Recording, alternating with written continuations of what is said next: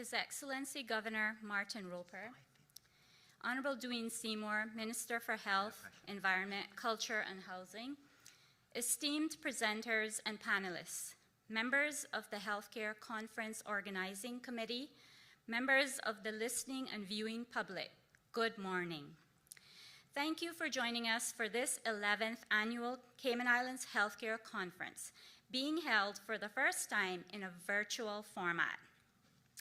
My name is Nellie Pouchie, and I am the Acting Chief Officer for the Ministry of Health, Environment, Culture and Housing.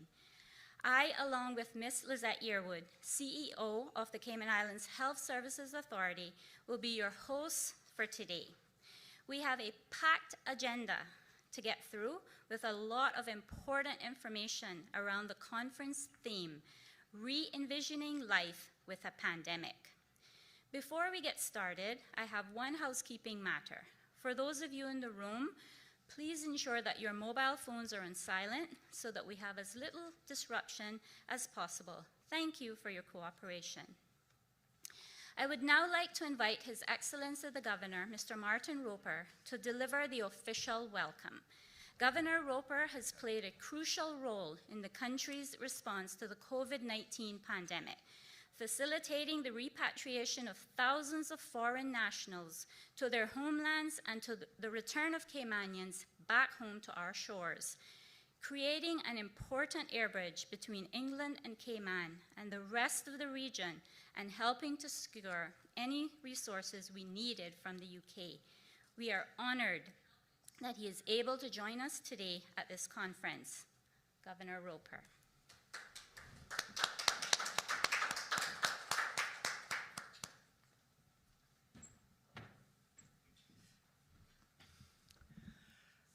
Good morning, everybody. Honourable Minister of Health, Chief Officer, distinguished guests, ladies and gentlemen. It is a great pleasure for me to be here today to officially open the 2020 Cayman Islands Healthcare Conference with a difference, as we're doing this virtually. So it's a new experience for all of us. We do indeed live in extraordinary times. I don't think any of us could possibly have imagined at the beginning of the year that we would have to wear masks when we left our homes, stand 6 feet away from other people in public, or be even unable to travel overseas to see our loved ones. Curfews, designated days for supermarket shopping, exercising, going to the beach, daily government press briefings and Zoom calls became the norm as we grappled with this virus. It's quite interesting that many people tell me they're quite nostalgic for the supermarket shopping days, so I do think psychologists need to look at this at some point in the future. Although most of the COVID-19 restrictions have been lifted, I would like to take this opportunity to remind us all not to be complacent. This virus continues to rage around us globally. It's really important that we remain alert and not let our guard down. Going forward, hands, face, and space will remain key to protecting ourselves, our elderly, and vulnerable. We need to continue with good basic hygiene, wear masks when and where asked to do so, and stick firmly to the regulations around social gatherings.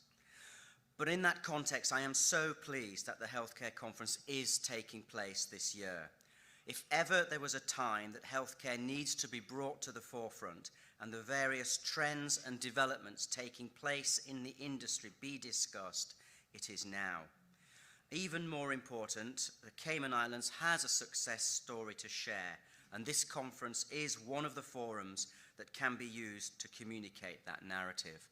And let me just pay tribute to the Honourable Premier, the Minister of Health, Cabinet colleagues, Dr. Lee, our Chief Medical Officer, and his entire health team, and everybody in our community for their contribution to getting the Cayman Islands to where we are today. There probably aren't very many other countries in the world just now who are going to the lengths that we are here in our islands to protect our population, particularly our elderly and vulnerable. We remain one of the safest places in the world to be currently, and we're all determined to keep it that way. Our performance on testing to date has been impressive, and we have the capacity to ramp it up quickly. The response to the recent Red Bay incident is a very good example of that, with 1,000 tests done very quickly.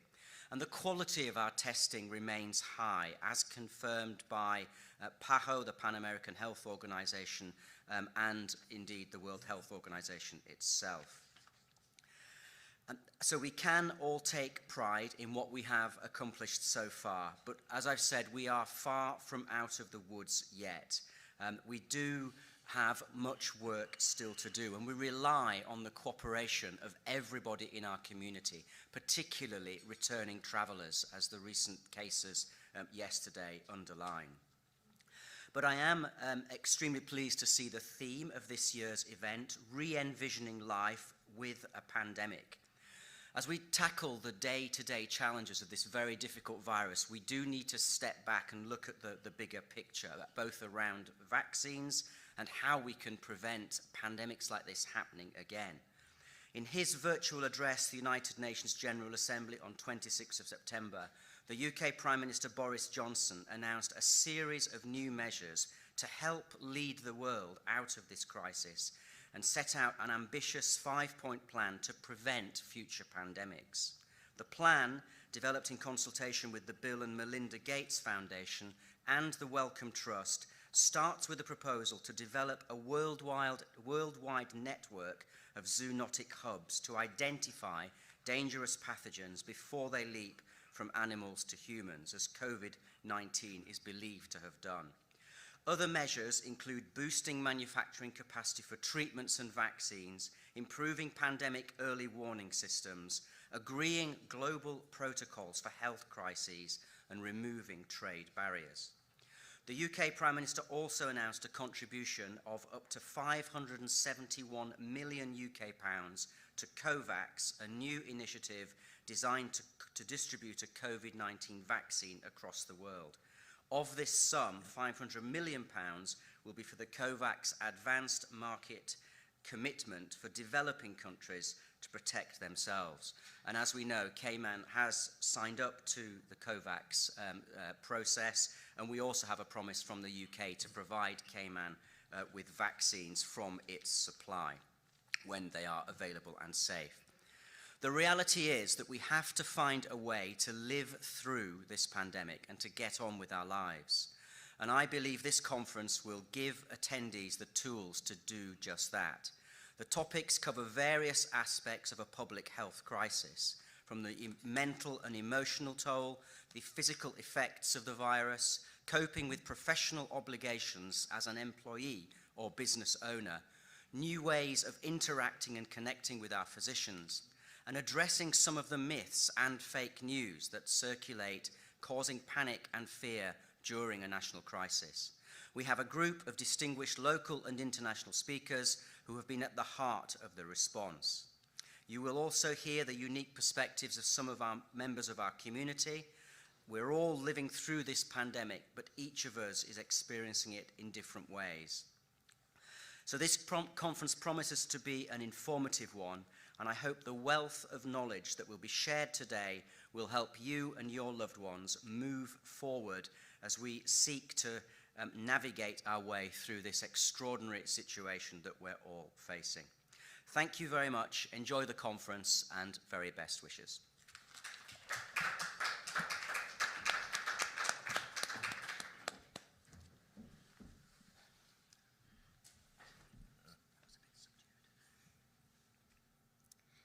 Thank you, Governor Roper, for that wonderful, inspiring message there, sir. Before we move on, I would like to say thank you to our major sponsors, Health City Cayman Islands, the Cayman Islands Health Services Authority, Compass Media, and Kelly Holding Events and Communications. Without your support, we would not be able to host this event. I would now like to invite the Honorable Minister for Health, Mr. Dwayne Seymour, to deliver his opening remarks. Minister Seymour is the elected member for the largest electoral district in the Cayman Islands and has been the Minister of Health since May 2017. He has worked tirelessly throughout this pandemic to keep us informed and inspired. We are grateful for your leadership and commitment to making this conference a reality, despite all the challenges the country has faced so far this year. Following Minister Seymour's remarks, we will show some more of the videos that we played before the start of the conference, featuring individuals in our community talking about their experiences during the COVID-19 pandemic. Minister Seymour.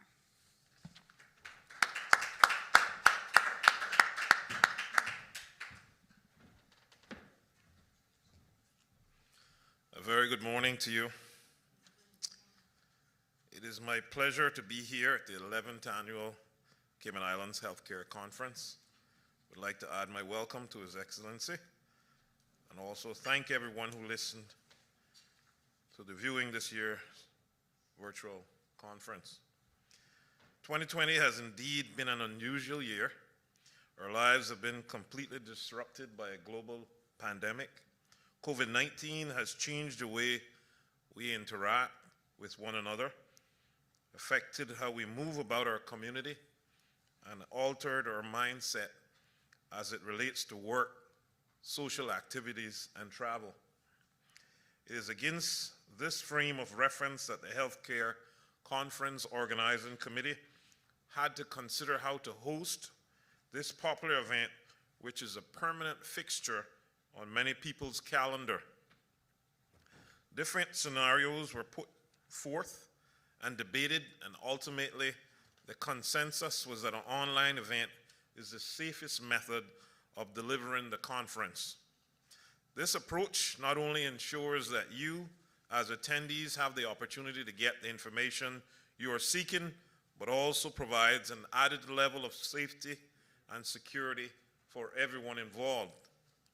I want to thank the members of the committee for quickly adapting to the new normal and finding a way to ensure the event goes ahead this year. Despite the challenges we as a country are facing, they have collaborated with public and private sector colleagues, as well as international healthcare partners, put together a comprehensive, relevant, informative agenda that addresses the many issues we have as individuals and a collective are tackling as a result of the COVID-19 pandemic. You will also receive practical advice and solutions that will help you navigate through this unprecedented time in which we find ourselves. Today will be a full day, but I promise it will be a worthwhile investment of your energy. We have an impressive lineup of healthcare professionals, experts in their field, who will offer thought-provoking and beneficial presentations on timely subjects. In addition, I am excited about a panel that will be moderated by Cayman Islands Government TV's Donna Bush, featuring various stakeholders and community group members sharing their COVID-19 experiences from their unique perspectives. There will also be videos shown throughout the day highlighting the personal accounts from essential frontline workers, students, the elderly, recovered COVID patients, and more.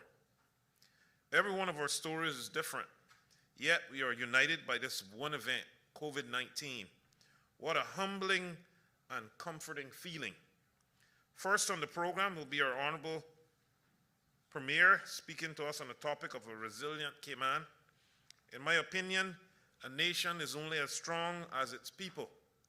As a government, we have been heartened and impressed and inspired by the strength of the community. Spirit has been displayed by the residents of Cayman in response to its public health crisis.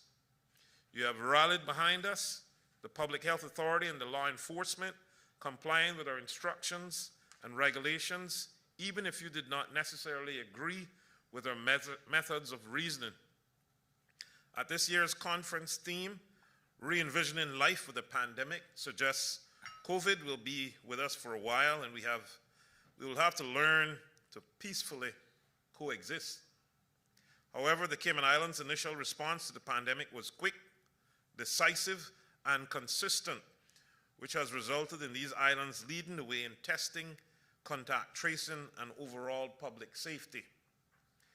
We have been able to control the spread of the virus in our community so far, and now we must regroup, rebuild, perhaps reinvent some things in order to attain this new existence that includes living with the pandemic. I'm looking forward to hearing the Premier's thoughts on this matter. We have only been fighting a virus for the past 8 months, but we've also had to combat streams of misinformation and misperceptions, both about the disease itself and our efforts to suppress it. With so many channels of communication and news gatherings available to us locally, regionally, and globally, it is easy to get mired in information and overwhelmed with data. Some of it false and dangerously misleading. It is important that we separate ourselves fact from fiction.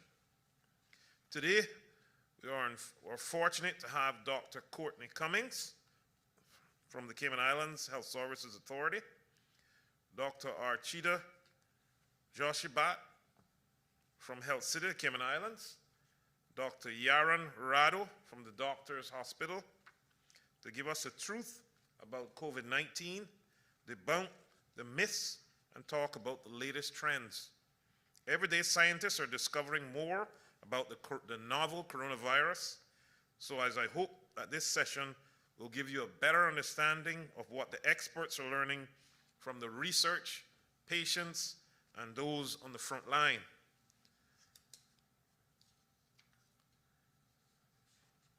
I am pleased to welcome Dr. Javier Perez Fernandez, Medical Director at Baptist Hospital Critical Care Unit, who will talk about age-related risks and COVID-19. He will be joined by the Health Services Authority own Medical Director, Dr. Delroy Jefferson, who will discuss keeping patients in Cayman connected via telemedicine. The elderly population is one of the most vulnerable segments of our society, and it is important that medical practitioners and caregivers adapt their way of connecting with older patients in order to protect them from COVID-19, while ensuring they continue to receive the medical care that they need. Dr. Perez Fernandez will speak about advanced technologies being implemented in the management of elderly patients from the Baptist Health South Florida perspective. Dr. Jefferson will demonstrate how the Cayman Islands is leading the way regionally in its implementation of telemedicine technology, thus allowing patients to continue their course of treatment and maintain relationships with their doctors. The coronavirus pandemic has been especially challenging for those of you who are living with chronic illnesses such as diabetes, high blood pressure, asthma, arthritis, heart disease, cancer, and multiple sclerosis. The lockdowns in particular have prevented the diagnosis and treatment of these patients because of the absence of in-person care. Dr. Vinita Binoy, consultant medical oncologist at Health City, Cayman Islands, will share with us how to deal with chronic illnesses during a pandemic, focusing on how the technological innovations can lead to a new way of delivering care to these specific patients. I think this session will be enlightened and give people greater assurance of a more efficient management of their health moving forward. We're also pleased to have Dr. Arturo Luisa Bonilla, Vice Chairman of the Department of Medical Oncology, Chief of Medical Oncology and Medical Director of Research at the Cancer Treatment Centers of America, joining us today. We'll be joined by Dr. Lundy Richards, Consultant Medical Oncologist at the Health Services Authority. Both physicians will be talking about COVID-19 and cancer care from the Cayman Islands and the U.S. perspective. In light of the pandemic, I'm sure that many cancer patients in the community are concerned about the continuity of care, as well as treatment methods that will both help and protect them. At the same time, healthcare providers and the facilities in which they practice are also tasked with the challenge of how best to administer treatment and safeguard themselves. This session will provide important information about best practices for both patients and physicians. Wrapping up our program today will be Dr. John Lee, Chief Medical Officer in the Ministry of Health. Over the past 8 months, Dr. Lee has become the people's doctor. All of us have looked forward to his report at the government's press briefings, not only to hear the latest COVID-19 test results, but also be assured informed and motivated. His straightforward, measured, consistent temperament has allayed many of our concerns and fears. He has been unwavering in his commitment to protect the people of these islands. His counsel to the government, which is grounded in the science behind the disease and just good old-fashioned common sense, has played an integral part in the Cayman Islands success story. I must admit that being so close to Dr. Lee and the Minister of Health, during the pandemic, I got a lot of calls of people wanting to propose to Dr. Lee. I didn't have the heart to tell him. For his outstanding contribution to health services in the Cayman Islands, Dr. Lee was just recently given an Order of the British Empire Award, an OBE, as part of the Queen's 2020 birthday honors.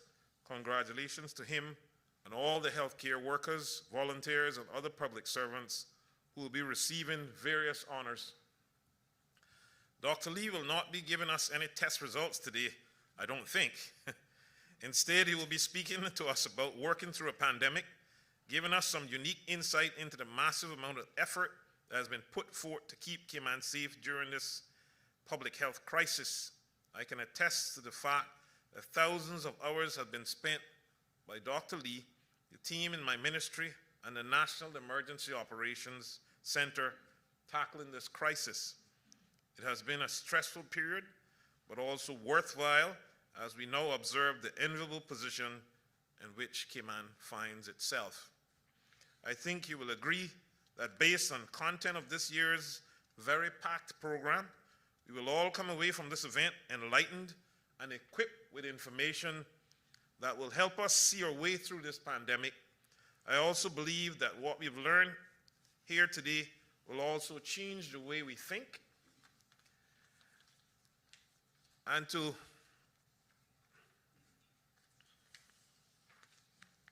about healthcare services in the Cayman Islands, how we can better access it and make it work more efficiently to meet our individual needs.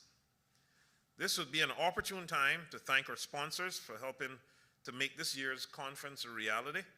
We appreciate your investment in the vision of the healthcare conference, especially during a time where we know that budgets are stretched to their limit to accommodate these unforeseen circumstances.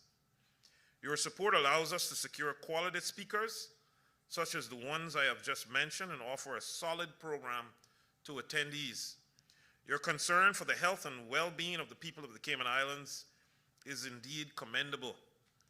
To our esteemed speakers and panelists, both local and those joining us from overseas, thank you for being here to share your research, knowledge, and experience with us.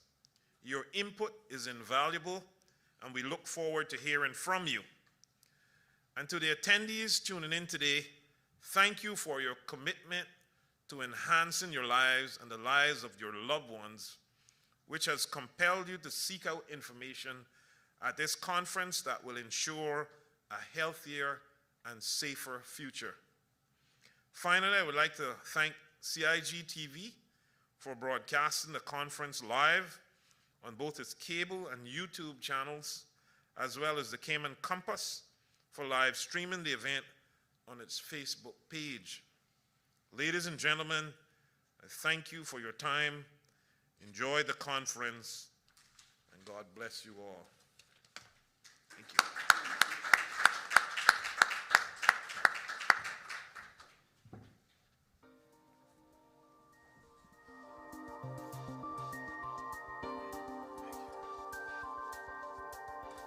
The pandemic has had minimum impact on me personally due to the nature of the job.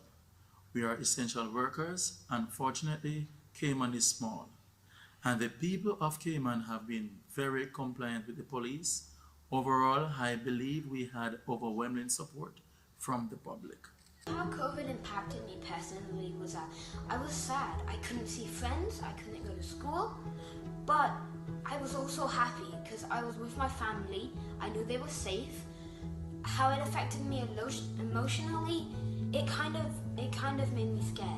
When COVID came to Cayman, I was just like, oh no, what if I get it? Oh no, I really don't want to get it. But like, I knew that I wouldn't get it because I'd have my family. While working from home, my boss had me doing booking appointments, helping with appointments. And then when I came back to work, I had to, do a spreadsheet for all the past patients that from the time we were shut down to open up back time.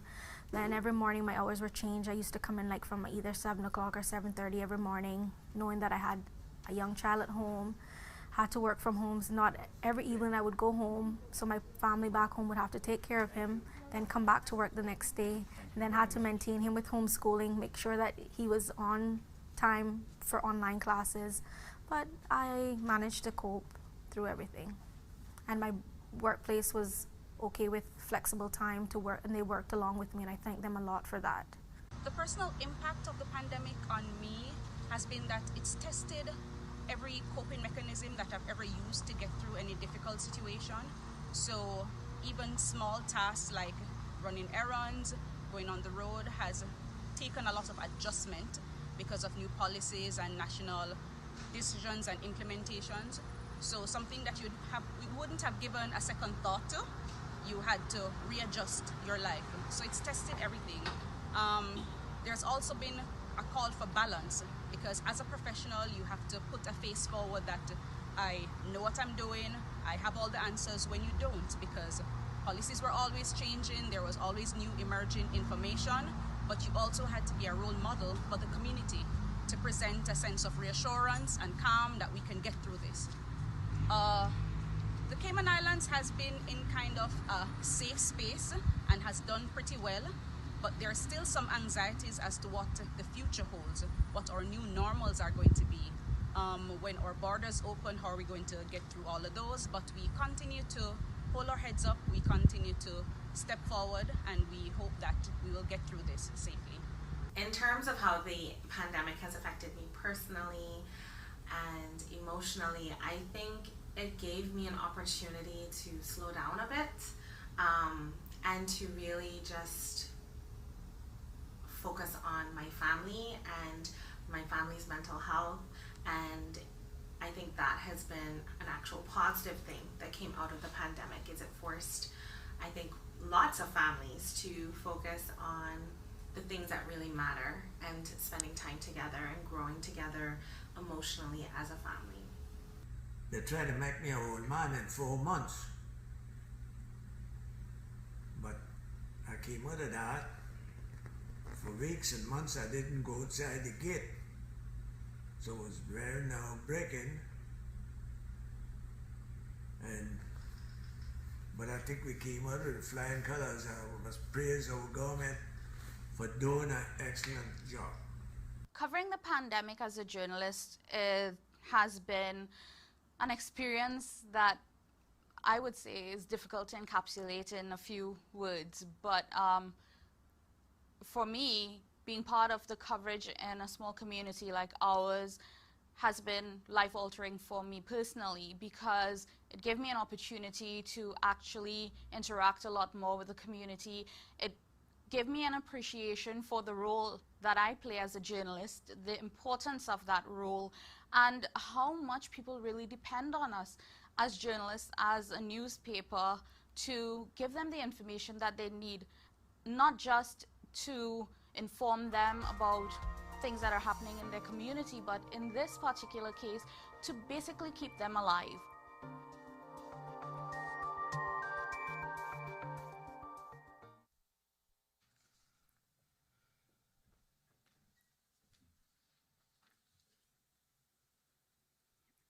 I hope that you enjoyed that. I am sure most of us are able to relate to a lot of what was said. The pandemic has impacted all of us. Hearing these personal stories proves that we are all in this together.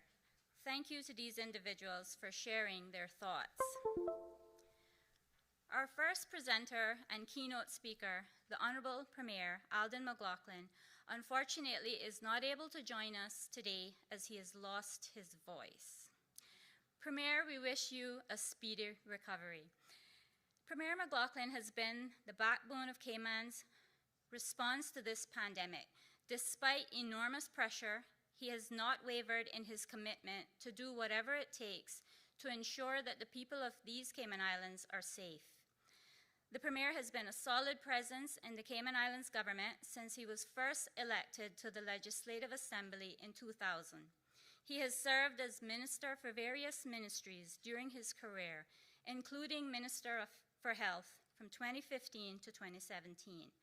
While Premier McLaughlin is not able to join us today, he has asked Honourable Minister Seymour to deliver his prepared remarks on a resilient Cayman. Minister Seymour.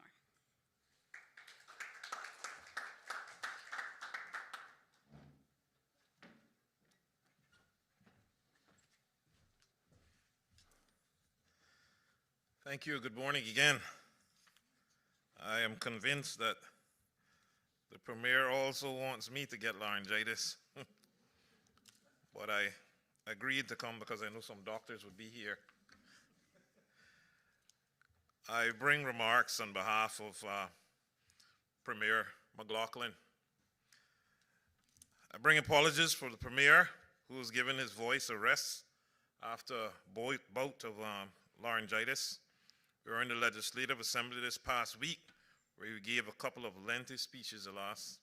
He found himself where no politician wants to be, at an open mic with a failing voice. But I am more happy to be with you today, albeit virtually, for some of you for this 11th annual Cayman Islands Healthcare Conference 2020. While I'm missing the opportunity to mingle and chat with all of you in person at the conference venue this year, I'm grateful that the Healthcare Conference Committee stuck to its guns to ensure that the conference continued on this year, and what an appropriate theme, re-envisioning life with a pandemic. Today I've been asked to tell our story of actions we took to protect the health and lives of those who call Cayman home as we try to envision life with COVID.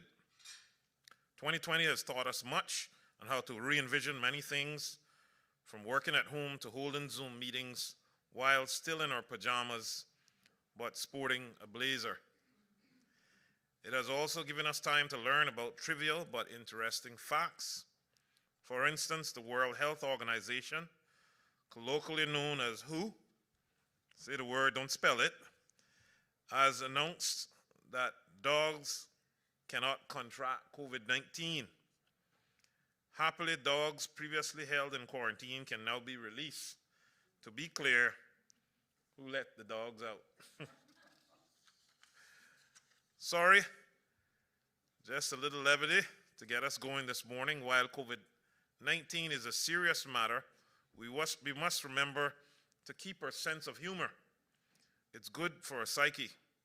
I know humor has helped get me through some of the hardest days of this pandemic, as I had to the rest of the government worked with our medical teams in the private sector to help keep us COVID-free. When we knew in January that COVID-19 was likely to be a health crisis, I, the Premier, and the entire government started to focus on the potential impact should the virus arrive here. At the forefront of our minds were the lives and the health of our people we knew had to be resilient. Today's topic is a resilient Cayman. If COVID-19 hasn't taught us anything else, it has reaffirmed the resilience of the Caymanian people and those who call these islands home. Psychologists define resilience as the process of adapting well in the face of adversity, trauma, tragedy, threats, or significant sources of stress. Fortunately or unfortunately, Caymanians and those who live in our beloved islands know a thing or two about resilience. From eating out and living and raising a family in 3 small islands in days gone by to major hurricanes, experiencing one of the largest earthquakes ever recorded in the Caribbean in January, the COVID-19 pandemic, and a hurricane scare more than a week ago, all significant sources of stress. And while these have been stressful times, they have given us an opportunity to turn to faith for peace and for reassurance. Anxiety is the lie that your higher power doesn't have a plan for you. But I believe God is sovereign and in control of our lives, and He has given us all we need to live life abundantly. When I felt stress creeping up on me during the worst of the pandemic, I turned to some favorite scriptures such as John 14:27. Peace I leave with you, my peace I give you. I do not give to you as the world gives. Do not let your hearts be troubled, and do not be afraid. It was with a prayerful heart that we held a press briefing in February to let the public know that the Ministry of Health and the government were taking the pandemic seriously. Along with our lead doctors, we offered the public useful information on the virus and provided assurances that we were diligently preparing them to manage the virus when it arrived here. Later in February, we made the hard decision to deny a cruise ship to anchor because a crew member had isolated with flu-like symptoms, again with the intention of protecting our people and residents from the dreaded COVID-19. While our borders were still open at the time, we took another hard decision the next month to close our borders to cruise ships, knowing the drastic effects that decision would have on our local economy. That decision was made before our first and only coronavirus death occurred when a cruise passenger suffering from heart issues was admitted to the health city Cayman Islands in late February. He developed COVID-19 and succumbed to death on March 14th. The circumstances regarding his testing positive for the virus, an unfortunate death, was indeed a watershed moment for the Cayman Islands. In addition to closing our borders to cruise ships, we also closed our airports to all but repatriation flights, implemented isolation for 14 days for arrivals, closed our schools, and at the end of March went into a full lockdown which lasted for 58 hours, telling all non-essential workers to stay home. To get to the ideally good place we are in now, we had to close our borders, put curfews in place to limit the movement of people, required most people to stay home, requiring face coverings, restricted access to the elderly care homes, hospitals and prisons, closed access to beaches. Basically, we were locked down. The impact was devastating to our island's economy. Not only did our tourism sector come to an unprecedented halt, but all of our local businesses suffered. The impact of COVID-19 was hard for businesses, all of our people regardless of age and even government. But while we regret the negative effects on our economy that lockdown caused, I have absolutely no doubt that the strength of our response, coupled with the understanding and compliance of our people, helped us to almost eradicate the virus and let us return to some semblance of normalcy. It was government's hard decisions and the people's willingness to work alongside us to keep COVID-19 at bay in the Cayman Islands that proved the true mettle of our resilience. Also helping us return to a sense of normalcy was our strict regime of testing. By the end of March, the number of positive cases had increased, and many residents, students in particular, were returning home from the countries with large numbers of COVID-19 cases. We mandated quarantine facilities with the help of various hotel properties and implemented a protocol of testing of those quarantined prior to them being released into the community. The testing, coupled with mandatory isolation, helped ensure that we were not allowing imported cases of COVID-19 from readily entering the local population and adding to whatever numbers were already here. We also insisted on social distancing. At the end of March, our first case of community spread was confirmed, causing us to take our even stricter measures, which included nighttime curfews across all 3 islands, limiting the number of people allowed to congregate to 2. Of course, there were exemptions for some businesses, such as supermarkets, but all public transportation was shut down. At this point, everyone was to shelter in place, with individuals allowed to travel to essential places such as pharmacies and supermarkets on their named day within certain hours. In April, with the help of the private sector, government purchased 200,000 test kits from South Korea to allow us to increase our testing strategy beyond those who were symptomatic or who we thought potentially had COVID-19. We also received extraction kits and swabs, which along with the equipment already here on the island, helped support the massive testing protocol of all frontline staff. By the end of April, we had the 4th highest per capita COVID-19 testing rate in the Caribbean, and we were number 46 in the world among the list of 173 countries that were testing. At that point, 1.4% of our population had been tested, giving us the highest rate than the Netherlands, Sweden, France, and the United Kingdom. By June 6, we were approaching the important milestone of having 20% of our population tested, putting us in the top 3 countries in the world per capita for testing. As we increased our testing capacity, we also increased the number of critical care beds, as well as available respirators and personal protection equipment.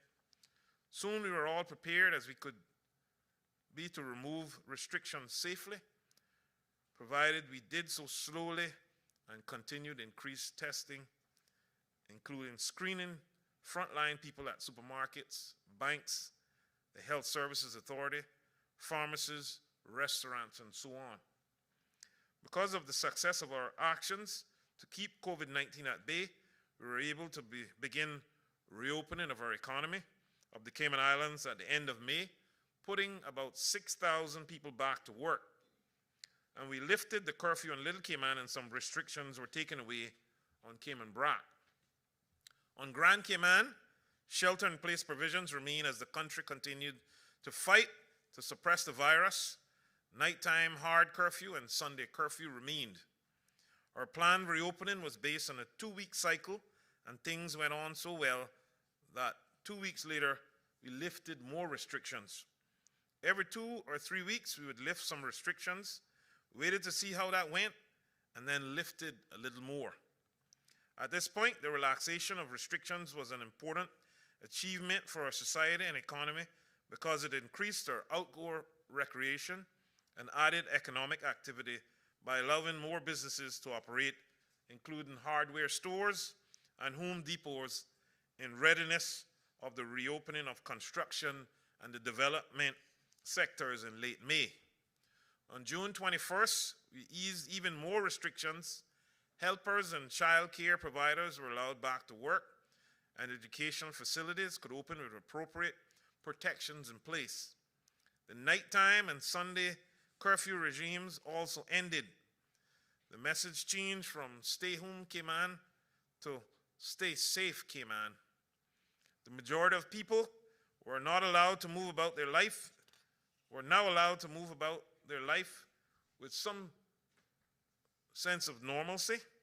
And on the 19th of July, we eased even more restrictions. At that point, we were conducting 27,000 tests and had only 2 positives from 3,000 tests in July. A decision was made to set the 1st of September to begin a soft opening of our borders, but we delayed that action until the 1st of October because we needed to be assured that home isolation would really work when we did allow people to come back from overseas. Today, our resilience has allowed us to begin the soft opening of our borders, and we've increased the number of people allowed to gather to 500 people. On the 1st of October, we began allowing a limited segment of visitors to enter the Cayman Islands, with the caveat that they undergo a COVID-19 testing and remain in isolation either at home or in a government-run facility for at least 14 days.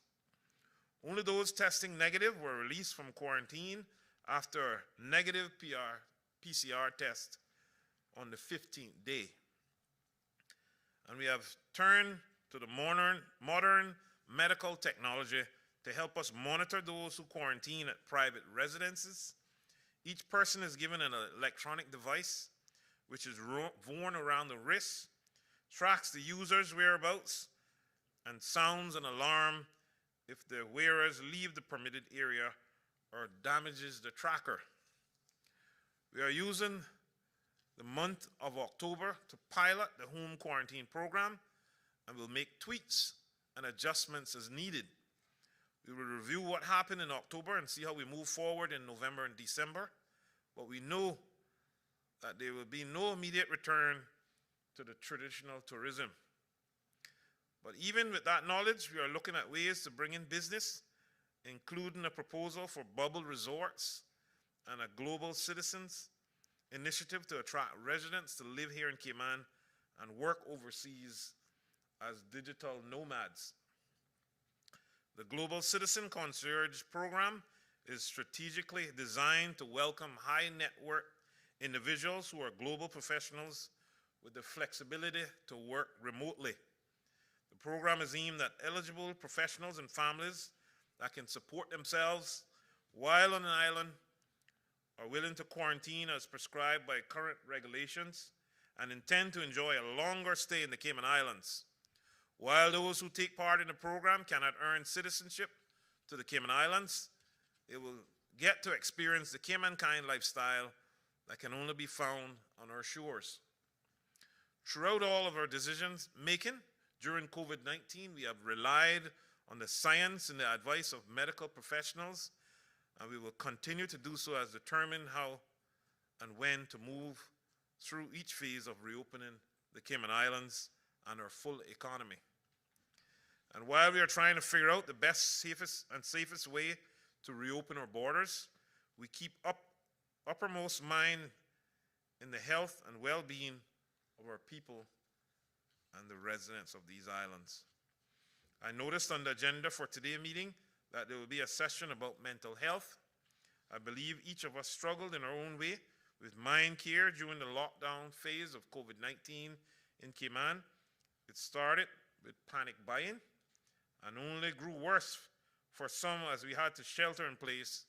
Isolation can do odd things to the psyche. That will be brought to us by Ms. Sutton Burke, the clinical director and psychotherapist of Infinite Mind Care.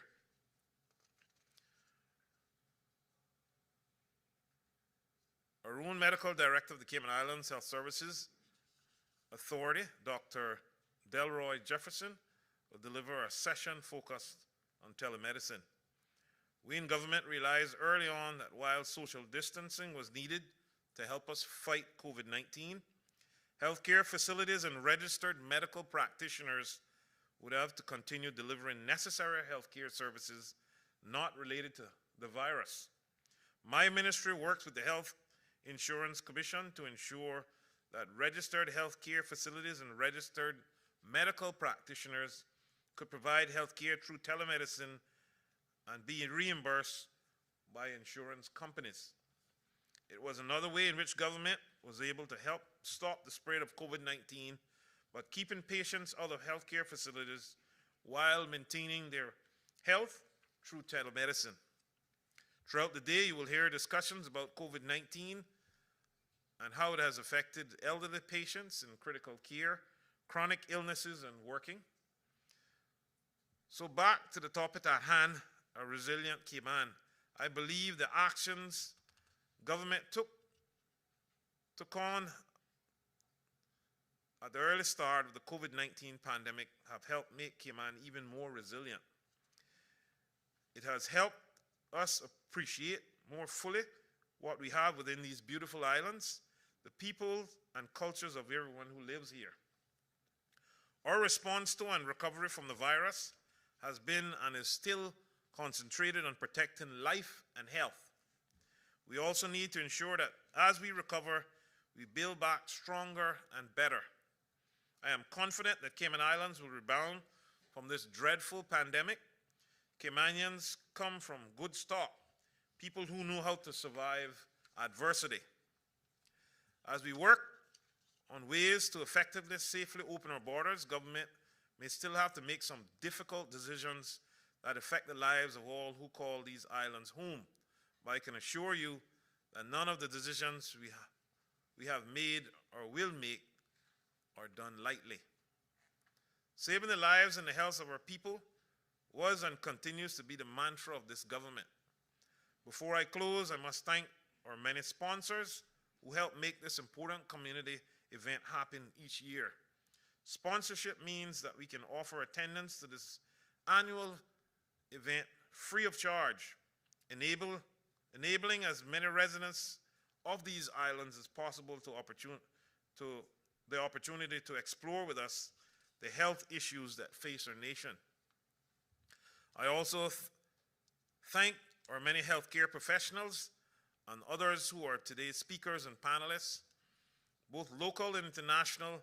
I appreciate that you have taken the time out of your busy day to join us as we examine COVID-19, how we reacted to it, and more importantly, how we safely come out of it. And for those joining us virtually, welcome. I look forward to a time when we can all gather together and welcome overseas participants to our beautiful shores once more to share our knowledge and experience at a future Cayman Islands Healthcare Conference. I commend the Healthcare Conference Committee for putting together another stellar conference this year, and the Government Information Services team for making this virtual conference a reality to those joining us remotely. It is my sincere hope that everyone becomes armed with knowledge on how to cope, get help, and work as we learn to live with the pandemic. I do hope you enjoy today's conference. Premier can be assured that laryngitis has not set in.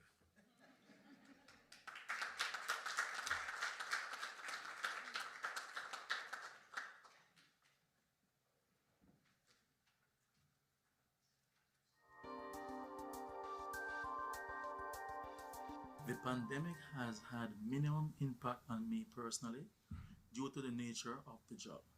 We are essential workers, and fortunately, Cayman is small.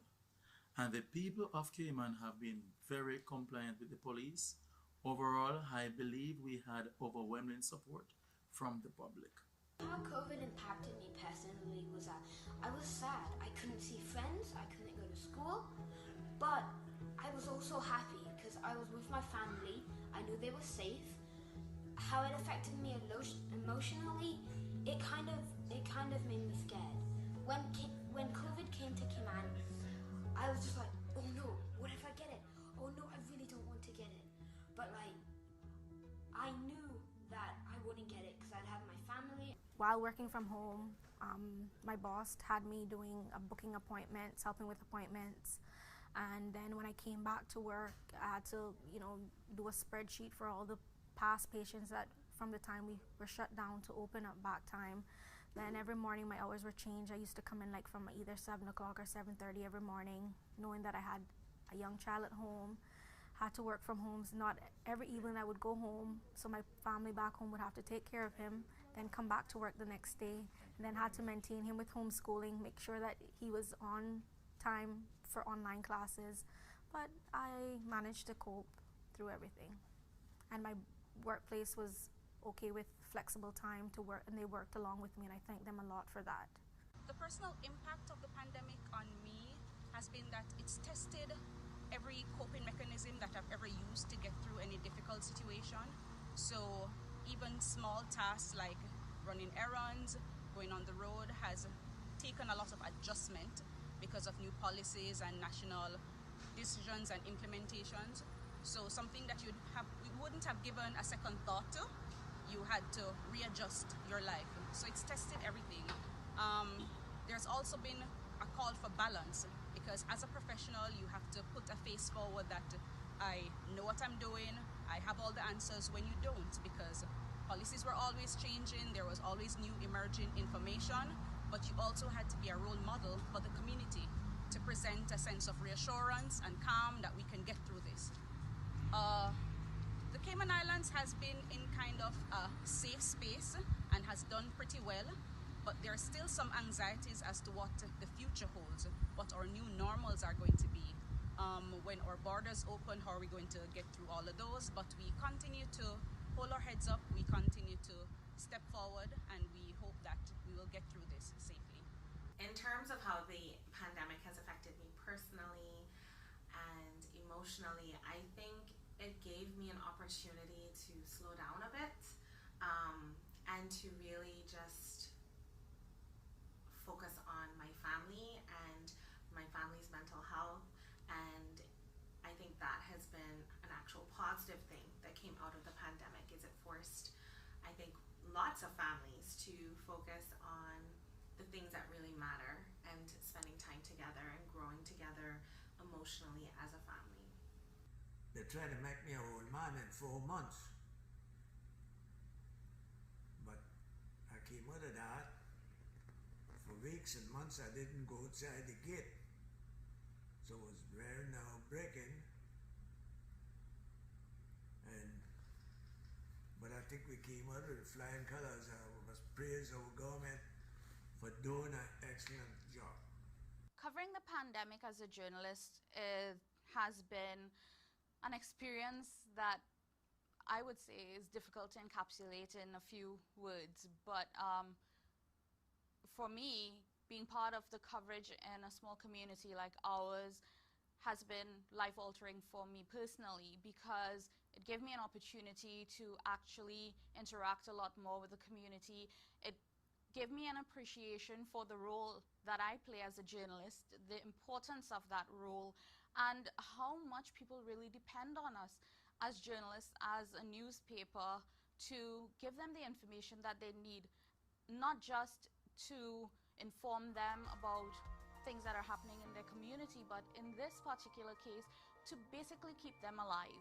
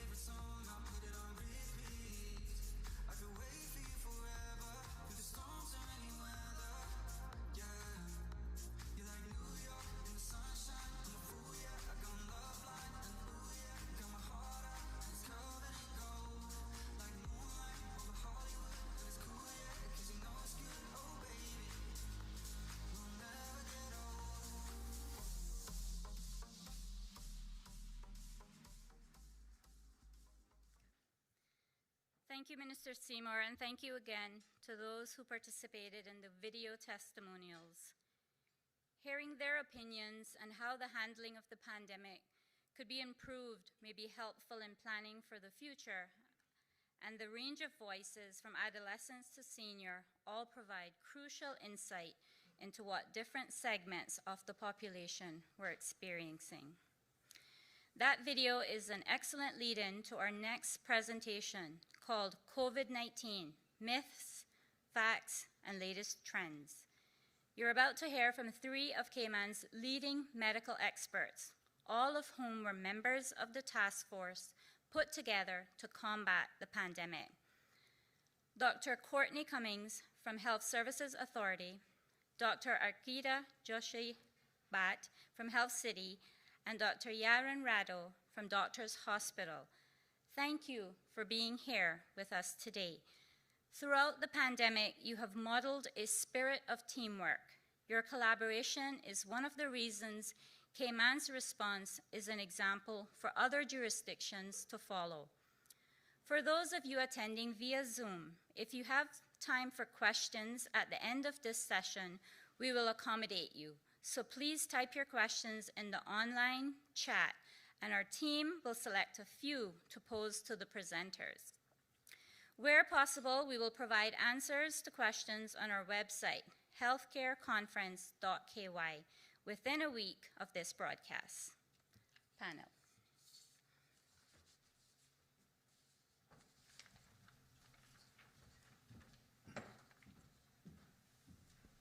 A very good morning to the Honorable Minister of Health, members of his ministry, Dr. Lee, Dr. Jefferson, Dr. Williams from Public Health, and all those present here. Also to all the colleagues who've tuned in online and members of the community. I thank the organizers and my colleagues from the National Task Force for this opportunity. And as we can all guess from the very theme of this conference and its mode of presentation, COVID-19 has put us through unprecedented and unimaginable challenges. And the only good thing, or one of the few good things that I see coming out of this pandemic, is the medical community coming together, both practitioners and physicians and scientists from the public and the private sector coming together against this fight against the virus. And I am very happy to be a very small and humble part of this endeavor. So I thank you for this opportunity again. My job here today is to give you an overview about COVID-19, talk about the epidemiology, the myths and facts around this viral infection. So I start right away with what is COVID-19?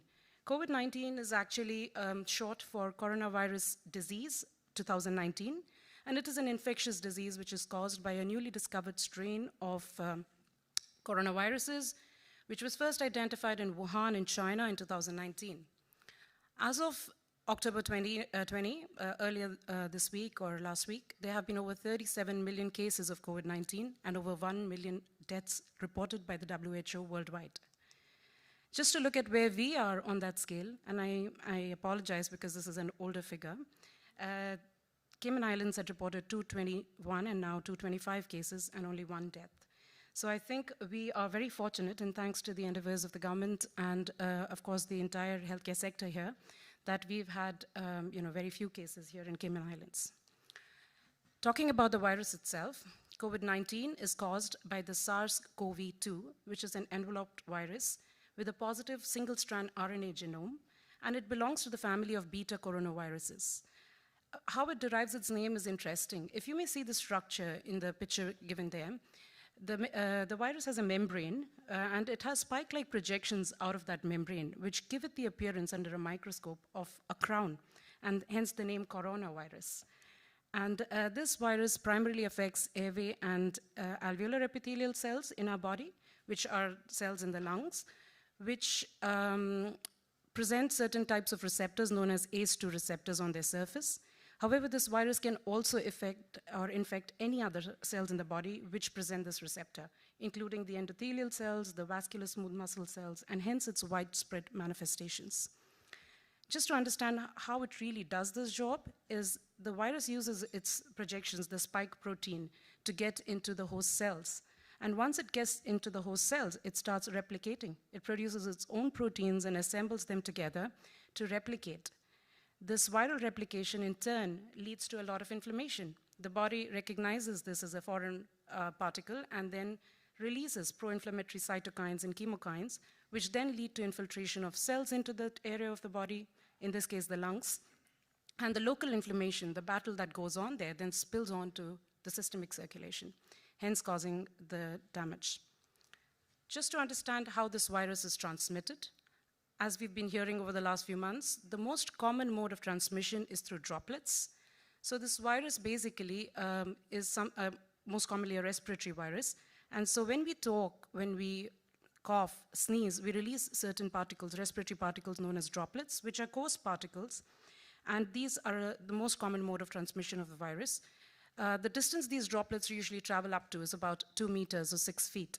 And the best way of preventing this mode of transmission is individuals maintaining a good social distance and everybody wearing a mask so that we don't spread our own droplets.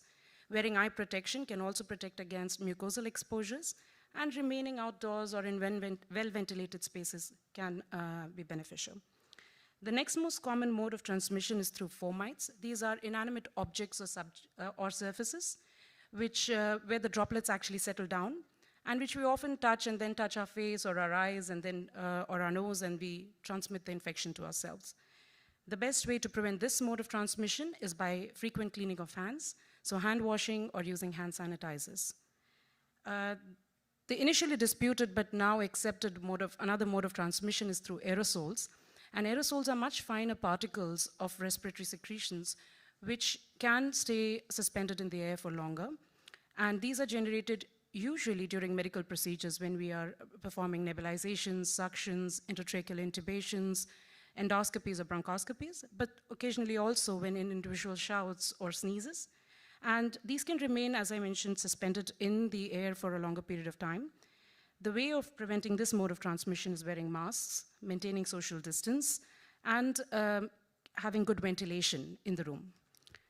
The common symptoms, well, before I discuss the symptoms, I want everybody to understand that individuals carrying the coronavirus can remain asymptomatic and usually have very mild symptoms. Like any respiratory virus, the common symptoms are fever, dry cough, and shortness of breath, or difficulty in breathing, but it has a varied presentation. And individuals can present with just tiredness, aches and pains, nasal congestion, sore throat, conjunctivitis, nausea, diarrhea, or a new loss of taste or smell, as well as certain skin manifestations with rashes or skin discoloration of the fingers or toes. The clinical manifestations in the various organs are because of the effects of the virus, as I explained earlier, that it can affect cells which present ACE2 receptors, which could be in the lungs, as we discussed, and this is the most common form of manifestation in the form of pneumonia or ARDS, acute respiratory distress syndrome.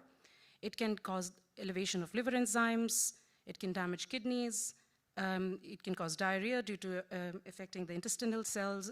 Again, in the brain, the microvascular complications that the virus can cause can lead to strokes, sometimes seizures.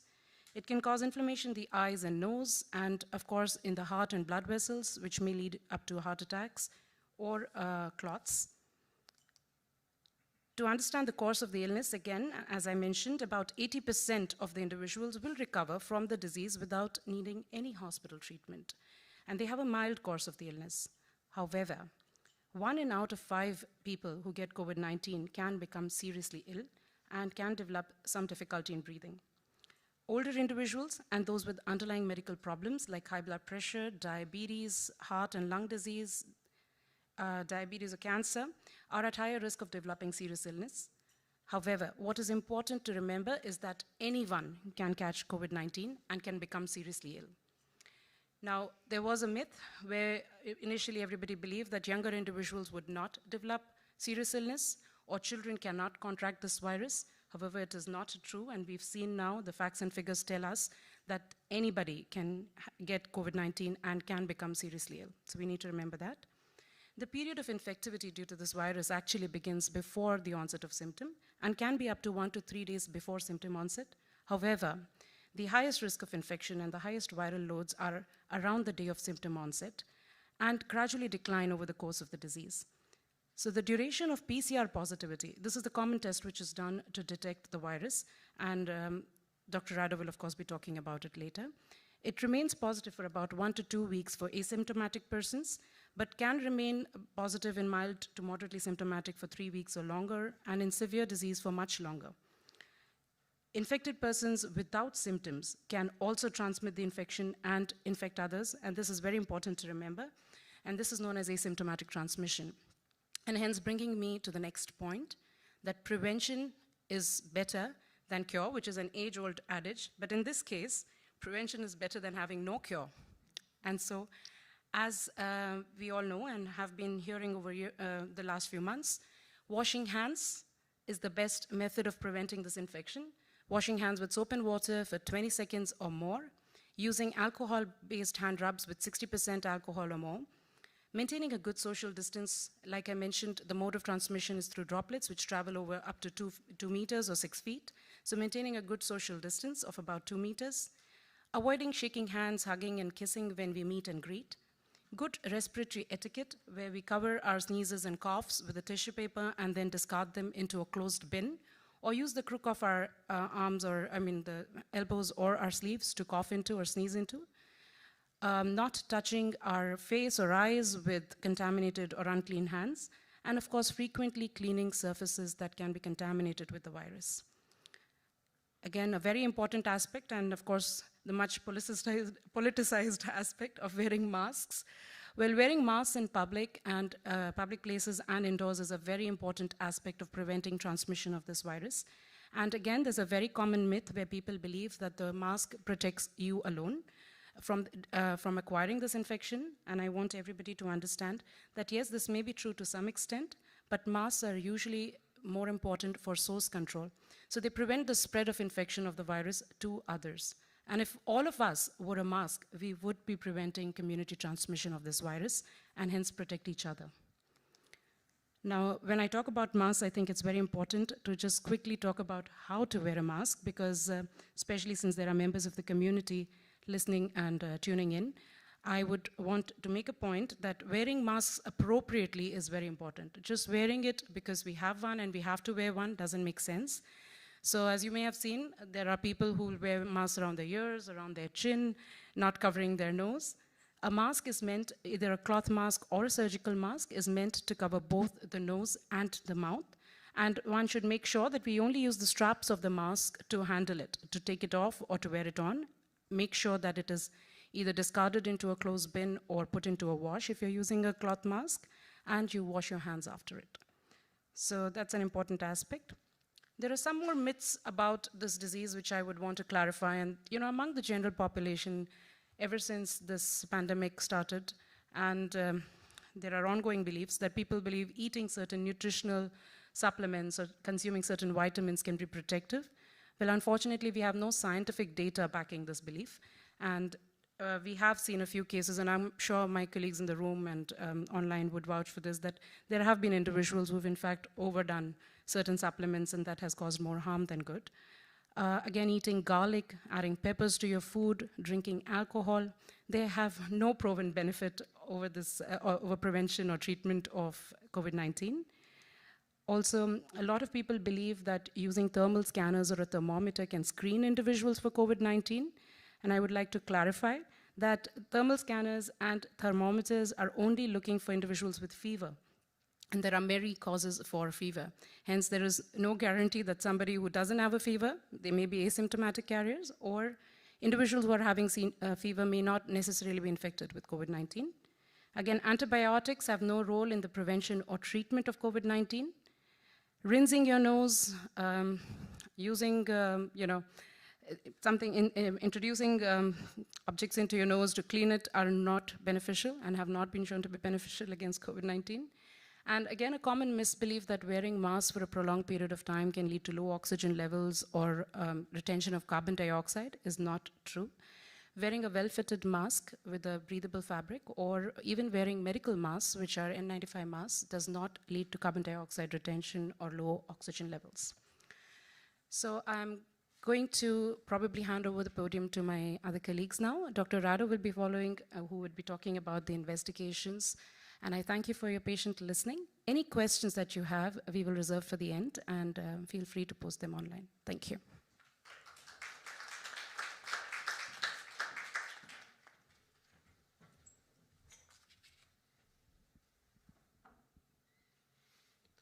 Good morning, everyone.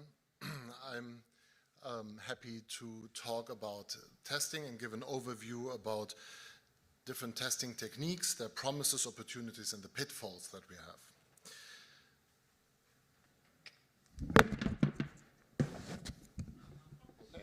There's first.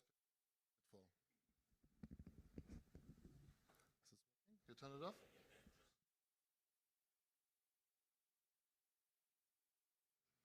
Test? Good. Thank you. There you go. Doctors Hospital was quick to react to the COVID threat 2 days after Dr. Tedros, Director General of the WHO, declared SARS-CoV-19 a global pandemic. We had our first PCR COVID testing machine on island, and 6 weeks later we started the island's first drive-through testing, and since August also offer PCR and antibody testing centrally at the Cayman Bay facility. I want to give you an overview of the different types of available tests. And the first question we have to ask is, do we test for who has or who already has had the virus? And as Dr. Tedros said, testing, tracing must be the backbone of coronavirus response.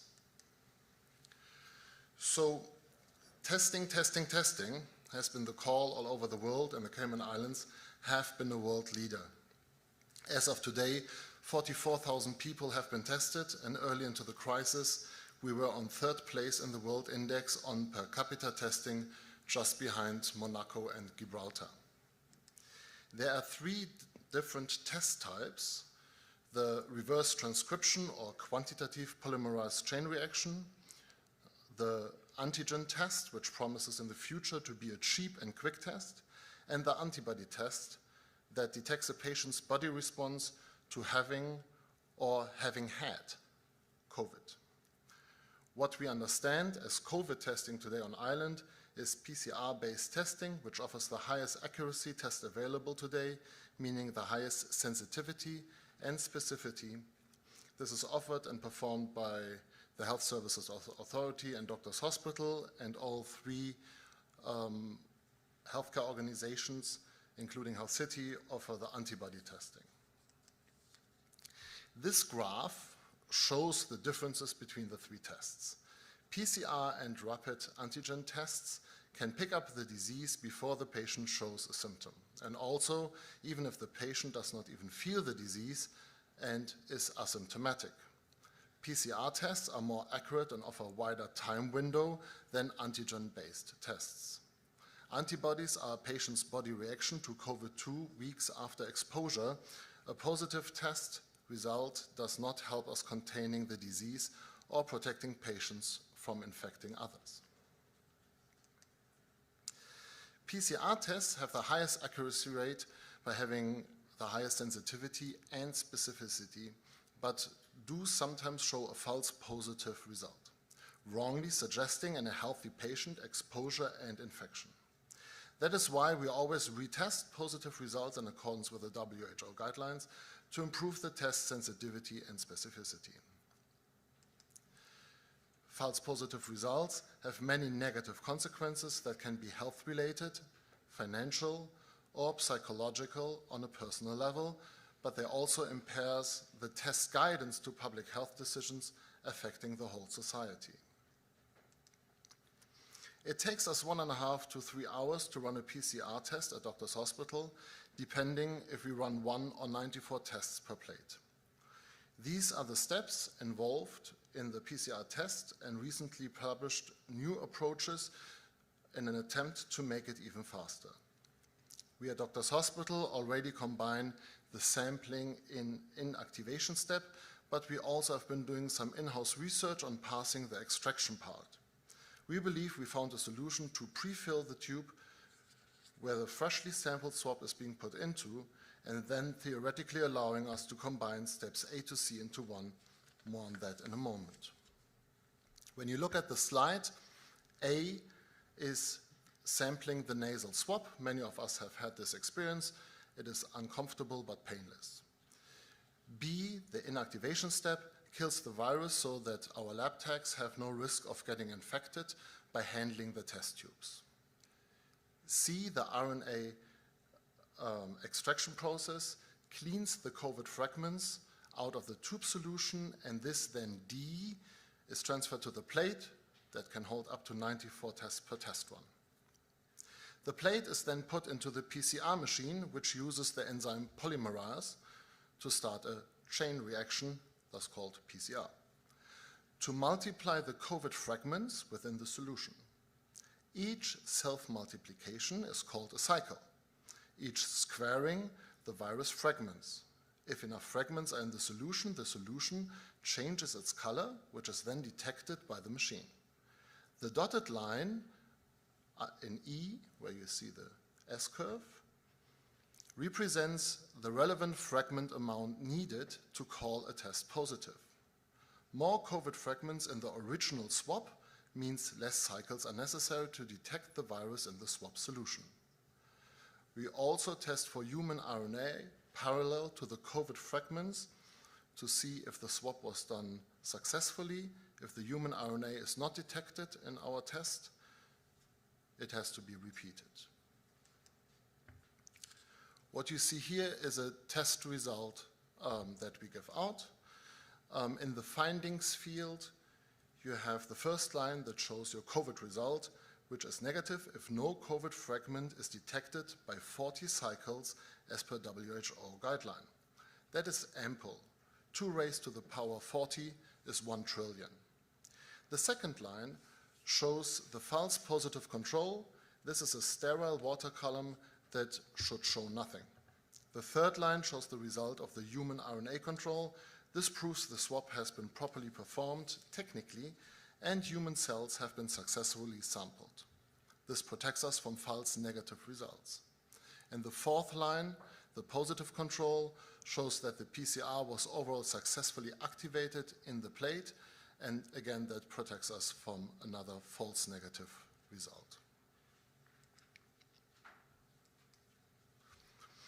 Coming back to the paper from Nature, you can see here on the right side of the screen the S-curves, and you see that the curves are actually, each of this curve is less concentration of the COVID in it, and this is an attempt to do it without the RNA extraction.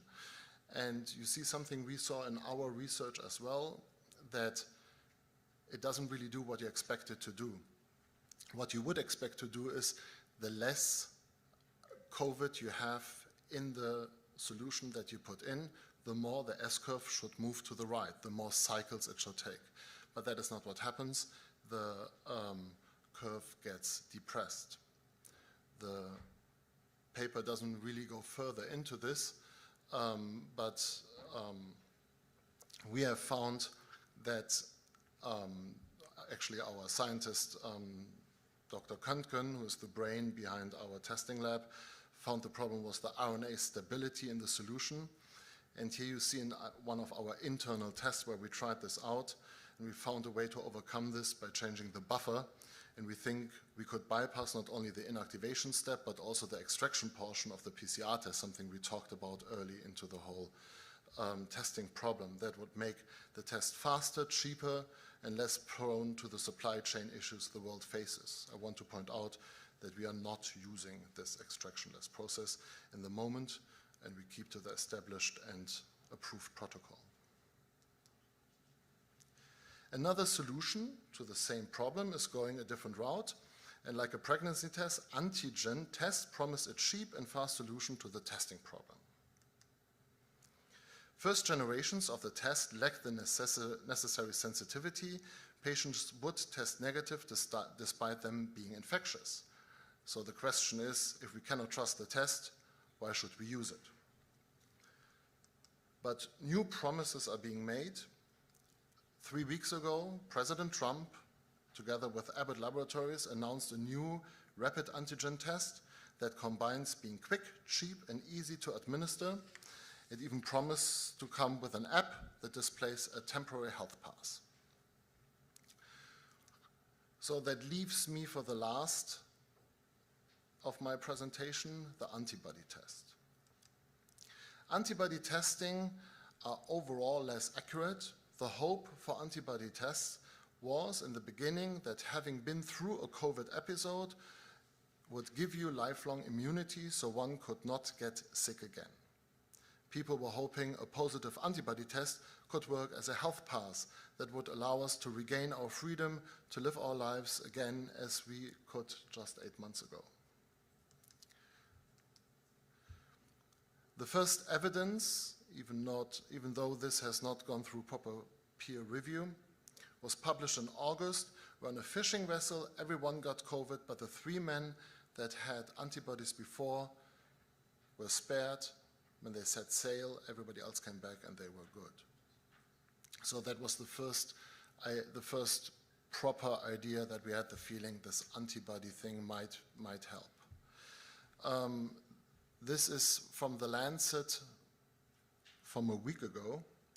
And The Lancet published online first a paper of a young patient in the United States that got first infected in April and then reinfected in May, June a second time by a different COVID strain. The second infection was clinically even worse than the first, dispelling the hope antibodies would at least offer some protection against a second infection. What you see here is the viral genome sequencing. I don't know how good this comes out on the screens, but at 3 o'clock at the start of the circle is the Wuhan original sequence of the virus. At 8:30 is the first infection of the patient, and at 1 o'clock is the second infection of the patient. So you can see how the virus changes, and that from the first to the second infection, that did not help. To sum it up, a positive antibody test does not offer the previously hoped for and expected guarantee of a COVID-free life after having gone through the disease once. The hope now is vaccines, and that they can be designed to focus the immune system against specific antigens that elicit better responses. Dr. Cummings, Deputy Medical Director at the Health Services Authority, will walk us through the vaccine topic next. Thank you very much.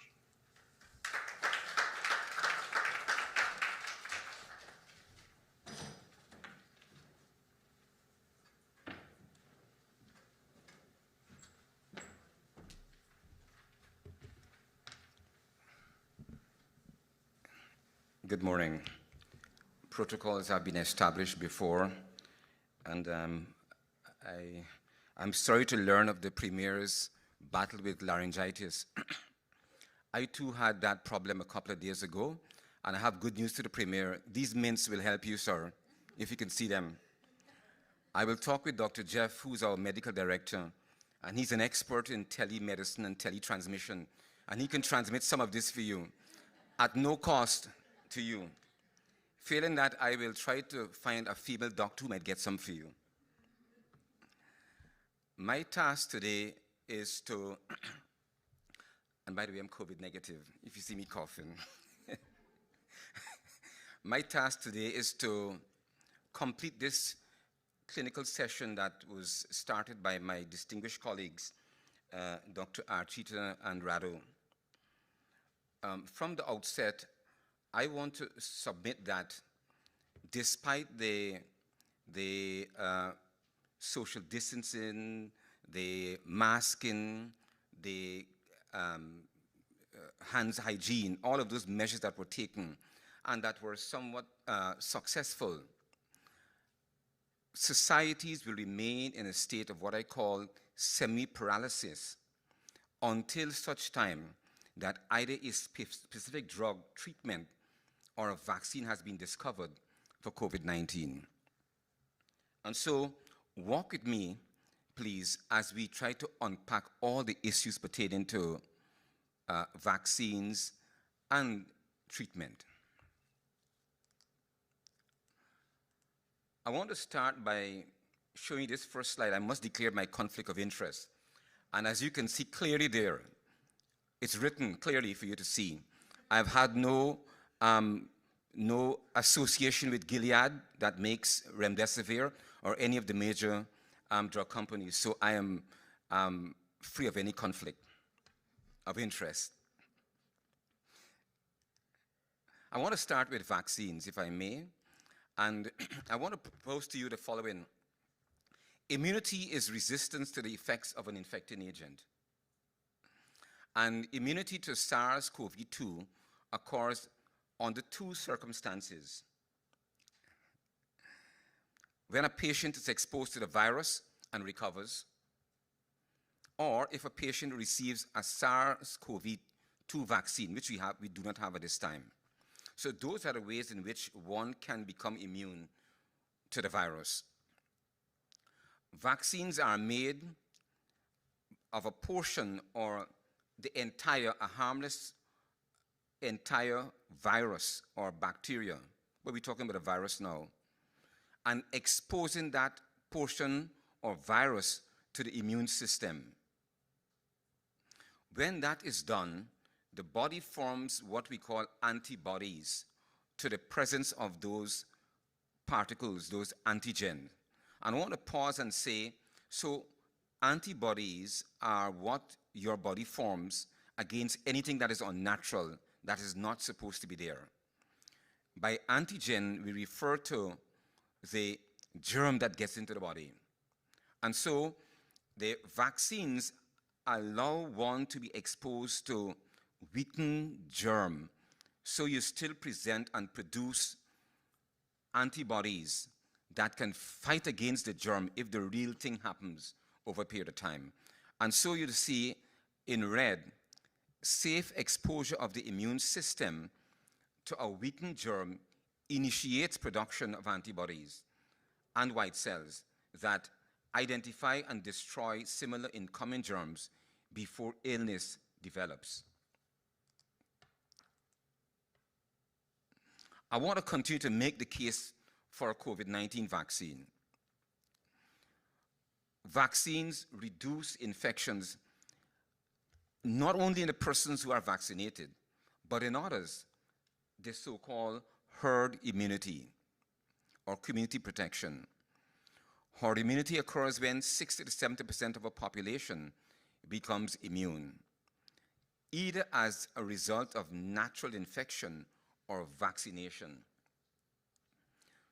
For herd immunity to occur in the Cayman Islands, from infection, 70% or 45,000 persons must recover from the infection, but some 1,365 will die because the mortality of this virus is about 3%. And in some places, it's as high as 5%, 7%. For global herd immunity to occur via infection, 5.47 billion persons must recover. And we're talking about a world with a population of 7.8 billion persons. And of that 5.4 billion, 104.2 million will die. That's a large amount. I think that makes the case. We want herd immunity primarily from vaccination, whereby which no one should die. And I want to pause for a little while and walk you through this slide, which sort of outlines this whole issue of herd immunity. And if you look, the key to this is the blue, the person in blue is one who is healthy but not immunized or doesn't have any defense against the virus. The person in yellow or gold, whatever you want to call it, is healthy but is immune. And the person in red at the top is sick and contagious. So look at me, the first group of persons there, you'll see two persons who are infected among the population of blue. And quickly, that entire population, as the arrow points, turns to red. they convert the blue to red. Those who were not infected but were not immune became infected and sick. The second group of thing shows 2 persons infected, but in addition, this time you have a few persons in community who are immune. And if you look where the arrow shows you, eventually many of the persons, not all as before, or not as much as before, many of the persons are converted to red.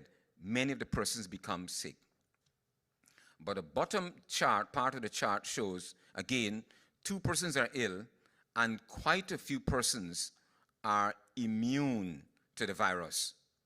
And guess what? If you look to the right now, you'll find that for the 4 persons in that group, only 1 got converted or 1 became ill. That makes the point that herd immunity is good. I say herd immunity is better if it comes by vaccines as opposed to by infection. So I want to make a further case for vaccine, for a COVID-19 vaccine. I want to propose to you that the severity of a viral illness is proportionate to the viral inoculum, the amount of virus someone inhales. And there are many things, but I want to talk about masking. Masking, by reducing the amount of virus one inhales, decreases the infection rate and the severity of the illness. And I give an example here where at a workplace in the United States, 95% of persons who got the virus, that is 500 persons who got the virus, were totally asymptomatic.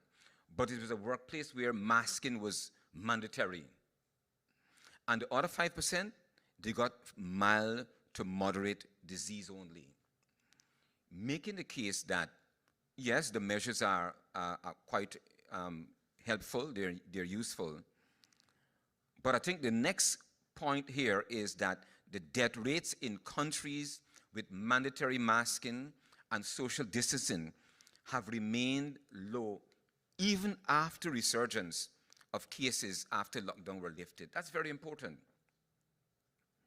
But if you look here in red at the bottom, the point which I want you to focus on, the important point in this slide is that despite all of that, despite the lack of severity of the cases, despite all of that, there's resurgence of the cases after strict and effective measures are relaxed. And that emphasizes the need for a COVID-19 vaccine. I think with that, we can literally close the books and tip out of here now. I think the point is made that you need a vaccine. But if you don't believe me, look at this one here. You see, that's a graph that shows the part of the graph in red is European Union, and the one in gray is United States of America. Look at me, you'll see that as they, with time, in August, in October, in early October, America was not doing so well in terms of the amount of viral infections they were having and documented. On the other hand, the European Union, because of all the measures, lockdown, social distancing, etc., and this is a combination of all of the countries. But then they began to relax their measures. And on the 15th of October, look at the graph. You don't have to believe me, just look at the graph. On the 15th of October, the two graphs are now uniting again. The European Union are having significantly more cases now than they had before. The point is made. The measures that are taken before were good, but they will not stop this virus. We have to have a vaccine and or some specific treatment. And so I want to proceed by showing you this. You know, we hinted before that to get a vaccine, the vaccine exposes the immune system to the infecting organism. And so the body then responds to that infected organism and produces these antibodies. So in other words, for you to form a vaccine or develop a vaccine, one has to know the structure of the virus or the bacteria that you're dealing with. And so I want to show you this about the coronavirus. SARS-CoV-2 is a large single-stranded RNA virus. That RNA is encased in a nucleic capsid, and you'll see that shortly, and surrounded by an envelope. A talking point here is that all envelope viruses can only be infectious if the envelope is intact. So anything that damages that envelope, such as alcohol and soaps and detergents, will impair and reduce infectivity. For the SARS-CoV-2 virus, the virus that causes COVID-19, the important structural proteins are the spike protein and the nucleic capsid protein.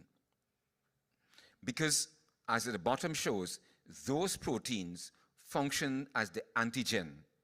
They function as the structures that will provoke the immune system to do a response, producing antibodies that will fight off any subsequent infection. And that is the structure of the virus.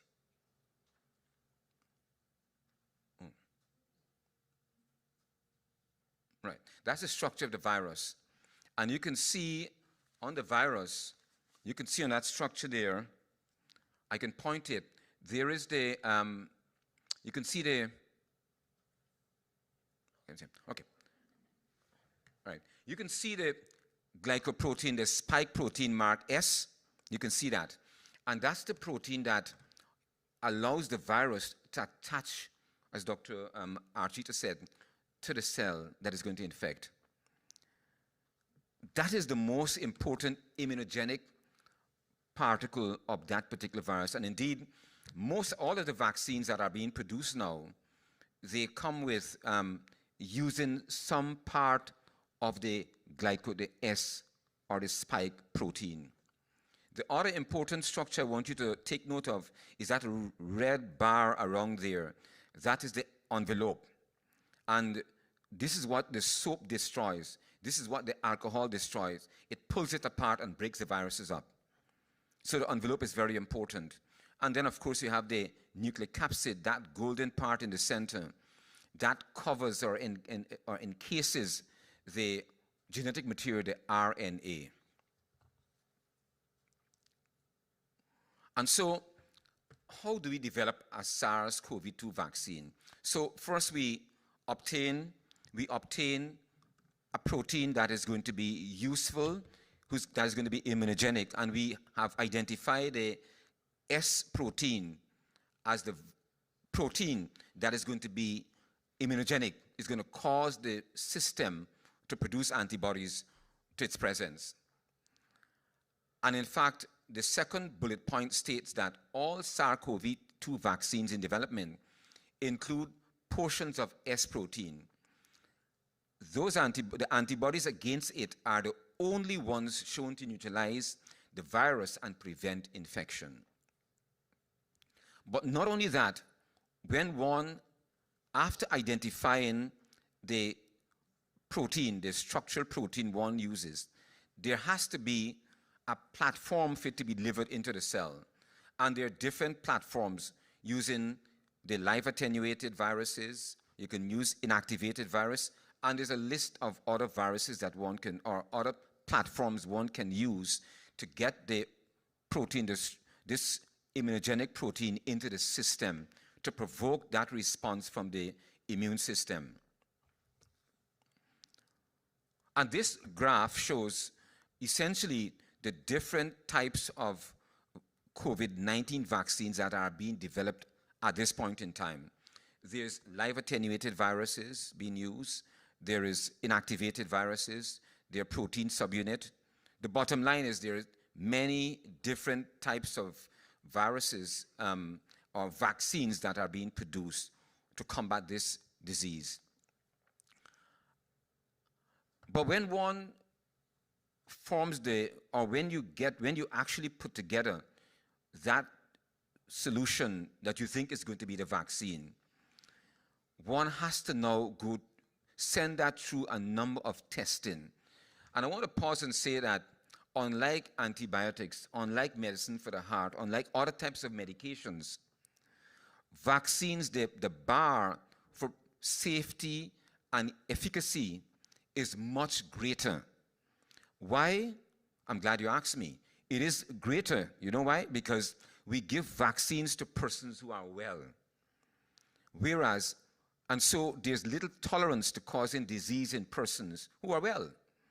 Unlike if you're given a heart medication or antibiotic or whatever it is to someone who's already sick. So, and that explains why these phases, the rigorous phase of development. So we've got together the chemicals or the solution that we want to be the vaccine, the putative vaccine. And we now send it through a number of clinical and preclinical phases. The preclinical phase is the phase in which we actually test the vaccine in the lab or the substance in the lab to see whether it's damaging to any biological tissue. If it's not damaging, then we proceed now to check that against animals such as mice, monkeys, etc. And if that preclinical phase is successful, we then go on to the clinical phases, in which the trials are now being used in humans. There's phase 1 trial. Phase 1 trial is conducted to test safety. And the aim is really to define the best dose with the least side effect. And we use a small amount of persons only. Then there's phase 2 trial. And this is randomized control, meaning that persons are selected randomly, usually by a computer model. And in that phase 2 trial, the safety again is checked. The immunogenicity, big word, is checked, meaning does the vaccine really provokes the immune system to do a response? And the doses are checked. And then we go to phase 3 trials. Again, we use a larger amount of persons, maybe thousands. And we check now on a number of things. We check, one, not only dosing, not only safety, but is it effective? It may produce the antibodies, but are they effective? So that's the phase 3 trial. And if the phase 3 trials are successful, then the FDA or the European Medical Agency or the Canadian body, whichever one it is, will then give approval for the vaccine to be used in the public. There's a phase 4 trial that also looks, and this is post-approval, and it's not necessary. Some drug companies may go on to look at it and see, are we producing, is this vaccine now causing a lot of side effects, etc., etc.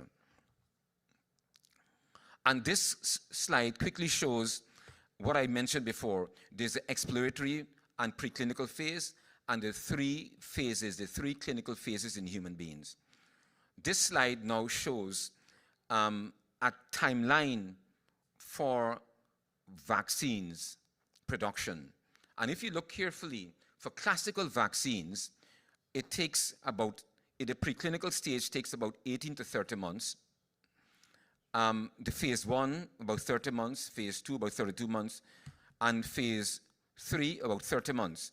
But on the right side, you notice that the COVID vaccines, and you all know, the production, and we're at phase 3 with many of the vaccines, it's much, much quicker. And so to allay the fears of the public, I want to say that biological engineering has allowed a number of these phases to be quicker now than in the past, so fear not. But I also want to let you know that I happened to have been in a conference yesterday, an international conference at the American College of Physicians, and many of the pundits from CDC and other places, they have given the public, and they're speaking to physicians, the assurance that, yes, things are quicker now, but they will not cut corners. And I think I need to mention that. They will not allow safety to be a problem. They will not jeopardize person safety. So even though you may find that a COVID vaccine is quickly being produced, safety is not being compromised. This slide simply shows the phase 3 trials. We have here seven vaccine candidates that are already in phase 3 trials. And that's important, and that's good news. That's light at the end of the tunnel in my view. I want to end this portion by quickly talking about BCG vaccine. I have to mention that. The BCG vaccine, the Bacillus calmette-guerin, or bacilli if you will, is a vaccine that is given to kids in some part of the world. It's a vaccine against tuberculosis. And you'll see on some people on the left arm, there's a little, a sort of elevated spot, dark spot. It's really where they got the vaccine as a child. What they have found is that the BCG vaccine not only causes the body to produce antibodies against any incoming TB germ, which is what is being used for, but they have found now that the BCG vaccine also primes the immune system against many other respiratory viruses. In fact, it causes what we call trained immunity. And see, that BCG vaccine may have caused trained immunity in many persons. And this is one of the questions I asked yesterday. In some countries, such as the Caribbean, Haiti and Jamaica and Guyana and Cuba and many parts of this part of the world, Bahamas, we have not seen that overwhelming amount of cases and deaths as we've seen in other parts of the world. And you ask me why. That's probably one of the reasons. Hold on, there's another reason. I believe that the vitamin D from sun, the exposure, is important. I'm not saying I was going to just drink a lot of vitamin D. No, I'm not saying that. But I'm saying the vitamin D, which is the immune vitamin. So vitamin D, possibly the BCG virus, bacteria vaccine, and also the quick lockdown measures that this part of the region of the world, and we had pre-knowledge of it coming before, so we were prepared. I think that explains why we're not seeing that amount of drama here as we saw in Europe and other places. I want to say that studies are ongoing in the United States of America and also in the UK with regards to the BCG and its effect on COVID. I quickly want to go on to treatment, and I want to say that the treatment, there's no defined and proper treatment for the COVID at this point in time, but don't be dismayed. If you look on the right of the graph, it says 80%, as Dr. Archita said also, 80% of the patients who are infected have mild to moderate illness only, and some 20% will have more serious illness. 14% will have severe infections and about 5% critical infections.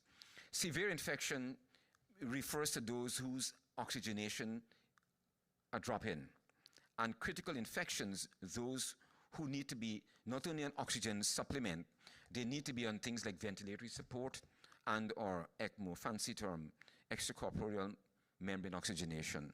Just forget that. So treatment of COVID-19 is done by the classification, as you will see. Most patients who are asymptomatic and with mild need no treatment, just symptomatic. Have a little fever, you give some Panadols. Even the moderate infections, most of them do not need hospitalization. The severe and critical cases, which is what we're going to talk on the next slide, are the ones who require hospitalization. And this slide, a busy slide, I've sort of put it together there quickly and tells you that for hospitalized patients, now you know the ones who are hospitalized are the ones who are either severely ill or critically ill. For those who are hospitalized and requiring oxygen but not on a ventilator, we propose 5 days of remdesivir, and this is according to the Infectious Disease Society of America guidelines. For patients who are hospitalized, and who are on the ventilator, we give about 10 days of remdesivir, a little bit more treatment. Patients who hospitalize and are either critically or severely ill, we put them on dexamethasone also. They're given, and the dose is conventional, 6 milligrams daily for a period of time. And for persons who hospitalize and are moderately ill, meaning the oxygenation is okay, we do not put them on steroids. For patients who are hospitalized with COVID-19, convalescent plasma is recommended only in the context of clinical trial.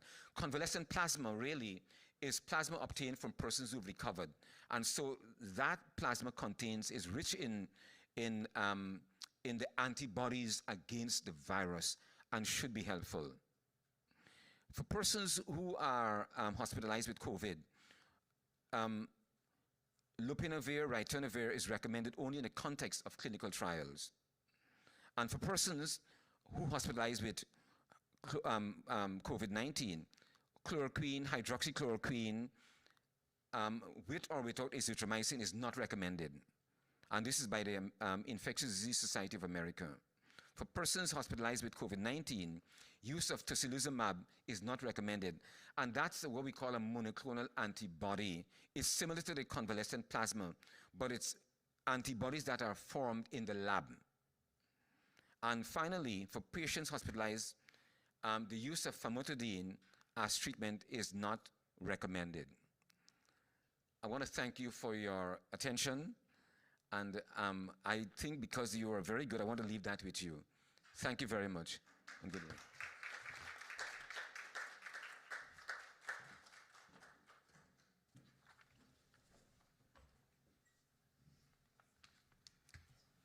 Thank you, panel.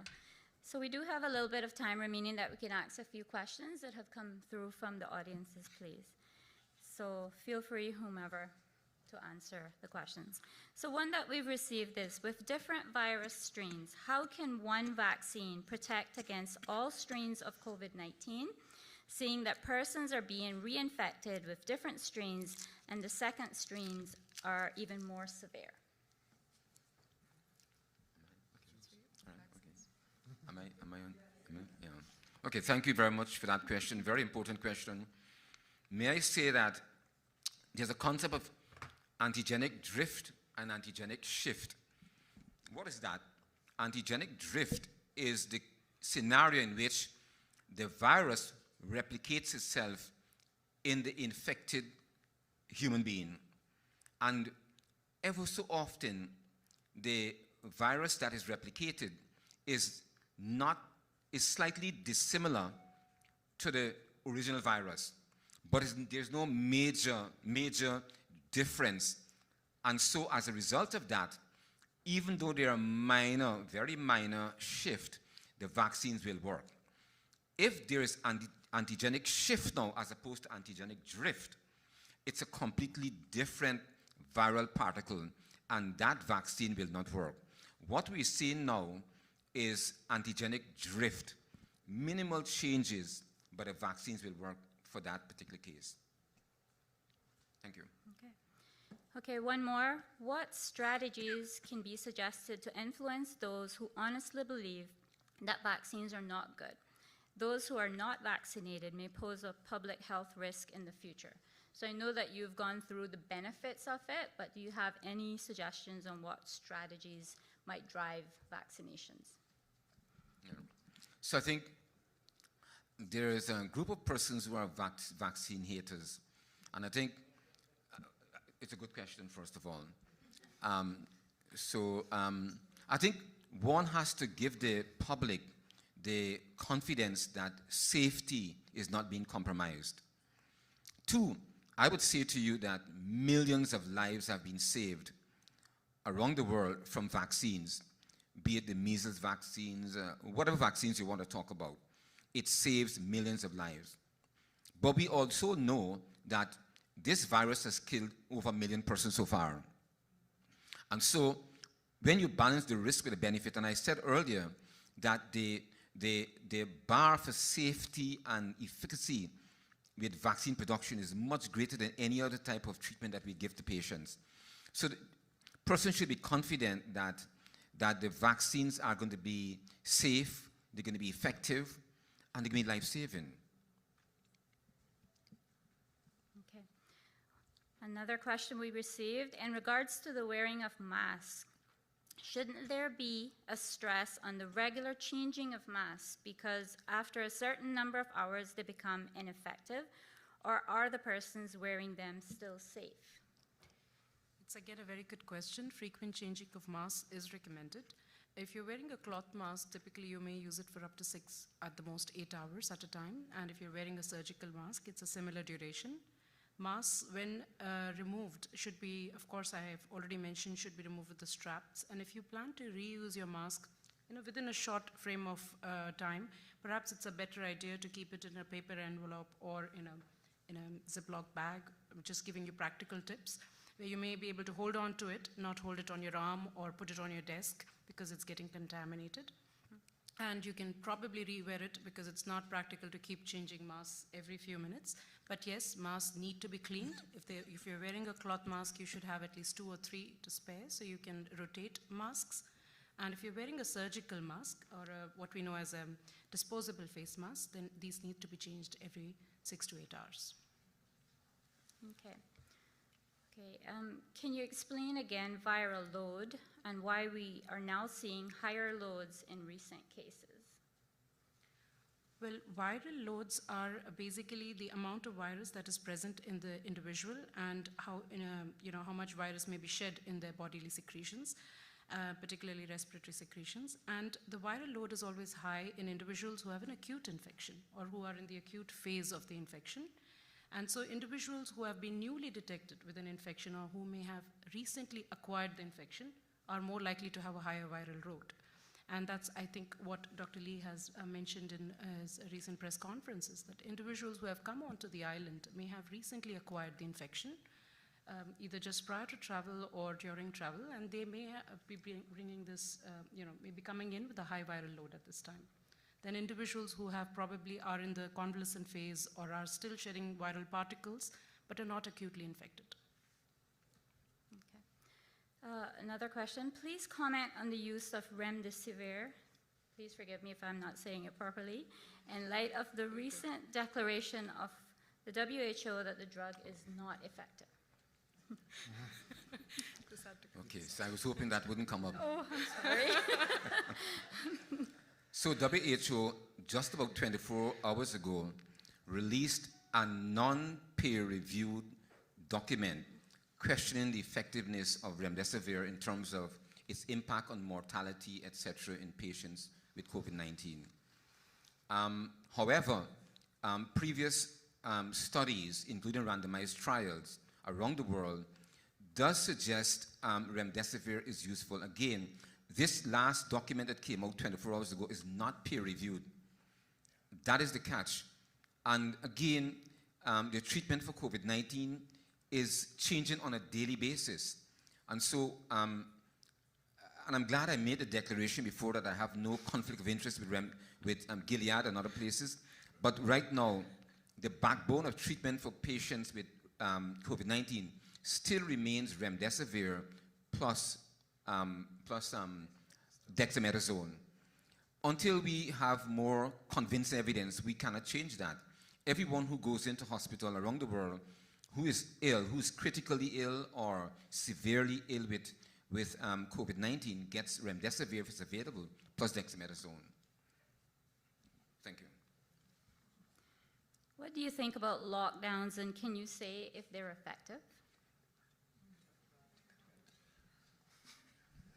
I think there is a clear history of lockdowns having been very effective in the first treatment of the coronavirus pandemic. There is a concept called the hammer and the dance, and the hammer was the lockdown, and it has been in few places as successful and effective as in the Cayman Islands. So I think that concept has worked for us extremely well. When we look for second lockdowns, the only country so far that I'm aware of is Israel that went through a second lockdown. They lifted it yesterday. That was not successful. And if you recall Dr. Cummings' slide of the European states getting more and more new infections, what you see is that people get tired of COVID and people want to go back to their lives, but COVID is still there.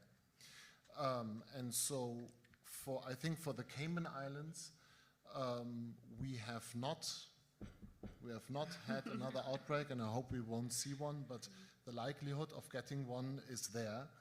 I hope that the outbreak, if we have it, will be small enough that we can do the dance and just confine the outbreak instead of confining the island again. And the WHO just came out with a clear verdict that to suggest not using lockdowns anymore.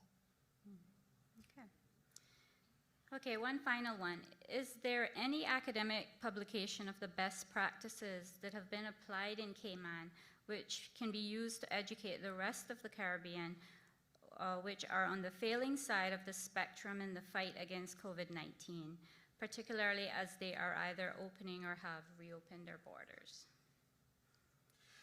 I think that what you see here on this panel is, and especially the last question that Dr. Cummings got, is how hard it is to navigate the waters.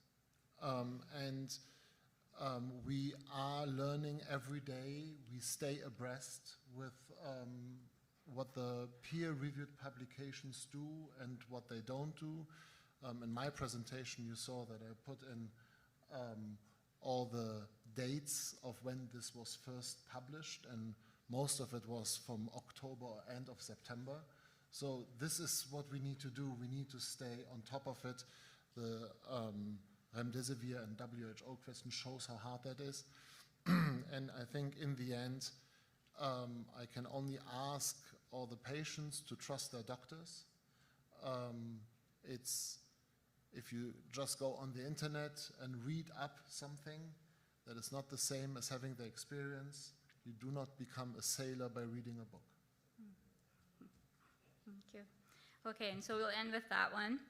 I just want to thank you, doctors on the panel today, Dr. Cummings, Dr. Archita, Dr. Rado, such important information and reminders. The fact that 1 out of every 5 persons who contract COVID-19 becomes seriously ill is a sobering reminder that while we have done so well here in the Cayman Islands, it is a dangerous disease, and we must continue to stay informed and vigilant and work together to protect our communities. We will now show a video from the Health Services Authority, which will be followed by a short break. The conference will resume live at 10:45 a.m. Thank you.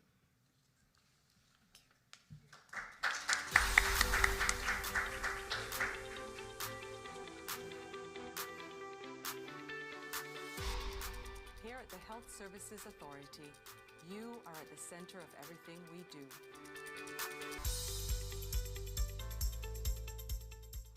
Your experience, your time,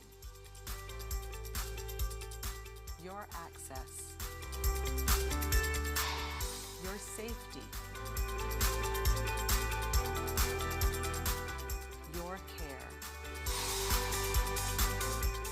your health. They all matter because you matter to us.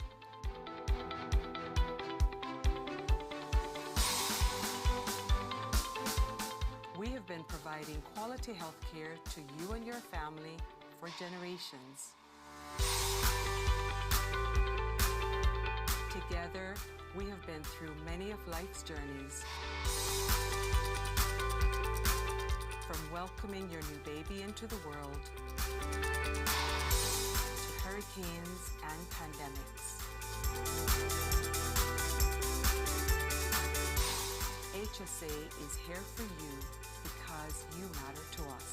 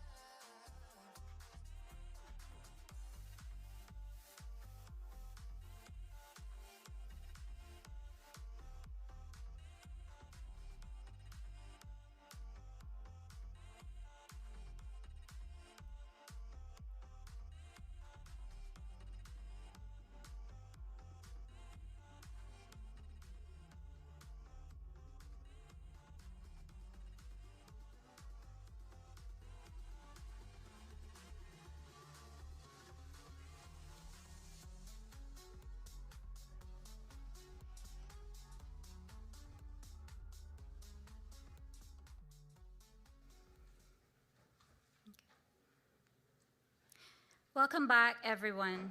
Before we go into our next segment, I wanted to take a quick moment to also mention our supporting sponsors for this conference. Our thanks to Doctors Hospital, Baptist Health International, Cancer Treatment Centers of America, 3T MRI, Ocean Med, Jackson International, and Infinite Mind Care, whose clinical director and psychotherapist, Sutton Burke, will present next on the certainty in the uncertain, strengthening mind care during a pandemic. Mental health plays such an important role in our ability to function effectively in our everyday lives. COVID-19 has brought this even more to the forefront as people now worry more than ever about their future, their loved ones, their jobs, their health, financial security, and dealing with the many changes in their lives in general. Sutton, we are pleased to have you with us today to help us understand and make sense of the world we now live in, and to give us information on how to take better care of our mental and emotional health. Welcome, Sutton.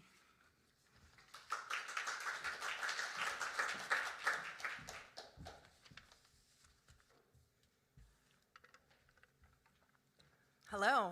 Thank you so much for having me the second time I'm speaking at this healthcare conference. I have to say that it's amazing to be in a room with people. First of all, I'm grateful that we're having the conference this year. I think this was an incredible thing put on by the organizers and by the Ministry of Health, because we could have easily just put it off to next year. But it is such an important thing for us to be talking about, and how lucky we are to get to be in a room full of people. I didn't have to walk in wearing a mask. I'm not having to social distance. I'm getting to say hello to the people that I care about and respect. So for that, I'm endlessly grateful just to be here in Cayman and to be able to talk about this topic in Cayman, which looks quite different here than it does all around the world. So today I'm going to be talking about the certainty in the uncertain and strengthening mind care during a pandemic. I got to remember to use this. Okay, so I'm Sutton Burke. I'm a clinical director and psychotherapist of Infinite Mind Care, which is a counseling facility in Georgetown and Cannon Place, where we specialize in older teens and adults, couples, families, addiction work, and we have a true passion for working with first responders. I'm going to give you a little disclaimer. So you might look at me as, the expert on this day for mental health, and I certainly have my experiences from my clients and my training, but I really have the experience of being a human being, and that's the disclaimer. I'm human, and while I'm going to come up here and talk to you about the impact of mental health around the world and in the Cayman Islands especially, and I'm going to give you some tips and tricks on how we get through this life of uncertainty, tips and tricks I personally use and teach my clients and work with my mentors on. But I'm also human, and I did experience COVID as well, and I know there's a panel later, and there's been videos being shown of people's experience during this time, and I'm no different. I had my ups and downs.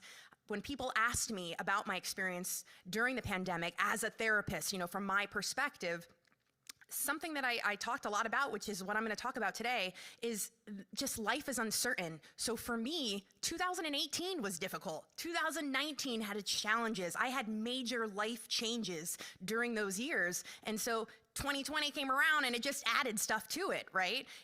Life is uncertain, and that's what happens. Things just keep coming at us. So for me, it was no different. And some days I had the days where I was on top of it. I had my moments of really working things through. And some days I wanted to, hide under the covers. I overate and indulged in sugary foods and, got a little attitude and got stressed out.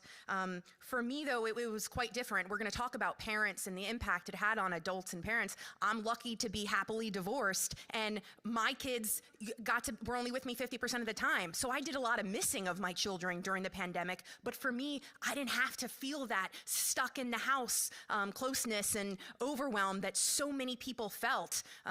So, for me, it had its ups and downs, its goods and bads. And again, I'm here to just talk about the research, the experience of the people here, and how we can all get through this life together.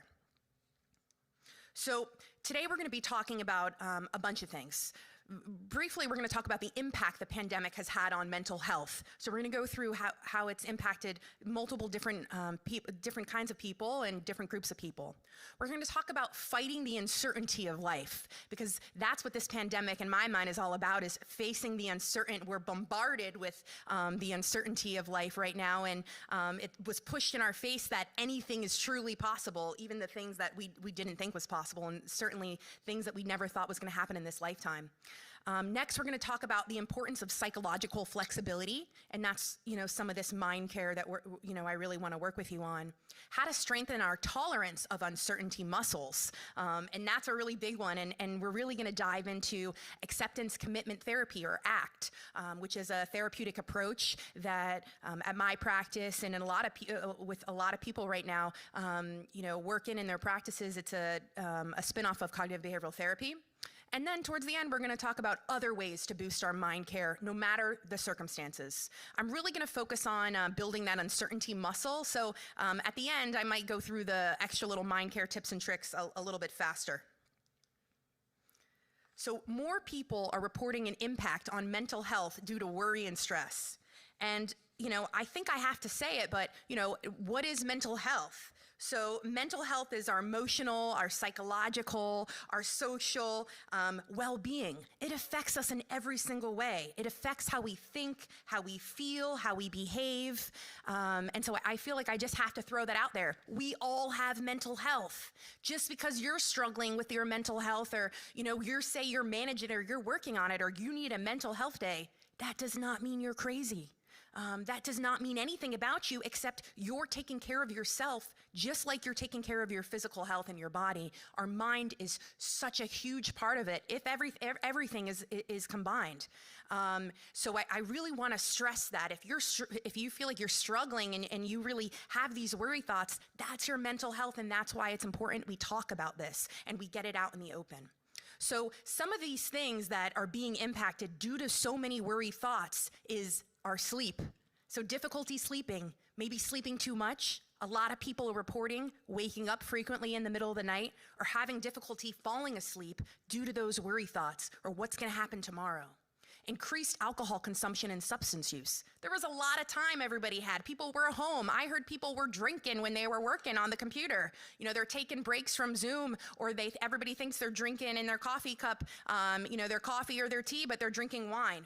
This was like a joke, an ongoing joke, and I can't say I don't want to shame you for that, but it's something we really have to work on, because for some people, that increase of drugs or alcohol really didn't work out for them so well, and that increase has a really negative impact on our sleep.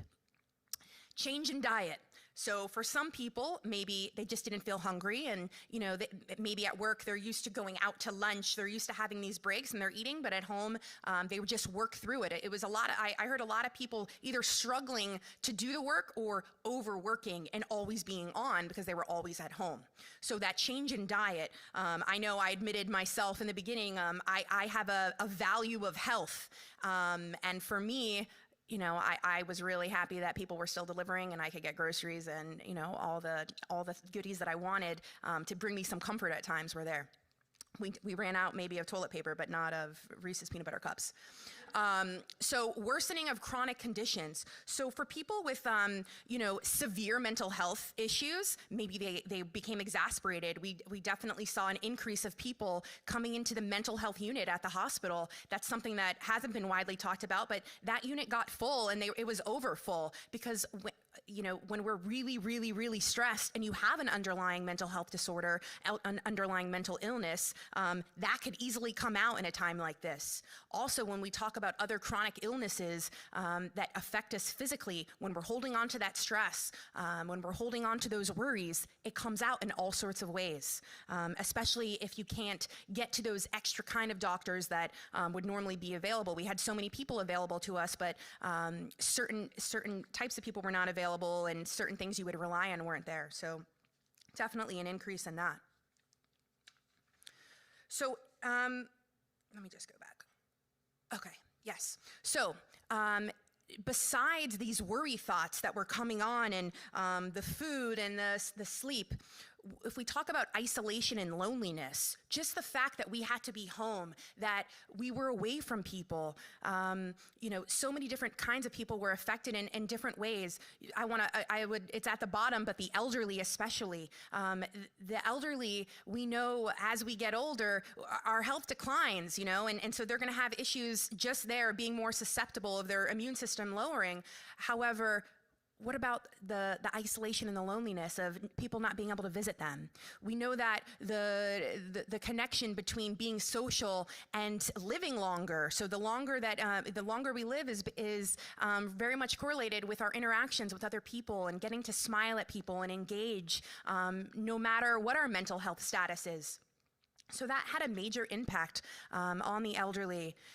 If we go back to kids, besides the fact that kids were not able to socialize, and that had the impact on parents of having them home all the time, and then the impact of maybe their parents being stressed out and having to deal with them in a different kind of way. But a lot of kids in Cayman, they depend on going to school to get their meals. They depend on going to school to meet with a mentor, to have that teacher, that guidance counselor that really cares about them, their friends' parents, that really help them and have them connect, and maybe they're not getting that in their home. So that part of isolation and loneliness really impacted them. And then, of course, we talk about the parents who had to wear many hats. And, I'm certainly not a teacher. I'm a facilitator, but I can't say that I'm a teacher, and I can't say that I want to teach my children. My greatest joy is being a parent, but teaching them school is not my strong point. Thank God my children are younger, but I know so many people struggled with this. And my message to those parents, and even now, is do the best you can, right? As long as you do it good enough, just be a good enough parent, just be a good enough teacher. But those parents were struggling. Some of them maybe were single parents staying at home, or parents that are stay-at-home moms or stay-at-home dads. And when their kids go to school, they get a little piece of themselves to deal with. They get some relaxation time, or they get to go have lunch with a friend, or they get to go walk around the grocery store to get a little calm and a little relaxation. And parents' routines were so messed up.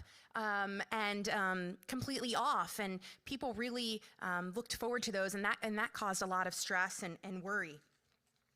I also think that when we think of people being at home and isolated and lonely, something that we're not going to talk too much, and I'm going to be talking next week when we talk about the Walk of the Silence, or the March of the Silent next week, is domestic violence. You imagine you have people at home who already experienced domestic violence, and women or men have an ability to go leave the home, but now we're in isolation, we're homebound, and it makes it very difficult to escape those things. Couples. So as a clinical director of a counseling facility on island, who I'm grateful to have Dallas Drawley, who is a licensed family and marriage therapist, as well as a few Gottman trained therapists that deal with couples. We have had the most calls for couples since March that we have ever had in the existence of our business. And we've never been on a waiting list. We really pride ourselves for that. But now couples can't get in for a while because we are bombarded with couples. And that's for so many reasons. Like I was saying, now, during this quarantine, during this homebound time, people were really forced to be with each other in close quarters, no escape, doing your work, feeling those worries together, feeling that stress. And some people really found ways to communicate and work things out and create their own space and create their own time and give themselves a break. Healthy couples have their own lives and their lives together as a couple. And during the lockdown, it was difficult to live your own life. You were always together. So couples were forced to communicate or recognize that it was very difficult to communicate. So I'm actually really happy to see that we're getting this influx of calls for couples, because it means that they see that they need to work on something. They're ready to change. And that's what I really appreciate in a lot of ways this pandemic has had for the mental health in general, is showing us the need to reach out, showing us the need for our clinicians and our mental health support. So I thought this was interesting. If we think about just how big the impact is on couples, the American Psychological Association has a call right now for research papers on the impact of couples. And these are just some of the topics they're looking for. Some of the ways that they're saying, they've noticed couples have been impacted, and they're really looking for research on this. Couples who can't go on vacation, how does that work? When you have two people that are working all the time, and they look forward to that vacation and can't go. That's one interesting one, I thought.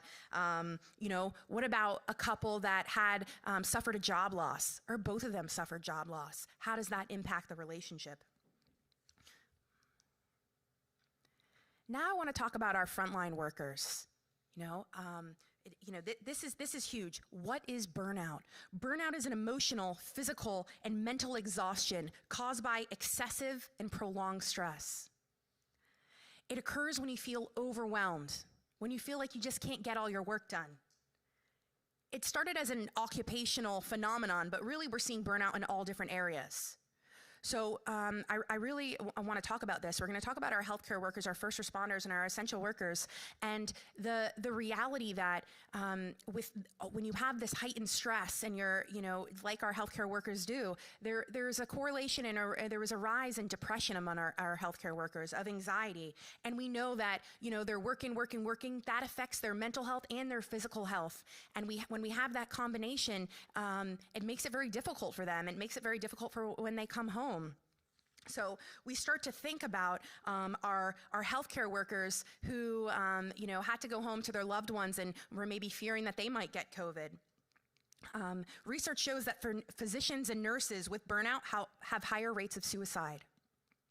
So Cayman had it a little bit different for our healthcare workers. And again, we were so lucky that we didn't have so many cases of COVID, and we only had the one death. However, I'm going to get to another slide in a couple minutes that it was the worry, though, that things were going to come at us. Every day, our nurses, our doctors had to go into the hospital with the fear of, what if today's the day that COVID is going to spread? What if a few people have it and I treat them and I get COVID? What if I don't know I get COVID and I have to go home to my family? I have a sick mother at home. I have a child with a lowered immune system. What happens if today is the day? And so those worry thoughts, I know, plagued our healthcare workers, and that was part of the burnout of just going in and prepping and just waiting for something to happen, and thankfully it hasn't come yet.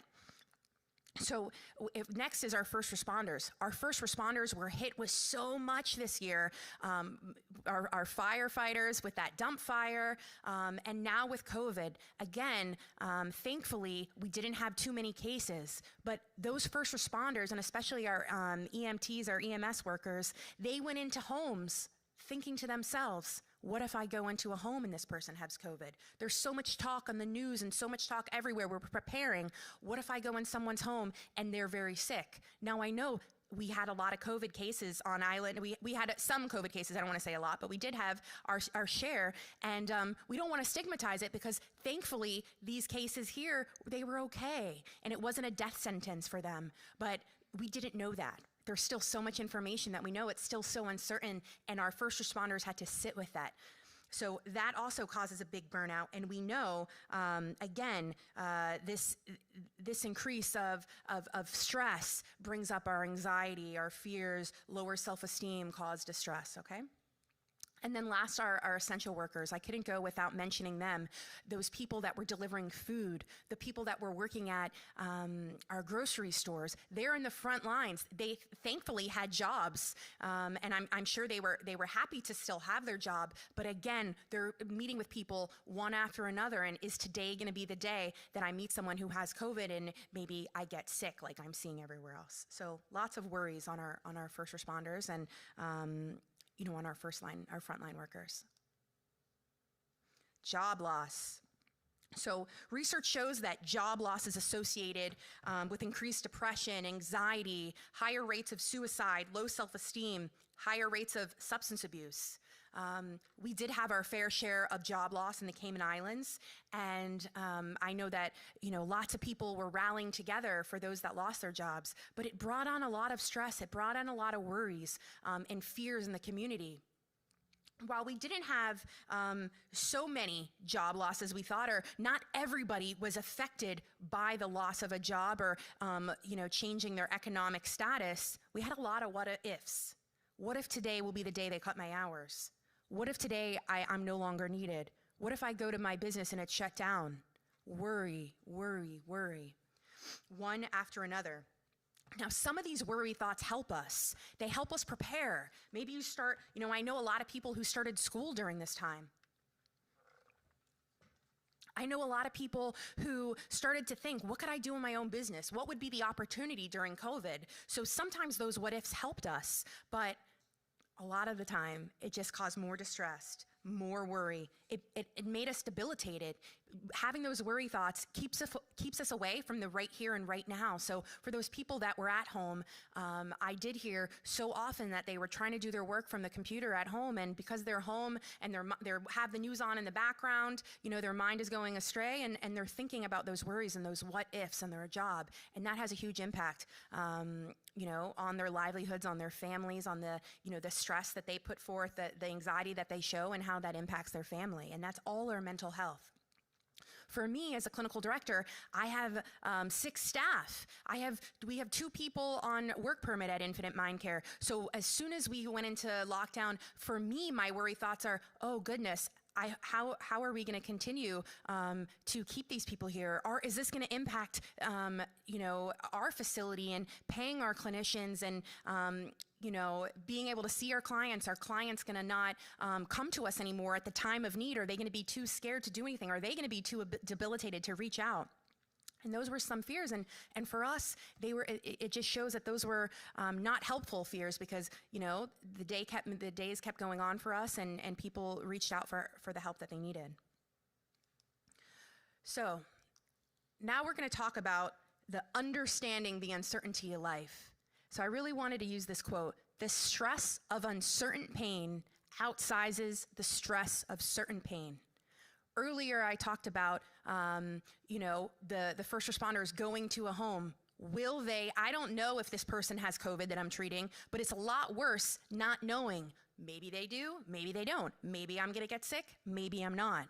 The same thing with the job loss. The stress of, it's coming, okay, there's gonna be cuts at work, versus, oh my gosh, I don't know, am I gonna be the one? There's cuts, but they haven't said who it is.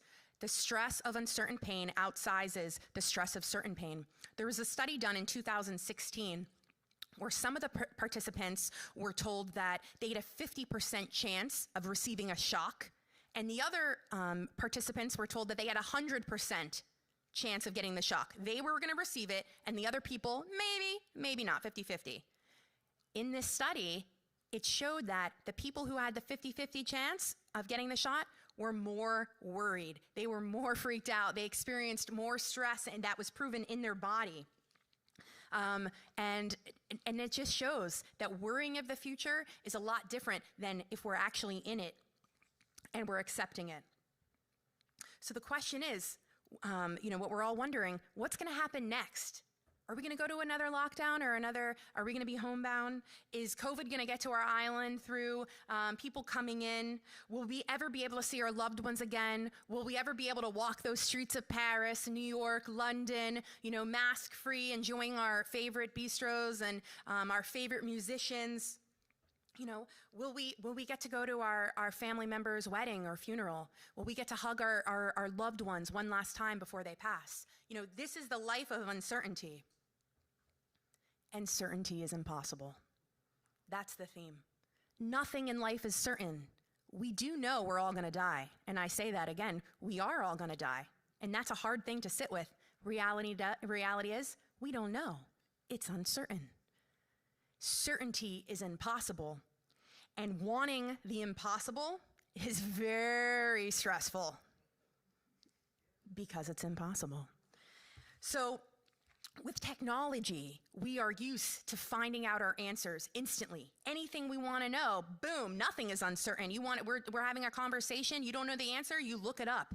So in some ways, technology has lessened our ability to strengthen the muscle of sitting with uncertainty. Before technology and television and radio, everything was uncertain, and you just went with it. That was life, and life was okay. But, we're not building that muscle right now. And, we have been more and more anxious these days with the unknown. It's, when we talk about in our office, addiction, a lot of people are afraid to stop drinking, to stop using substances, because they know what life is like that. They know what their relationship is like. They know how they are at work. They know how they are with friends. But you take away the drugs and alcohol, and I don't know what life will be like. What if it's really bad? And it's uncertain. And we all, we like to say in there that, it's certainly going to be better than this. But it's that fear of the unknown. And that's really just what anxiety is all about, and what our worries are all about, is just that fear of unknown. So certainty is impossible. Now, what do we say when something's uncertain and there's someone's going through a situation? We typically say something to help people get calm. It's going to be okay. No matter what, it's going to be okay. And that's something that I say to myself. That's something that I say to my friends, and it's something that brings me a sense of calm. No matter what, it's going to be okay. And then, using a little bit of CBT based on past experiences, based on how I've handled things before in the past, it typically is always okay. I can typically figure out what's going to happen. But this is a false sense of hope, because we don't know what's going to happen. We have no idea. And it's a false sense of security. So what we'd like to say is, no matter what, I got you. No matter what, I'm here to help you the best I can. Let's figure out ways to get through this together. That's honesty during this time. That's acceptance. And that's what we're trying to do. Get to a point of accepting where we are, not fighting this reality. We can't dream away. 2020 isn't a dream. This is a huge change that we all need to accept in order to better manage our mental health and not avoid reality, because when we avoid reality, it makes everything so much worse. I was watching a show on Netflix, and this is something that I'd like to call my smut TV. It's called Emily in Paris.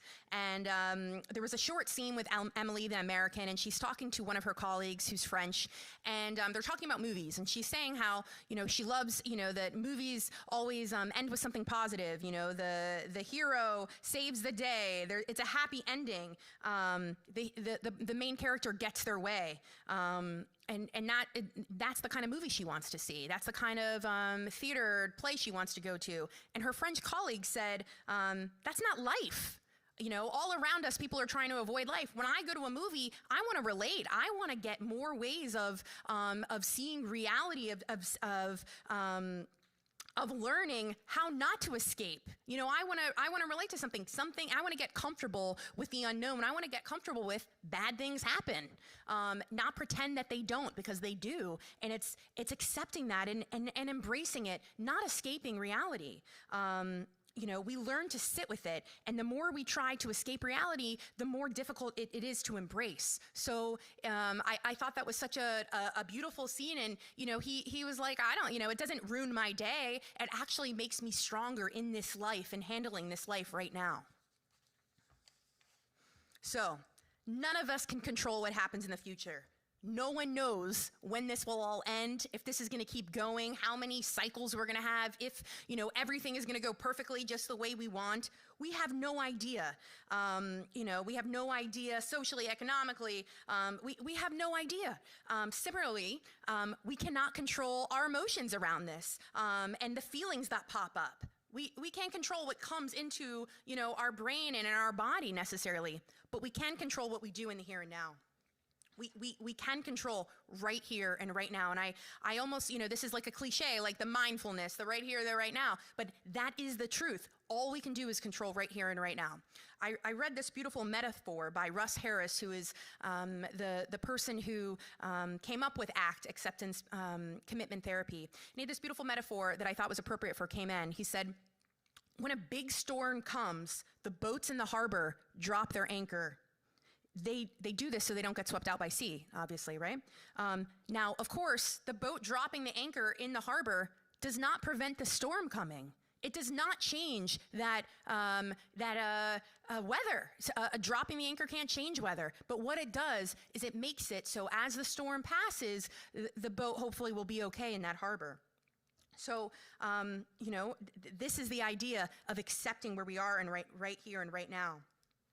Although we can't control the circumstances around us and that we're facing as an island, we can't control that. We can lessen the anxiety, the grief, the despair by changing the way we see ourselves in the context of the world that is kind of spinning out of control. Only we can do that, though. We can't change what's around us. We can control ourselves, our attitude, the way we handle this situation. So through ACT, you learn to embrace all of your experiences, despite maybe your feelings, despite what's happening around you. ACT is the ability to be true to your values and take actions in line with your values, despite difficult emotions, thoughts, urges, or sensations that may come up. So it's really staying in line with your values, and really, we talk about in a lot of different therapies, watching those thoughts go by, accepting them, but this takes one more step. While doing that, you take action and get really aware of what your values are and take action in those in that moment. The main goal of ACT is psychological flexibility, which we're going to talk a lot about, in order to live a rich and meaningful life. A mantra I like to use with ACT is something to remember is, I am here now, accepting my feelings, noticing my thoughts, and doing what I care about. I am here now, accepting my feelings, noticing my thoughts, and doing what I care about right now. So, we're going to talk about some skills. So ACT has a set of 6 psychological flexibility skills, and they are acceptance, cognitive diffusion, self as context, present moment focused, values, and committed action. So what is acceptance? Acceptance is accepting what you can't change. We can't change the virus. We can't make it go away. We can wear masks. We can use hand sanitizer. We can pick up the phone and call our families. We can't go to the gym. We can do exercise at home, right? Maybe we can't go to our favorite restaurant. We can order in. So it's accepting that all of these things and all of these hard emotions that are difficult to deal with, these are normal reactions to an abnormal situation. These are normal reactions to a stressful situation, and that's okay. We allow ourselves to feel it, but we don't try to hide and run from those emotions. We're working on it. That's always my mantra too, working on it. Cognitive diffusion, that's noticing. These are techniques that will help you unhook those negative thoughts or those automatic negative thoughts that we in the therapy world like to call ants. These cognitive diffusions helps your thoughts, helps identify those ants, and helps you see them that they're not truths. So if we can do an exercise all together for this moment, there's a couple exercises that I really liked. So this is an exercise of showing us what cognitive diffusion is. So if we take our hands and put them in front of us, hold them together, like we're reading a book, like our hands are a book, and we hold them down. And we're gonna look at our hands as if they're thoughts, as if they're the automatic negative thoughts that, we all get. We have, thousands and thousands of thoughts a day, and some of them are automatic negative thoughts, and we can't help it. So put your hands out. Those are your thoughts. Now, I want you to bring your hands as close to your face as possible, and as you're looking through, where you all the way to your face, and I'm going to hold my hand to see what you can see through. It's very difficult to see through your fingers. It's very difficult to see the room. This is fusion, cognitive fusion. All we see are the negative thoughts. Now, if we can imagine, we put this back down, and now what happens? Oh, we can look around the room. We can see all this different stuff in front of us. We can hear all of the other thoughts that come into our brain. Now notice, hands are still here. Negative thoughts are here, but we're just diffused from them. We just kind of separated a little bit from them. They're still with us. We still have them. We still have to notice them, but we just separate ourselves from them. We are not our thoughts. This is cognitive diffusion. Another metaphor that I love for cognitive diffusion that I think is extremely helpful for just separating yourselves from those negative thoughts is imagining a bus in a city. Imagine the bus here in the Cayman Islands. So you are the bus driver, okay? Now, you are the bus driver driving the bus. All of the passengers we're going to imagine as your thoughts, as your, as all the different thoughts that you have, all the different sensations that you have, okay? All the different emotions. Now, some of these passengers on the bus, your thoughts, they're great. Like, you're doing a great job. Your hair looks great today. I really love that client. Look, I like that girl's shoes. I'm feeling really good about myself. I have really good kids. Those are some of the thoughts and some of those passengers. But a lot of those passengers, they're a little more aggressive. They're not as happy.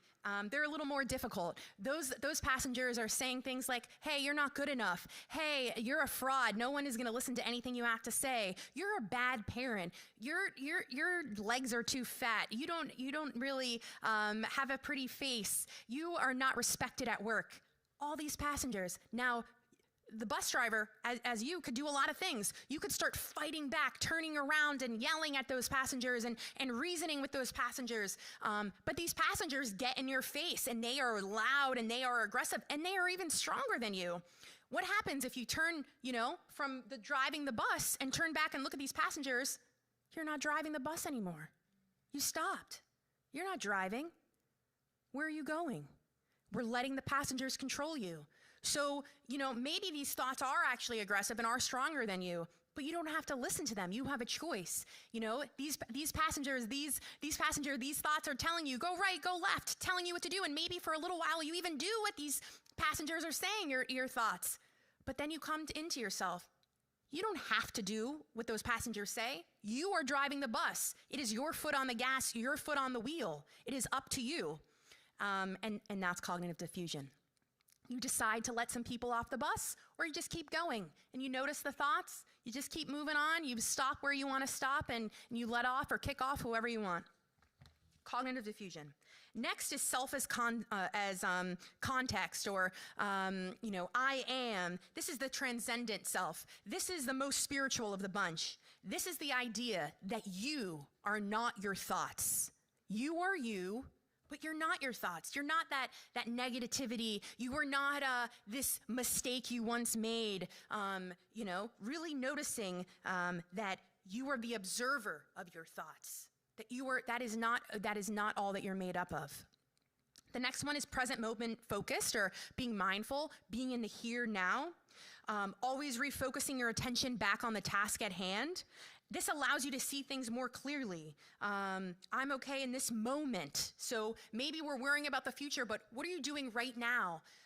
Present moment focused is, feeling your feet on the ground, feeling the back of your legs on your chair. That's being present. All different kinds of exercises we can do with that. Breathing exercises, breathing into and feeling inside your body, or just focusing on your breath.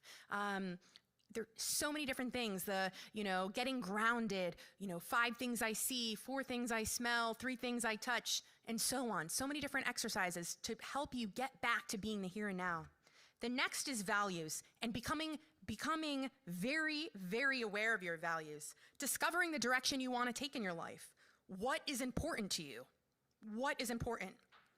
During COVID, it's really those things that we miss so much. I think yesterday on the radio, I was speaking on Rooster with Woody, and one of the things we were talking about was, all of a sudden people are really missing their families if they're overseas or, down the street. Maybe you live in West Bay and your parents live in East End, and, maybe you saw them once a month, but now you can't drive to them, and all of a sudden you're talking to them more on the phone. You're checking in on them. That's your value. You have a value of family, and that's what we try to get back into when we notice that we're going future telling and going into our worry thoughts.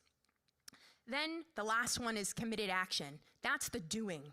That's the doing the work. So I notice I value my family. When I start to get in my worries, I go back to, what is my value right now? Family. Pick up the phone and make that call. Start making a meal. Give it to somebody. Go spend time with my kids. Whatever it may be, that's the action. That's the actual doing it. So if we want to relate this for COVID,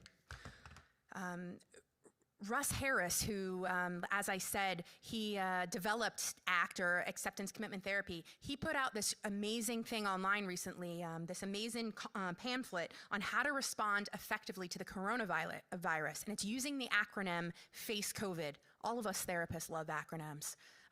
So FACE COVID, and I encourage you at home to look up Russ Harris and Google FACE COVID with Russ Harris, and you'll find the whole pamphlet. There's videos on it. I'm not reinventing the wheel here. I wanted to come here and really go over something with you that's really helpful, that we know is helpful, that I can just expose you to. So FACE COVID is the acronym, so we're gonna start. So F, focus on what's in your control. A, acknowledge your thoughts and your feelings. C, come back into your body. E, engage in what you're doing.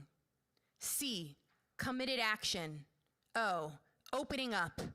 V, values. I, identifying resources. And D, disinfect and distance. So if we go back to FACE and focus on what's in your control, a lot of us during this time is what's out of our control, you know? Well, you know, we're focusing on, we don't know what's gonna happen next. What's this press conference gonna say? Oh, now we can't go to the grocery store. Oh, now we can't exercise. We can't go to the beach anymore. Oh my goodness. But what actually is in your control? What can you do? There's so many more things that we have that we don't even realize. And our vision gets so clouded by all those negative thoughts, right? As opposed to, you know, just putting them down a little bit and see what's right in front of us. A is that acknowledging your thoughts and feelings. So, you know, we don't want to deny it. We're not going to pretend we're disappointed or nervous or that we're having these negative thoughts. You know, there's no pretending. There's speaking them into existence and saying them out loud, noticing them, but not becoming them. So C is coming back into your body. That's the not becoming. That's, you know, grounding yourself like I told you about. E, engage in what you're doing. So actually, you know, do something. See what it is you're doing. If you're working and you're getting distracted, set that timer and go right back to work for 5 minutes. You know, really notice what it is that you need to do. You can come back to those thoughts later if you need to, but we're diffusing from them and we're engaging in what we're doing right here in the right now. So C is committed action. Now, when we talk about COVID, that's calling someone, calling your loved one, setting up weekly FaceTime sessions to see a certain friend, to see a family member. I heard all sorts of really amazing things where people were having dinner with each other, their families, Friday night dinner. They haven't had Friday night dinner with their family in years, but during COVID, they did. Incredible. Look at that. We can be grateful for that during this time. We at least have control over that. You know, help with a chore, cook, work out. You can do it. You just have to take the action. And all of ACT is, you know, just what it says, acting. You know, we have our thoughts and we have our feelings and they do feel so overwhelming. But after we work through them, we take action. O is opening up, making room for the difficult feelings and being kind to yourself. Sharing. We're only human. Just like I shared in the beginning, I worked through all of this myself. Opening up. V is those values. What do you care most about? Dependability, independence, health, family, relationships, adventure, achievement, your time, justice, and honesty. How do you live those values? How do you keep those values on the forefront of your mind? When we forget who we are and we become our emotions and our thoughts, we forget all our values. We are out of line with our values. And when we start to remember them, when we take action to bring them up, because this isn't easy. Everything I'm talking about, this doesn't happen automatically. It takes a little work, and that's why we call it managing our mental health. I, identifying resources. We have so many resources here in Cayman. I'm beyond grateful. We have the mental health hotline. You have HSA, 911. You have a bunch of different independent private practitioners like Infinite Mind Care and myself. You have people that want to talk to you, that care about you, you know, church pastors and volunteers and so many people that are here as a resource, so many soup kitchens and so many different charitable organizations that were absolutely incredible during this time to help feed people, to help house people, to help, you know, give electricity and Wi-Fi and all sorts of things that this amazing community did. Those resources are there and they're available for you online to look up. And if anything, talking to someone about it and asking someone to help you find those resources. And D, the one that maybe we're forgetting now in Cayman is disinfect and distance. We still need to use our hand sanitizer. We still need to, watch our cleanliness and not get too close to people. We still need to call out of work or school when we're feeling sick. We still need to sneeze in our arm. All of those things, disinfect and distance. So that is our act ways of responding to the coronavirus, face COVID. So now I'm going to talk about some other mind care tips and tricks. So what is mind care? Mind care is how we empower our clients and ourselves to create optimal mental health, aka healthy mental habits. So we're going to try to go over some. Now, I'm going to go over some exercises, and I'm going to see if I have time to go over these. These are some different ones. And then, I might not get to the ones that I think are obvious, which is take breaks from watching social media, stop listening to the news all the time, take deep breaths, stretch. To me, these are the obvious ones. Eat healthy, try hitting, besides, your therapist, go to your chiropractor, your physiotherapist, your acupuncturist, exercise, sleep. All of these things I think are the obvious ones. But I'm going to talk about some of these right now. Something good to keep you in the right here and the right now is actually forward thinking, envisioning your 80th birthday. For me, what really made a difference for me, writing my obituary.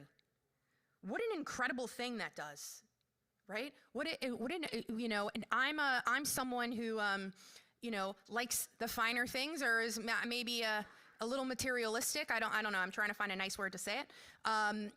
Certainly in my obituary, it's not going to say anything about my handbags or my shoes. To think about that is embarrassing, actually. And it isn't mentioned there. So what do you want your obituary to say? That, you were a great listener, that, you always had a smile when you came into a room. You did so much charitable work. You really connected with your family and friends. They really remember these special moments.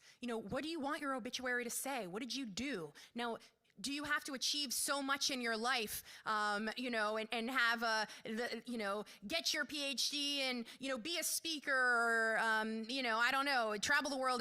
Everybody has their own thing, but, think about that. And that really is helpful to get us in to start living through our values. Meditating on the sky, that's one that they talk about they talk a lot about yoga, really watching this clouds and see how they change and kind of envisioning that as your thoughts and just watching your thoughts go by. They don't mean anything. They don't have to take over you. Willing hands. This is a DBT exercise that I love, and I found this exercise and thought of a friend who I thought has resting unhappy face. Willing hands is this amazing exercise that opens them up to a reality right here. Oh, that's half smiling, sorry. Willing hands is keeping our palms open, and instead of being closed, instead of sitting like this, is turning our shoulders out and our hands open as if we're ready for reality and whatever life has to give us. Half smiling, that's the one I'm talking about, my friend. So, half smiling isn't purposely trying to fake being happy. It's not for anybody else, half smiling. Half smiling is for us, that, this is reality. We're half smiling. We're not, sour face thinking about what we could be doing or what happened 10 minutes ago, or, gosh, I really don't like where I'm at right now. Keeping that half smile is, just telling yourself that you're in the here and right now, and it's okay, no matter what's going on. I love that one. I have to close up 2 minutes I have, just to go through these.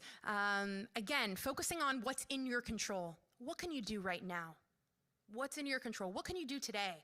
In Cayman, oh my goodness, it's endless for us here. How grateful are you to be here? I know I would love to be seeing my family, that are overseas, but I can hang out with my friends here. I can drive to East End and see the beauty of the island. I can swim in the ocean. I can create family here. I can create family events here with the people around me, and that's incredible. Avoid that black and white thinking and become aware of those cognitive distortions. So black and white thinking is, if I can't go in the office, then I can't do work from home. If I can't travel, then I'm stuck here, right? I heard a lot about that. I feel trapped in Cayman, and that's that black and white thinking, right? There's other cognitive distortions to be aware of, and that's future telling, thinking you know what's going to happen next, or you know what the future is going to bring, or mind reading. All of those things get us in a lot of trouble. Finally, schedule, and routine. So, something that I love doing, going on the beach in the morning and having a coffee, making sure that's part of the day, getting to listen to a really good song, scheduling your time, even in COVID, so that it's not just a lot of waiting around and a lot of disappointment. So those are the exercises, and as I said, we have all these other basic, not basic, but these very important mind care and tips and tricks for our mental health. So making sure you have some downtime, getting plenty of sleep, and making sure you connect with family, friends, and community. So the last thing I want to leave you with is something that I think really helps get us grounded, and that's the serenity prayer. And even if you're not a believer, you're not religious, you're atheist even, I think we can talk about the Creator as opposed to saying God. So, I just find this prayer so powerful. You can even use, please instead of God. But I would say, God, grant me the serenity to accept the things I cannot change, the courage to change the things I can, and the wisdom to know the difference. So thank you so much for having me, and I look forward to hearing your questions.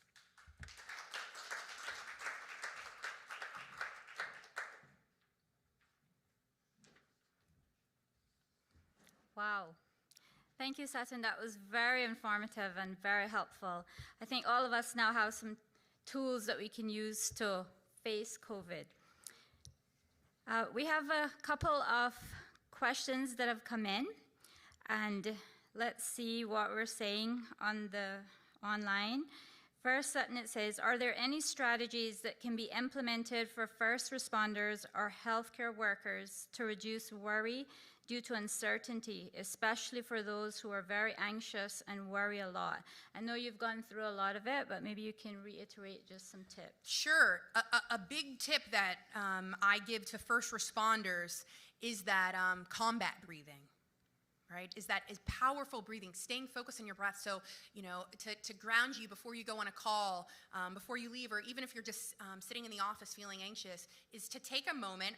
My favorite thing is getting a timer, set it for 1 minute, and see if you can just focus on air going in your nose, out your mouth, over and over again, feeling the air go in, feeling the air go out, slowly. You don't need to count your breath. You don't, none of that. I mean, there are some powerful breathing techniques you can do, but air going in your nose, and then maybe a little bit longer of putting that air out. Air going in, focusing on a little bit longer of the air going out. So that's a real easy one, and the others, reach out to me on Instagram or Facebook, and I'll help you out a little more.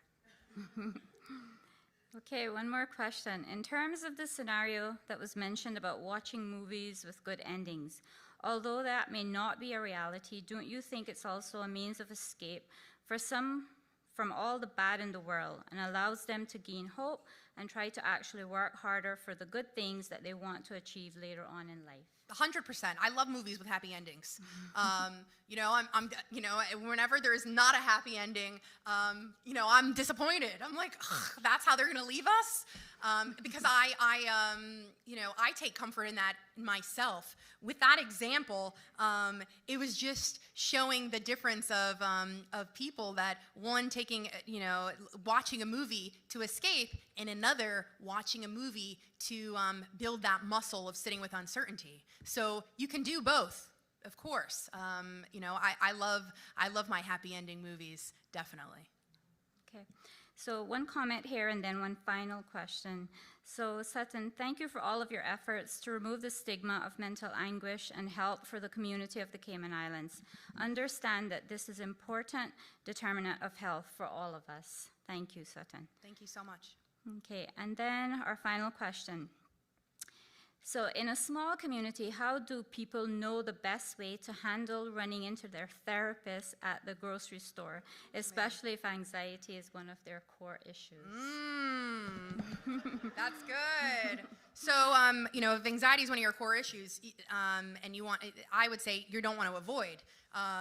For me, I specialize in working with severe anxiety disorders and panic attacks, and my advice would be to walk right up to your therapist and say hello. In Cayman, in all therapists, we say from the beginning, like, if I see you out at an event, at the grocery store, unless you say hello to me, I'm not going to say hello to you. So we don't want to break that confidentiality. But for me, since being in Cayman, it's been weird, being at an event and, someone being right behind you in a line and not saying hi. It's actually even more weird and anxiety-provoking than saying hello. So I tell them, if we're shoulder to shoulder in line at the grocery store or at the, breast cancer gala that's happening tonight, or an event, I'm going to smile and say hello and then turn around. I'm not going to maybe introduce my family members, but I will do a little smile and acknowledge you. So for someone, though, who wants to avoid that, it's really, what are you avoiding, right? And remember, the worst thing we can do for our anxiety is avoid. The worst thing we can do for our anxiety is run away. The reality is your therapist doesn't care. I would say it's hard not to like all of our clients. We learn so much about our clients' lives and, see people in a really vulnerable position. We really are proud of our clients, and our clients become very likable, even in the worst of circumstances. So, I also don't really want to talk about work when I'm at the grocery store or when I'm hanging with my kids. So, I'm not going to do a therapy session or anything, but, it's nice to have a smile and keep on moving. Either way, our feelings are not hurt. So if you're at the grocery store and you see your therapist and it's not time for you, you don't feel like saying hi, don't say hi. It's fine. For us, we've already given you that out that that you need that we're going to remain confidential. But I think for someone with anxiety, we don't want to avoid. So use that opportunity to say hello. 100%. That's a win right there. That is actually that's showing the therapist that you're practicing your therapy homework. Okay. All right. So that was it for this session. Thank you so much, Sutton. Very helpful. Thank you so much.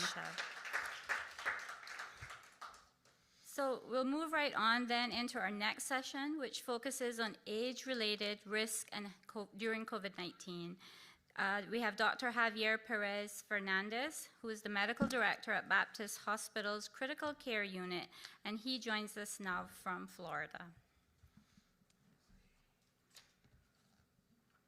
Hi all, how are you? Can you hear me well? Hope it's so.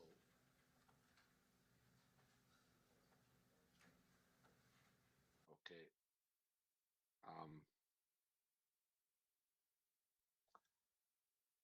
I'm just hoping that you are hearing me well, and you can definitely watch, and you're going to be able to watch my screen.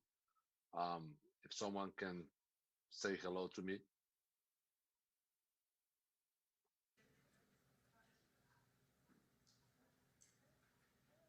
Yes, good, good. So sorry for that. Okay, I just wanted to be sure there was no technical problems on here. The previous lecture has been fantastic, and it's been so entertaining and informative. So I'm hoping to be able to maintain the same tempo here. And so I'm coming, and this talk is being transmitted right now from Miami, Florida. And okay, so I have a problem with the screen sharing, so someone's going to need to help me with that.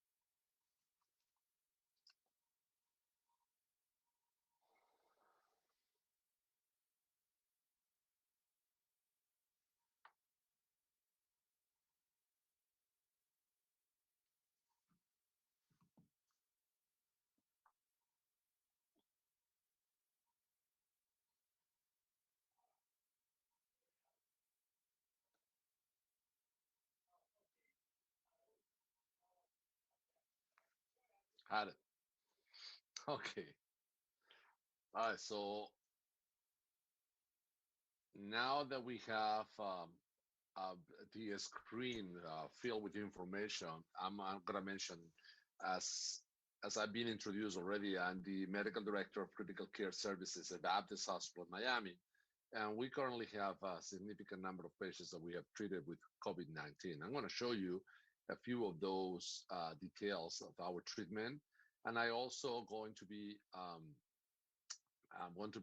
kind of conducting you or driving you through the a little bit of the information on COVID-19 and that affects the people with an advanced age, and how are they essentially coping with the disease, and what are the main recommendations that we're having right now on this. So if you can move I can't really move the slides, and you're going to help me on that. Perfect, thank you. So obviously I am here because of Baptist Health International. We have a 24/7 service for those of you.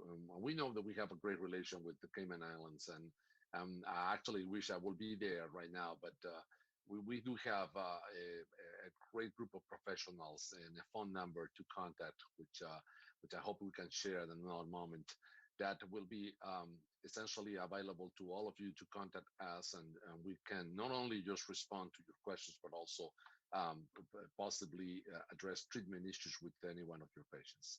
What I mentioned here is, as October 14, 2020, this is the number of cumulative deaths that happened due to COVID-19 worldwide. And as you can see, some countries are more affected than others. And Europe in general is being very seriously affected. The United States, Mexico, Brazil in America, and India is currently having one of the highest cumulative reports of prevalence and incidence. Next, please. So when you look into the number of deaths here, the United States have the number of deaths that's probably one of the highest. It's just the highest in the world right now. And Cayman Islands is in the bottom there on the list. So there's actually well-contained measures on Cayman Islands that are protecting some of your patients, obviously. Next, please.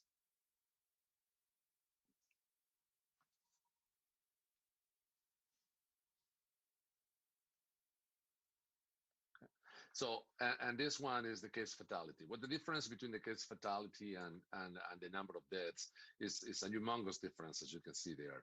And what the case fatality indicates is the number of people that are being diagnosed and the number of deaths that are from those people. Obviously, the United States was number one on the number of deaths. When you look into the case fatality, it goes middle down from the list, and that will be definitely because of the number of testing that we're doing, etc. Next.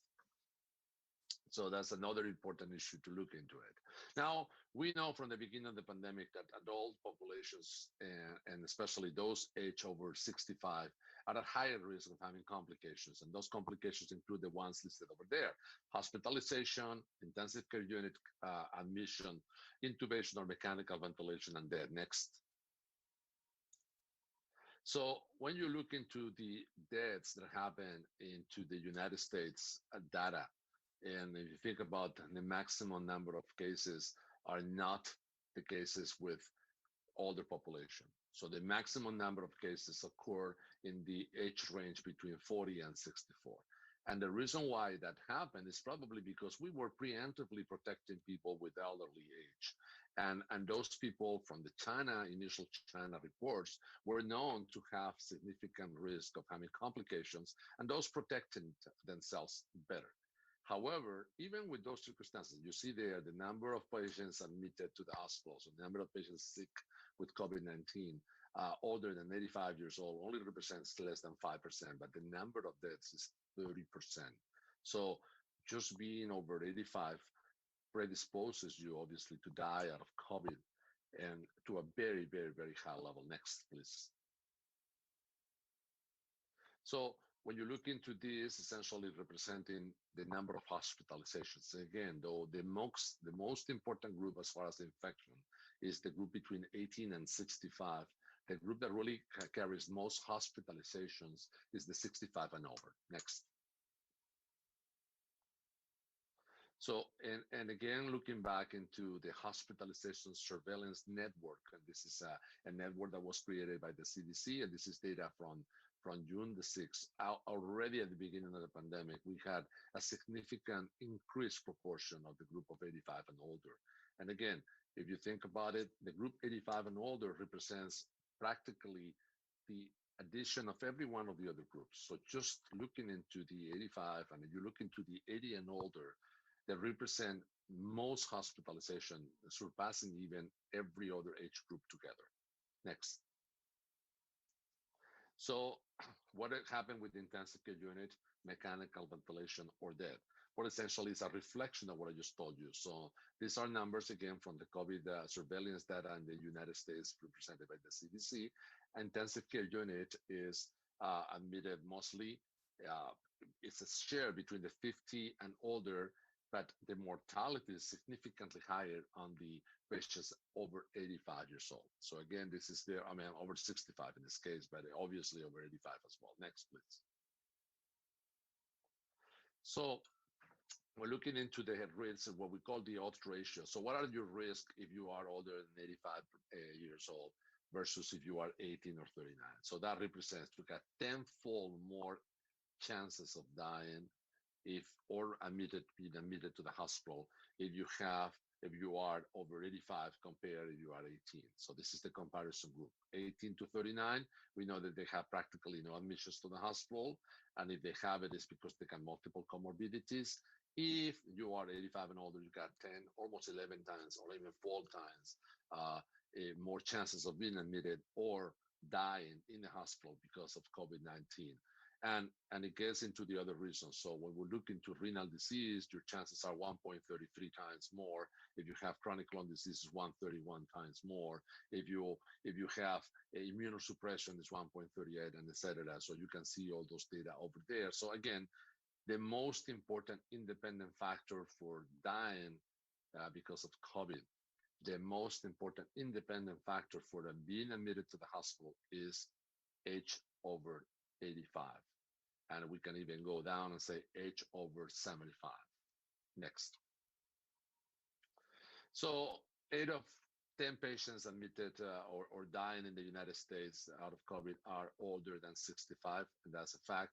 This has not changed from the beginning of the pandemic, has not changed even with the number of patients admitted being more and more and more.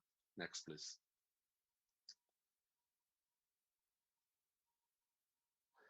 And again, this is the underlying conditions, and that's an important issue because you all hear that patients with COVID that die in a hospital have multiple comorbidities, and those comorbidities are listed there: hypertension, obesity, diabetes, cardiovascular disease, neurologic disorder, chronic lung disease. All those problems affect people with COVID-19, and they predispose you to being admitted to the hospital. They predispose you to die. Next, please. So thinking about the factors in each group, see, people who have been admitted, and that's the important part of this slide, to show into the group on the left side of your screen, which is the fact that those patients that are younger patients, the patients that are 18 to 50, 18 to 49 years old, and those people that have been admitted to the hospital have significant number of comorbidities, and those are obesity mostly, hypertension, diabetes, and asthma. Next group 50 to 64, obesity, and group 65, obesity. When you look into that, obesity is a common factor on these 3 groups, and it's one of the most important independent factors of having problems because of COVID. So if you think about multiple issues across the line, age, diabetes, hypertension, probably the most important independent one after age is excess of weight. Obesity. Next, please. So, and also looking into the hospitalization, those patients who had more than 3 conditions represent 60% of the hospitalized patients in the US. That indicates that, again, the more comorbid conditions that you have, so you have hypertension, you got diabetes, and you're also obese, you got pretty much 60% chances of being in the hospital from the entire group of patients that are being in the hospital. Next, please. And again, when you look into death, those people who have 3 or more conditions are the more prone people to die. Those who have no conditions are actually the less likely people to die or to be admitted into the ICU or to be ventilated or having major complications out of COVID. Next, please. So how would you do to protect yourself? How would you do if you're over 75 and you say, well, I mean, I see that and my chances of dying if I get COVID are 11 times more than yours, put it that way. And my chances are not only I am 85, but I also have 3 or 4 other medical conditions, which is not unusual if you are 85. So I do have diabetes, I have hypertension, I might be a little bit of extra, overweight, or maybe I have other problems. So what can I do to protect myself? Because obviously, if I catch this COVID-19, my chances of dying are significantly higher. And I certainly don't think that I want to be in that group. Well, obviously, reduce the risk of getting COVID. That's number one factor, so the prevention. Then how can we really do that if we have to live in our society and not everything can be done this way? So let's next, please. So reducing the risk of catching COVID. Well, it's especially important that if you have any other medical condition, you try to stay away from COVID. That's obvious. So you have to limit your interactions with other people as much as possible. This is a reality. And this is an example of what we're doing. We're doing a virtual conference nowadays, which hasn't happened before. A lot of people are working from home. But the problem begins when you're 80, 85, 78, and you have grandchildren. You want to see them, and that's a problem that we are going to encounter, obviously. So when you have to see them, you have to take precautions to interact with these people. And obviously, contact your healthcare provider if you feel sick immediately. Do not wait, because one of the things that we're also seeing in patients with other conditions or patients actually that suffer complications is that they take too long sometimes to contact their healthcare provider out of fear of being, in a way, maybe marked down that you might have COVID, that people don't want to talk to me anymore, they're not going to want to visit me, and etc. So that's very important that you contact your healthcare provider rapidly. Go ahead, next, please. So if we're going to a public event, what are we going to do? Well, number one, there's no zero risk. It doesn't matter if we test everybody. It doesn't matter if we have tested every single person prior to coming into the test and to the event. It doesn't matter. The zero doesn't exist for COVID-19 because a test only is as good as the prevalence of the disease, but also is as good as your own immune response system. So you might actually have a test today, and you might get sick 8 hours later. And if we repeat the test 8 hours later, you might have a positive test then. So you might be coming into an event with a negative test and then still being infectious and still possible being contagious for other people. That might happen. It's obviously not as high as if you don't have any tests, but zero doesn't exist. So you still need to present and maintain everyday preventive measures. Keep handy mask. So your mask needs to be always there. Barrier methods are clearly protective. Now, we don't know how much protection a mask offers or confers to everybody, and we understand that. We also have a lot of discussion nowadays on what mask, how are you going to use it, whether a cloth mask is necessary, whether it's a surgical mask, whether it's what. So we still don't know all the details, but it's clear that if you place something in between you and the other person's transmission, the other person's air, you are going to have some more protection than if you don't have anything. So using a mask seems to be an adequate measure to prevent. But more important than the mask is the distancing. So is as important or even more because the distancing reduces significantly and proportionally the risk for you to transmit the disease based on either droplets or even aerosols. So that's very important. Also, we cannot forget to use hand sanitizer or wash our hands frequently. And that's very important. And also, it's very important to consider that if you're wearing a mask, but the other person doesn't wear a mask, it might be actually placing you in a higher risk. So avoid those people that they're not wearing a mask. And again, These measures that are everyday preventive measures are increasingly important in people that are with more age. And that's obviously a very, very, very strong message that we need to transmit. Next, please. So what about a family event? Because we all have a life and we all have family events, and our, kids get a birthday and we want to go there, and the grandkids are tremendously important for grandparents, obviously. So, well, unfortunately, we're going to have to delay or cancel, especially if you have symptoms or if we think that anyone in the family had been near someone that has been infected. So unless you can essentially go back to your life for the last week and be sure that you have not been in contact with anybody that could be suspicious, you need to consider yourself outside this event. And again, that goes beyond the person who is the older person. It just goes to the younger person, because that is the one that is going to transmit the disease to the elderly. You also have to monitor yourself closely before and after the event. If you happen, there's no way that you can, there's no remedy, and you still have to go to this event, well, then you need to consider to be careful after that event for some period of time. Then also wear the mask if you feel uncomfortable in the event. There's nothing wrong with that. And I think everybody really understands that. But there's absolutely nothing wrong. And if you need to protect yourself, you got other conditions, you got an advanced age, you need to protect yourself. And this is something that we all need to understand as well. You also need to think about it. How many people are going to be there? Are every one of those people in a way traceable to me? Traceable means, can I know exactly where they've been, their whereabouts? Can I trust them if they tell me they have not been in contact with anybody? Also, can I get a space between people on that party? If I'm going to be reunited with people in a single small room, and we're all going to be around a round table, and we're going to be 10 people there, and there's not going to be a 6 feet space between us, it's probably not a good idea to do that, especially if you're not wearing a mask, especially if you're going to spend an amount of time there that's significant. Is the event indoors or outdoors? There's significant evidence that outdoor events transmit or has less chances to transmit the disease, especially if the other measures are maintained.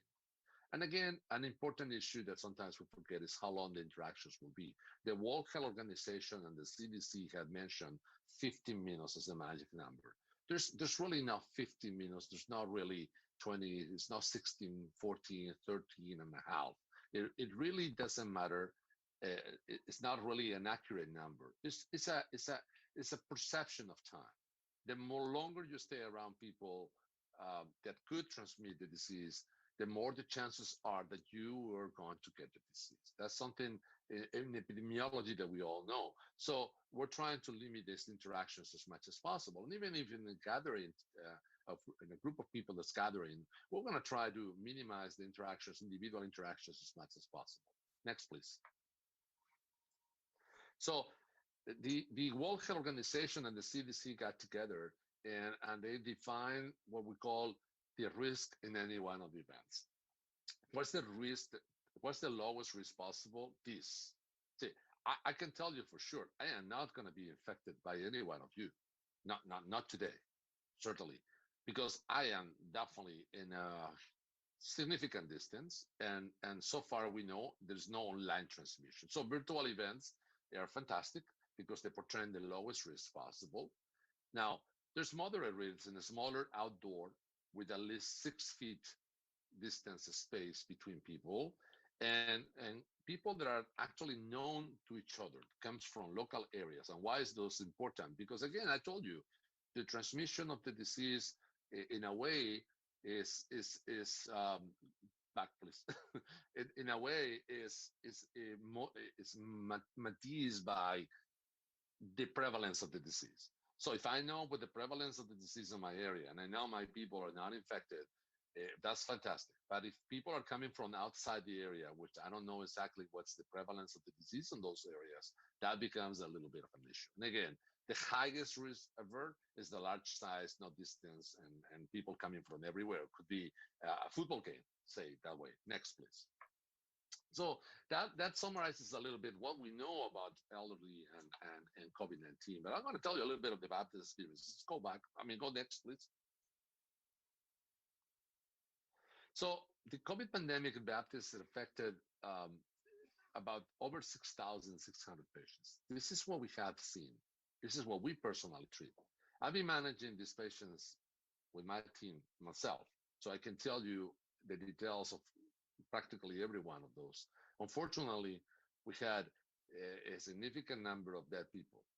189 people had died in a Baptist hospital. Baptist hospital alone, we treated over 2,000 people at this point. As of September 4, we have treated 1,900 people, 1,982.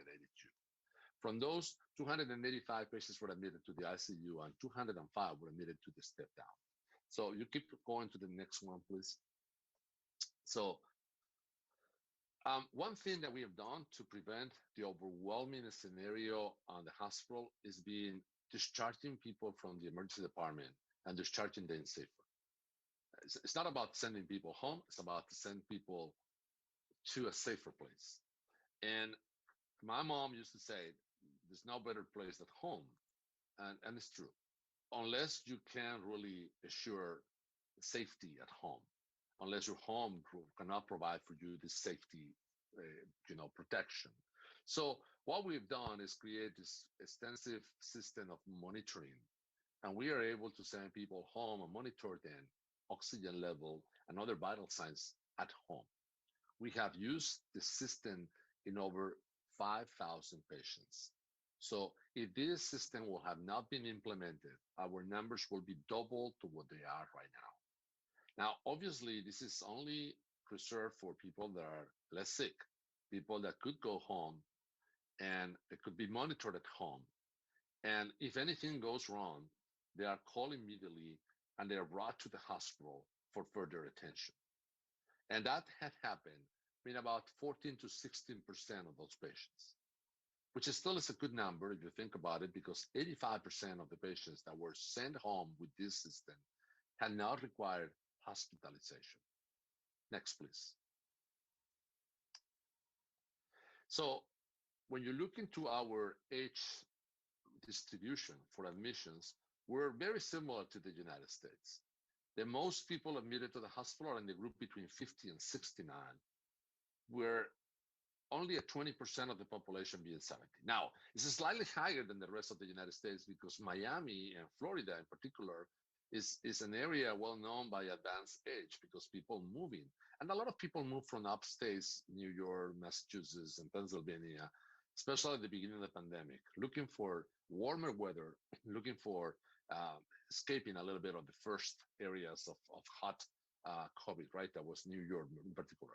Next, please.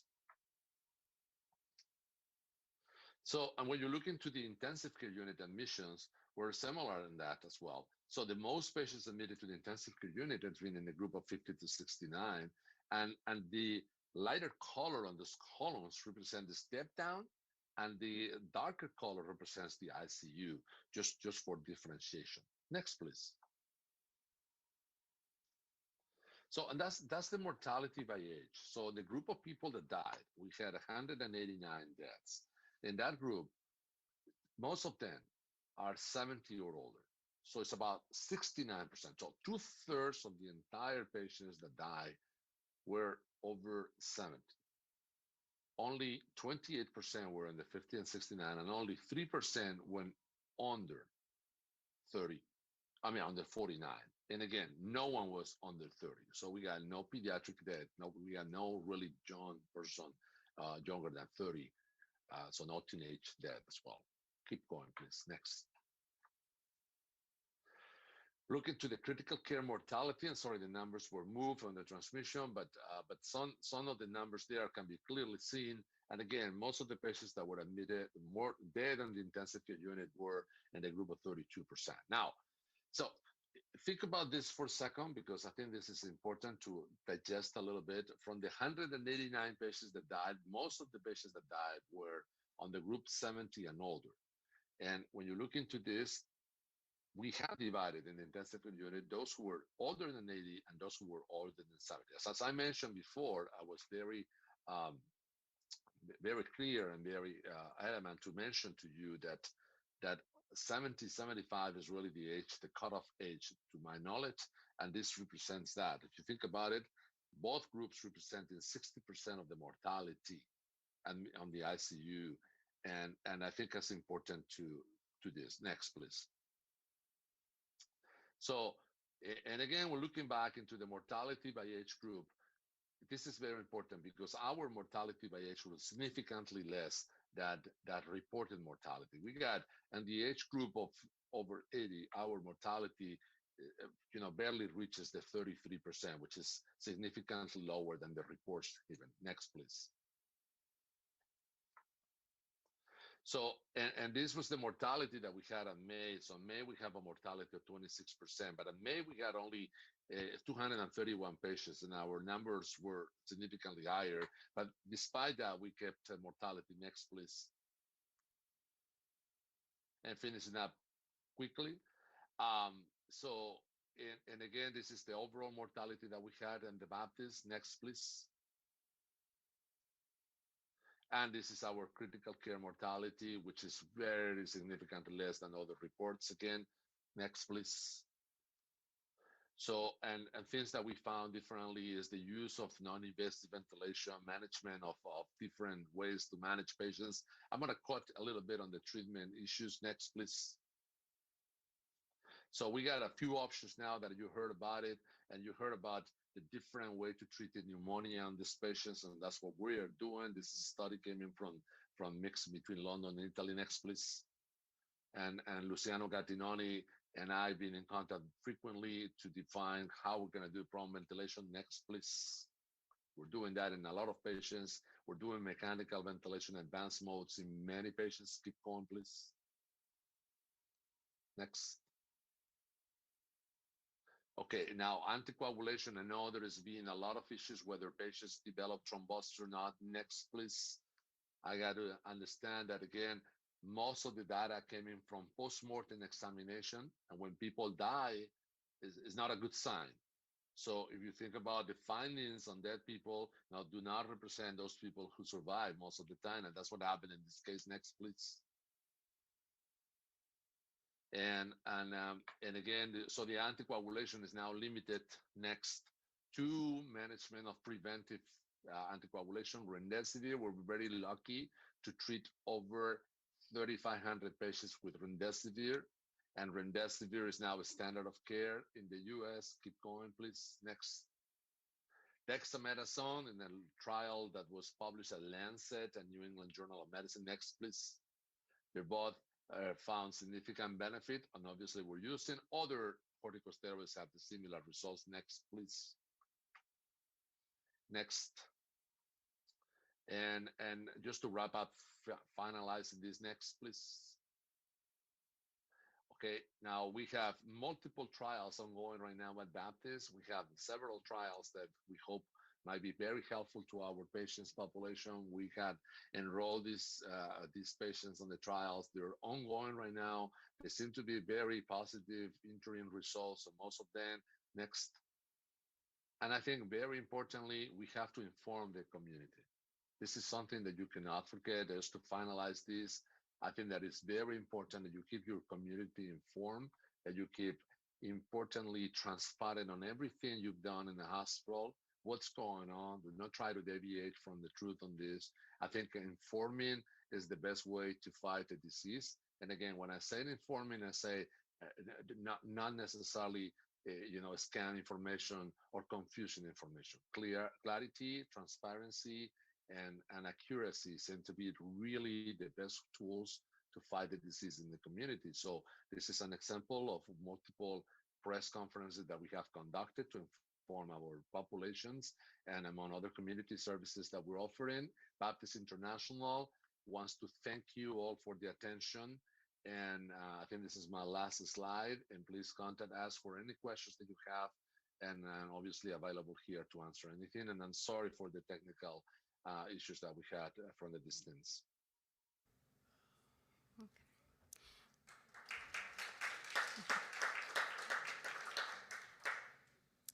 Okay. Thank you, Dr. Perez-Fernandez, and we just want to remind the viewing audiences that if you have any questions for Dr. Perez-Fernandez, you can still submit those on healthcareconference.ky, and that those will be answered in the next coming week. So, following on, we wanted to now invite Dr. Delroy Jefferson, who is the Medical Director for the Cayman Islands Health Services Authority, to present on telemedicine in Cayman, keeping patients connected. Dr. Jeff, as we call him, is a key member of the Healthcare Conference Committee and has worked diligently throughout this crisis in his position at HSA and as chair of the National COVID-19 Clinical Task Force. Dr. Jeff.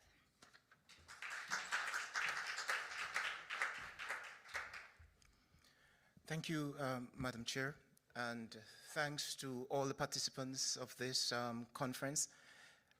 This year is a very special year for us in the Cayman Islands, as it is everywhere else in the world. COVID has come and it seemed to be here to stay. At least it's staying longer than most of us anticipated and most of us hoped.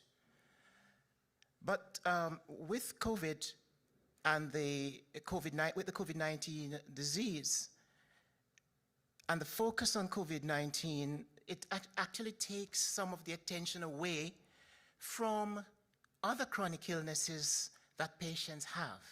And because patients have, because of the COVID-19 pandemic, it doesn't mean that they are not patients whose care must be continued.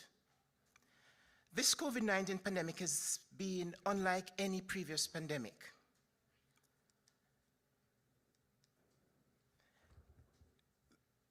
I want to spend some time just speaking to my colleagues who've been in Cayman, just to say a big thank you for all the clinical colleagues who have been very resilient. They have taken the time out to look at options, different options to address difficult situations and to look at other ways and other means of reaching their patients and keeping their patients connected. So a big thank you to all the physicians. One of the things, and other healthcare workers who have taken the time out to research. At the HSA, we joined with colleagues from Health City, we joined with colleagues from the Doctors Hospital, and we came together to formulate strategies whereby we could create and enhance the armamentarium that we needed in order to face this very tough clinical time. The unprecedented rate of spread of this coronavirus, along with the international travel, the ease of transmission of the virus, the variability of symptoms, has caused there to be a need for social distancing. Hence, one had to have another mechanism whereby we could continue to provide health care for our patients. We had to look at other solutions globally. Now, before I tell you a little bit more about what we've done in the Cayman Islands and a little bit more about what telemedicine is, I want for you to spend a little time now looking at one of our visiting consultants. Now, Dr. De Sola is a rheumatologist from the United States who would visit Cayman twice per month and provide rheumatological services for the patients within the Cayman Islands. In the wake of the coronavirus, he was unable to visit, and so he continued to be connected with the patients through telemedicine. So listen with me for a minute.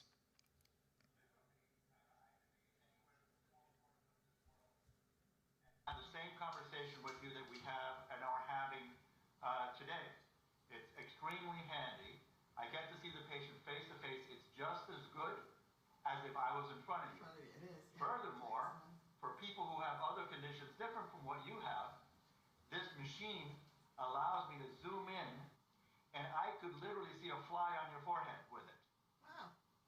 It can zoom in, and I can all the way in, and I could see your fingernails up close if I had to. Wow. Wow, excellent. So it works quite well, and at the same time, I have full access to your medical record, so I can see your medications, your allergies, I can see your scan reports, I can see everything. So it's every bit as good as if I was standing right in front of you, across from you on that desk next to you. So it's worked out beautifully. It's worked out beautifully, and for somebody like me who's a consultant from overseas, not only does it save time and money as far as flying on airplanes and so on and so forth is concerned, it's very, very handy. The whole hospital system is taking advantage of this as well, because no longer do they have to fly me over in hotels and everything else. I'm doing the same identical thing that I was doing when I had to go in person, but I'm doing it through this machine. And I can prescribe through here as well. Wonderful. And the prescriptions go directly into the pharmacy. Great. So it's all electronic, and it works quite well, and very efficient is what it is. Extremely efficient. Yeah, it's been an excellent session. I've enjoyed it. It's good. Yeah, of all the people that I've seen today, everybody has been extremely receptive, and most of them are going to come see me again on this platform of the computer. Eventually, I will have to go to the island myself again to do some procedures and so forth, but by far, maybe 95% of the cases, I'm going to be seeing like I'm seeing you right now on the computer. On this robot, like they call it. It's working very well and very efficient. Yeah. So I'll be back for sure. Wonderful. I was a bit reluctant at first because I wasn't quite sure what to expect when Dr. Cummings said they'd be using a robot. But then once Michelle explained it to me, it was quite comfortable, and it's been an excellent session. Dr. De Sola, it's my first time meeting him, and I feel like he's in the room. You know, it's been a good experience. I've enjoyed it, and yeah, I'm excited to continue using it. Yeah, you miss the travel. Whether you go to Miami to see the specialist or the specialist comes here, but it's Okay, I think you got the gist of it, and you saw where Dr. De Sola was able to interact with his patient, who, by her own testimony, she enjoyed the interaction, and she was able to get her clinical symptoms addressed with interaction with the rheumatologist. Telehealth has direct and indirect role in reducing the spread of this infection, in this infectious disease, by enabling physical distancing and by tracking symptoms and outbreaks, and by supporting policy makers in anticipating the needs and the decisions as are appropriate to be made timely. Now, in the Cayman Islands, we're trying to keep the health of patients at home, and essentially, with the use of telemedicine, we are succeeding to some extent in being able to have patients remaining remotely. You heard our Baptist colleague speak about virtualizing patient care, and essentially that is what telemedicine affords. The virtual care is amongst the best recommended solution for social distancing. The patient who is being seen virtually is kept away from other persons, and so the interaction that that could potentially cause the spread of COVID-19 is removed. It is a beautiful solution, and one of the solutions on the screen, you'll be able to see this Solo, which is a new technology that is produced by InTouch Health, and the Cayman Islands is currently in communication with this group in order to look at this option. So then, what is telemedicine? Telemedicine is the use of telecommunications technology to support the delivery of all kinds of medical diagnostic and treatment-related services, usually by doctors, and I've left that doctors underlined in the American Academy of Family Physicians definition. The practice of medicine using technology to deliver care at a distance instead of in person, and usually involves meeting with a doctor through live video chats and chat. This contrasts with telehealth, which uses a wider variety of remote healthcare modalities. It goes beyond the doctor-patient relationship, and it involves electronic and telecommunication technologies and services used to provide care at a distance. It includes such modalities as interactive live audio video, mobile audio, store and forward video conferencing, remote patient monitoring, remote interpretive services, and so on. We in the Cayman Islands have been very fortunate in that we've had the opportunity, and because of the resilience and the innovation of the various colleagues, we've had the opportunity to keep quite a number of patients at home, and we've been able to use various techniques to liaise and to monitor what's going on with our patients.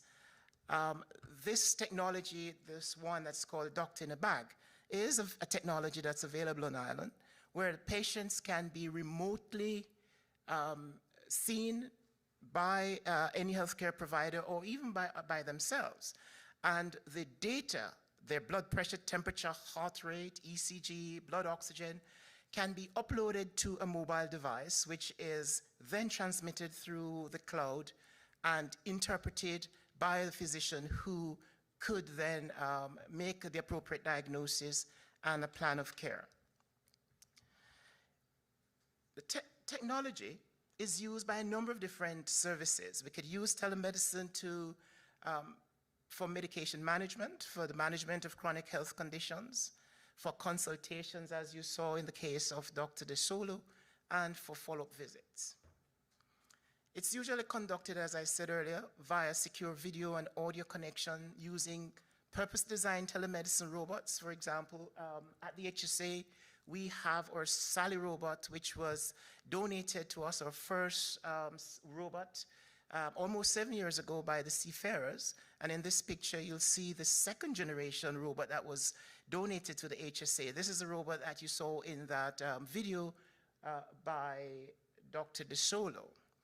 So telemedicine usually involves the physicians, but telehealth takes into consideration all of the other caregivers, from the physician assistants, mental health practitioners, dietitians, social workers, paramedics. Anyone could use the various modalities to provide virtual health care for patients. At the HSA, we've been using the robot for some time for teleneurology. So we've been accessing overseas neurologists, and that neurologist has been providing tertiary care for some of our patients. But most recently, we've been using it for telepsychiatry, teledermatology, or dermatologist who normally visits twice per month. She continues to have her clinics where she sees our patients remotely using the robot. We've also been doing teleradiology for some time. There's one that is missing from that list available at HSA, and it's intensive care, because we've been using the robot remotely to review some of our intensive care patients and have provided access to tertiary care facilities overseas so that they can see what's going on and provide some support as well. There are other specialties that use telemedicine: teleophthalmology, teleoncology, obstetrics, rehabilitation, and telepathology. How long has the telemedicine been in use? Well, in the Cayman Islands, we've been using telemedicine for the past 7 years with very good results. But video conferencing first surfaced in the early 1960s. In fact, in 1925, we had a journalist who he was involved in journalism as well as involved in doing a number of inventions, and he speculated that by 1965 we would be remotely seeing patients, touching and feeling patients. And even though we have not really gotten to that point yet, the technology has evolved. And over the past 30 years, there's been a lot of strides in the technology. It's now becoming more accessible and cheaper. But the coronavirus, the COVID-19 pandemic, has put some adrenaline in the use of telemedicine.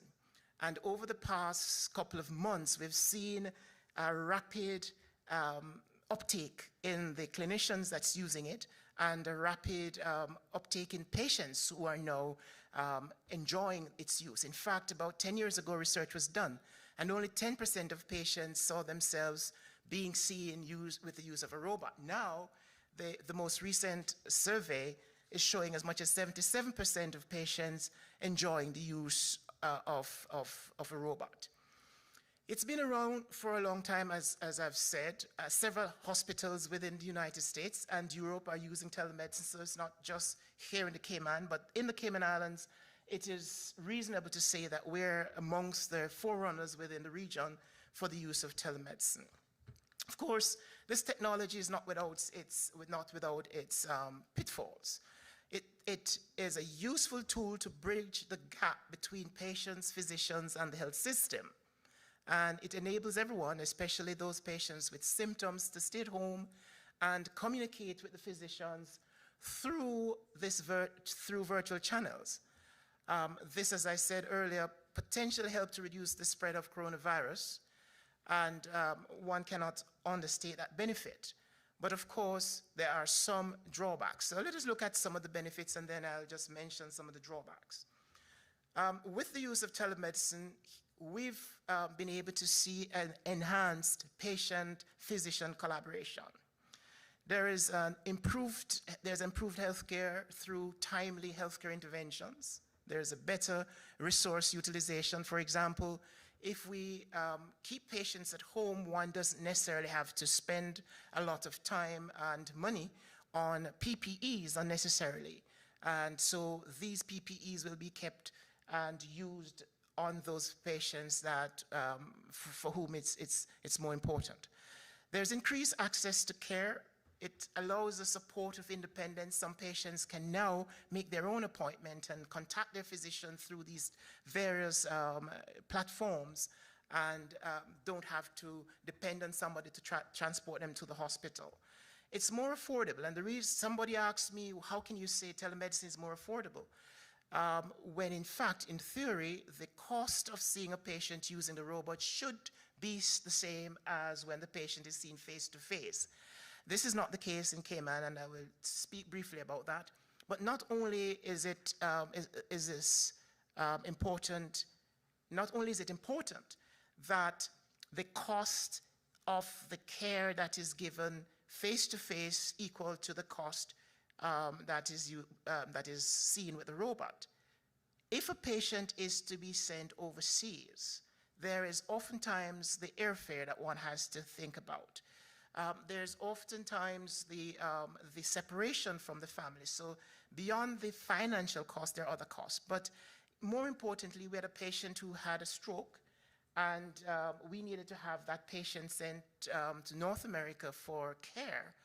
And the cost that was quoted was almost $500,000 US as a down payment prior to him being put in the air ambulance. So one is able to see that that itself is a very expensive undertaking. We chose to use the robot, and we contacted the specialists in North America, and the total cost of care was just over $10,000. So you could see the cost saving. It's very convenient. Of course, there are downsides. There are fewer in-person consultation with patients. Some patients think that this is an impersonal, they don't have the touchy-feely experience as they do when they're with the face-to-face interaction. In some cases, the internet connection could be very poor. There's some limitations. Of course, you can't take out the gallbladder remote by using telemedicine, and I cannot send a lozenge to the premier for his sore throat by telemedicine. But nevertheless, there are some good applications. Sometimes training is required. Of course, with the modern equipment, it's not as a significant thing. And then one sometimes forgets that the elderly are sometimes not as computer savvy, and so it's not as useful. Let us just spend the last few minutes looking at the perspectives from some of our local providers. I, in preparation for this presentation, got in touch with some of my local private sector providers to hear their views on the use of telemedicine in their practice locally during the pandemic. And an ophthalmologist shared that I use telemedicine to access urgent eye complaints such as red eye, blurred vision, eyelid infections, and so on. The office, and so on. The patients seem to prefer this because they didn't have to come in, but this ophthalmologist had a problem in that the reimbursement from the insurance was poor and not worthwhile. One of the orthopedic surgeons said that I did a lot of computer-based case during the lockdown, and the experience was not quite the same as the face-to-face. However, he recognized that telemedicine could be useful for the sister islands, where the sister islands population could have access to specialist care here in Grand Cayman. He ended by saying, I'm all for it. One of the dermatologists says that in dermatology it's useful for some conditions such as rashes, acne, hair loss, and some lesions. She found it less appropriate for skin cancer surveillance. And again, the issue of insurance providing support, insurance companies providing support was raised. We had an internist who opined that the patients were happy overall to have continuity of care without having to leave their homes. But again, the issue of insurance reimbursement was highlighted. Another orthopedic surgeon had glowing comments. He said, telemedicine is very successful. I've used it for new consults, follow-ups, post-ops, etc. Patients seem to like it much better. There's less travel for them, though timing and connection is sometimes an issue. And he sees this as a helpful adjunct. Essentially, many of the local providers were very impressed with the support that they got with the use of the telemedicine being available to their patients. However, one overwhelming comment was that the insurance reimbursement was not adequate. So telemedicine has grown in the Cayman Islands significantly over the past few months thanks to coronavirus. Prior to coronavirus, it was something that was not very well known, and notwithstanding this, there's been some advancements in the Cayman Islands with respect to the use of this technology. Already in Cayman, we've been asked by some of our neighbors to provide them with our copy of our national policy. We have a national telemedicine guidance policy, and we've had persons asking us to provide them with some copies of this. We have a billing framework that is already in place, approved by the Health Insurance Commission. We have a number of protocols and policies. For example, we have a stroke policy and protocol and a few other policies that's already there. I've mentioned some of the barriers that exist. There's a need for national telemedicine strategy and a national telemedicine strategy. Now, we have a national policy, but there are some need for some strategies with respect to ensuring the adequate reimbursement by the insurance companies, etc. There's some legal and ethical consideration that one needs to take into consideration. For example, the physicians who see our patients overseas, should they be registered with the Cayman Islands Medical and Dental Council? And a few other questions that are not yet answered.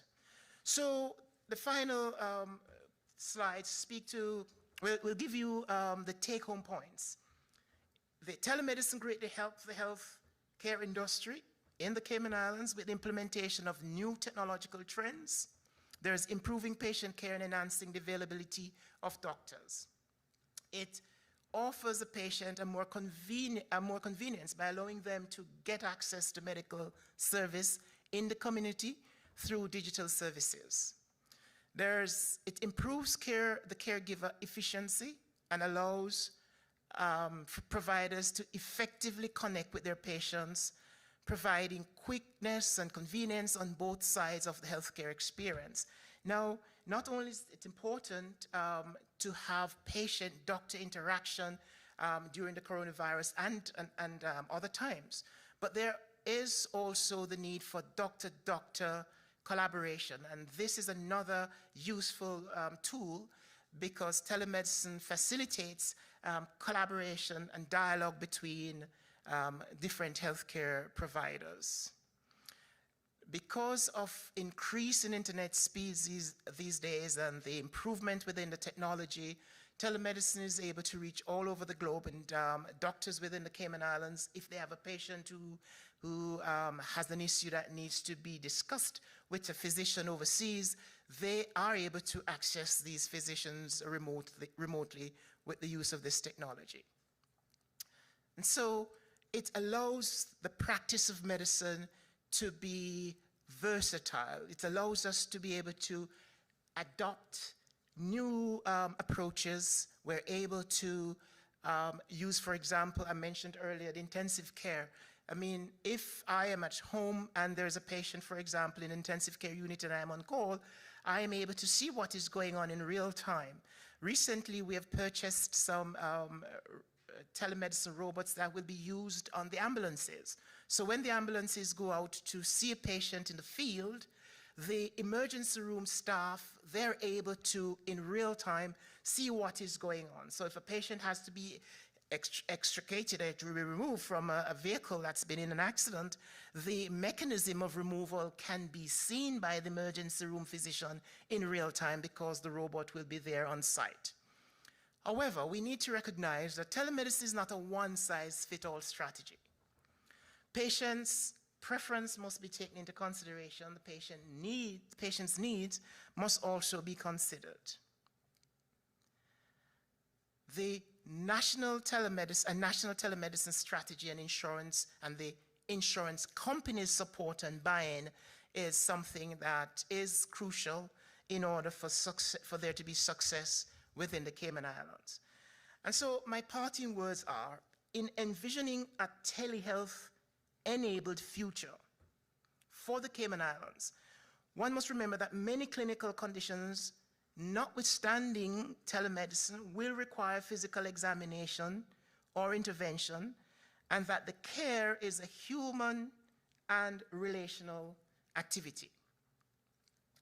In Cayman, the health sector leads the region in the use of telemedicine technology. The COVID-19 pandemic represents a real opportunity and an incentive to further develop and advance telehealth solutions and to build on what already exists here within the Cayman Islands. The use of telemedicine will continue to improve within Cayman as more and more persons are finding out about what's available, as more and more patients are becoming comfortable with this new approach, and as more clinicians are becoming comfortable with the new approach. Again, there was a survey that was done, published by patientengagement.com, which showed that whereas only 10% of physicians embraced telemedicine 5-6 years ago, now that has increased to 70% thanks to the coronavirus. Thank you very much, and a big thank you for your attention.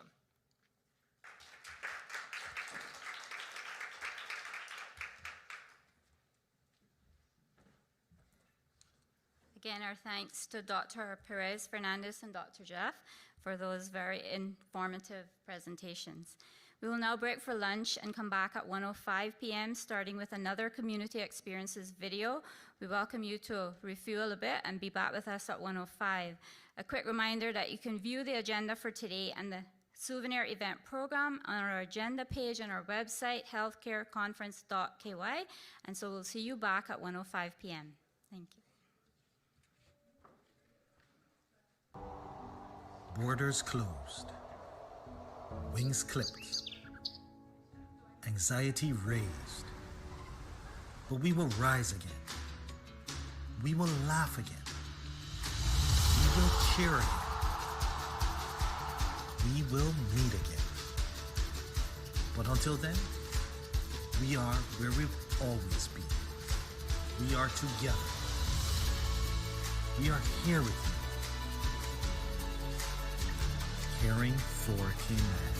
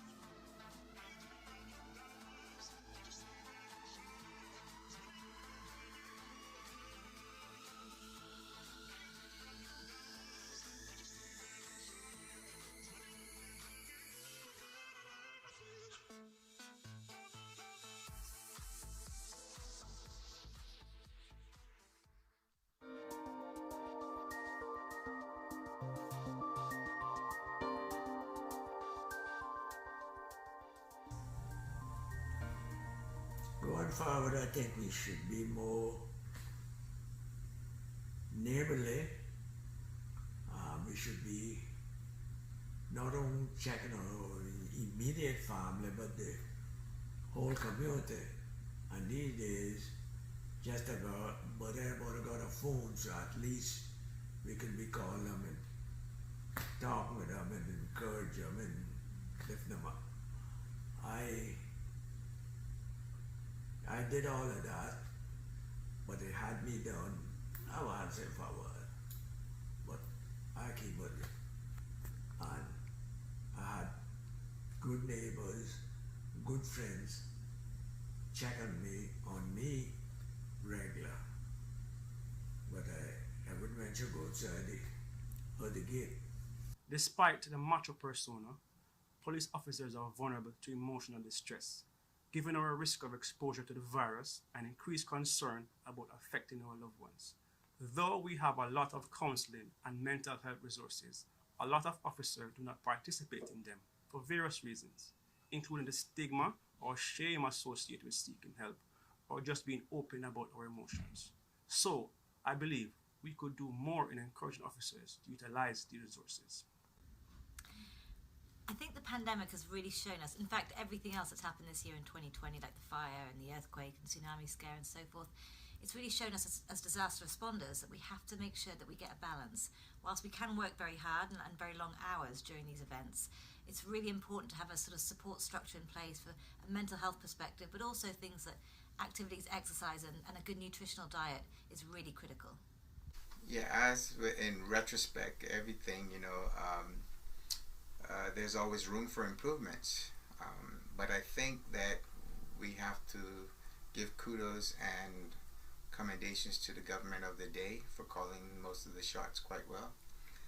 But one of the things that I think that we can improve on is that we make provisions for others, but for co-workers that may need isolation, I think that we should render some assistance, keeping them in the loop by FaceTiming or calling and let them know what's going on, so that when they're out of isolation they can jump right back in.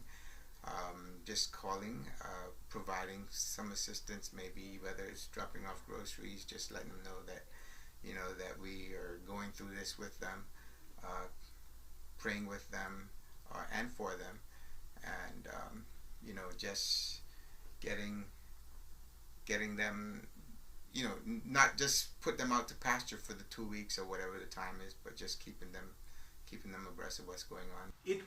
I would say it went two ways, because of course, from the perspective of outpatient care, there has been a lot of anxiety in the population, so patients refrained from seeing their doctors, so sometimes they also waited on their symptoms and seeking help too late, so there were quite a few acute coronary syndromes, heart attacks, also because of that.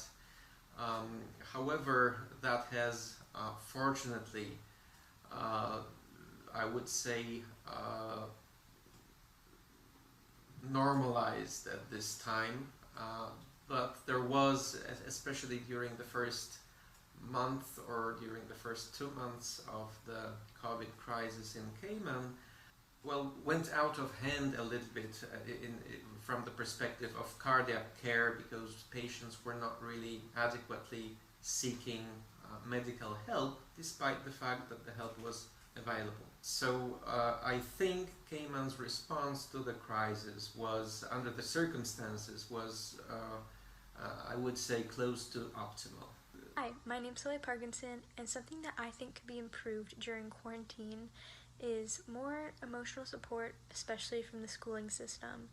I know many students suffered from feeling behind or feeling unsupported by their teachers and counselors during online schooling, as it was harder to be in touch and there was a lot more to do when there was not as much communication. I also think that during quarantine, it was important to have a stronger connection to the community, as many of us felt kind of segregated and stuck It would have been amazing to have new ways to connect to the community while still in the safety of our homes and being protected from COVID-19.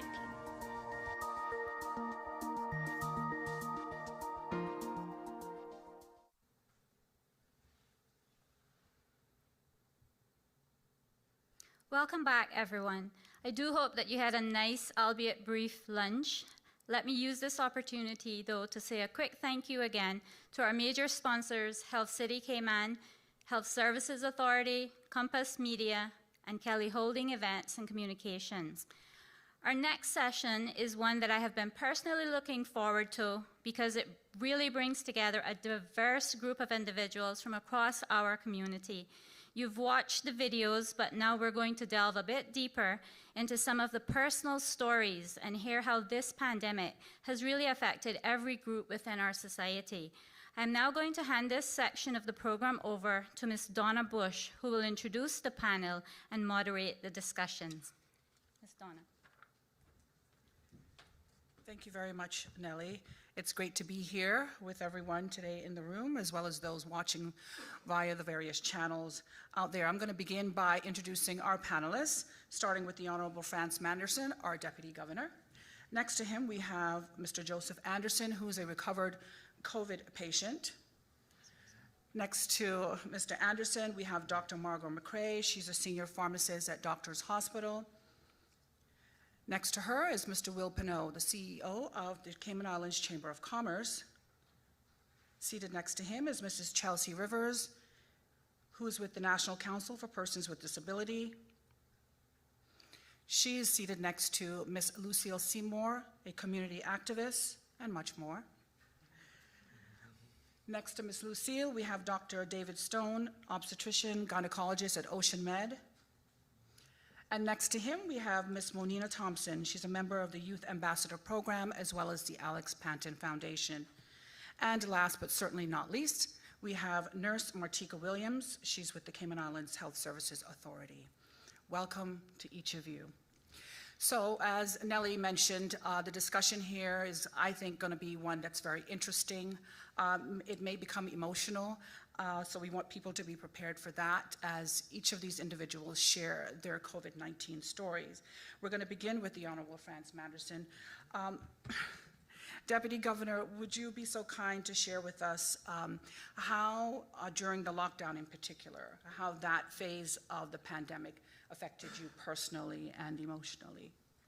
Thank you, and good afternoon to everyone. Minister Seymour, thank you again for putting on this conference at this particular time. It is so badly needed for all of us to sort of get an opportunity to speak our stories, but also for the public to get the very latest in what's happening around the world. And good afternoon to my member of the panelists. It was so great to meet our new nurse down there. She was such a passionate individual. Ms. Lizette, you have a superstar on your hands. Meeting a Caymanian who just recently graduated from the nursing school, it was a real pleasure to have lunch with her. I'm very proud Caymanian lady. So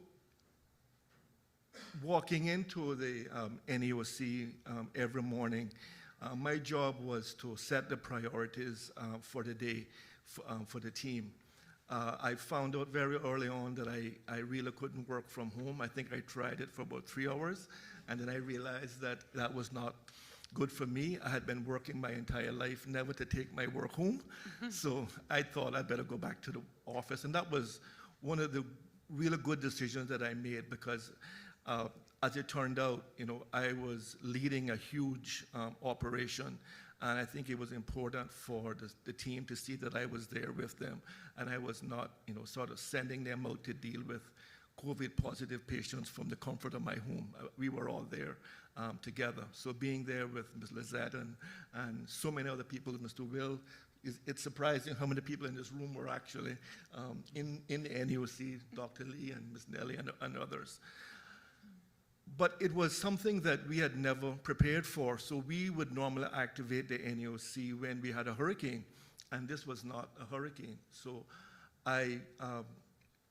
it really was something that we were not prepared for. And I kept thinking, okay, Franz, how how is this affecting you personally? What are the things that you're doing differently? And I also tried to pass that on to the people that I was leading, is that, so, I was fortunate that every morning I would drive by my mom's house, and then, I'm very close to my mother, and whenever I went to her home, I was able to hug her and kiss her, and then all of a sudden I was told that you can't hug your mom. And that was a very strange experience for me. Actually, when the pandemic hit and we were getting a number of positive persons, I didn't even go into her property. I would stand at the gate and speak with her in the mornings, and that really affected me. The thought of me not being able to hug my mom, for me not being able to take, the thought of something happening to my mom was really scary, because if a hurricane was coming, I knew I could go and board up her home and take her to my house and she would be safe.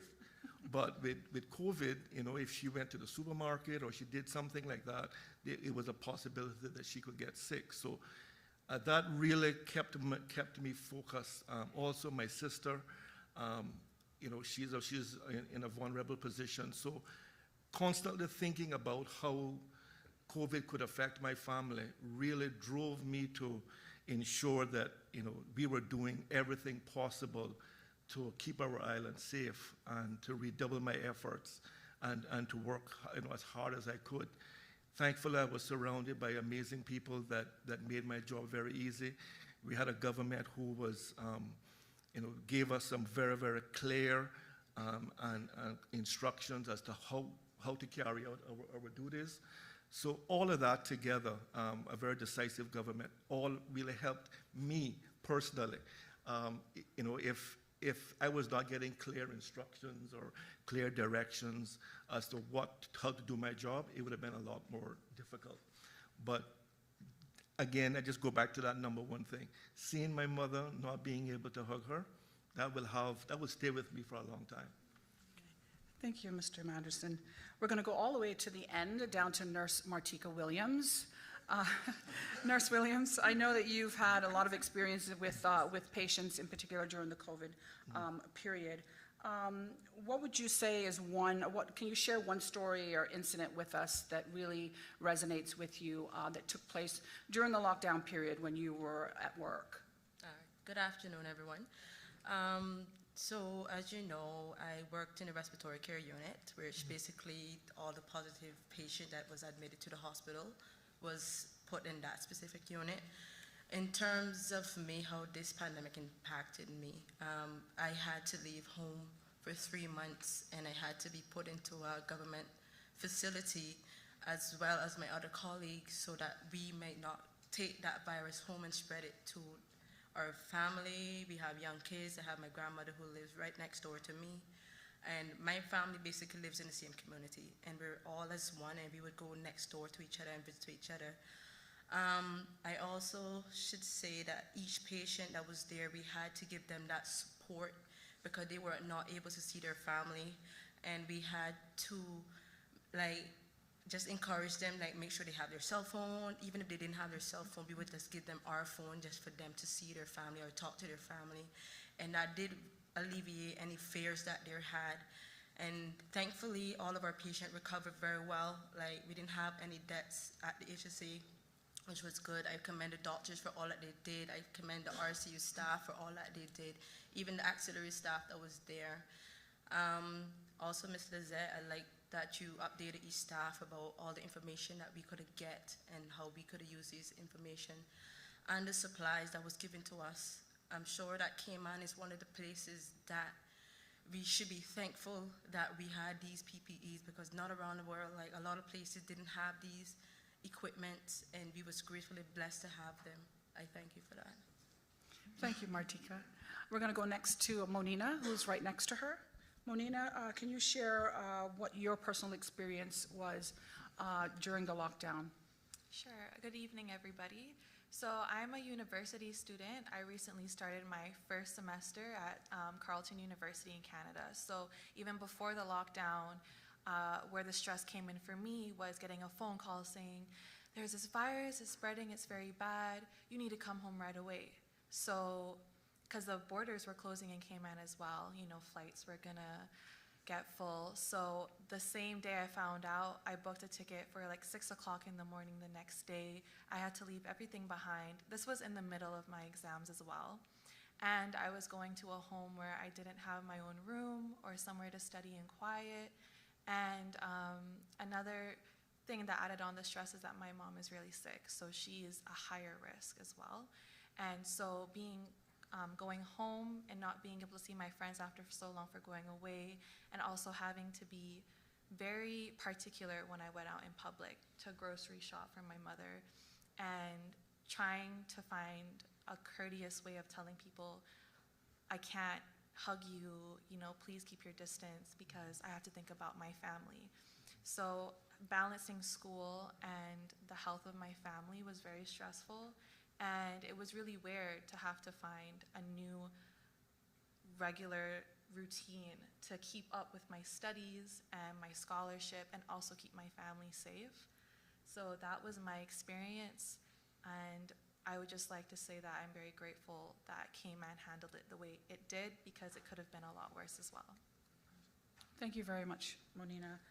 Dr. Stone, if you would share with us a particular story or incident that really stands out to you that may have occurred during the lockdown, during the pandemic. If there's one thing that really stands out to you, if not, if you could just share your personal experience with us. Thank you, Donna. There's so many stories that I can think of. My background in obstetrics and gynecology affords me the blessing of being able to bring life into the world. And that is always a comfort, because despite how difficult and challenging cases and situations can be, I'm always raised up by life. And I was sharing with Honorable Seymour that about 2 hours ago, we brought the newest member of the Cayman Islands into the world. And that's, again, the circle of life and how uplifting it can be. I think for me, you may have heard here in the panel, it sounds like a family affair, and I'm no exception, because what I think of most is my family. You know, we're nothing if we don't have our family. At least that's the way I feel, and I think a lot of us feel that way. In January, when we were all together for the holidays and I said goodbye to my family, I was thinking they were going to come back in March. I have my son who was off to school, and my daughter in middle school, and my wife was up in Michigan, where I'm originally from, taking care of my daughter, and even my dog was up there, braving the cold, and I thought that was going to be the hardest part.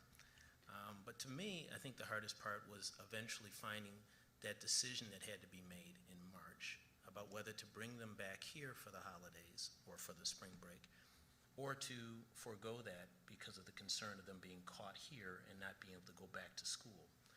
Well, as fate would have it, they shut down school, but we had already made the decision for them not to come here.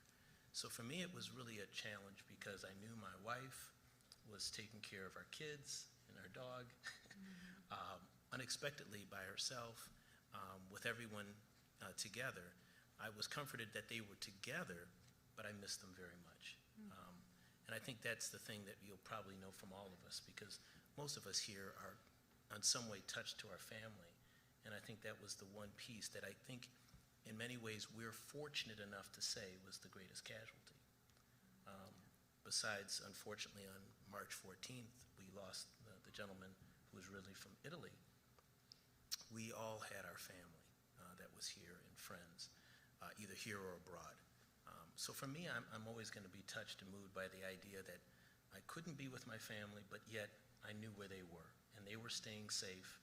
They were listening to science. They were listening to what was in the best interest of healthcare at that time, and making the best decisions, as we were too. Okay, thank you very much, Dr. Stone. Ms. Lucille, share with us your personal story of during the lockdown.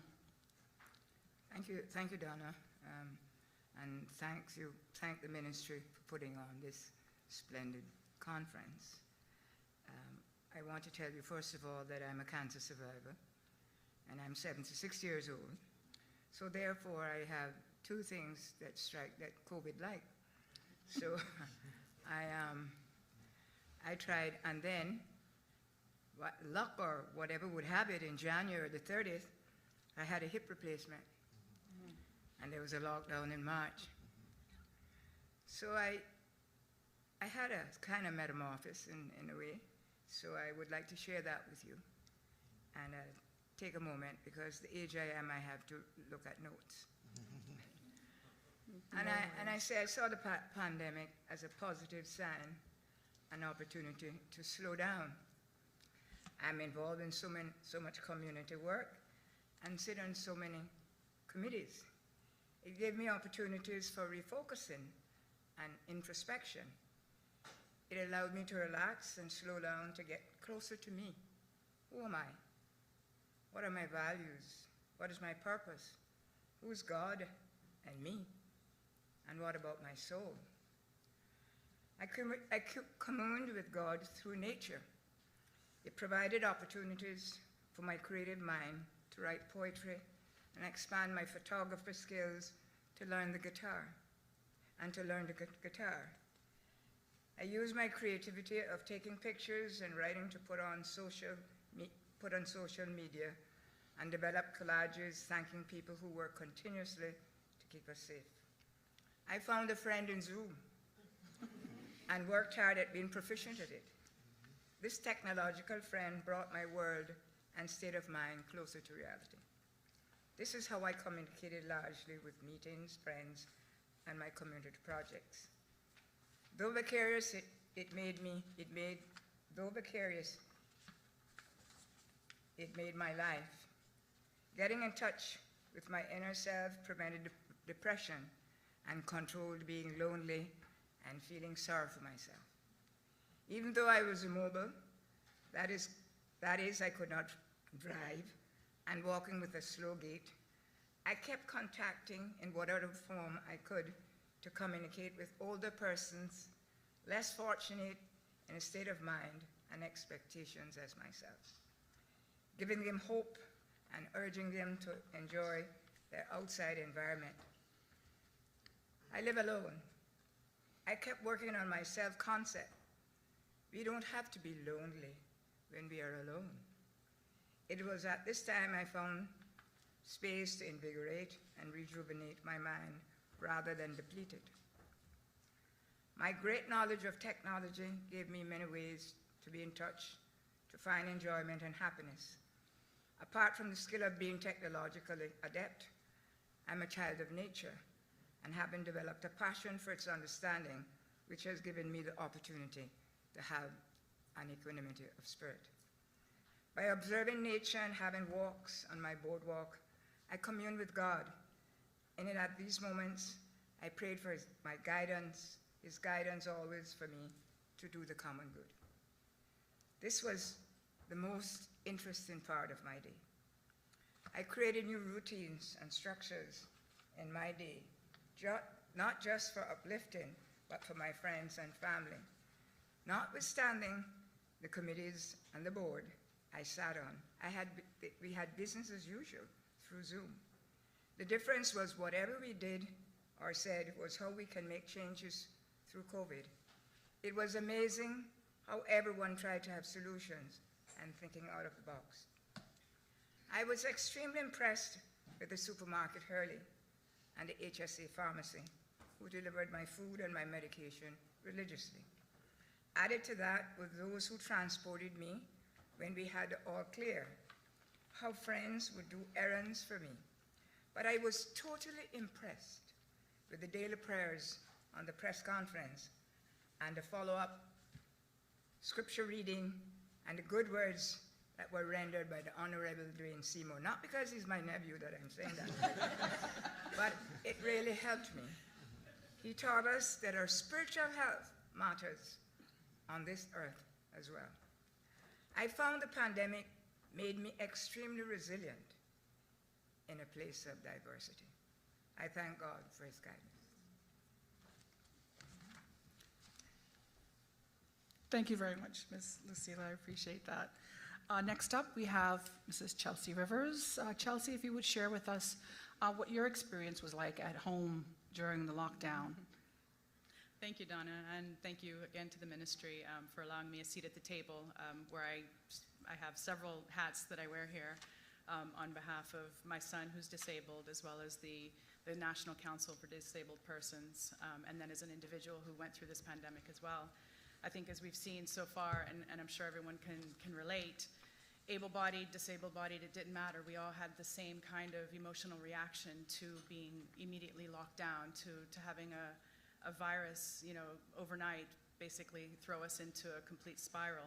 So the emotional reaction that created in all of us was felt, and it kind of put us on the same level playing field with the disabled community, because all of a sudden we were brought to the same existence where we were home, or we were locked down, or we were confined or restricted. If you think of somebody in a wheelchair that can't walk, we didn't necessarily have that same experience, but we were as confined from the normalcy of our lives in that respect.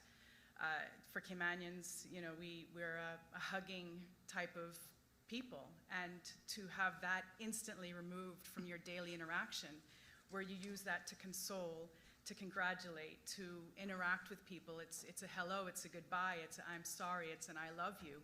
Removing that was like ripping a part of us emotionally out as well. And I was very impacted because I'm a hugger. I know a lot of people might not be, and it was a great experience for them not to have people immediately in their space that wanted that.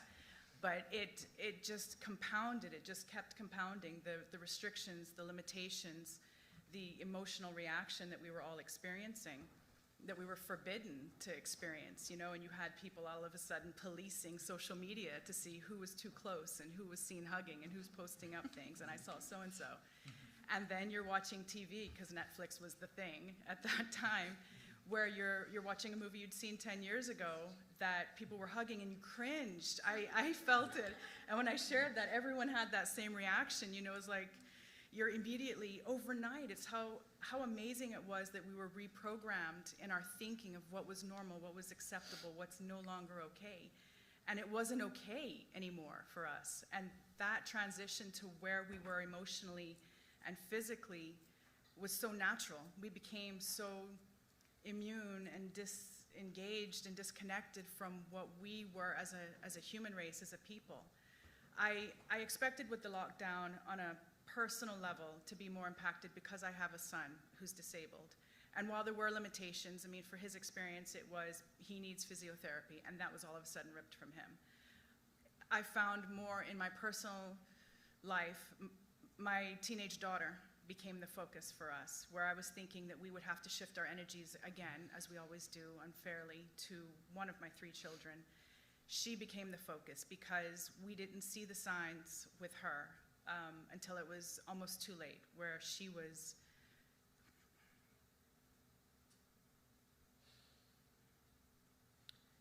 had become so detached from the world so suddenly. She couldn't be with her friends. She couldn't go to school. I knew I was going to be the first one to cry. She had Zoom classes. We threw them into this way of learning digitally, and they should have been prepared for it, because every child in this generation is glued to their phone. You see them sitting in their bedroom, at the movies, at dinner, not in my house, but you know that that's the world that they have been raised up in. But for them suddenly not to have the option, it threw her into such a state of depression, and I didn't see the signs. And it just became a situation where she became suicidal, she became neurotic, she became so sad. She cried for everything and anything and nothing at all, and I felt so helpless, because I've spent my other child's entire 23 years of life caring for a physically disabled person. I know the problems. I know what I'm dealing with. Okay, he can't walk now. Okay, he needs lung therapy. Okay, he needs heart, medication. But having to deal with an emotional situation was the hardest thing, because I was getting frustrated. I was getting upset at her for being so emotional, and I couldn't help her. And I'm also dealing with my own emotions that I'm having a hard time processing. So I think what came of it for me was just the sudden realization that there are such hidden issues that came out of this pandemic. I would have loved to have had a situation where the schools were able to address this. They had the attention of our children for that period of time. I was at work until 6, 7, 8 at night. Even though I was in the house, I was locked away. I wasn't seeing it because by the time I would knock off, she would be off school, in bed, and she's sleeping for the rest of the night.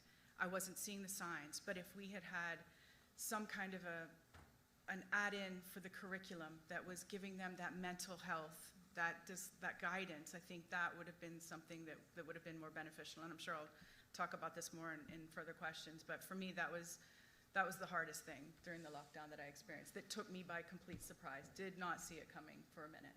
Okay, thank you very much, Chelsea. Mr. Will Pinot, can you share with us a personal story or your experience during the pandemic, particularly the lockdown, because I think that's the part where all of us really had the most difficulty. Yeah, good afternoon, and thanks the ministry for hosting this conference. I normally don't speak very personally in public because I'm kind of a corporate kind of guy, but I'll share, I think, two things I'll share with the audience. One is about faith, and one is about family. We're all creatures of rhythm in our lives, whether we realize it or not. Our body programs us to get up at a certain time. We probably go to bed at a certain time. We probably watch the same types of programs over and over. And for me, my rhythm of life is to get up at 5:30 in the morning and, just have a real moment with my Lord and Savior. And for me, the biggest impact for me was not going to daily mass for a Catholic. And as a Catholic, I believe in the body and blood of Christ, and there's no higher thing that I could do in my life. And so when that was taken from me on a daily basis, it really had a profound impact on me. And like Miss Lucille in her comments, about kind of looking at your soul and what's priority in your life, what isn't, and then I reflected on family.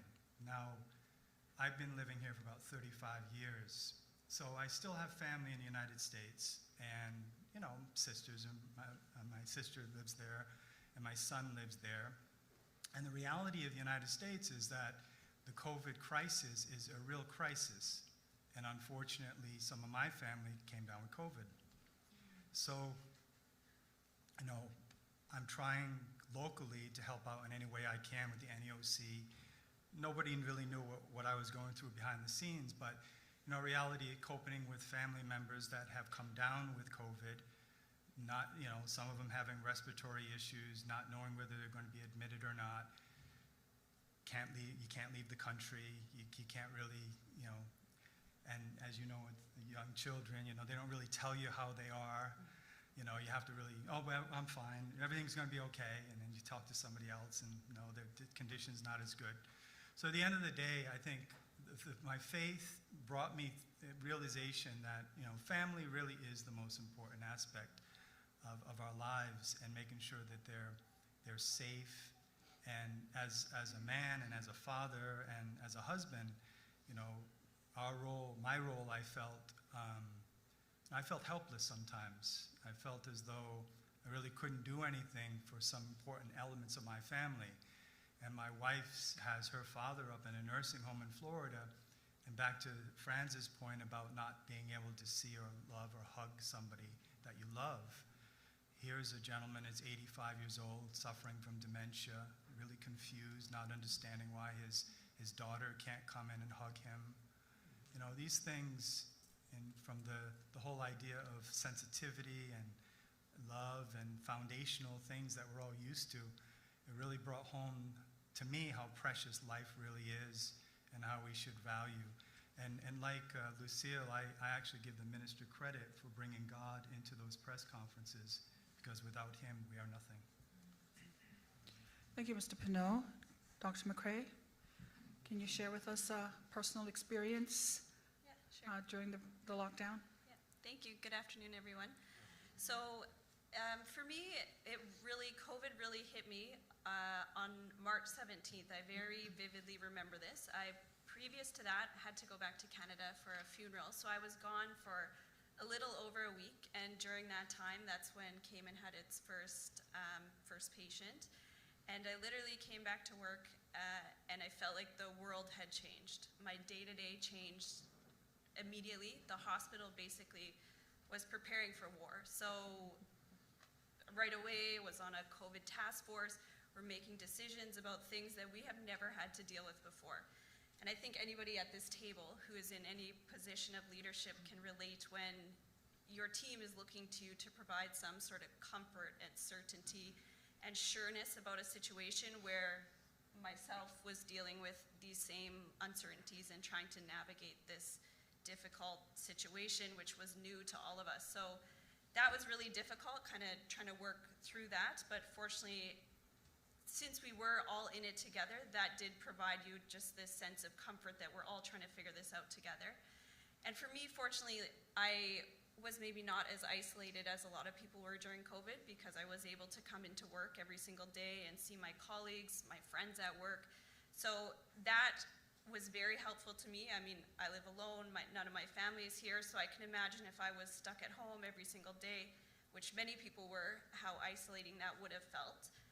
And despite the isolation of the lockdown and everything that we've experienced and the border closures, I do feel in some way that COVID has united us all in a way. There's never been a time where we have all, no matter where you are in the world, been dealing with this collective experience. No time in my lifetime.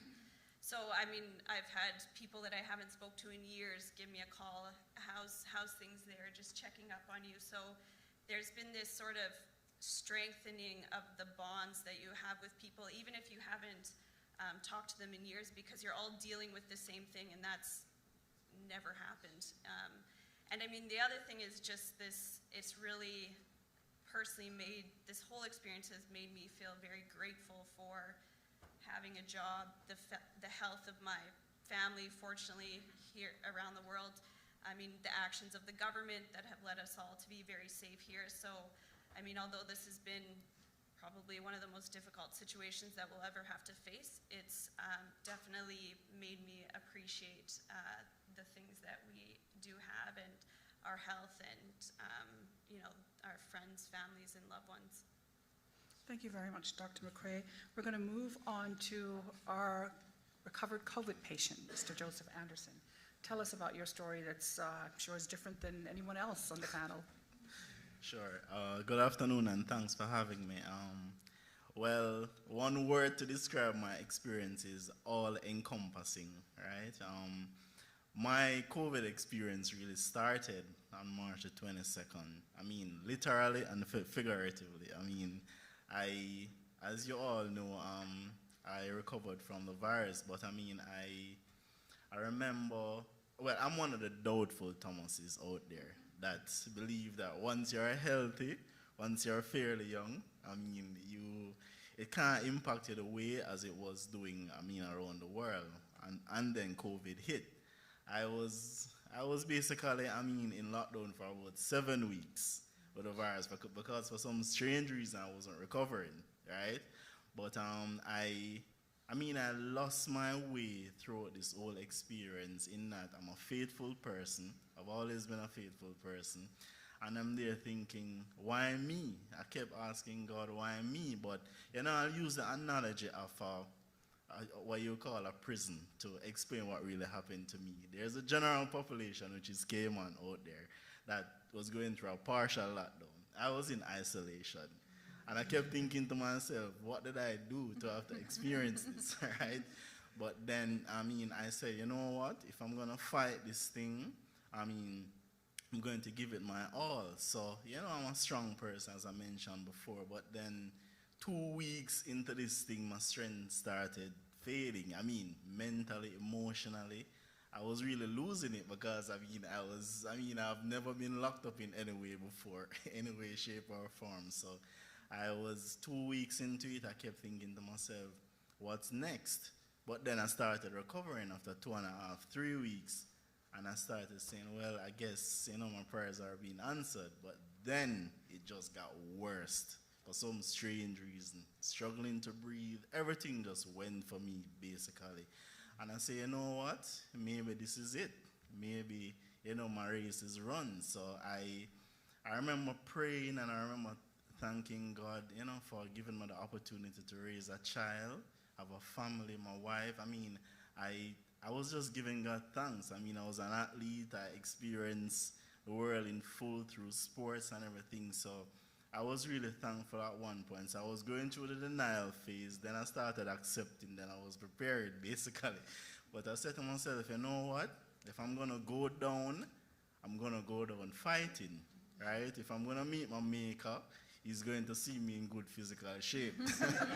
So I remember in the house, around the fourth week, I just started running in the house. Like for 30 minutes, I was just running in the house, doing more exercises, everything. I was going through the full 9 yards, right? And I was there doing all this while struggling to breathe, while everything. And, but what this experience taught me was really the power and the strength in one's character when being put to the test, right?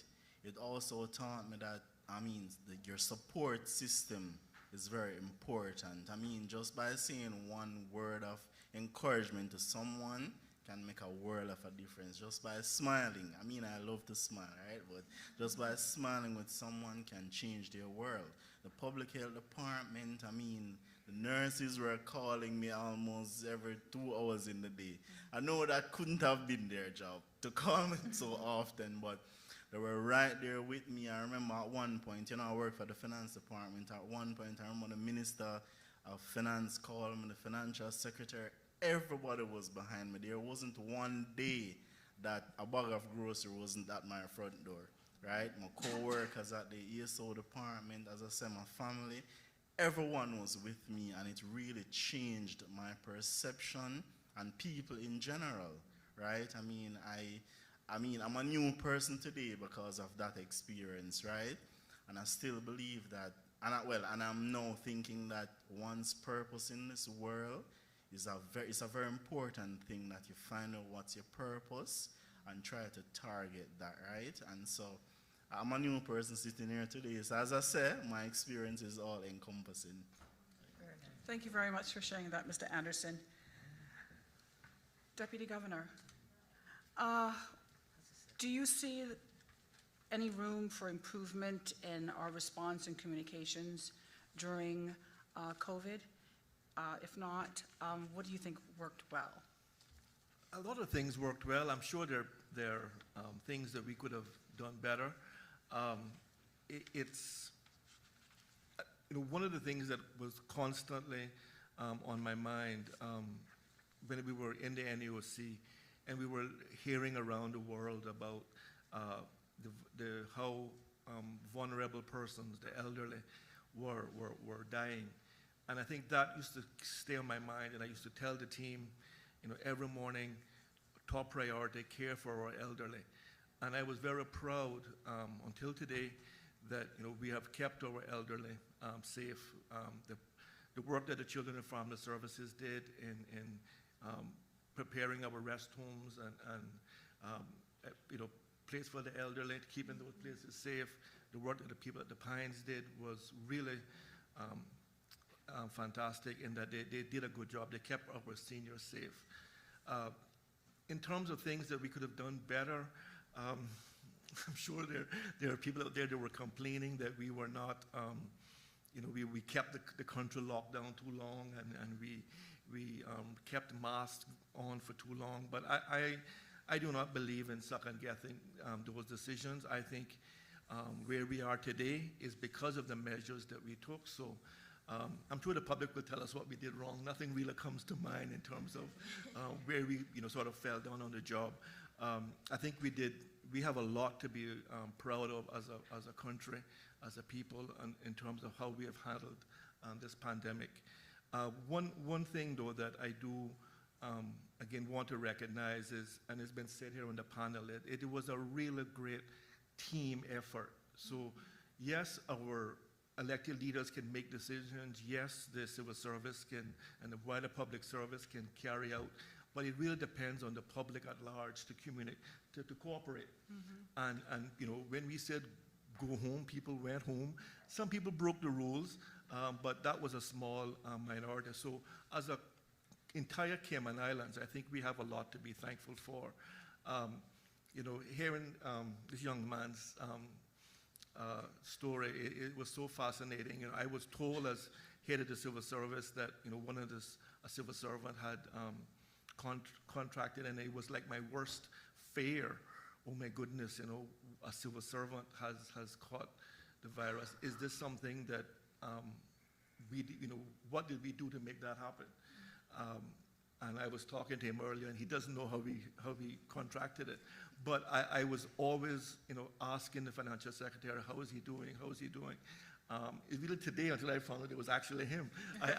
You know, we want to keep his identity safe. So, you know, that was one of my fears. And will a civil servant, someone who's under my responsibility, contract it and get really sick and die? That was something that really has been on my mind from day one. Thank God it has not happened. Okay. Thank you very much for sharing that, Deputy Governor. Ms. Chelsea, as a member of the Council for Persons with Disabilities and the mother of a differently abled child, do you think there was anything missing in the information that you were getting, or anything missing that could have ensured that things ran more smoothly for you and your child? Overall, I mean, let me just preface my response with total agreement that our government did an outstanding job. Start over. Thank you. Yeah, let me preface everything with just agreeing with everyone that I believe our government did an outstanding job in the response, in response time, in the measures taken. I think we all fell in love with Dr. Lee because it was the most soothing, calming, reassuring person that they could have ever put in front of us at that time during that situation. That just kind of, we all looked forward to this. You know, it was almost like that uncle that, you know, you can always count on to be there to tell you everything's going to be okay. Yes, I know it looks really bad, but you're going to get through this. I mean, obviously, in our lifetime, again, we've not ever been thrust into something so incredibly worldwide and just incredibly bizarre, you know, in our existence. So there's always going to be lessons learned. As a representative of the disabled community, I think, you know, having the sign language interpreter was an amazing call. But there's a lot of people that have hearing impairments or that are deaf that don't know sign language. So, you know, captioning, closed captioning or subtitles would have been ideal. And that goes beyond even pandemic conditions. I think this is just highlighted where there are areas that we do need to refocus our attention. Just, you know, if you think about the airports, you've got the loudspeaker, people can't hear that. You need those visual aids that are there telling somebody that their flight's boarding, or, you know, baggage check or something like that. For the disabled community, there was a concern from, you know, other members on the council that sit in that remit that persons with intellectual disabilities just weren't being paid attention to in that sense. There wasn't the communication with them. They were kind of, you know, the ones that are sort of running around on the roads anyway. The concerns that they're just going to continue to get arrested because they're not watching CIG TV. They're not paying attention to all the media that's going on, and they were out there just doing what they do. And the concern was just trying to put measures in place to make accessible information available for those individuals so that they wouldn't be seen as breaking the law and having the repercussions of that. I will say from a marketing perspective, branding all of the collateral that was put out there was perfect. For me, it put everything right into that box where you recognized immediately something issued from government. But again, for the disabled community, that kind of just went, you know, right over some people because it wasn't something that they're used to being presented with. Okay. The addressing the youth, I'd said that, you know, before, just I think having something within the curriculum, within that Zoom network of courses and classes, in addition to history or English or math, you've got that mental health segment that they mandatorily had to sit through to understand this is what's happening in the world, this is what's happening in your island, this is what's happening to you, seek help, here's ways and means, because the parents were all wrapped up in our own issues and, you know, problems at that time as well, so we weren't seeing the signs. So having that right in front of them may have helped in situations where the children just aren't able to process their own emotions and feelings. We found an issue with medical equipment for some people that needed that brought into the island. It was completely passed up. And a special needs situation. We had one person that required a hearing aid. and couldn't receive it for weeks because it wasn't considered, you know, a high importance for the things that were being brought into the island.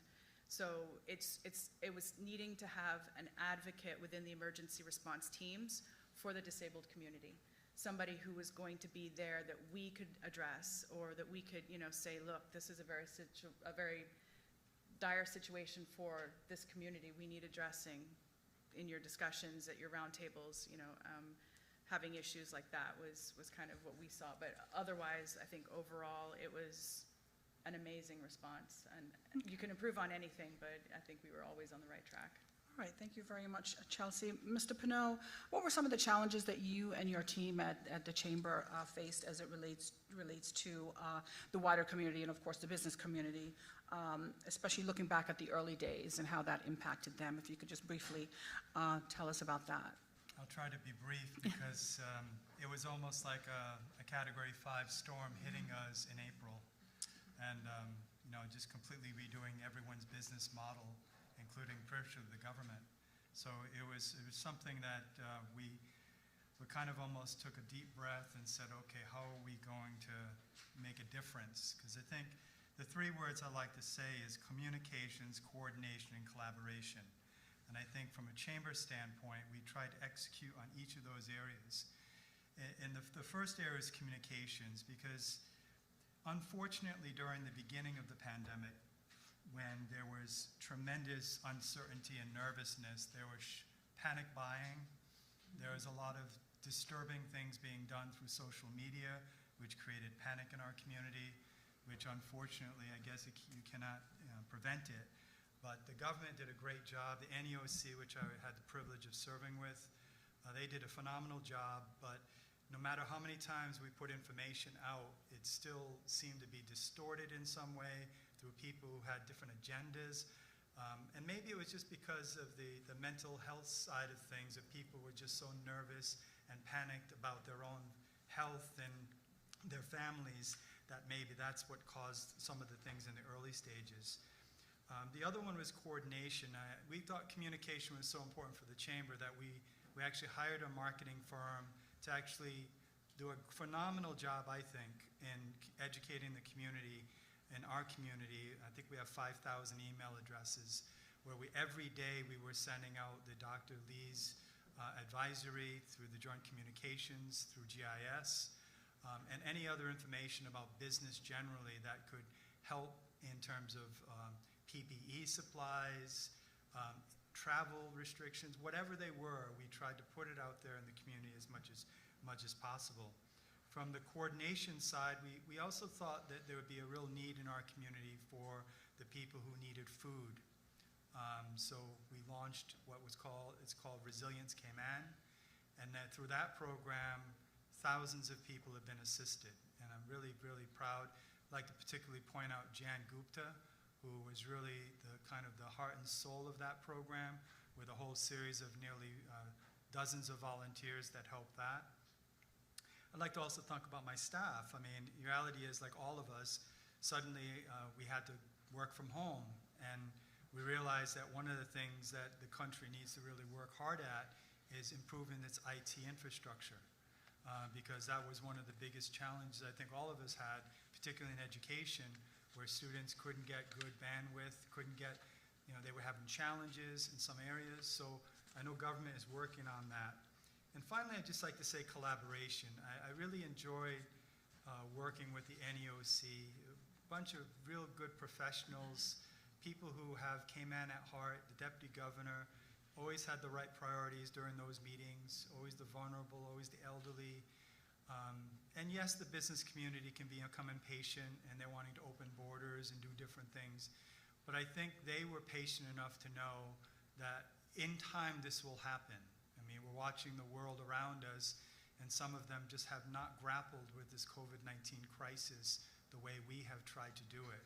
So I think from a standpoint of collaboration, I do think the public and private sector worked very, very well.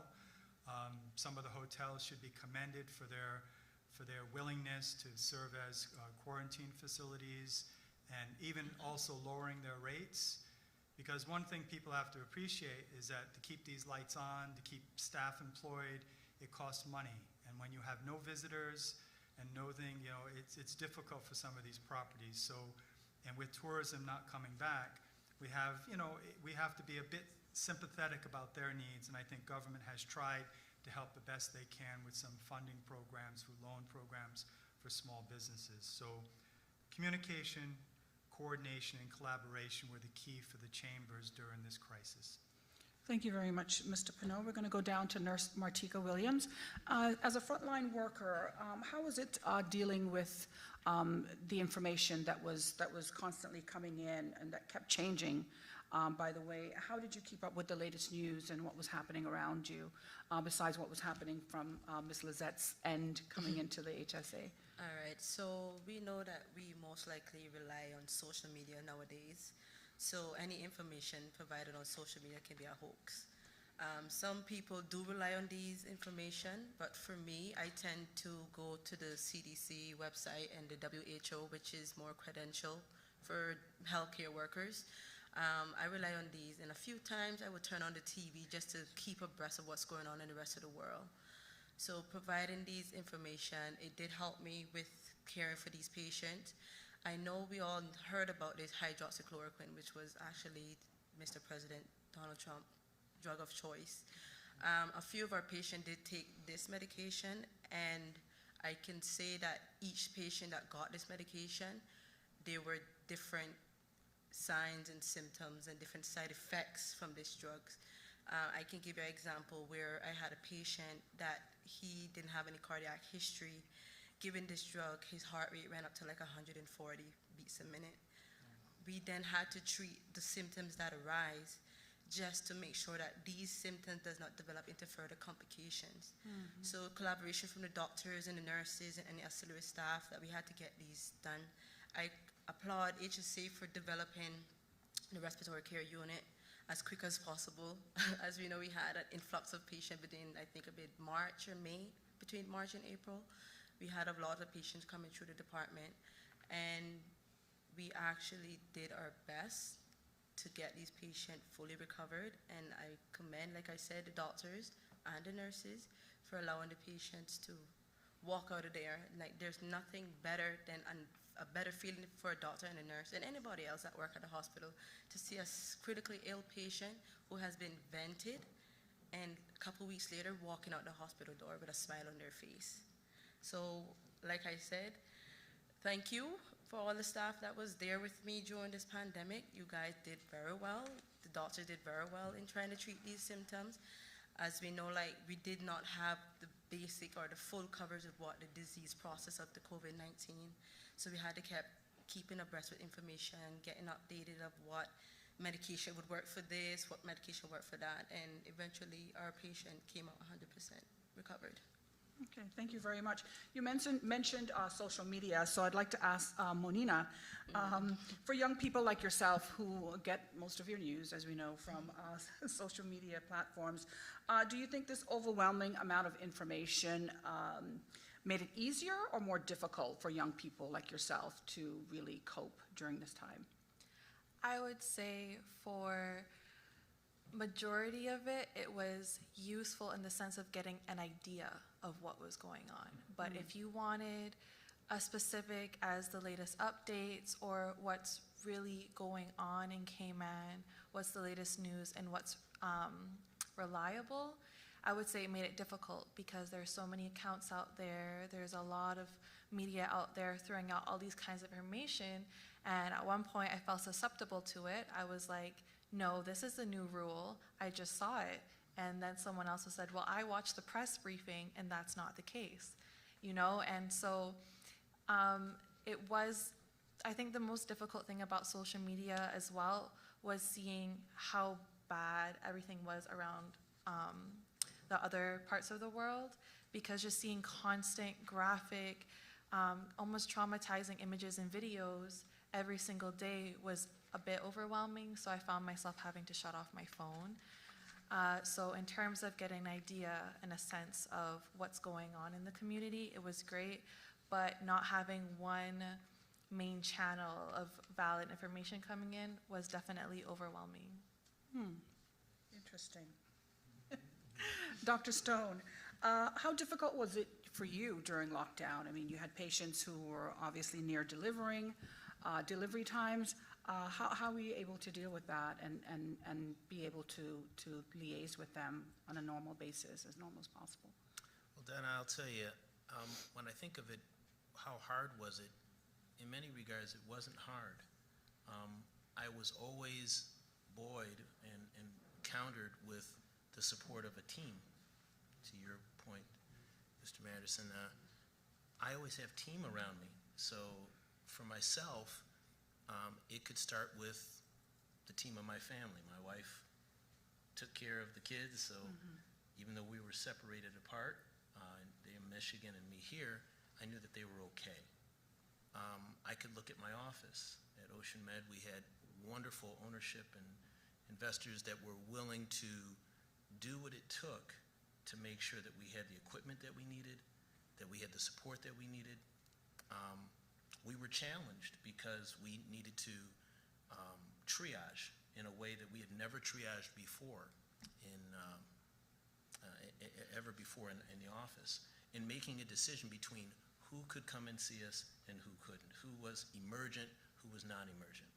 Could somebody wait and not run the risk of that patient getting sicker because of the wait and make their situation far worse, and who could? So there was a lot of planning in that, and we spent a lot of extra time thinking of who could come in the office and who couldn't. As an obstetrician, that part of my profession, it was quite easy. I mean, obviously, our ladies who had babies, there's no stop for that. We did try to spread out the visits a bit, where we thought we could be able to, but we knew we had to see them. But when it came to like annual visits and sort of non-emergent things, we started emerging into telemedicine, and it actually worked pretty well. One of the nice things about the Cayman Islands, it's like a small town that happens to be a country.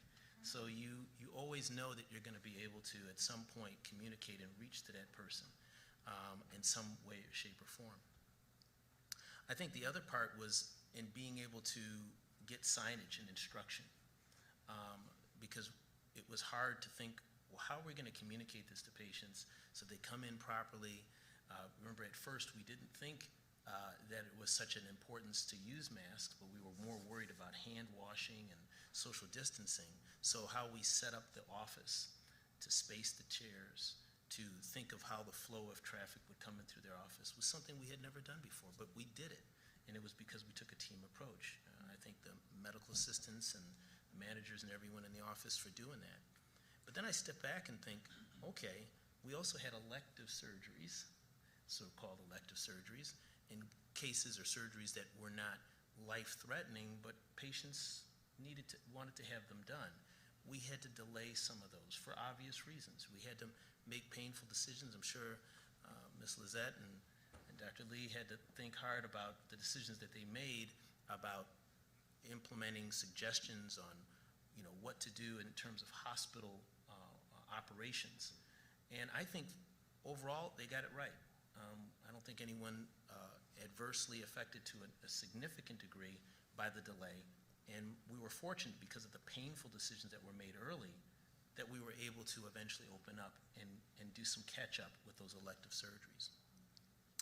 I also think that there was an idea that what was hard was trying to calm the sea of confusion. But we did it because we were able to, from myself and my staff and people in the hospital, convey a sense of confidence and calm, because we recognized that all of us were in the same boat. We did not know everything there was to know about COVID-19 coronavirus, but we were trying to learn. And I think for the most part, our community gave us a pass in knowing that, okay, this is something new, but we're going to do everything that we can to provide love and compassion to the patients that we served. When I look at, as a physician, what was hard was also feeling that sense of educational isolation. But I also recall, and I go back to March 14th, that was also the day that they launched the COVID-19 Cayman Islands chat site on WhatsApp. And that became a very good piece for many of the doctors and other healthcare providers to come to try to share information, to discuss things, and that took some of that part of being that it was hard to take care and serve patients, take some of that away. Because we were all in it together and we were all trying to learn the best we could. I was able to communicate with doctors from Italy, from London, from South Africa, and see their plight and realize that we were getting it right. And that was very comforting. It was very powerful for us, and it was like an added piece of energy that I knew that we were getting things right. The government was doing things in a way that made sense. So I guess I go back to saying that, was it hard? No, because I had team, I had people, I had knowledge, I had compassion, I had people around me. And so for that part, it wasn't hard. It was a challenge, certainly. Did we have to work more? Yes. But it wasn't so hard that it couldn't be done. And we've done it, and we're continuing to do it. Thank you, Dr. Stone. Ms. Lucille, what were some of the challenges you would say for the elderly community during the pandemic, and challenges that they may still be going through, and how can we as a community support our elderly more? Thanks, Donna. I'd like to comment one moment on what Dr. Stone said and also what everybody else talked about in terms of what the country did. They were obedient. And that's, of course, a biblical thing as well. They were very obedient. At times, we had some naysayers about the older persons, like, a few persons dead, they're going to die anyway. And that was sad to say. And I will always remember that. Ms. Lucille, if you just move the mic a little bit closer, and I'll ask all of you to do that for me, please. Sorry about that. You speak, no worries. And I will always remember what was said in the papers about the older folks. Now, ageism is an issue in the Cayman Islands. It is definitely an issue. And we certainly have to try to make the society an age-friendly society of the older persons, you know? But when you think of the older persons in this COVID here, they're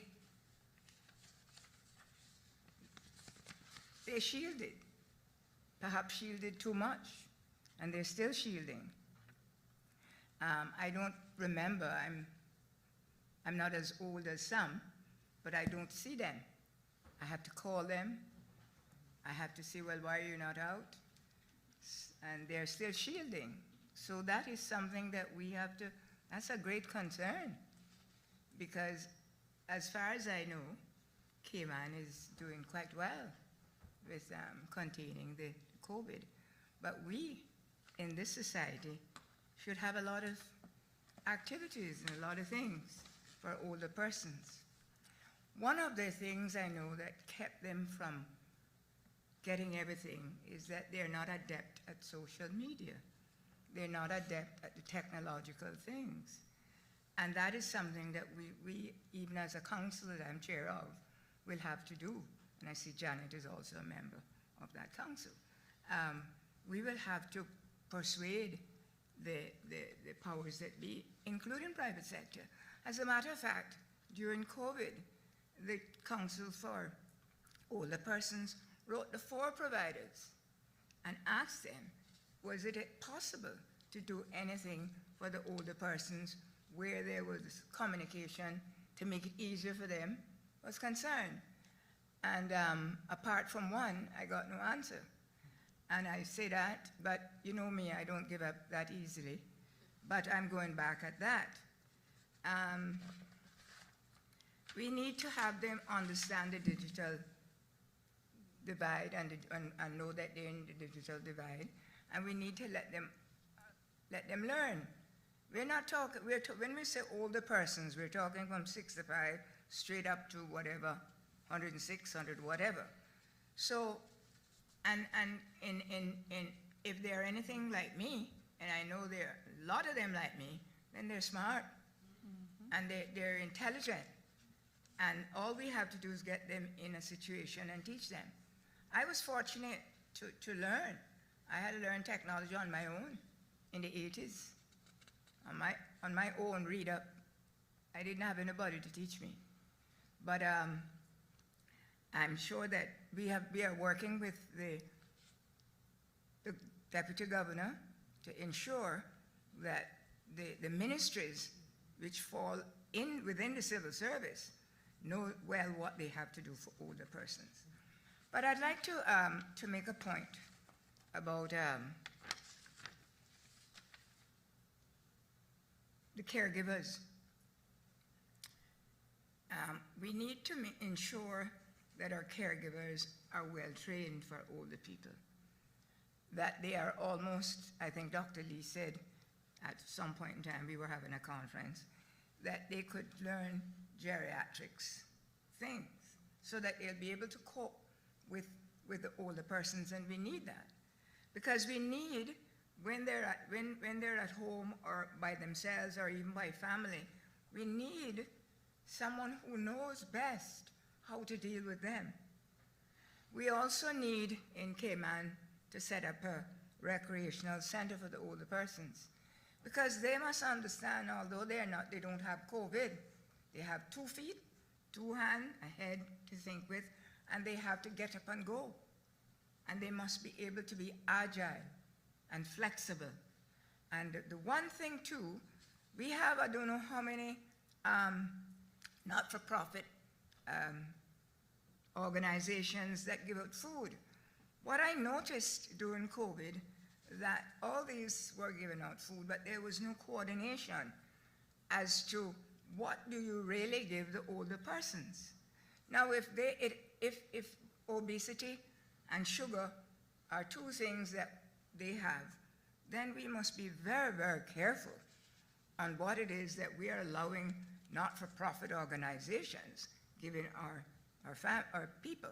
As a matter of fact, I did talk to one older person, and she told me that 5 meals had appeared at her house that day. Now that tells me that the anxiety of these people, yes, and I appreciate that, but we have to ask, I think maybe it might come under your minister, or it might come under the Deputy Governor. We have to coordinate it with our older people, and that has bothered me, I must tell you. I also would think that, and this is my final point, that in the next dispensation, when we are thinking about what it is that we are going to do in the case of a disaster of this size, government and private sector must come together and develop a largesse or emergency funding. It is not good enough, friends, for the persons we bring here to work. It is the government that has to take care of them, or they have to live in such decrepit conditions. So therefore, the employer and the employee policies must change. I know this is not political. This is who I am, whether you think I'm political or not. But it's not fair that they can't fend for themselves and they have to leave. And even that, the government had to take up. So therefore, I would ask, I know this is a health conference, but whenever I have a mic, that's my friend. And I would like us to think all the things that we're saying, that we need to put together a strong funding so when things like this happen, we don't have to be running around. Workers don't have to say, well, I don't have nobody to leave my child with. I can't go to work. And then employees saying, sure, you have to go to work. You work for me. If you don't come for me, I'm fire you. And that happened. Thank you very much. Ms. Lucille, thank you so much for that. Dr. McCrae, how did the pandemic impact the pharmaceutical industry, obviously, that you're in Cayman, in terms of your ability to get medications and so on and so forth? So there's been a few phases to this. So in the early days of the pandemic, in the same way people were panic buying toilet paper, they were doing that with medications as well. So we saw a huge surge in people trying to get months of refills at a time, or just everyone trying to stockpile medication. So that led to some shortages locally, because typically, say we're hanging on to 6 months supply of a medication, and in 1 month it's gone like that. So I think pharmacies across the island were experiencing that. So that led to some shortages in the early days. Since then, we've had ongoing challenges with supply chain and procurement. So countries that we would typically import from, they are limiting exports of certain medications, trying to hang on to them to, ensure their own population has the medications that they need to look after their patients, especially in this time of uncertainty. So we're still dealing with that now. For example, we would reliably be able to get medication from the company that we've always dealt with, and now we're having to go to four or five different companies to try to get these medications, which have never been an issue. And these aren't anything out of the ordinary, things to treat fever, pain, even sedatives, which you can understand why they would be, trying to hang on to them for ventilated patients. If the ICUs are filling up, obviously countries are looking after their populations first. So that continues to be a challenge. Also, even just the mental health impact of the pandemic, we've seen shortages of anti-anxiety medications. And the other aspect to this is getting the medications here. So a lot of the times in the past, there's somewhat a reliance on commercial airlines, say BA, British Airways would bring over shipments, and all that has pretty much come to a halt. So there's less planes coming into the island, so getting medications here is taking a lot longer. Some things are taking longer to clear customs. So we're continuing to deal with that now. Nurse Martika mentioned the hydroxychloroquine. So when that was really in the news as being the greatest treatment available, we saw a major surge in prescriptions to the pharmacy for people wanting to try to get some of that for themselves in the event that they needed it. I know everywhere on island experienced that. So, and even during that time, we were trying to stay on top of all the evidence as it was evolving. So we're looking around to try to procure more of that medication in the event that COVID really hit Cayman, and we wanted to be prepared. So that was extremely difficult, because everyone in the world is trying to do the same thing and get access to these same medications. So there was and continues to be significant challenges in terms of procurement. And I mean, we are so fortunate that we haven't had an outbreak here, and but this is something that we're continuing to deal with on an ongoing basis, and we're working our way through it, but it is definitely challenging. Okay, thank you very much, Dr. McCrae. Mr. Anderson, you've recovered. Have you noticed any difference in your health since you've recovered? Well, no. To be frank with you, I feel, maybe it's more mental than anything else, because I'm really so enthusiastic right now, the fact that I came out of this thing. The thing is that in March, right, just before I contracted the virus, as I said, I had fever and all of that, just like the regular flu, and I called the flu line and they said I'd just take paracetamol, right? So I was about a week that I kept calling them, but as you can understand, this thing, as the name says, is novel. It's a novel coronavirus. So we were all learning as a group, as a family, as a society, right? And so I was diagnosed after about a week of having these symptoms, right? And so after being diagnosed, everyone came on board, as I said, and so whatever effects it may have had, long-term effects, maybe, I was saved somewhat because everybody reacted immediately after finding out that I, had the virus. And remember, I stepped into a new world in May, right? I was there in isolation from March until the middle of May. I stepped into a new world where everyone in Cayman was now exercising. I saw some people that were live close to me that I never saw before. Everyone was running, everyone was doing something. And I was like, this is good. So I basically just joined everybody, right? and I mean, so I haven't had any health in, I mean, I'm keeping my fingers crossed. I'm praying that it is what it is now. But I mean, in terms of antibodies, I did the test and I was told that I have really strong antibodies, which is good. So, I mean, and I will help in whatever way I can where that is concerned. Okay, I'm sure that Dr. Lee will agree that you being fit and healthy and exercising all the time certainly helped you in your recovery. Mr. Manderson, as chairman of the NEOC, you had a unique perspective, obviously being in charge of that. What, in your opinion, was the biggest challenge for the teams within the NEOC that was faced from a public health perspective during this crisis? Thank you, Ms. Donna. I think initially it was the uncertainty. So like I said, we were used to calling the NEOC when we had a hurricane coming, and we knew exactly what to do if it was a category 1, 2, 3, 4. We had different levels of preparedness. So my in the first couple of meetings, I told the team, listen, we have a hurricane called Hurricane Corona. It's coming. We don't know whether it's a category 1 or a category 4, but we do know it is coming. So let us prepare for the worst. And I think that is what we did, is we prepared for the worst.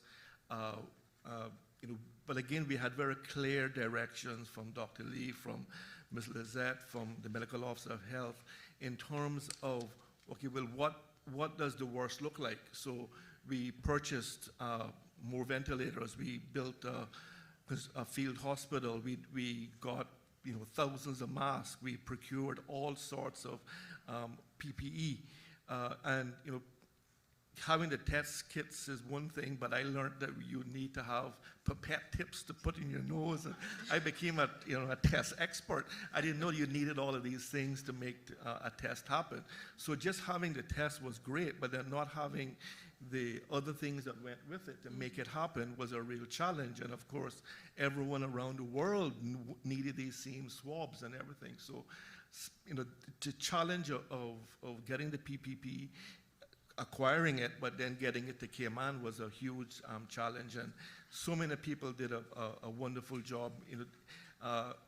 And the innovation, so the Red Cross began making masks.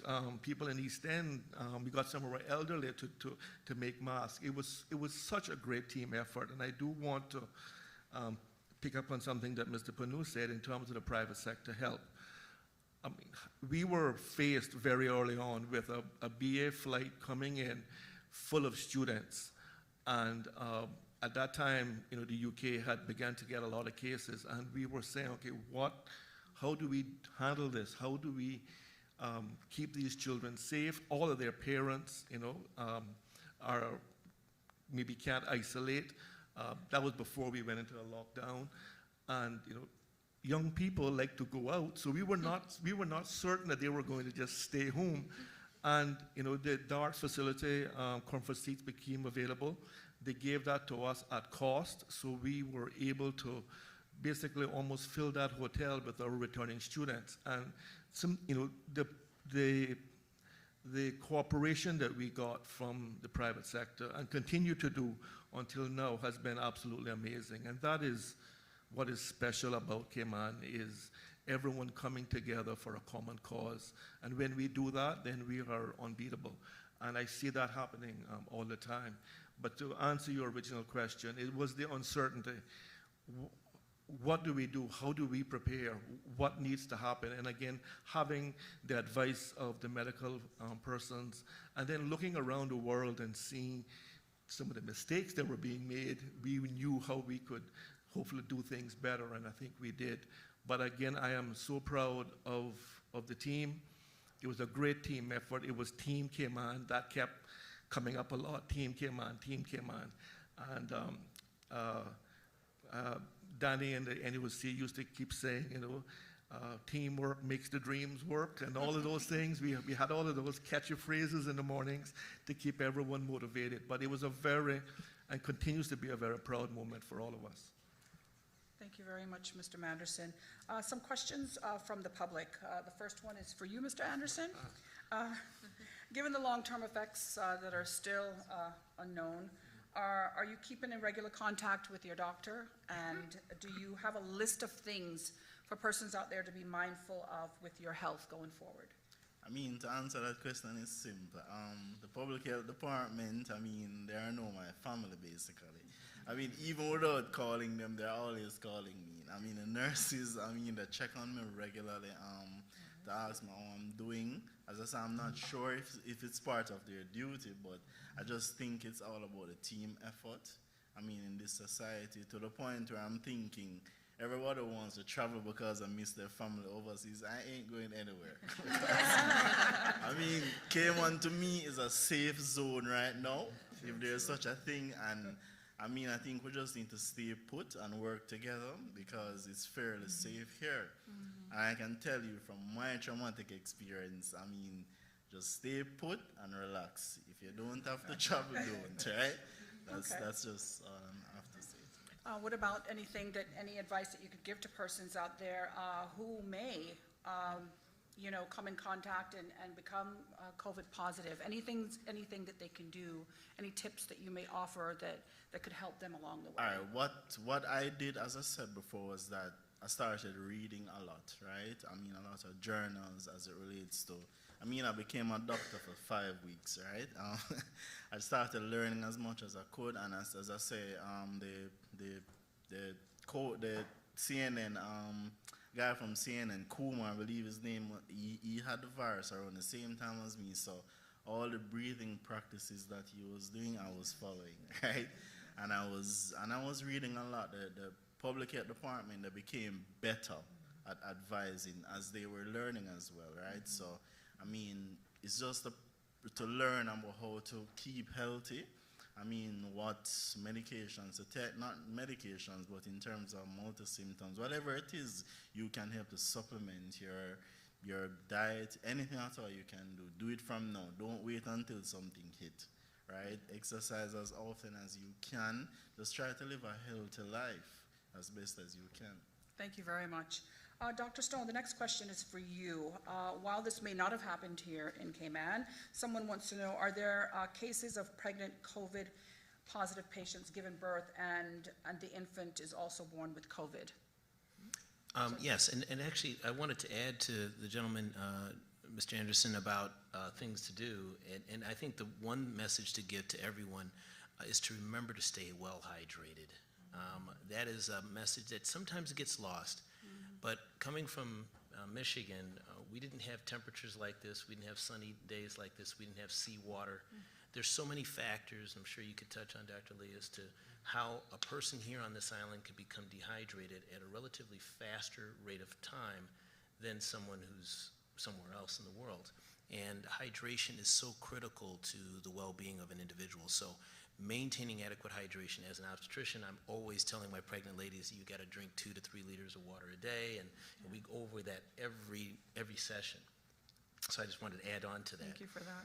But yes, in fact, we were experienced with having patients who were positive for COVID-19 coronavirus and who happened to have been pregnant.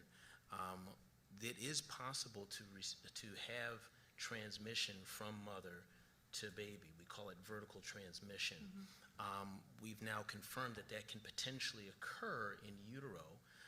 We've had a hard time because everything was in real time. We learned about the existence of COVID-19 coronavirus within less than a span of a year. It's hard to believe because it feels like we've lived a decade in this period of time. But there have been enough pieces of information to support that possibility can occur. Fortunately, this is a very, very rare experience. And for anyone who thinks that they are pregnant and may have contracted coronavirus or have any flu-like symptoms for that matter, we can expand on this even further. I would strongly advise you contact your healthcare provider, contact your doctor, your midwife, and make sure that you communicate that, because the sooner you're tested and know whether you're positive or not, the sooner we can get through the things that need to be done to avoid that situation. Okay, thank you very much for that. This is not so much a question, actually it is a question for Chelsea. The person says, thank you so much for sharing your very personal story about your daughter, that it brought tears to their eyes as well, because they're a mother of a teenager as well who had similar issues. The person wants to know how your daughter's doing now, and if you feel like sharing it, of course. Oh, of course, and I think my daughter would be upset if I did, but here we are, I'm her mother, she knows this about me. No, she's better. She is better. We did try to get her counseling, which she resisted because the stigma, the cost, you know, with us coming down to one income, things have tightened up. So she just took it on herself not to want to feel responsible for adding another expense to our lives. I did sessions on her behalf and took a lot of the advice given. It's a hit and miss day by day. She has some great days. They're back in school now, which is really good. So she does have that interaction. But for the most part, I mean, this isn't going away, and neither is our emotional, you know, reaction to what's happening. And it's like any trauma, you're going to have a PTSD, PTSD reaction to it, which is ongoing, and we're just taking it day by day with her. Okay, as we come down to our final minutes, just like to ask everybody going down the line, starting with Deputy Governor, in a few sentences to share with us what you think really worked well on a community level during this entire process. At a community level, I thought we did really well. The communication that we got, the regular press briefings, the comms team from the government was, I think, really good as well. Like Chelsea said, the branding and everything was really good. What HSA did, the innovation they did, all of the doctors around, you know, Doctors Hospital, Shetty, all of the doctors' offices, again, all coming together, wanting to be part of the solution. How can we help? I think it was something that we must be proud of in the Cayman Islands, is how our people really came together for a common cause. Let's see how we can keep each other safe. And we have done that. Not many countries around the world can say that not one of their nationals has died during this pandemic. I mean, that is something that we must be very proud of. We must continue to be vigilant. We have hard decisions to make as a government. Minister Seymour and others are agonizing now over how do we reopen. Everyone is nervous around that. But again, we will get it right. But certainly from where I stand, I think we as a country, as a community, has a lot to be very, very proud of as to how we came together, supported each other. Everyone wanted to be part of the solution, and we have achieved a lot together. Okay, thank you, Mr. Manderson. As we go down the line quickly, just in a few sentences, what do you think has been done very well within the community during this time, Mr. Anderson?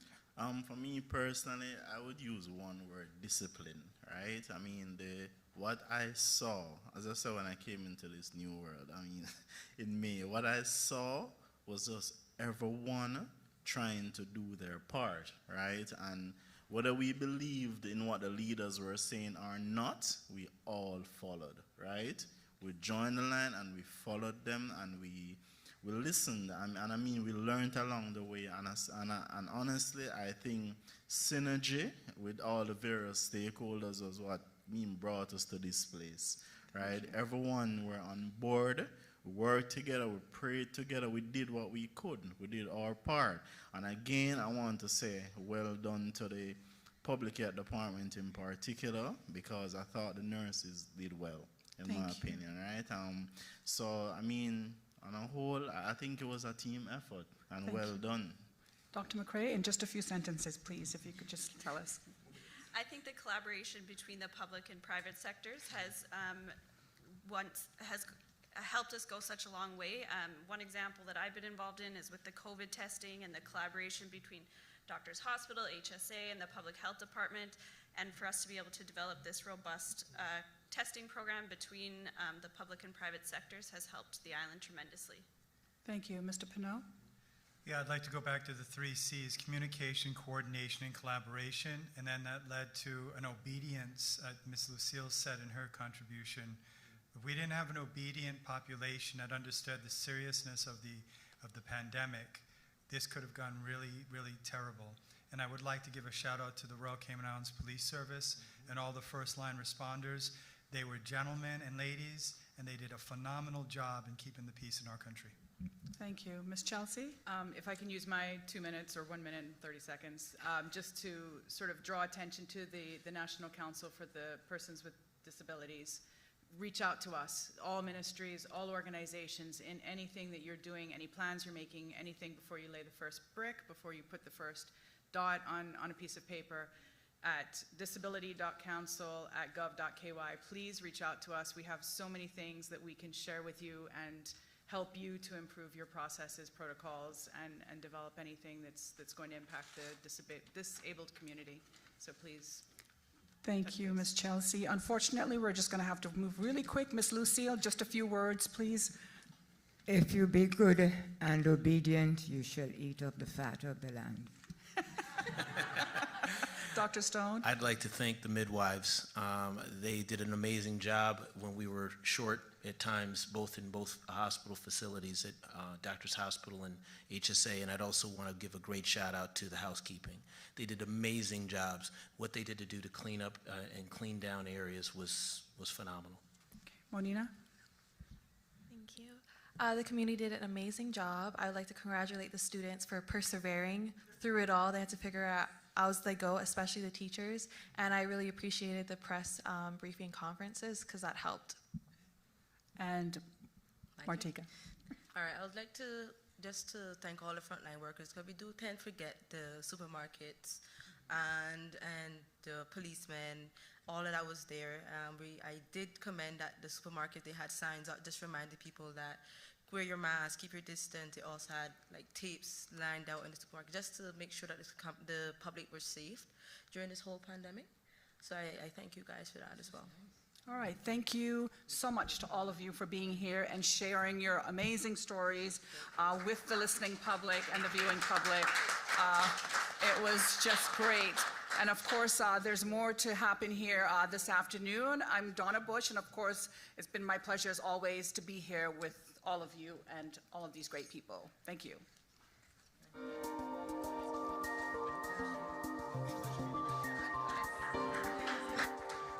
So my experience during the pandemic was interesting in the sense of working from home and working for the National Emergency Operations Center.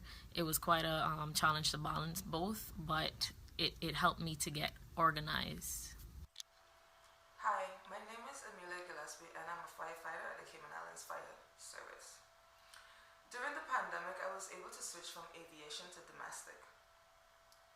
I've learned during the pandemic that it is important for us as firefighters to be flexible at our jobs. During the pandemic, the fire service donated meals for Meals and Wheels program, and I was one of the chefs.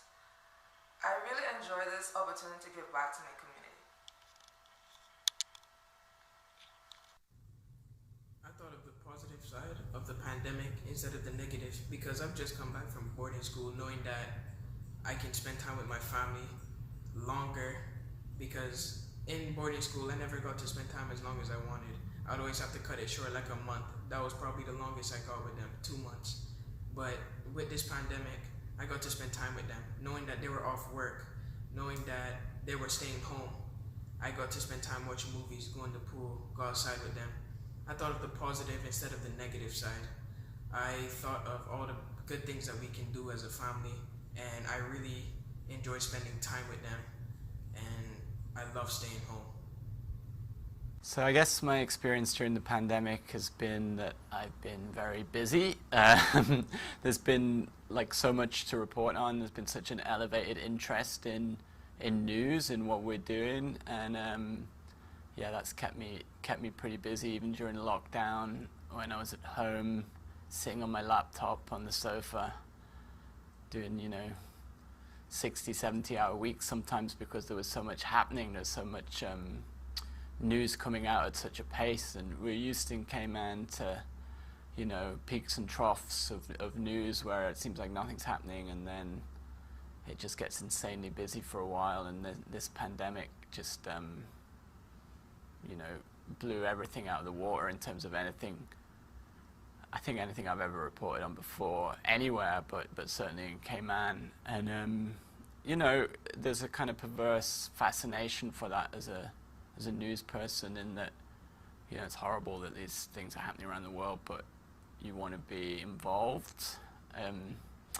So in some ways it's been kind of cool to be involved and to be learning so much about something that had never really crossed my mind before, a global pandemic, and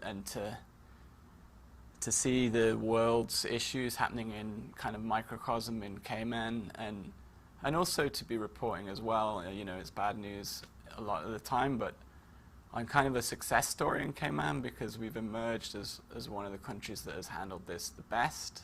So the pandemic wasn't just a RCIPS or a Cayman Islands pandemic, it was a global pandemic, and we had to respond to that accordingly. There was some new policy, legislation, or something that happened almost on a daily basis when the pandemics first started, and we had to learn and adapt accordingly. I think this has been one of the greatest experiences I think any law enforcement officer could ever ask for, certainly in my professional and personal self as well. There's no training or anything you could have done before that would have prepared any one of us for something such as this pandemic, where our planning routes are normally in hurricanes and perhaps earthquakes and so forth, but there was nothing that ever prepared us for a global pandemic of this scale and the impact that it had to our daily lives as an organization. So I think the big thing here is and what we've learned from it is that we must be flexible within our daily lives, within our professional lives. As a nurse, we are frontliners and prone to get infection.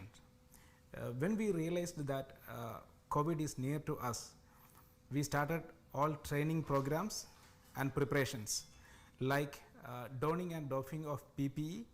Previously, we were sitting and enjoying lunch in our cafeteria, but if you see our cafe now, you can see a social distance between the chairs.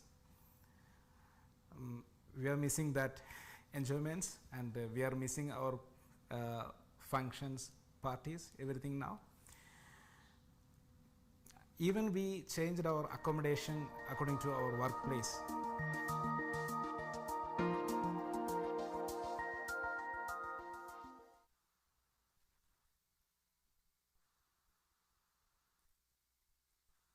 Everyone, my name is Lizette Yearwood. I'm the Chief Executive Officer of the Cayman Islands Health Services Authority, and it is indeed a pleasure for me to be here with you this afternoon.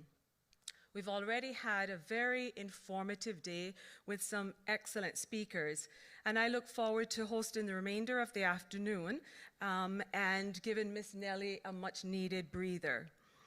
A special thank you to Donna Bush for moderating the panel, and to all of the panelists for their courage and insight in sharing their very inspiring and heartfelt stories with us this afternoon.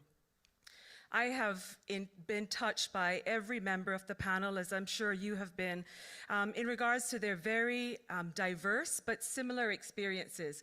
As one member of the panel mentioned, that COVID has been a very terrifying, but at the same time, a very unifying experience for us here in the Cayman Islands.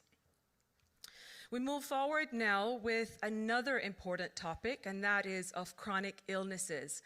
That is indeed a relevant topic for us this afternoon, as there is a significant percentage of our population here in the Cayman Islands experience chronic illnesses and are indeed battling the chronic illness along with the pandemic.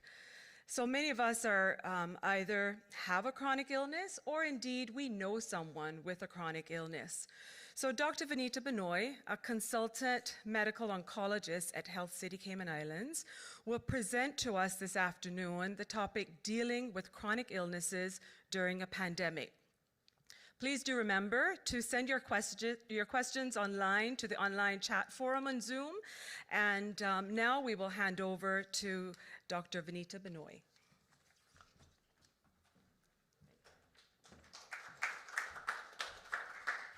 Thank you and good afternoon. It's great to be here this afternoon, and I thank the organizers for this opportunity. It's interesting to remember that just a year ago, I was one amongst the packed audience in the same venue, but in a much larger hall, enjoying the healthcare conference. And never did I imagine that the following year, I would be addressing a virtual audience like this. And the same, we never thought a tiny virus would hold all of us to ransom and turn our lives upside down. But that's a reality now, and we have to learn to live with it. And the experts are telling us now that this pandemic is going to be seasonal, and we have to expect prolonged periods or extended periods of what we've been experiencing now, restrictions and lockdowns and so forth. So my topic today is dealing with chronic illnesses during a pandemic. And in this talk, I would briefly touch upon the definition and global burden of chronic diseases.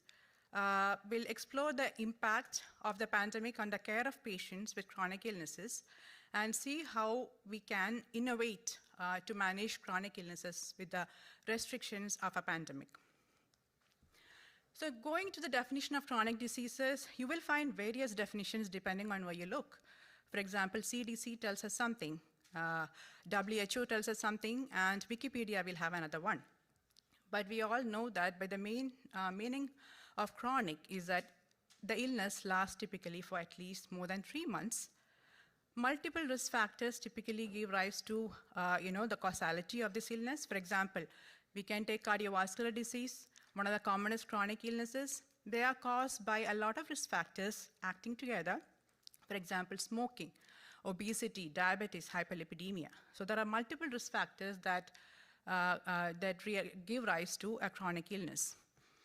Most of these diseases have a long development period during which most patients are asymptomatic. This gives us an opportunity to screen the patients for risk factors or illness and detect them early. Most of these illnesses run a prolonged course, many months, years, or even a patient's lifetime, whole lifetime, fighting the illness or dealing or living with the illness. So it's imperative that medical care continues for a prolonged period. Most of these conditions are also associated with significant functional impairment or disability. So the continuous health care is very important for their optimal management. So these are some of the commonest chronic illnesses: heart disease topping the list, followed by cancer, chronic respiratory conditions, neurological disorders like stroke, Alzheimer's disease, diabetes, and chronic kidney disease, but the list doesn't stop there. There are several other illnesses that can cause considerable trouble to the patients. For example, arthritis and various other rheumatological disorders, mental health illnesses, even chronic infections like HIV or AIDS, or even a trivial complaint like a chronic low backache or a recurrent migraine can be listed as a chronic illness.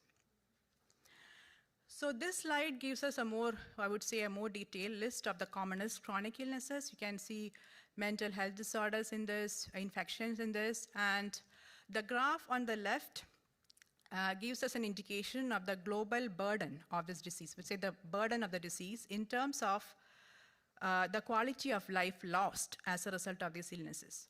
So the DALY, or the disability adjusted life years, tell us how many healthy life years have been lost due to these illnesses, causing either death or disability. As you can see, ischemic heart disease has the biggest burden of all, and you can find several other illnesses in the list. So Across the population, around the world, 1 out of 3 adults suffer from multiple chronic conditions. And topping the list are cardiovascular disease, cancer, diabetes, and chronic respiratory diseases, together killing about 40 million people a year. And cardiovascular disease itself causes about 17.8 million deaths a year.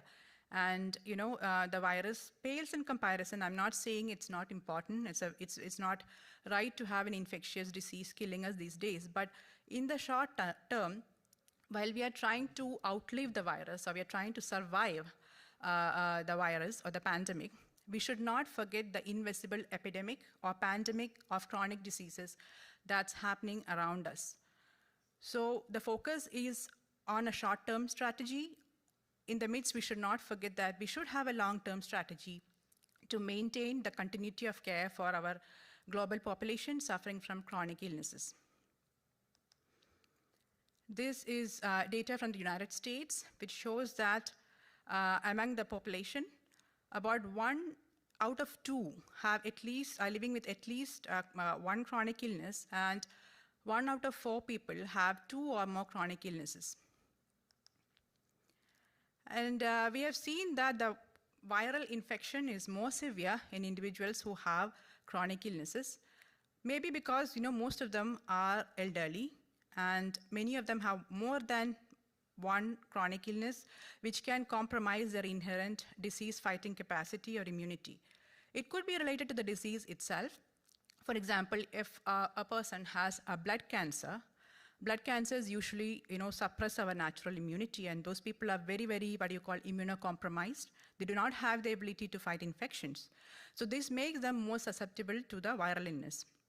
It could also be related to treatment. For example, steroids, chemotherapy, radiation, all this could lower an individual's immunity to fight the infection. Many have already compromised lung function as a result of their chronic illness. For example, COPD, chronic obstructive pulmonary disease, or people with lung cancer, their lung function is not good enough to handle a deadly virus. A lot of individuals have dementia or lack of insight as a result of their illness, so they are not able to understand why social distancing measures are important, why isolation is important. They do not know how to do proper hand hygiene. And this leads to a spread of the virus amongst that population. And we have all seen how many hospitals or nursing homes catering to chronically ill elderly population have fallen prey to massive outbreaks of the virus. We've seen this in Europe, and how the mortality rates have been very high in those facilities. So it's well known that the pandemic the infection affects the individuals with chronic diseases very badly. And this is data from the States again, showing that if an individual gets a viral illness, COVID illness, and they have an underlying condition, the chances of them getting hospitalized is at least 4 times more than somebody who doesn't have an underlying condition. So hospitalization rates are as high as 40% if they have an underlying chronic illness. And among the prevalence of underlying conditions, diabetes, chronic lung disease, and cardiovascular disorders top the list. And we also see the difference in outcomes in people with the viral illness in terms of comorbidities. So as you can compare the bar charts on the left and the right, you can see the hospitalization rates, the rates of admission into the intensive care unit, and the rates of death are much, much more in individuals who have chronic illness when they get the COVID virus infection. The effective management of chronic diseases, even well before the pandemic or not, it rests on 4 pillars of prevention, early detection, management, and ongoing monitoring. And I would say the pandemic has affected every one of these aspects in one way or the other. If we look at how we have the preventive measures have been affected by the pandemic, we all know the social restrictions, the lockdown measures have reduced the mobility of our population. People who are walking, who are exercising, who are commuting regularly, all of them have been shut down between four walls. And this has led to a sedentary lifestyle. People do not have the opportunity to exercise outdoors. And this has led to, being cooped up in a house all the time between four walls has led to skyrocketing screen time. So people are idle, they watch too much television, and many individuals have to, work remotely, so they're also glued to their computer screens, trying to get their work done remotely. So we are not getting much of physical activity. Of course, the stress mounts under this, disruption of your life routine, financial hardship. So when the stress mounts, we all know that people, eat the bad things. So they look at, more sugar containing foods, consuming more alcohol, smoking, all bad habits, trying to calm down, their stress and improve their mental, status. So this leads to poor food choices and also a rise in obesity.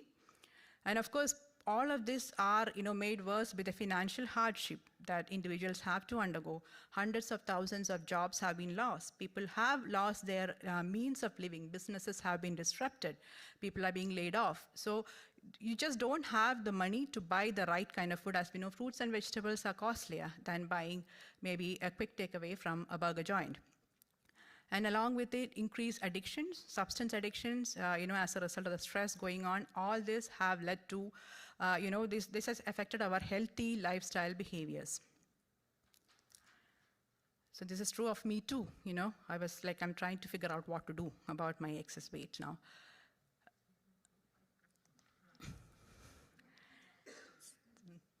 So the pandemic has also affected early detection of chronic diseases. As we always say, I'm an oncologist, so I'm very, one of my favorite phrases is early detection saves lives. But it's not the same with cancer. The same holds true for every chronic illness. So you catch your blood pressure when, early enough that you have high blood pressure and you start your medication, you don't end up with a heart attack or you don't end up with renal failure. Similar with diabetes, you don't end up having your foot cut off or developing diabetic retinopathy if you are able to identify that you have diabetes and then you start your treatment early. But the pandemic has definitely affected early detection of chronic diseases, and I will look into the scenarios of cancer screening. So this is across 60 healthcare organizations in the States, as you can see, pre-lockdown and post-lockdown. There's been an 80% decline in the rates of cancer screening for the three common cancers: cervical cancer, colon cancer, and breast cancer. So the rates of volume of mammograms, endoscopies, and pap smears have declined by about 80% in April and May, and even after June, it has not gone back to the baseline yet. We would not know the changes or the outcomes or of these reduction in screenings right away. This would manifest many months or years later. So a lady who was supposed to have a mammogram in March or end of March, who has her mammogramic screening postponed to about 2 years, may end up having a stage 4 breast cancer than stage 1 breast cancer, because during the time the screenings were not available, the cancer has progressed, similar with other cancers. So we would know the effect or outcomes of this only after many years, when there is a rise in breast cancer mortality. In fact, it has been estimated that in the US itself, about 10,000 excess breast cancer deaths would be attributed to the lockdown and the loss of mammographic screenings. So you can imagine that number all around the world. This shows us how the screening test for diabetes and cholesterol has fared. So this is across 2 sites, data across 2 sites in the United States, where they have seen how screening for hemoglobin A1C, that is an indicator for diabetes, and LDL cholesterol has gone during the pandemic, and you can see a sharp decline in the rates of testing for these 2 blood tests. As a result, on the right-hand side, you see that new prescriptions of metformin, which is a diabetic drug, and a statin, which is a drug to treat high cholesterol, has gone down. So what does this mean? The implication is that less people are getting diagnosed, less people are getting tested, and as a result, less people are getting diagnosed, and they are going to have complications later. And we all know, and you heard speakers before, the level of mental stress and worry related to the coronavirus and the restrictions have been going up steadily. The longer the lockdown measures are, the more it is. And you have to imagine what the effect of that will be on individuals who are already battling mental health issues. So, their social life or their routine is disrupted. They feel increasingly lonely, and it has been shown that behaviors related to self-destruction, suicidal behaviors have been on the rise. And apart from early detection, management and monitoring of chronic illnesses have all been affected in multiple ways.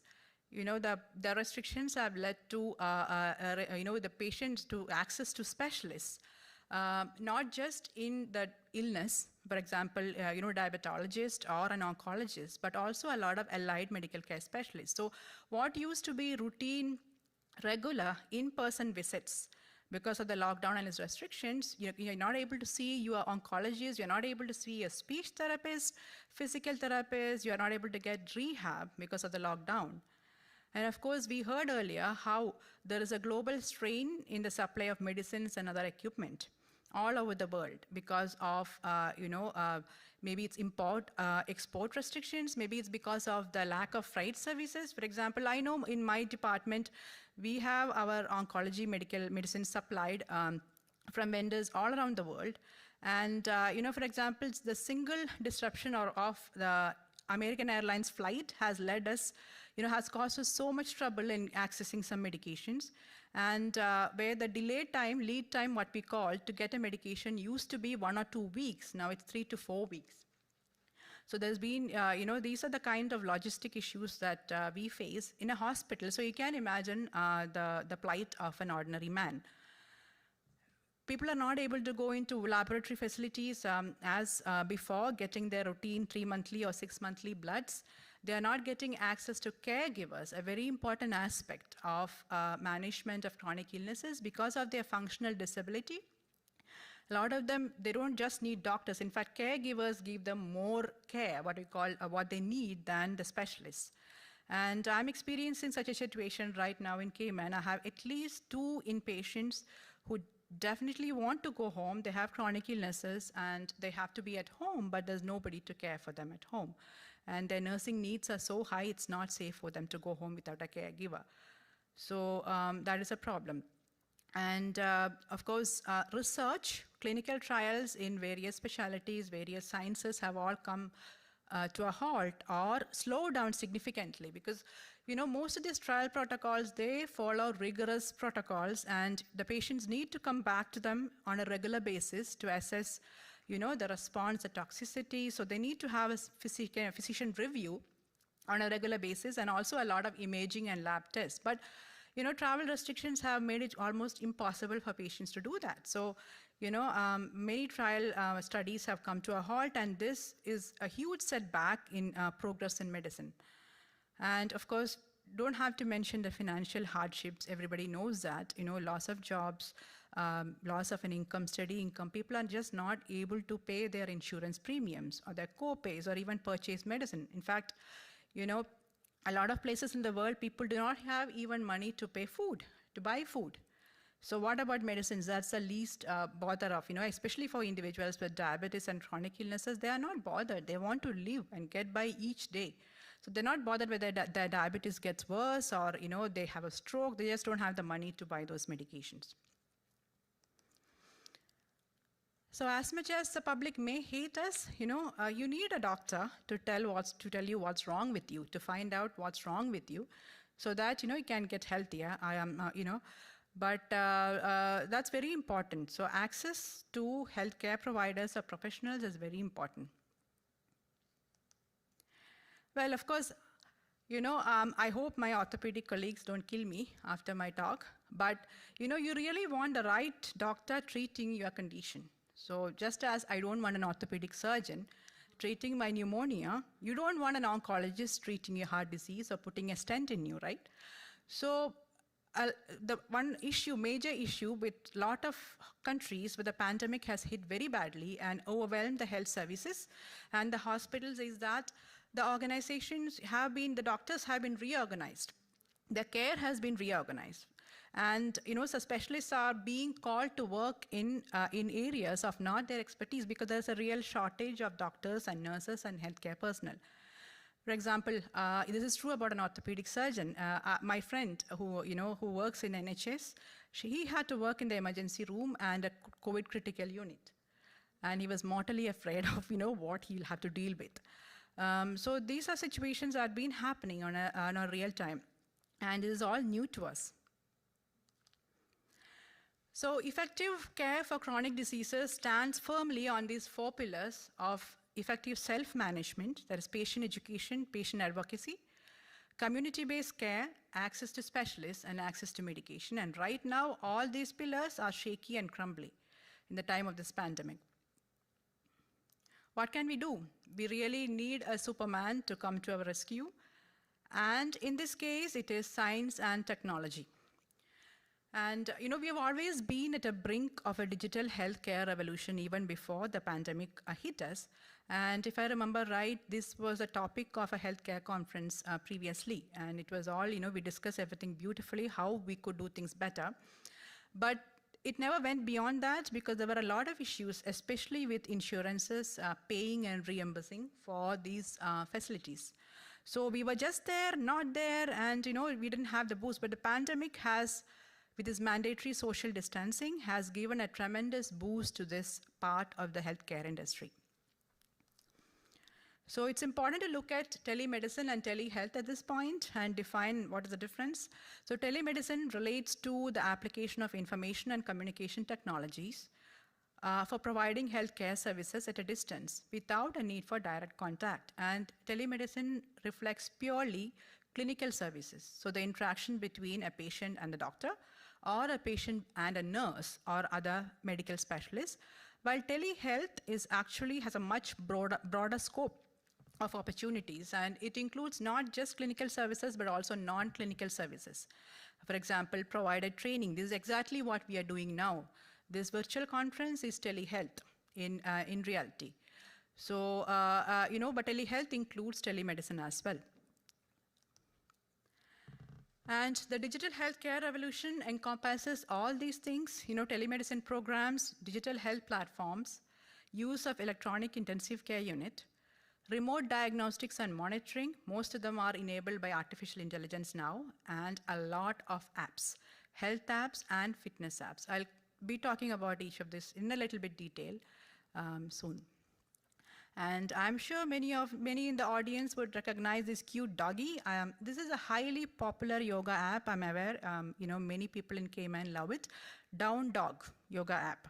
And I believe it's, I don't know, the government gave them free to download, but most of the women in quarantine and isolation are using this. I know this in a personal way. So there are many more apps that keeping us sane and keeping us healthy. I'll come to that in a little bit. So the landscape of telemedicine is actually virtual, so it involves text messages, telephone consults, and video conferencing. And the benefit is that we can have appropriate physical distancing. Continuity of care is ensured and is very convenient to the patients, and very flexible. You can on demand, you can schedule appointments. For the provider too, it provides flexibility, increased efficiency, and we are maintaining access to our patients. So of all the 3 modalities, as you can see, video conference is the best suited because it not just gives you, you see the patient, you can do a social assessment. Nothing beats looking a patient into the eye and then conversing with them. And that gives us, tells a doctor or a healthcare provider so much about how the patient is doing. And also, it gives us an opportunity to go through their results, go through your medications, and even do a guided physical examination. A telephone or teleconsult is the next best thing. And text messaging, of course, I'm sure all of us do, respond to WhatsApp messages from our patients day in and day out. But they are kind of impersonal, and of course, we cannot, be available because so random in timings. And digital health platforms, there are various diagnostic, health monitoring platforms, fitness, or integrated platforms where we can, all the various facilities come together, and the patient and the healthcare professional is able to interact with each other and seek or access, healthcare and of course, the various aspects that come along with it, including counseling. And I would like to, this has been a lifesaver, and I think this is going to be the healthcare of the future, even when the pandemic is over. But this is the way of, the way we should manage chronic illnesses in a pandemic, when in-person consult or healthcare access is not possible. So I will try to explain how these healthcare platforms can help manage chronic illnesses in various settings. I'm taking the examples of different chronic illnesses in the acute or urgent care setting, a chronic care setting, and also with a preventive setting, how to practice preventive medicine using digital health platforms. So this platform, it's called GI On Demand. It's a digital health platform, a collaboration of the American College of Gastroenterology and a healthcare company called GastroGirl. So this is a platform whereby the gastroenterologists can get in touch with and stay in touch with patients who suffer from chronic gastroenterology conditions. For example, ulcerative colitis or Crohn's disease. When you need to, be in touch, you need to be in touch with a patient for a long time. So this platform has the ability to schedule on-demand or self-schedule appointments. So the patient has the app on their device, and they go and schedule an appointment with the gastroenterologist at their convenience. And there is a screening method by which the patient is screened and triaged before, to see whether you need an in-person appointment or a virtual consult will do. And finally, when they decide that a virtual consult will do, there is a telehealth room where you meet the physician, of course, virtually. And you know how it is with all the WhatsApp calls and Zoom, and it's almost as if you're real. You're seeing them in real. You're discussing the symptoms, your issues. You go through the medication list, and even a guided physical exam can be done. So the gastroenterologist tells the patient, please show me where you have pain. Just press there and see, is the pain increasing?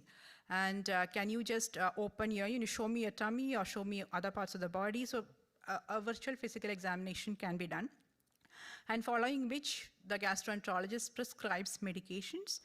And not just medications, but also a lot of educational material or modules can be given to the patient from this platform. So something like this can be developed, or already being developed for different chronic illnesses, and there are a lot of other platforms for mental health illnesses, for arthritis, rheumatological disorders, similar ones, where patients requiring chronic care can access their physician. And this is, I think, it may not be very visible, but this is a model of providing acute or urgent care for a patient who is suffering from Parkinson's disease. So as you know, Parkinson's disease is a debilitating neurological disorder, and most of the patients have functional or mental disabilities, and their impaired functionality makes them vulnerable to COVID and everything else. So they have to be protected. And what we have seen in studies is that whenever a patient with Parkinson's develops an acute problem, like he may be choking, he may be having a cough, a fever, or pneumonia, they are being rushed to emergency services, and from there they are being admitted directly. And after a couple of days in the hospital, they realized that the patient doesn't actually have to see a neurologist, but what he needed was that he needed to see other allied specialists. So what he needed probably was a speech therapist, or a swallowing assessment, or a physical therapist. But they saw the studies, they have a large-scale study found that whenever a patient with a chronic neurological disorder like Parkinson's ends up in emergency, only 30% of the time do they actually need to see a neurologist. That means 70% of the time they did not have to come to emergency to see a specialist. So this model of virtual care, virtual provision or triaging for acute or urgent care was actually developed in Italy. And as per this model, a patient caregiver or GP who raises an alarm about a patient's condition is seen virtually by a triage nurse. And that nurse assesses the patient's symptoms and the problems and decides whether he needs to be seen by a neurologist or an allied specialist or a team, or whether the nurse can manage it myself. So quite often the nurse is able to manage maybe about 20 or 25% of the issues that the patient has, not needing to see a neurologist or come into emergency. But if she decides that a neurologist has to see the patient, then how soon does a neurologist have to see? So the nurse does a triage coding ranging from white to red. This is all happening virtually in a digital health platform. And if the code is red, that means the patient has to be seen by a neurologist within 24 hours in a remote manner. And of course, if the neurologist decides then that the patient has to come to emergency, it does. So this kind of triaging, virtual triaging, can eliminate about 70% of unnecessary admissions or presentations to the ER or hospitalizations for chronic illnesses. And this is very important because when we are in the midst of a pandemic and hospitals, thankfully we don't have that situation in Cayman yet, but if the hospital systems are overwhelmed by people with the virus, you don't want a patient with a chronic neurological illness who is very, very vulnerable to the virus, can even die from it, being in the emergency with a COVID positive patient. So it's very important that you absolutely decide, which patient needs to get emergency services or what, and this remote triaging is as a very important tool that can help us prevent those situations from happening. And coming to preventive medicine, which can be practiced through the digital health platforms, cardiology is one of the best specialties best suited for this digital health platforms because, as I'm sure Dr. Ravi Kishore may not agree with me, but after the initial assessment, all that you need to monitor your cardiac health is just numbers, I would say. Assess symptoms virtually, and the cardiologist will have at the tips of their fingers all the numbers, the blood pressure, heart rate, maybe blood sugars and cholesterol levels, INR and stuff like that. And these are available. They could be made available to the physician through the portals. And they just have to review it. The patient doesn't really have to come for an in-person consult for cardiology. So the cardiologist can use these platforms for e-visits to monitor their physical activity and diet, assess their risk factors, titrate drugs, review the medications, make sure they take them regularly, and advise them on health style, lifestyles, and everything.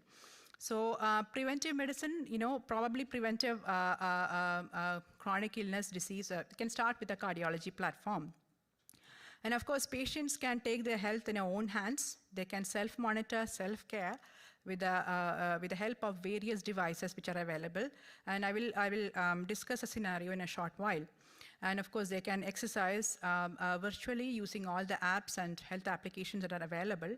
And they can track their own disease and contact the cardiologist or their physician whenever necessary.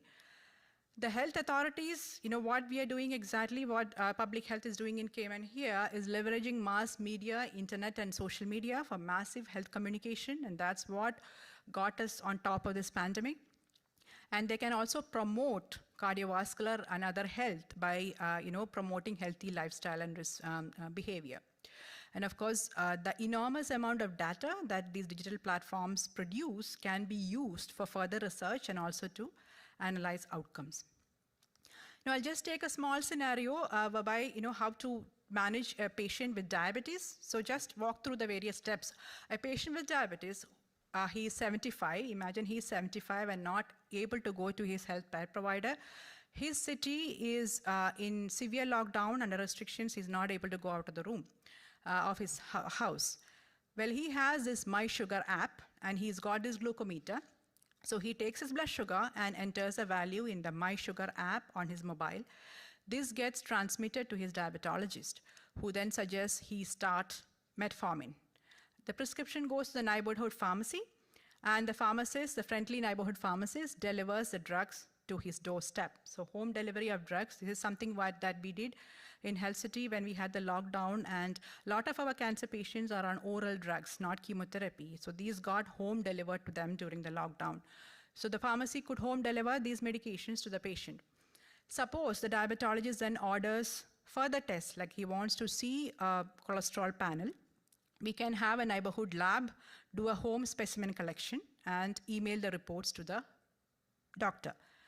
And there are several home testing kits for various measures. Like, for example, we can check the INR, we can check hemoglobin A1C, cholesterol and ketones and everything. There are testing kits that are available.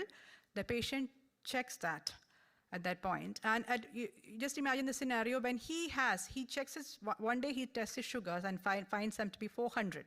That's very, very high. So he enters a value on the app, and the diabetologist tells him, just check your urine for ketone. So he has got this home testing kit for ketones, and he tests them, and that's positive. What does he do then? He contacts again the doctor through the app. The doctor sends a rapid response team with insulin for him. And the insulin gets administered at his home, and that brings the blood sugar straight down to normal. And the doctor then gives him a wearable device, a continuous glucose monitoring device that he sticks on to his arm, and then that provides the doctor with a continuous measure of what his sugars are. So this is how a patient with diabetes who's not able to go to his doctor could overcome a critical or life-threatening or potentially life-threatening situation with the help of our various technologies that are available right now. And so the digital legacy of COVID-19, I think, is consumer-friendly digital healthcare system. There's been a steady rise of on-demand healthcare. So patients are telling, I want to teleconsult. I don't really want to come and see you. And that is easily managed through teleconsults. And thankfully, the obstacle to more widespread adaptation of digital technologies in healthcare system was the lack of payment. So Medicare and various other insurance forums would not reimburse a physician for using technology, but thankfully the COVID pandemic situation has changed it. And so now the hospitals and healthcare providers are being paid for all the telemedicine and telehealth that they are providing to patients. So I think that's an important legacy that COVID-19 will leave us with. But there are definitely limitations to how much it can be adapted. It may not suit certain categories of patients. So patients do not have insight. They are demented, they are confused, they may not be living alone, and they cannot manage all these devices. You need a certain degree of technological, literacy, digital literacy, or you have to be tech savvy to understand how these devices work. Many people do not have smartphones or devices. Large parts of the world, people do not have these devices to support these apps. And it's interesting to know that only 50% of the world's population have access to broadband internet.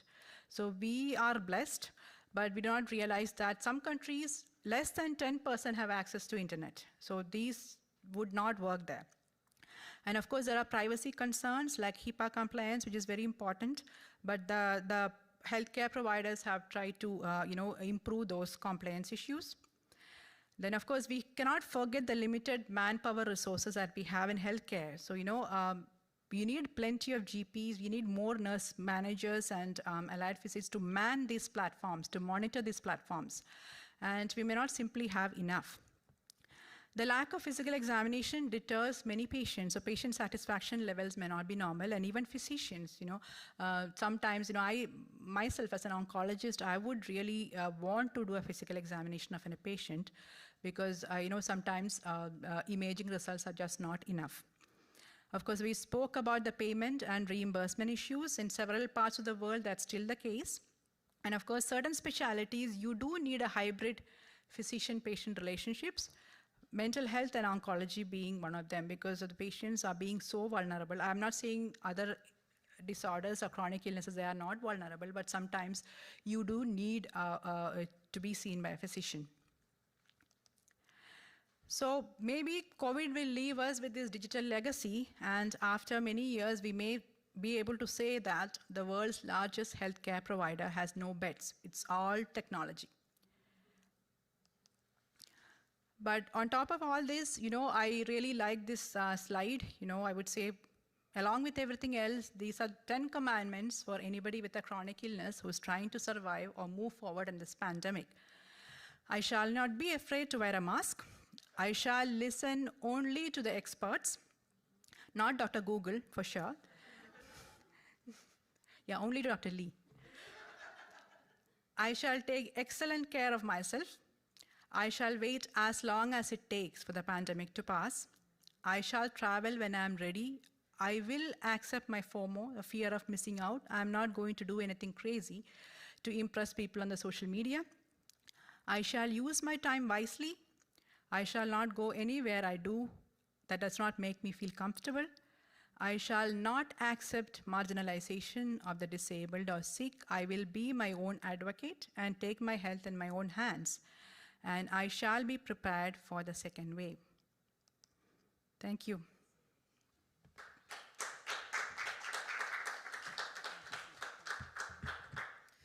Thank you very much, Dr. Benoit. That was very informative, and indeed, the statistics were quite staggering when you mentioned that globally 1 in 3 persons actually suffer from multiple chronic illnesses. Now we have time for a few questions before our next segment, and we've received questions from the audience, and the first one is, with the knowledge that we have now, what screening could have safely continued in spite of the pandemic? Question. But at that point, I would say the pandemic hit us with a surprise. We did not know what we are dealing with, and seeing the situation, what happened in Cayman, it was like a lockdown within 24 hours, right? And at that point of time, we did not know how the virus is going to behave, how it's being transmitted. There were talk of fomites and all those sort of things, and there was a lot of panic among the public. So at that point of time, we did not think that the screenings were necessary, and this was a guideline issued by a lot of the I am talking about my specialty, oncology, and they said withhold screenings for a while because we do not want patients crowding into a facility, which could be overwhelmed by the pandemic. Do only diagnostic mammograms, and but looking back, we did not have time to assess the situation well. Because if it was a condition, then we could have, I believe, continued maybe in a graded manner with enough social distancing and spacing between appointments to have those mammograms continue. I mean, all the cancer screening could have continued, but at that point, we did not know, we did not have the testing capabilities in the massive scale that we had. So we were not really sure at that point, but I believe all the screening programs could have continued, but this is wisdom that comes late. Thank you very much. Another question. Given all of these virtual apps and the telehealth that we had in place, do you think that the conditions of persons living with chronic illnesses actually worsened during the shutdown here in the Cayman Islands because persons were fearful to go to their physicians and access care? I definitely feel there has been an impact because I myself have come across at least 2, I'm talking about new illnesses, individuals with chronic illnesses who did not come for follow-up for fear of, catching the infection. And despite multiple phone calls, they were not ready to step out of their house. And as a result, their condition has worsened. I personally know of at least 2 or 3 instances a similar case. It's a fear factor that made them not step out. Right. So following on from that, then, have you actually seen an increase in the numbers coming into the hospital now as a result of them not having access care during the shutdown? Definitely. There has been a rebound increase in our executive health checkups. People really want to know what's wrong with their body now, and they have not done their annual physicals or anything that was due during the time of the lockdown. And I've had the misfortune to diagnose a few advanced cancers too. After the restrictions were lifted, because they had the symptoms when the lockdown just set in, and they did not want to seek help or health or go to a hospital. They just sat there, and then by the time they came to us, it's advanced. A couple of final questions. So you mentioned that due to the demand on healthcare providers, a number of persons actually had to be redeployed from their areas of specialty to other areas in order to be able to cope with the crises. Going forward, do you think that in general, clinicians should continue to have that general experience in order to be able to cope with critical illnesses in the future to be able to rotate to another general area to be able to assist? Yeah, we have all gone through training, a regular, what you call a medical school training before we became specialists. And hopefully, I know we were hoping that those experiences will come to our rescue if we ever had to deal with a critical illness. But, medical professionals are extremely resilient, I must say, and we are always learning new things with a passion, and I'm sure we can, stand up and face that if needed. In fact, we had multiple drills on, CPR. We have all those drills all the time. And we had to go back and learn more about infectious diseases and all the time when we were preparing for the pandemic. So I believe we can step up to that if the need arises. Excellent. Thank you very much. Yeah, we've really learnt quite a bit from your discussion this afternoon, Dr. Benoit. We want to say again a very special thank you to you and also to Health City Cayman Islands for once again stepping up as a major sponsor of this event. We will now take a short break and we'll leave you with another video featuring voices from our community, and we will be back at 4 p.m.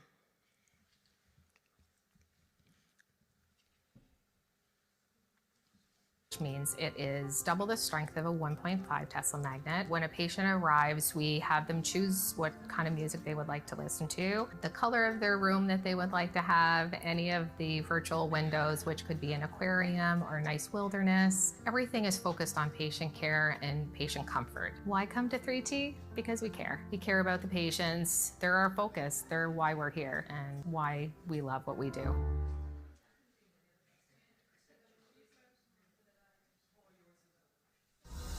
I am the one who steps forward when others step back. The doctor who remembers that there is compassion in medicine as well as science. I am always here for you, from the most routine care to the frontiers of medicine. My doors are always open because your family is my family. I am your health system. I am Jackson.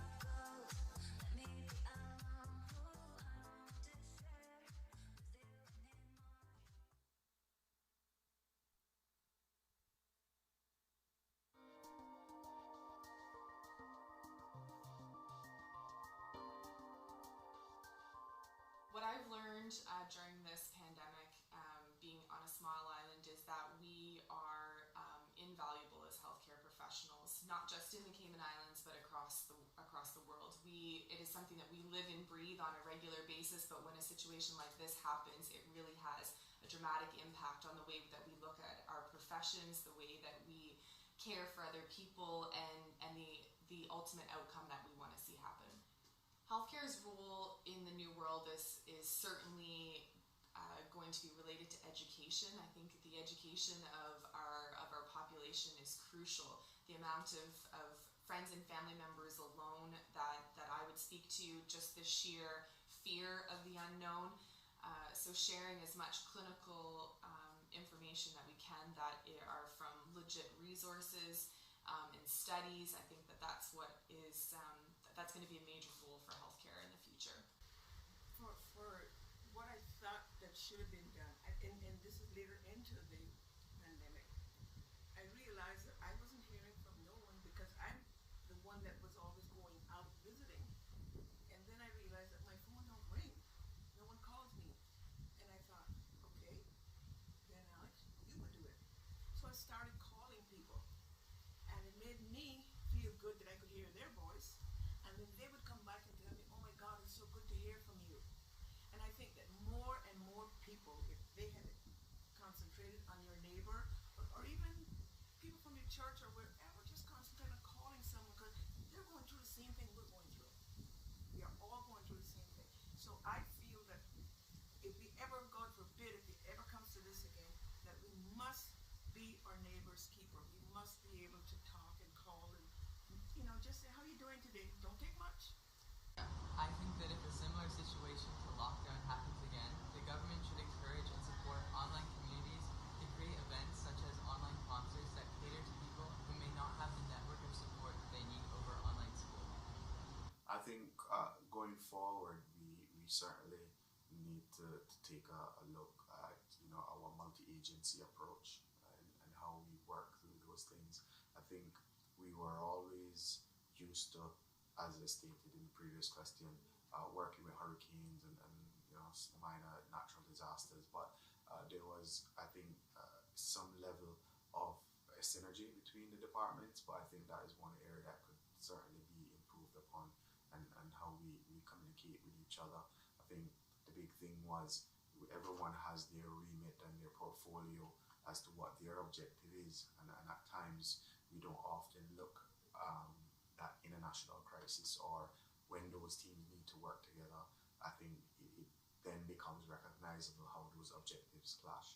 I think it's quite important for us to have table talks on a regular basis outside of the scope of pandemics, just on a normal basis, for us to say this is what the RCIPS objective is, this is what the other departments' objectives are, and we then work together to ensure that there is no overlay or any conflict of our objectives in order to achieve the objective for the greater good of the Cayman Islands community. I would say that the pandemic has definitely been an adjustment. Even now, leaving a COVID-free country to go back into the UK for school, it is quite an adjustment because now I have to go back to what I was kind of used to, which was wearing the mask, social distancing. And I will say that before I came back here for the new school year, I did have a bit of anxiety because I am back in a COVID country, considering that I left a COVID-free country.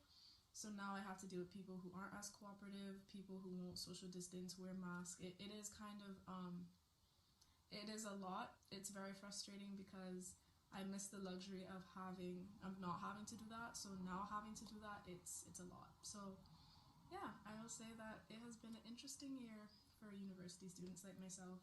So one of the things I think we could improve on is seeing how patients have gravitated towards the telepractice as a modality. I think investing more in technology, investing in online-based services, online-based assessments, as well as the actual hardware. So having access to more video cameras and microphones and headphones and those sort of things that will really just allow us to continue offering telepractice while ensuring that it is high quality service provision without compromising. And so I think that's something we can improve on for future planning.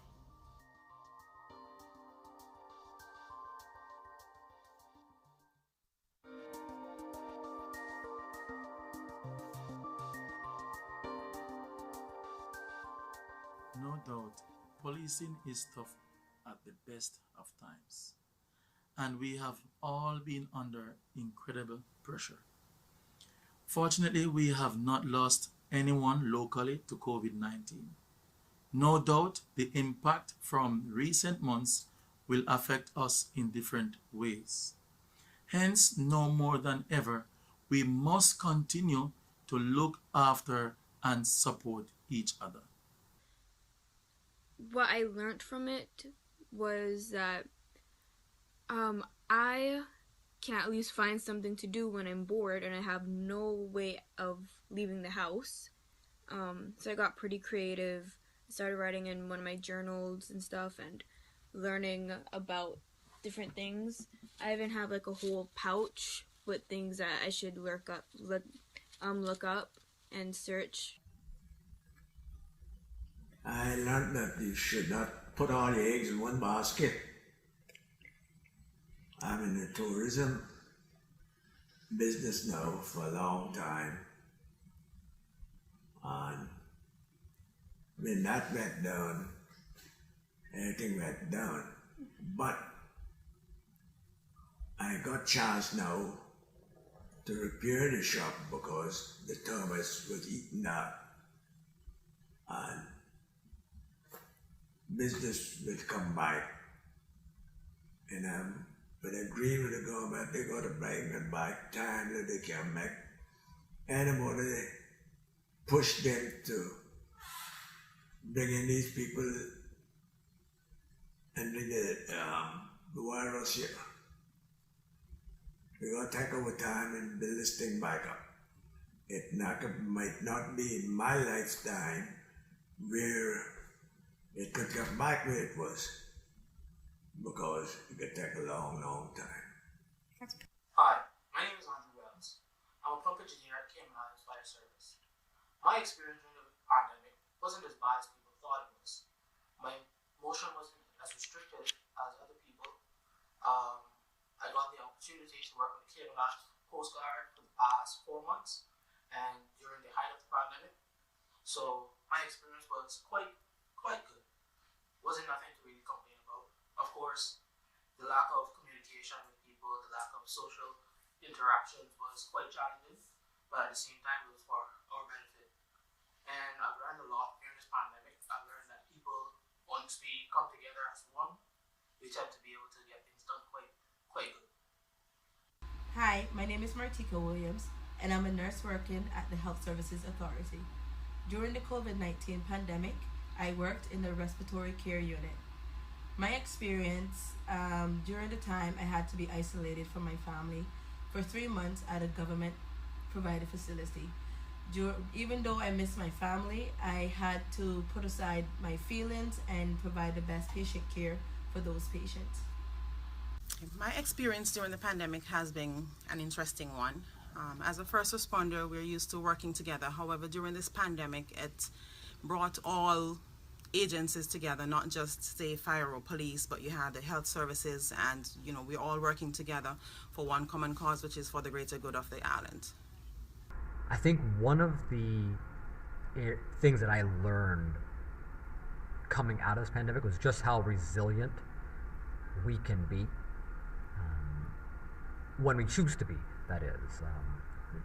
I chose not to take the complaining approach and rather take the grateful approach and try to find the silver lining throughout much of the experience, whether it was focusing on making new dishes, my physical well-being, my son's homeschooling, and at the same time staying productive with work. And the flexibility of being able to work remotely was an incredible asset to increasing my productivity. It afforded me the opportunity to work with a diversity of clients who I otherwise would not have been able to engage with. What we say is evidence-based practice, so by now we know what and how to do and how to take care of a COVID positive or suspected COVID case. So by now, I have developed quite a good experience, and I'm very confident. Like in next future, I can definitely work being a frontline worker for COVID.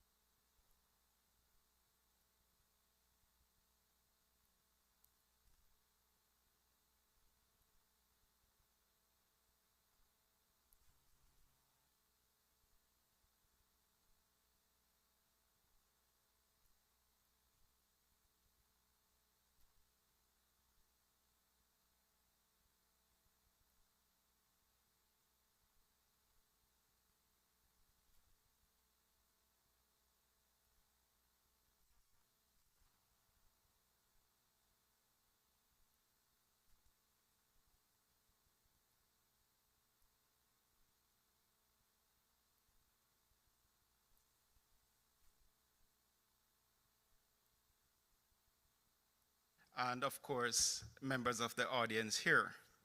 We know that at this time it's very difficult to maintain one's concentration when you are really sitting in the cyber world. At that time, one is tempted to multitask, and you may miss something very important. I wish to congratulate the organizers for putting together this particularly important forum at this time. And I'm particularly grateful to share this platform with the expertise from CTCA.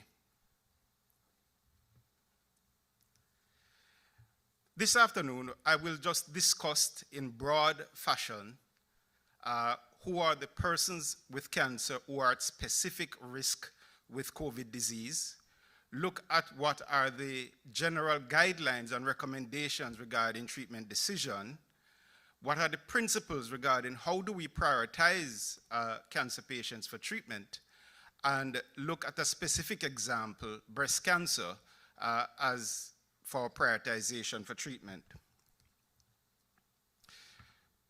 From all the presentations today and from what we have learned in the past, we know there are significant health concerns. Some are short-term, medium, and long-term.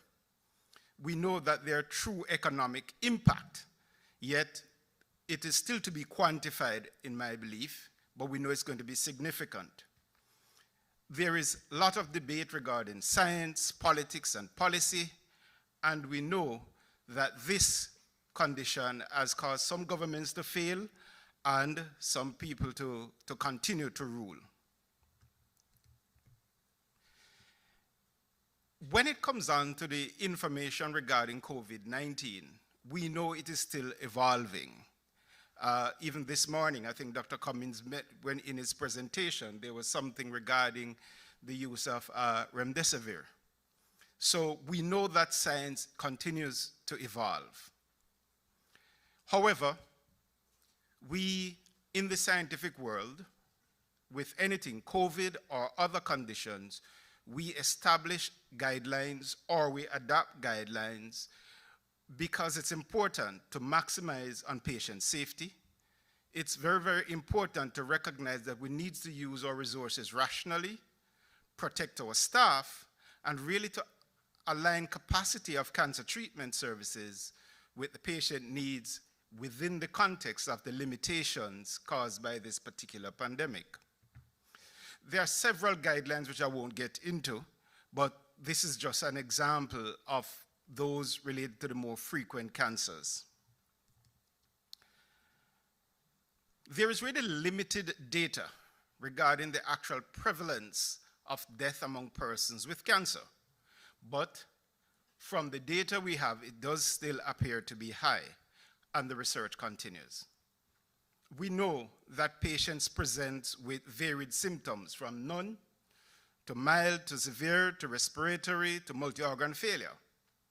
We also know that there are groups of persons who are at risk for greater morbidity and mortality. These include older patients, male sex, those with comorbidities, and those include the more frequent ones in our population: hypertension, cardiovascular disease, chronic lung disease, diabetes, and of course, cancer. When we look at one research coming out of the United Kingdom, this was the UK's coronavirus cancer monitoring project that looked at 1,044 adult patients between March 18 and May 8. And they did a comparative parallel study taken from the registry. What was discovered was that 295, or rather over 300 patients died, that's 30%, and of that 295 were due to COVID. The other important factor, if you look to the graph on the right, we recognize that there's a linear progression showing that there is higher mortality among those as you get older, certainly over 80 years old. I mentioned before that the clinical course may vary, and that also depends on cancer types. What was found is that those with hematological malignancies, such as leukemia, lymphoma, myeloma, those were more susceptible to harm from COVID-19 when compared to other types of cancers. Within that particular group, those who had acute leukemia were still more susceptible. Also found that patients with hematological malignancies who had recent chemotherapy were at especially high risk.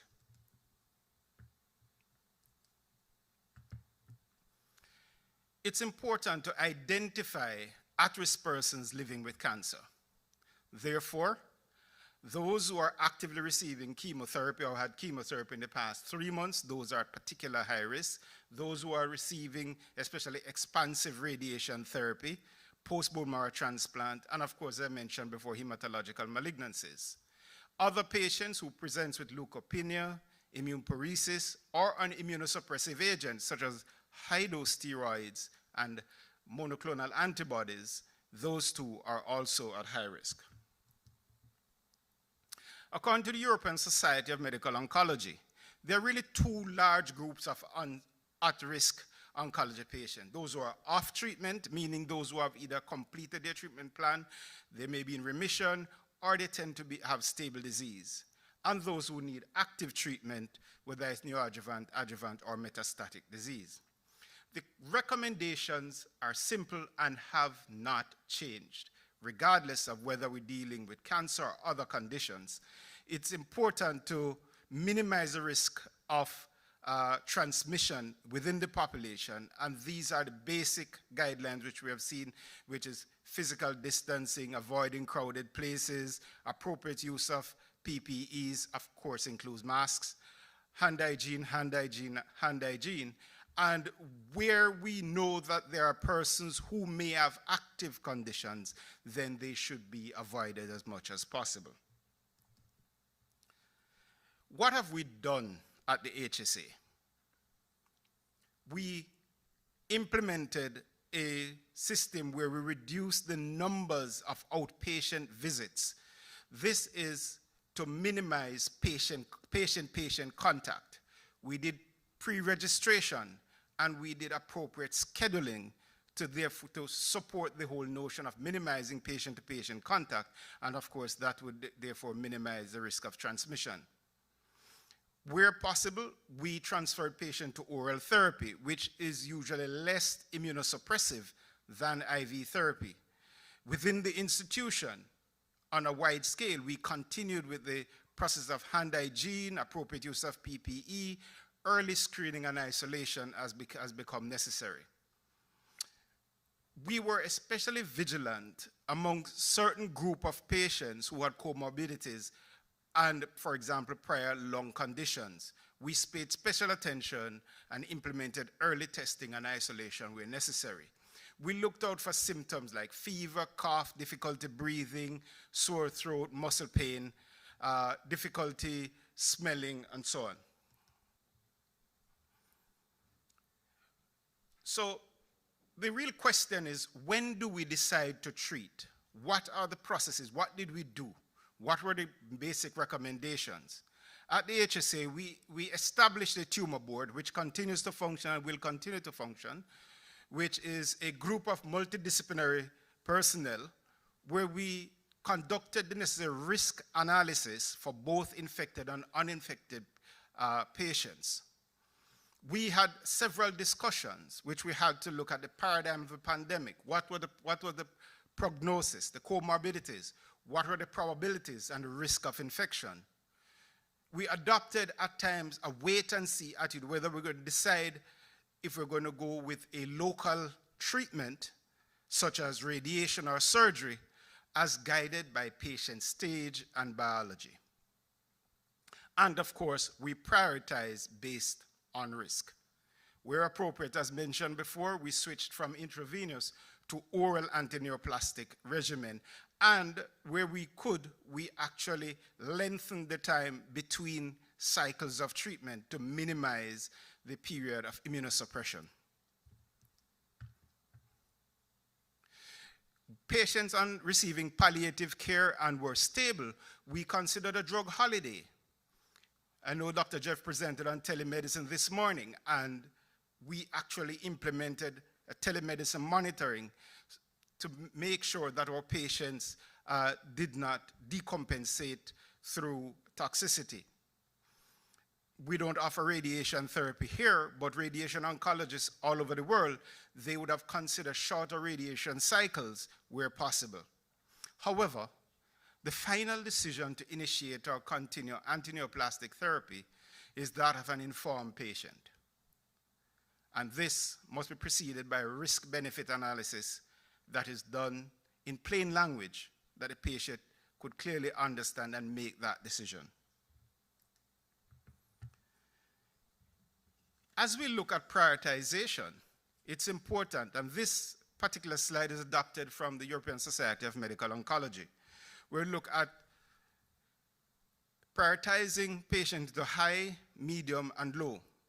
And the high priority patients are those who present with conditions which are immediately life-threatening, or they are clinically unstable, right? Where one has to weigh the benefits and risks. While we look at the low priority, those would be those patients who may just need screening. And medium priority are those in which you would look at the biology and look at what can some of these patients, can we delay their treatment, or can we use another kind of treatment?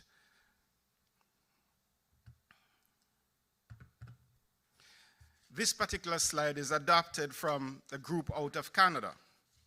Actually, they're from Kingston, Ontario, where I last worked. And it really looks at a framework. If we look at this particular picture, we will see the high priority on the right, and those are the very high priorities. And we notice that patients, again with hematological malignancies such as acute leukemia and lymphoma, those are the ones who are at highest risk, and we want to treat them immediately. And just to quickly look at, this is regarding to our patients with breast cancer, whether they're an outpatient, whether they're for surgical oncology, medical oncology, or they're for radiation. It's important to, again, assess those patients who will be at highest risk would be those with triple-negative breast cancer, those with HER2-positive breast cancer. You'd want to start neoadjuvant and adjuvant therapy as quickly as possible. While, again, as I mentioned before, those patients who have, who are just for screening, you may want to delay them a bit. And there are those patients, for example, those who need bone therapy, such as with zoledronic acid. Instead of every month, we would give them that every 3 months. Therefore, in summary, I would like us to look at 3 main takeaways. 1, the final decision regarding cancer care. It is really based on a clearly informed patient understanding and decision. Secondly, where cancer treatment may impact overall quality of life, definitive treatment should really not be discontinued or delayed. and patient prioritization based on risk analysis assessment is golden.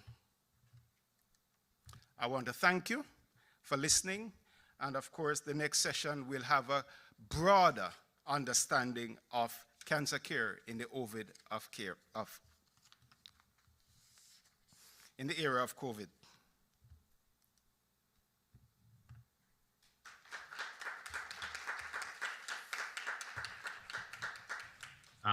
Hi everyone. Thank you so much for the opportunity to present today at the conference.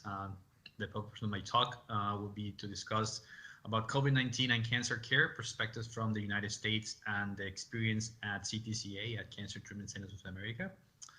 Thank you so much for your time. Currently the Vice Chairman of the Department of Medical Oncology, Enterprise Director of Research at CTCA.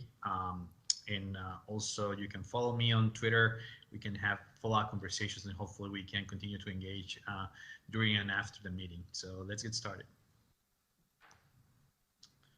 This is my description here, my disclosures as usual. All right, so COVID-19 has been a dramatic event for all of us involved. We all felt it in our daily lives, in our daily experiences, and as oncologists, we are facing it as well with our cancer patients, with a multitude of problems and issues that can happen with this. Hopefully, you at the Cayman Islands actually are in a much better place than other locations around the United States and beyond. And hopefully we can learn from those lessons to help our patients to get the best treatments amid the pandemic.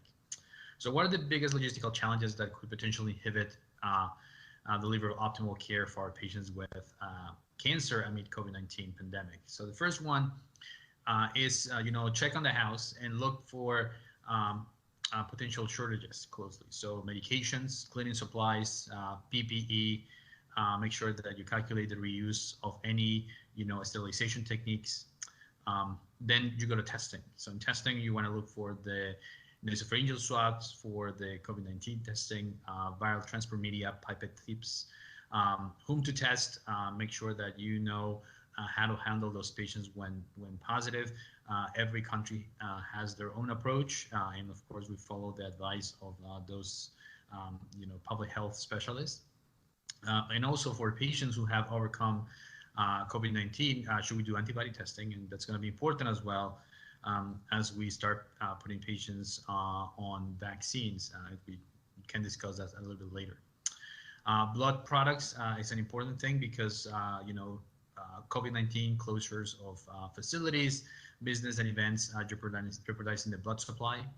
And ensuring adequate staffing is a priority as well. So make sure that you have a multi-layer coverage to address potential staff shortages.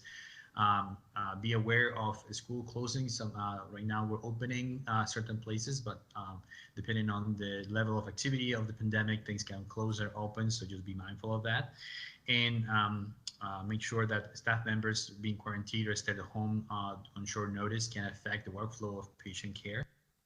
And make sure that you cross-train staff and prepare for any absences as needed. So in cancer patients, there have been a number of understanding developments about who is a major risk for COVID-19 complications amid the pandemic.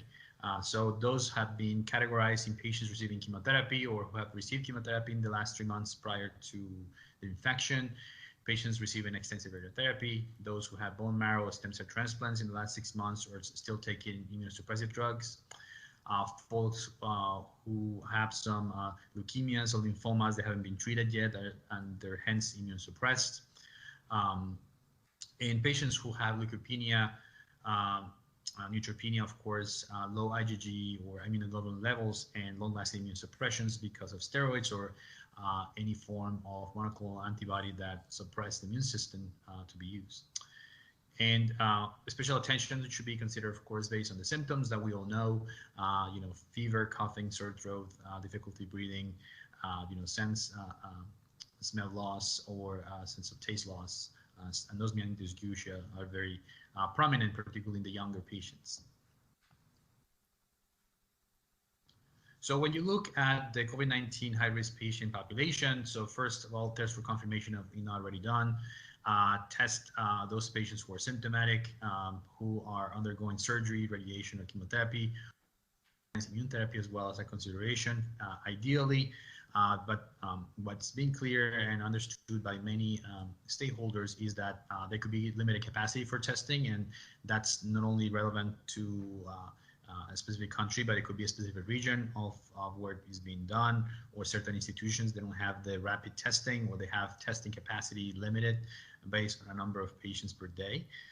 So if that's limited, then you can scope the framework to the patients who are at the higher risk or the highest concern for exposure, or not only to the patients but also to the staffing. So folks who are getting colonoscopies or getting anything that aerosolizes that could be of risk. Assess severity of calls by radiological function and evaluate the needs for patients who need to be hospitalized in designated units, so you can prevent cross-infection. So screening questions is something that, so you know, these are pretty standard currently, but we check them within the last 48 hours. We do that very often with our patients coming to CTCA. We have a nurse dedicated calling those patients before they come into our centers. Also ask them about the contact about 14 days prior, and any recent travel. Nowadays the pandemic is global, so any zone unfortunately is now high risk unless you're in New Zealand or a small island. So maybe Cayman Islands, I think probably one that has the least amount of cases, and that's great. So you need to keep that in your current environment. In terms of different approaches, you know, every single country has their own approach. You can do the approach of you know, China or New Zealand, where there were strict lockdowns and were able to contain it, or there's a model of Sweden, which basically allowed for folks to take care of themselves, wearing masks and exercising you know, social distancing, but they had extensive testing, they have extensive capabilities for them to be treated. There is a system of healthcare that allows everyone to get you know, diagnosis and treatment options, and not only that, but the population is also dispersed throughout the country, so much different than other places around the world. But what they found, for example, in the case of China, as you'll know, they were able to contain the pandemic certainly to the site of origin. And what they did is they reduced visitors to the hospitals. They use only on registration, and they offer online consultations for medication and symptom management. So they use telehealth a lot. And they found, based on these results, this was presented in JAMA Oncology, basically, if they're able to pursue strong measures against you know, contact and having contact tracing and testing, they were very successful, and not a single member of the staff or patient was able to be was reported when they followed these very strict assessments. But of course, everyone got a CAT scan in those hospitals, and so that could be challenging in places where there's no such capability. So every country has their own you know, way to handle this based on the resources.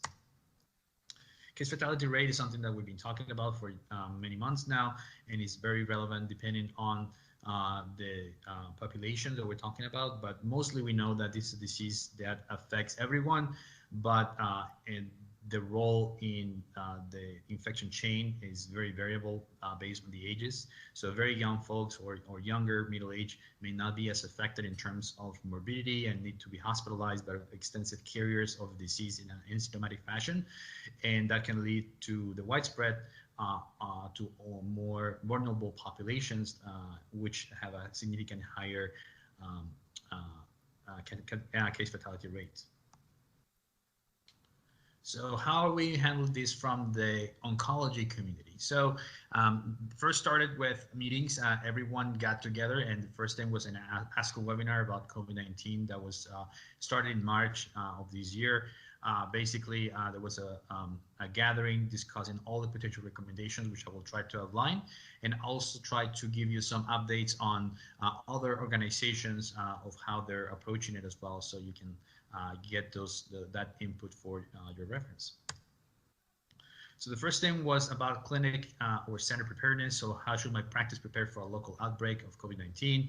So first of all, make sure that you have enough personal protective equipment for everyone, or PPE. Everyone's following precautions. Not only, I mean, at that time with the standard precautions, now we're doing airborne precautions because we know it could be aerosolized as well, and could remain not only as droplets but also as aerosols for a significant number of time in the air. So that's why universal masking is absolutely essential.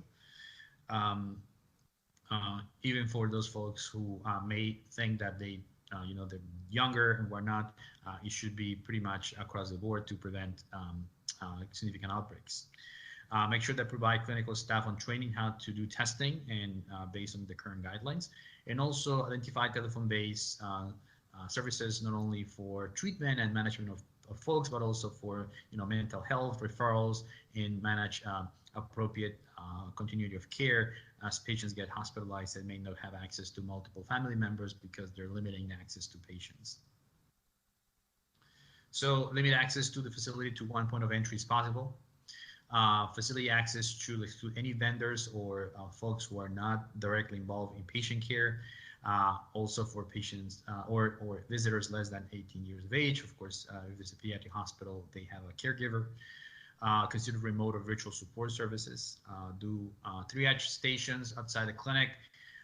Make sure that at least they have 6 feet apart between patients and visitors, and check for fever as they enter, even though it's not a very prominent way to find patients with COVID-19. It's still worth considering a few folks who may have fever and may not be realizing it.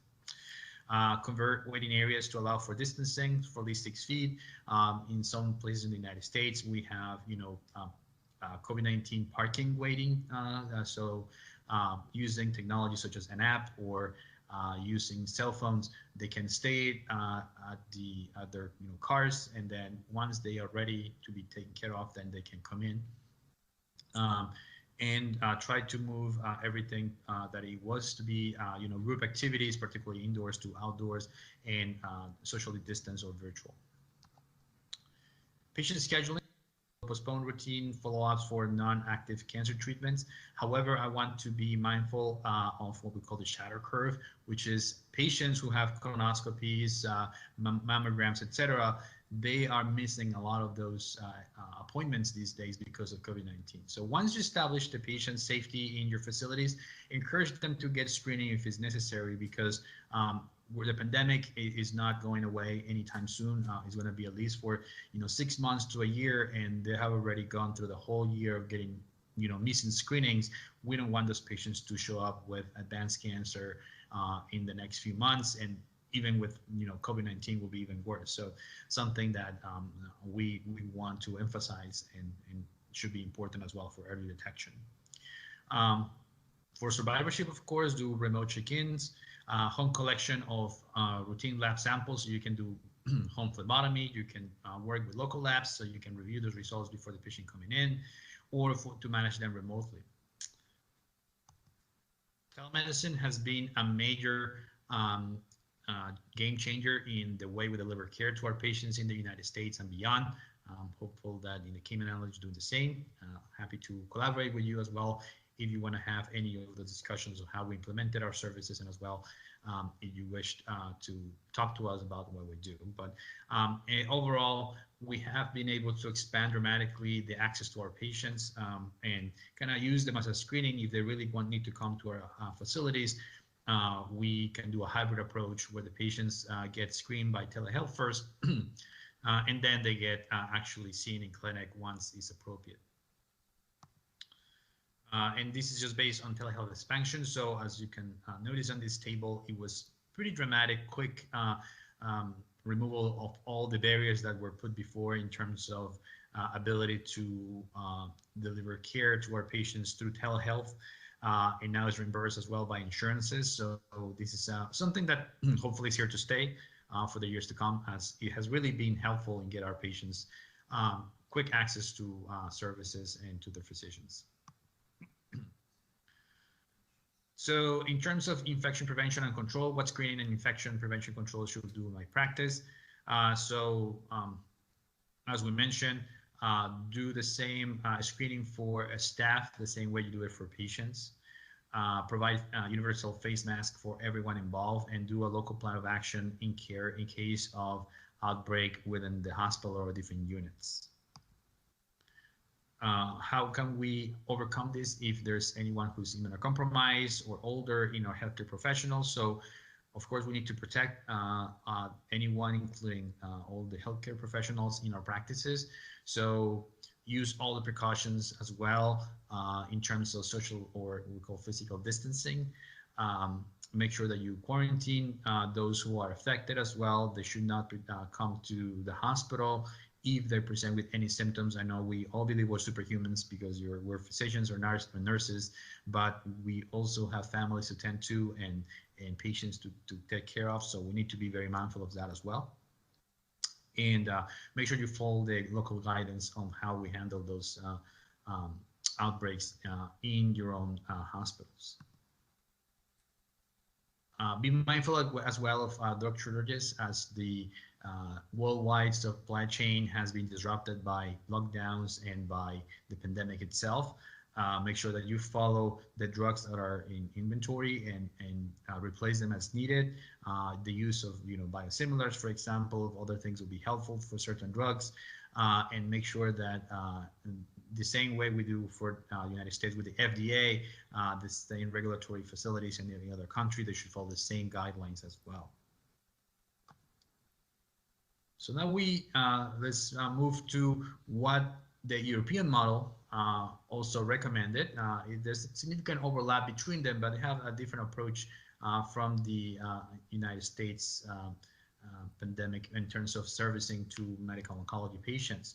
So ESMO had a cancer patient prioritization model, a little bit different from ASCO, where they have a tier approach based on criteria by Cancer Care Ontario and the magnitude of clinical benefit scale, where based on value-based prioritization, they made assessments of the highest needs patients to be treated.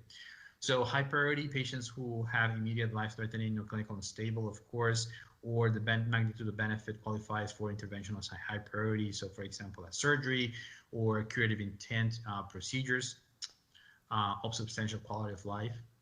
Medium priority patients who are non-critical and you can delay beyond 6 weeks any potential impact if there's any issues with access to care. And low priority, of course, patients who are on survivorship or patients who you're not going to change management. You can manage them through telehealth and other measures. So they also put these patients on different risks based on treatment. So group A were patients who were off therapy, had completed treatment, or were under maintenance. And patients under treatment with neoadjuvant and curative intent were classified as group B. So for everyone had to have the same recommendations in terms of social distancing, wear protective personal equipment, etc. But make sure that they prioritize the visits for those patients. So for those receiving active treatment, which is the group B, living in epidemic zones or not, they specify pathways to guarantee timing of treatment for those patients and establish local teams to determine that. They also make sure that they establish cancer hubs for those patients in checkpoint areas, so they could do early detection of infection outbreaks, and also to make appropriate isolation for those patients. The framework is pretty standard, so communication is essential. They wanted to make sure to prioritize adjuvant treatments. If intravenous treatment was ongoing, if there was any oral treatment available, they could switch to that and manage through telehealth. If there was any opportunity for maintenance or treatment holidays was also offered, and continue with using technologies to make sure the patients were served across the board. So they have a few case studies that were highlighted as part of their initiatives. The first one is looking at Singapore. So they split healthcare teams to help reduce disruption in healthcare. So amid the pandemic, what they did is they split the teams in two. And basically they were coming as a backup in case of need. So in case there was a local outbreak in any of those team members, then there was another group ready to take over as needed. And that was something that they found very helpful to control the pandemic and to prevent staff shortages across their facilities. In Germany, the question was always about, should cancer treatment be continued during the pandemic or no? And they you know, as I think is rational and normal, they decided to pursue a case-by-case discussion. So as we expected the pandemic to increase over, you know, different waves, then they decided to do a case-by-case scenario, making individual risk assessment benefits. The idea here is that in many cases, the risk of the patients to undergo some anti-cancer treatments when they didn't have appropriate, you know, PPE or measures of control outweigh the risk of benefit of exposing the patient to the viruses. So that's when they use telehealth much more often. But they also wanted to contrast it with the Italian mode. So Italy and Germany have two different models, and because they have different healthcare systems, as we all understand. So in Germany, like many other countries, all hospital-based cancer treatments are integrated into general hospitals. And because of that, it was difficult to create a cancer hub for all patients. So the solution is more feasible where standalone cancer hospitals are available. And that's a model that worked pretty well for us in the United States for CTCA, because we're a cancer hospital only. So we were able to divert patients who were COVID-19 positive to those centers that were taking care of COVID-19 patients, and keep patients who were only on cancer care and they had no issues with infection to continue their care as we follow those criteria very closely. In Italy, they decided to create two major hubs. One was the European Institute of Oncology and the Milan National Cancer Institute, and they made it basically into COVID-free cancer hubs, and they were able to treat them. In Germany, what they did is they put different units within the hospitals themselves to be COVID-19 positive or negative, and make sure that they were separating those patients appropriately. And in Poland, they focus mostly on telehealth. And they found it as a significant benefit. As I mentioned, that has been very, very helpful to continue care. They also had the opportunity to send treatments for oral drugs to the patient's home and manage them closely as well. So they found it as a very positive development. So now that we spoke about the routines and how different hospitals and different places are using this, get prepared for a new routine, as you probably have been prepared already for the last 8 months. What we did is make sure that you do previous day telephone triage to make sure every patient gets screened for concerns. We establish a dedicated line for patients to call us if they have any issues as well in terms of concerns with COVID-19. Reevaluate the regimen schedules for all those patients, and make sure that you have appropriate allocation of staff and prepare for those eventualities. Protect yourself and to protect your patients. So as I mentioned earlier, we have to exert universal masking. We have to make sure that everyone is wearing appropriate PPE, and that if any of us get infected, then we take care of ourselves first, so we don't bring it to our patients or someone else who's trying to take care of them. Reinforce support to patients, so the impact is not only at the cancer level, but also emotional, financial. So make sure that you have consulting with your mental health providers and help overcome some issues that may come also with anxiety from the well-being of the patient as a whole. Okay, so this one slide is just mentioning the model of the universal healthcare in the United Kingdom. So this is from NHS England. You probably have access to this resources as well, but they did individual patient decisions based on multidisciplinary teams. They established priority groups based on surgery, based on the systemic anti-cancer treatments and also radiation treatments, and they established 6 different priority levels. Patients who are in line for curative treatment, for example, with a greater than 50% chance of success were the highest level, and then they put them on tiers so they can get them seen at better intervals for prioritization. For radiation treatments, they did 5 levels of prioritization as well. Patients with rapidly proliferating tumors with little scope for delay were the highest group of priority. In terms of radiation oncology, the European and the American Society of Radiation Oncology website contains a large section of COVID-19, which is open access for everyone. They put together recommendations based on findings of dedicated work groups and has frequently asked questions, several of them based on decision-making discussions. And just as a quick summary, basically, this is what's seen here. They encourage non-N95 surgical masking for radiation therapies for all patients, encourage minimum of droplet precautions. The goal was to reduce the risk of transmission, to allow cancer care. Patients under treatment should be screened prior to each fraction, and also those who are screen positive should isolate themselves, get tested, and follow the local recommendations. And symptomatic visitors should not accompany the patients to the clinic. And of course, clean all the facilities in, after each patient coming in their way. Another thing that they found important was potential changes in the fractions for some patients as well.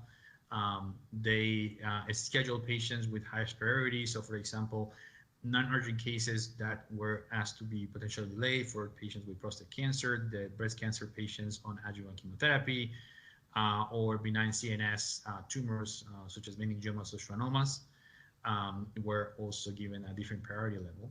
And in terms of scheduling, they recommended following NCCN guidelines by using the shortest possible course of radiation, using, for example, single fraction for bone pain or hyperfractionation when appropriate for breast and prostate cancers.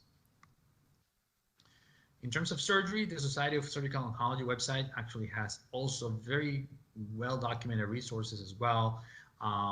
With information sheets based on different malignancies, and they have resources for each tumor type for your reference as well. Very good resource. I strongly recommend it. And that was also followed by the European Society of Surgical Oncology. They, for example, advise against seeing patients older than 70 years old in clinic unless it's urgent.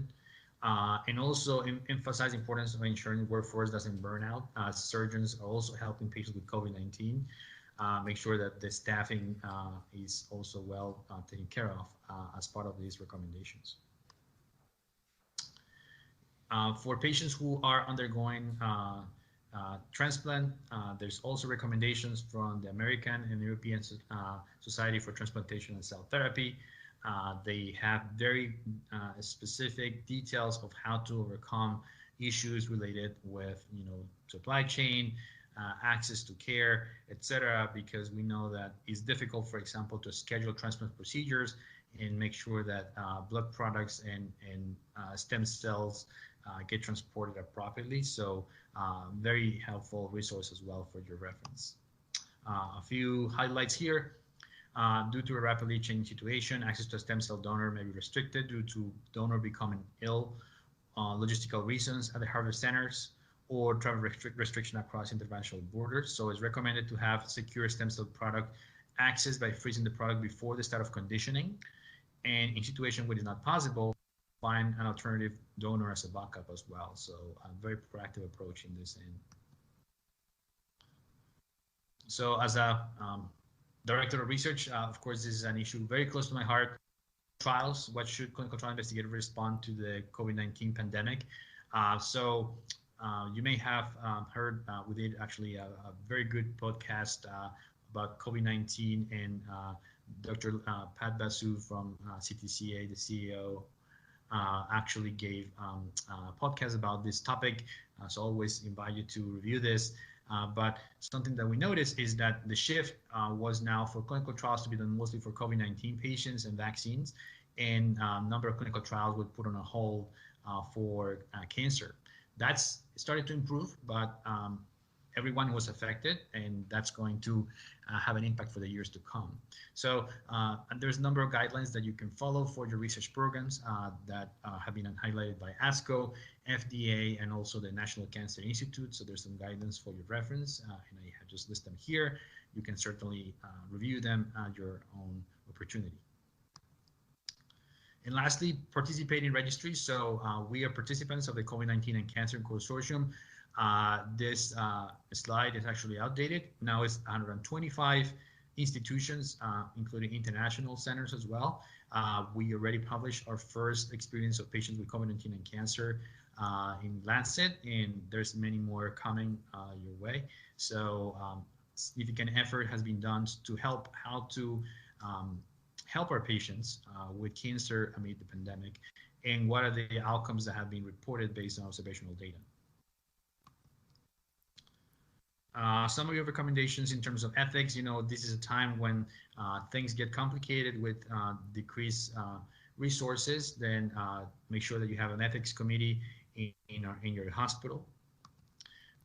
Also, make sure you have mental health resources for your oncologist, because of isolation, risk of infection, competing demands, clinical challenges, all of them impact us all very closely. So just be mindful of that as well. And make sure that we avoid burnout, because we're here for our patients and they're not well served if we are not in our best shape. So make sure that there are appropriate guidelines and policies for staffing issues, and make sure that we have engagement from the community and understanding that everyone is in this together. So how to enhance coping, physical and mental health. So maintain social support. Avoid information overload these days with social media and being in lockdowns or being at home more often. It's making it difficult, so be mindful of that. Trust reputable sources of information. There's a lot of disinformation these days. So, masks actually work. The vaccine is coming, but we need to wait for phase 3 data, which is coming soon. Hydroxychloroquine does not work. And the new treatments that are very effective, hopefully, are those monoclonal antibodies, but we're waiting for more results from Regeneron and Eli Lilly, which are a potential temporary replacement for vaccine for patients who are at high risk, but it's not for everyone. They could be expensive, less amount of patients can get access to them, and it's mostly for hospitalized patients unless there's a clinical trial. And other things is the use of remdesivir, which is this drug that decreases the viral replication, and the use of dexamethasone, which is also being used to help patients with pneumonia to prevent death as well. So those are the things that right now we know work. More to follow, and we're waiting for the results on very big studies from the WHO and others, but we know as of now that those are the resources that we can rely on. And take it from there. So there's no cure yet, and I don't think will ever be. What will be the cure is prevention. All of us working on this together, and once the vaccine comes and everyone's available to get it, then we may be able to turn the corner on this. But as of now, just make sure that we remain healthy, that exercise, you take time to unwind, and social distancing, and also do sometimes Twitter and Facebook distancing, because sometimes we get this information overload that is not helpful. And focus on you and your health. Most common changes in managing patients with COVID-19 with cancer, we're using telehealth a lot, as I mentioned. We transition patients to oral drugs when appropriate. We're using liquid biopsies and home phlebotomy services frequently for genomic testing and for regular labs. And we found a way to collaborate closely with local providers, something that we didn't have the chance to do before, and find logistical issues such as travel issues and COVID-19 travel zone issues. So it has at least helped us to become more mindful and more collaborative with each other. We also set up a website for our patients, so I strongly recommend that for your institutions, that you have your frequently asked questions, so folks know what to expect from their visits and things to do. Things that we found important as well is other changes that can prepare and mitigate for adversity. So education for patients and caregivers about not only COVID-19 but cancer care, create a web page with resources, as I mentioned, reduce potential of COVID-19 exposure and reduce PPE consumption. We modified the visitor policy because of that. We established the nurse triage line for patients to call for their COVID-19 related concerns, and asking patients to call in advance before they come in, and training our nurses to provide guidance about the appropriate use of technologies, because that's the other challenge, right? So we may have the tools, but some folks don't know how to use them. So that's another piece of education that is important. So take-home points. Flatten the curve. We're trying in the United States to flatten it. Hopefully you have already accomplished that in the Cayman Islands. Protect yourself, your loved ones, and others. Make sure our institutions are ready to face COVID-19 surges. Prepare for contingency until the vaccine is available, potentially the second quarter next year, and beyond. And until then, we need to remain very vigilant in coordination between all stakeholders and work together. For my perspective at CTCA, we welcome the opportunity to collaborate with all folks in the Cayman Islands and beyond, for telehealth, for visits, for clinical trials, as we are going back to normal and have designated hub centers in our hospitals. We have that opportunity to collaborate and work with you to hopefully get the best care we can. And looking forward to seeing you again, hopefully next year, and future iterations of this conference, hopefully in person, and we can exchange and think about this as something in the past. So I appreciate the time and looking forward to the rest of the conference. Thank you so much.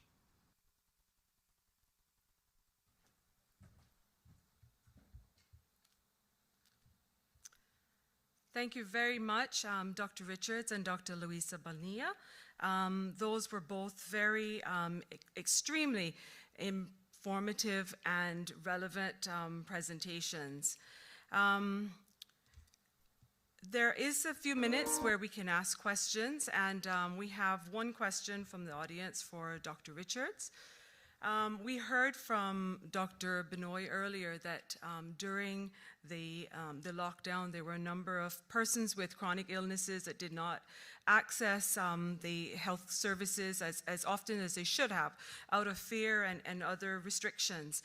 I'm wondering if you can tell us if you had a similar experience with the oncology patients. Were you concerned at any point in time that some of those did not have the access to care because they did not reach out and were fearful to do so? Thank you for that question. Good question. Yes, we're concerned, but we had implemented a mechanism in which we were able to reach out to patients, and I think perhaps all our patients were able to follow them up very closely, and so we didn't really, as far as I recall, have any patients really falling through the cracks. That's excellent.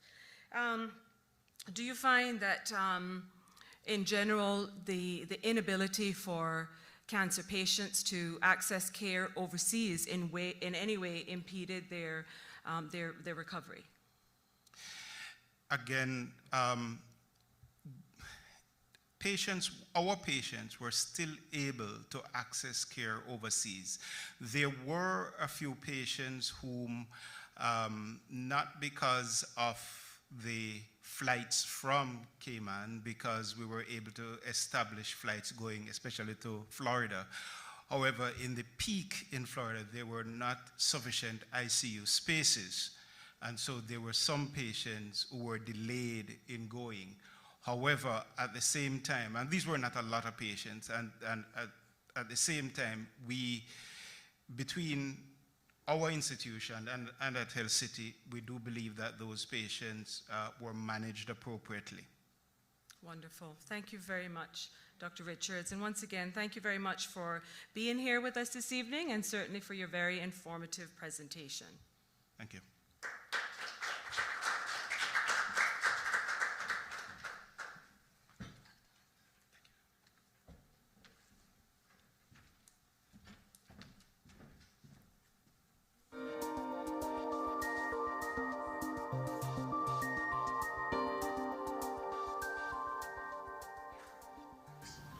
Well, this affected me in my personal life where I couldn't basically be around my daughter for 2 months. I couldn't even touch her. I could only see her from a basically 15 foot to say hi to her, or if I was dropping something, dropping it, sanitizing it.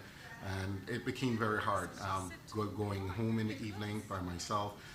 Basically having to do a whole routine of sanitizing what I touch when I walk through the door, washing. It was a complete whole new protocol of life to learn. It was not easy, but it was adaptable as I followed the guidelines instructed to me by the doctors here in Health City.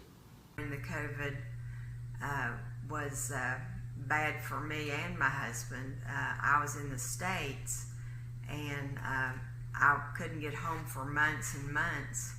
I was worried about him here. He's 86 years old and I needed to be home taking care of him, and yet I couldn't come home because there wasn't any flights and they weren't letting anybody in. So I was worrying about him and he was home worrying about me, and it was real heartbreaking. And he had told me he had got stuck in the bathtub one day and couldn't get out, and I was just real upset that I wasn't here, but there weren't any flights. So it was really hard for us. But I'm glad things are opening little by little, not too fast like they did in the States. But I'm glad to be back, and I stayed through the quarantine at the hotel when I got back, and I'm very glad to be back. I think it has personally affected everyone to some extent. For me, it was a matter of family separation, so being separated from my wife, from my kids, who were supposed to join me here much earlier than it is actually happening, because they're about to arrive now, but so far we've been separated for a number of months. So when the pandemic first broke worldwide, I didn't really expect it to come to the Cayman Islands. I thought we were going to be quite safe. But as it progressed, it was quite a worrying time for anybody that was working in healthcare, and we've seen that around the hospital and within the EMS team. But we all pulled together, and I think we've become closer. Even out in the community, we've all become closer. We've supported each other during the lockdown. On a personal level, it's affected me that my family is still in the UK, and that I haven't been able to travel back, and it's been almost 10, 11 months now, so I'm just hoping that something might change there soon. Personal and emotional, well, personally it's been a life-changing experience for me, for the simple fact that, I mean, throughout all my youthful days, I have never experienced anything like this, where I've had to basically shut down and just see what's out there and can't go out there. So it was a life-changing experience for me, personally. I guess one word can sum it up, traumatic. In that, you know, prior to actually contracting the virus, I read about it in the news and what it was doing to all these so-called big countries and the death toll and everything, and I was like, there's no way I can afford for this thing to catch me, to reach me. Now, after contracting it, it was a surreal experience, and then things just pretty much went downhill, because unfortunately I was one of the symptomatic. Right, so it pretty much went downhill for me, and the sad thing for me was that I was alone at the time, because I had actually sent my daughter overseas because I live with her, and so I was alone and I was quarantined and was getting sicker and sicker by the day, and I just couldn't recover. 5, 6, it took me several weeks to recover almost, so it was traumatic for me, and just all I went through. And I had to just pray, I guess, prayer, discipline, teaching myself how to survive, all the various apparatus to survive. I went through it all, so I'm giving thanks, but it's still traumatic. For me as a journalist, the pandemic was just an incredible reminder of the importance of community and the way that that defines and guides the work that we do. At the Compass, we had a surge of people reaching out and calling us, people that I never met before, people I had met, and they were all looking to us to reassure them, to inform them, to tell them what was going on. And at times it was overwhelming, but it was also beautiful in a sense to reconnect with the community in that way and remember that they're turning to us to give them the most accurate information, and information that will guide their lives, will guide the choices that they make for their families.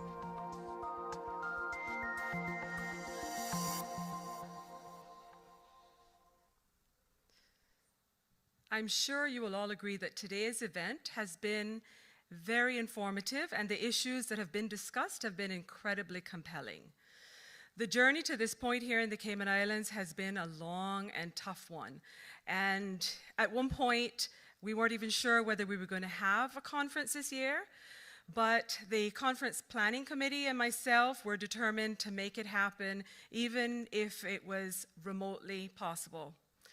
I want to thank the Ministry of Health this evening for their unwavering support, along with all of our sponsors that made today possible.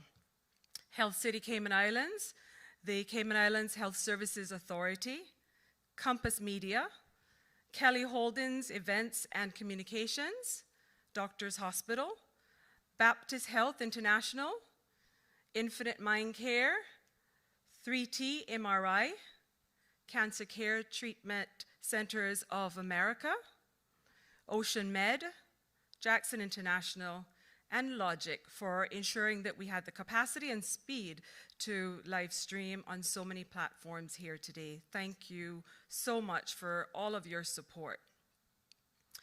Now, I have the distinct pleasure of introducing our final presenter, someone who has become the face and voice of Cayman's response to the pandemic, our own Chief Medical Officer, Uncle Dr. John Lee. Dr. Lee will take us on the journey of working through a pandemic, a backstage pass. Please send all of your questions or comments to the online chat for Dr. Lee, and he will be happy to answer them after the presentation. Thank you.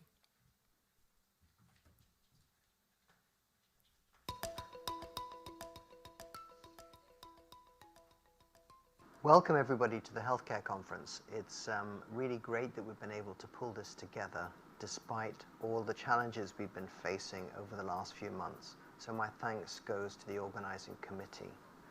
What I hope to give you today is a bit of a backstage pass, a look into the world that led to the organization of the COVID effort from the government's point of view. And it wasn't just a government effort, it was quite a big effort from a lot of different parties, as you're going to find out. But you'll see as we go along, which I'm going to take you through more or less the timeline of our experiences through COVID, different places around the government building, as well as my experience, my personal experience of the whole pandemic up to this point, and also a little insight into how government itself organizes such a national emergency as this. Having said that, this is a national emergency like there's been no other national emergency like it ever around the world. This will be the defining event of the 21st century, there is no doubt. I've moved away from giving PowerPoints. I've sat through a lot of PowerPoints on Zoom presentations, and I know that we drift off. We go and get a cup of coffee. We don't concentrate. And so I'm going to try and keep you engaged by looking at you. And I have some notes in front of me which you'll see me glance down at. But, you know, people can sometimes drift off in these Zoom meetings. So I always try and turn my camera on and make sure that I behave and I pay attention. And I also think it's polite for the assembled crowd. I mean, we would normally be present in a room with people. So with Zoom meetings, we're all having to learn a different etiquette of the way we manage, sorry, not just Zoom, but you know, all of the different options, but in government we're using Zoom. So we have to learn a new etiquette of how to behave. In February, pressures were really mounting in the Ministry of Health, and they were focused largely around myself as the Chief Medical Officer, There are a lot of questions being asked from a number of different government agencies, including my minister, the cabinet. The press were increasingly asking how we were going to respond, what we were going to do. At the same time as we were getting reports of the novel coronavirus, as it was known then, gradually working its way from China across the world to the West. It was largely to the West. That's largely where the planes fly. There was the spread to the east of China, which is basically to the States, happened later on. But it was moving to Europe and around Asia pretty quickly. And at the same time, cruise ships were coming all the time to Cayman. You know, we have all of those boats hold thousands of people, and sometimes we have 5, 6, up to 8, even more cruise ships per day, disgorging a lot of people who come from a number of different countries around the world, and the public concerns were mounting day by day. To be honest, I didn't know what to do. You all know that I was early into the job as Chief Medical Officer. There has not been a full-time Chief Medical Officer until I took up this post in May last year, May 2019. And I don't think anybody would have known what to do in any different country, but there's certainly in some countries there would have been a structure that they would have understood, which, me being new to the job, I needed to find my way into. So that was a bit of a learning experience for me. Thank goodness, however, I had an ally, and I'll be forever grateful to Daniel Coleman, because I joined Cayman Hospice Care as a director on the board in 2013, and so I knew Danny for a long period of time. We already had a good working relationship. She was always jolly, always happy, always a delight to be with, but I didn't really appreciate what a sharp mind she had as well until I began to work very closely with her on a day-to-day basis. So as the Director of Hazard Management, I could see that COVID-19 was going to be a national threat to the country, and so I thought she was the right person to garner support from. She pretty soon explained to me how the National Emergency Operations Committee, or NEOC, worked, and began to talk to people, the governor, who she already had close working relationships with, Matthew Forbes, the chief of the governor's office at the time, and said that that was what we needed to do. We needed to get NEOC partially activated in order that we could use the government's response to begin to work towards a solution, or multiple solutions for the different issues that were going to challenge us. Pretty soon after that, I began meeting a lot of people who I knew by title only. Chief officers on all sorts of different ministries, cabinet secretary, the commissioner of police, the leader of the opposition, the attorney general, the governor himself, the premier. A lot of these people I knew by title. I knew their faces. I had seen them in a newspaper article or on Facebook or wherever. But they probably didn't know who I was when I met them in the lift. And now we're in the cabinet office where a lot of meetings took place, whether by Zoom or often I was face-to-face with people in this room. And I feel like I can count the number of chairs around this table in my sleep, so it's quite a difference and a change to my working life, having been very much desk-bound in the ministry and suddenly having to having free roam of government and needing to speak to a lot of different people in order to get the job done. So I was thrust into a world of legal drafting. What does that mean? It means whenever there is a change in the regulations, there needs to be a cabinet paper that is sent to cabinet for them to consider. They will change it and adjust it in order that it better suits the needs of the country as cabinet sees. So legal drafting, urgent cabinet papers that need to be done, within a few hours. Normally a cabinet paper will be something that a ministry will sit on for a few days, if not weeks, and make sure that they get the language correct, they get the background correct, all of the information needs to be presented to Cabinet so they can make an informed decision without any additional information. So all of the background of the homework must be done and must be correct and accurate. You can't present something which you can understand. It must be a good and quality piece of work. There were meetings that ran for hours and hours that I thought would never end. I know now that behind the door over there, there's a little cafe where there are peanuts and you know, biscuits and things in order to sustain you through these long meetings, and they were required quite often in order to keep us going.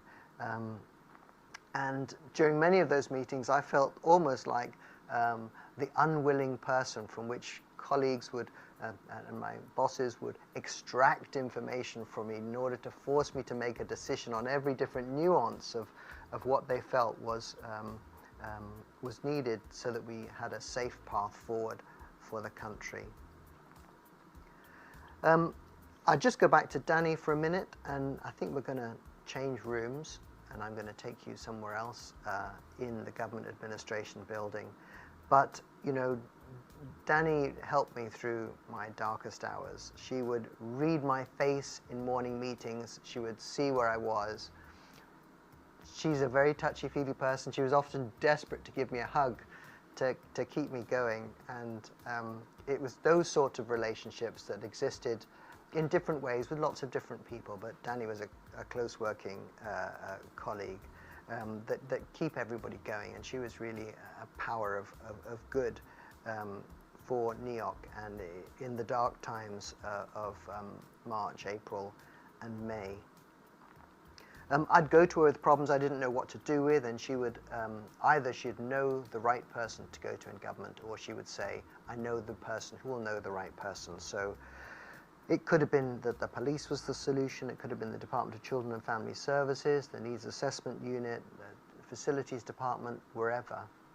In fact, at the end of the day, we actually did a full activation of NEOC rather than just a partial activation of the National Emergency Operations Committee, because this was such a big problem involving so many different agencies that the Deputy Governor, who is the chair of NEOC, felt that the right way forward was to pool the resources of the civil service.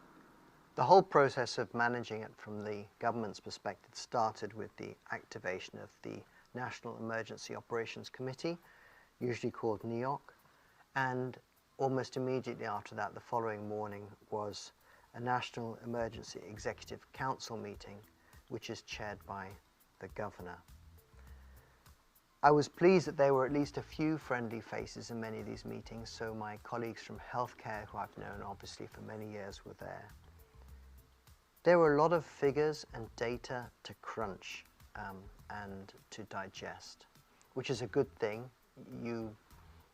Some of you will know from an article that was in one of the papers that I like figures and I like spreadsheets, slightly strangely.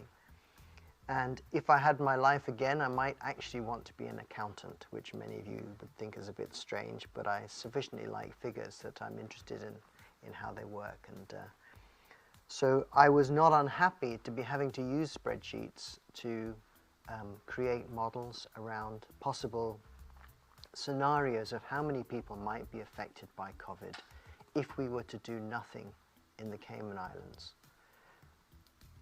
A lot of the information that went into those models came out of a paper from Imperial College London, which was provided in March, and that paper gave the basis for many countries planning around how much resource COVID-19 was going to consume.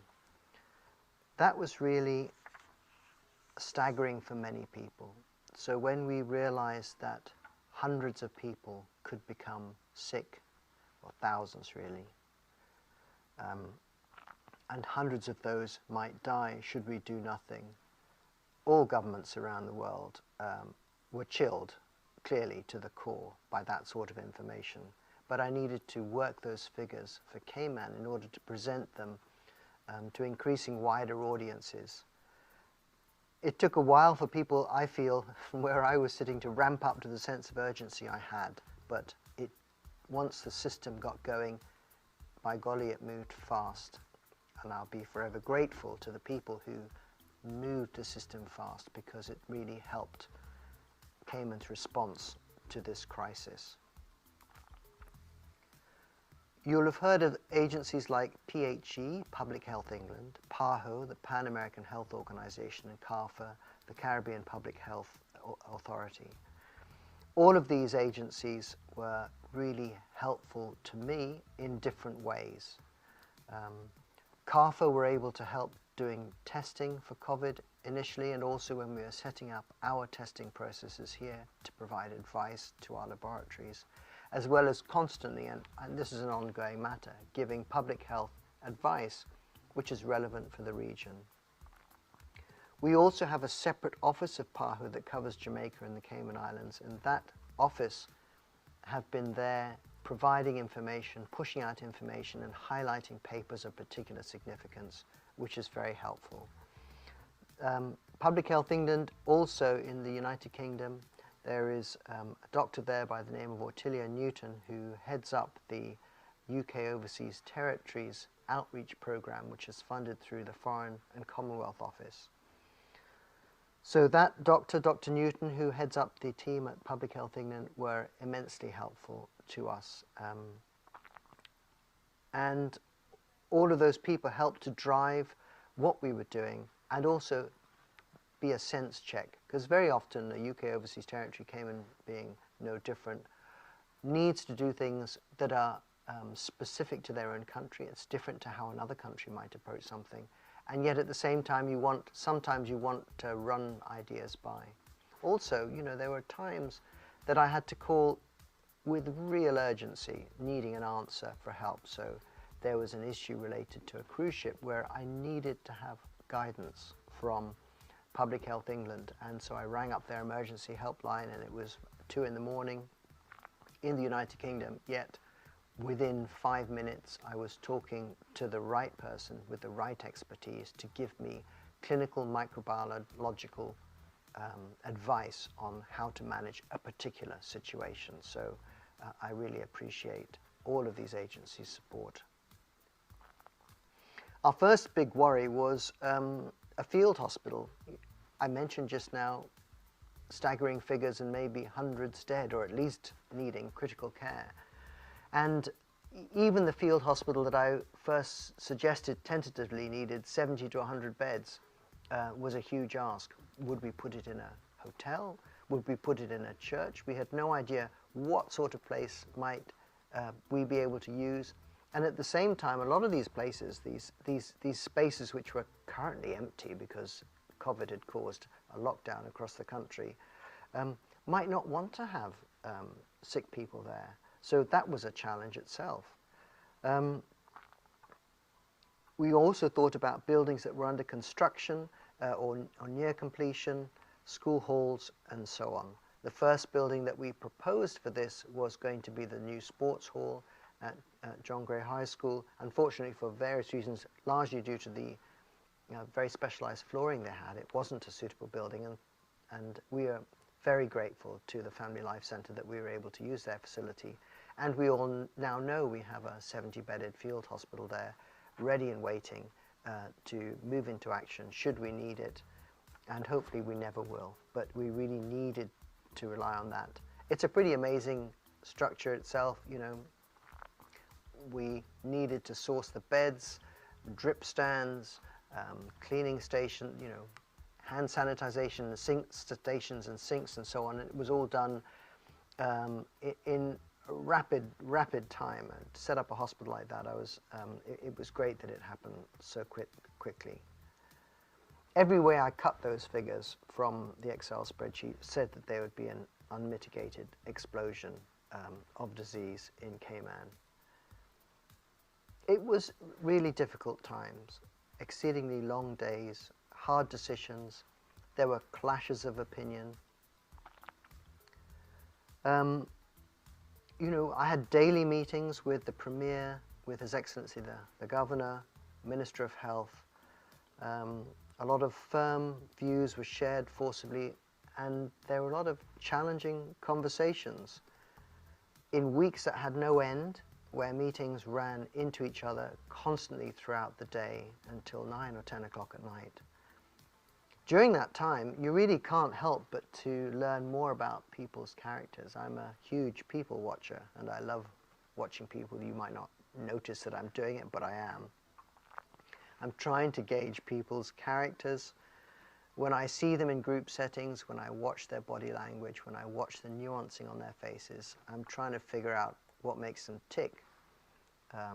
It's something that my brain likes to occupy itself with. But it helps. I mean, the more you get to know somebody, as we all know, the better working relations you have with people, the better the results are, the easier it is to communicate with them. And with that ease of communication means you can get to an answer faster, or at least work with people through a problem and not feel the tension of the relationship because you're already fairly relaxed in their company.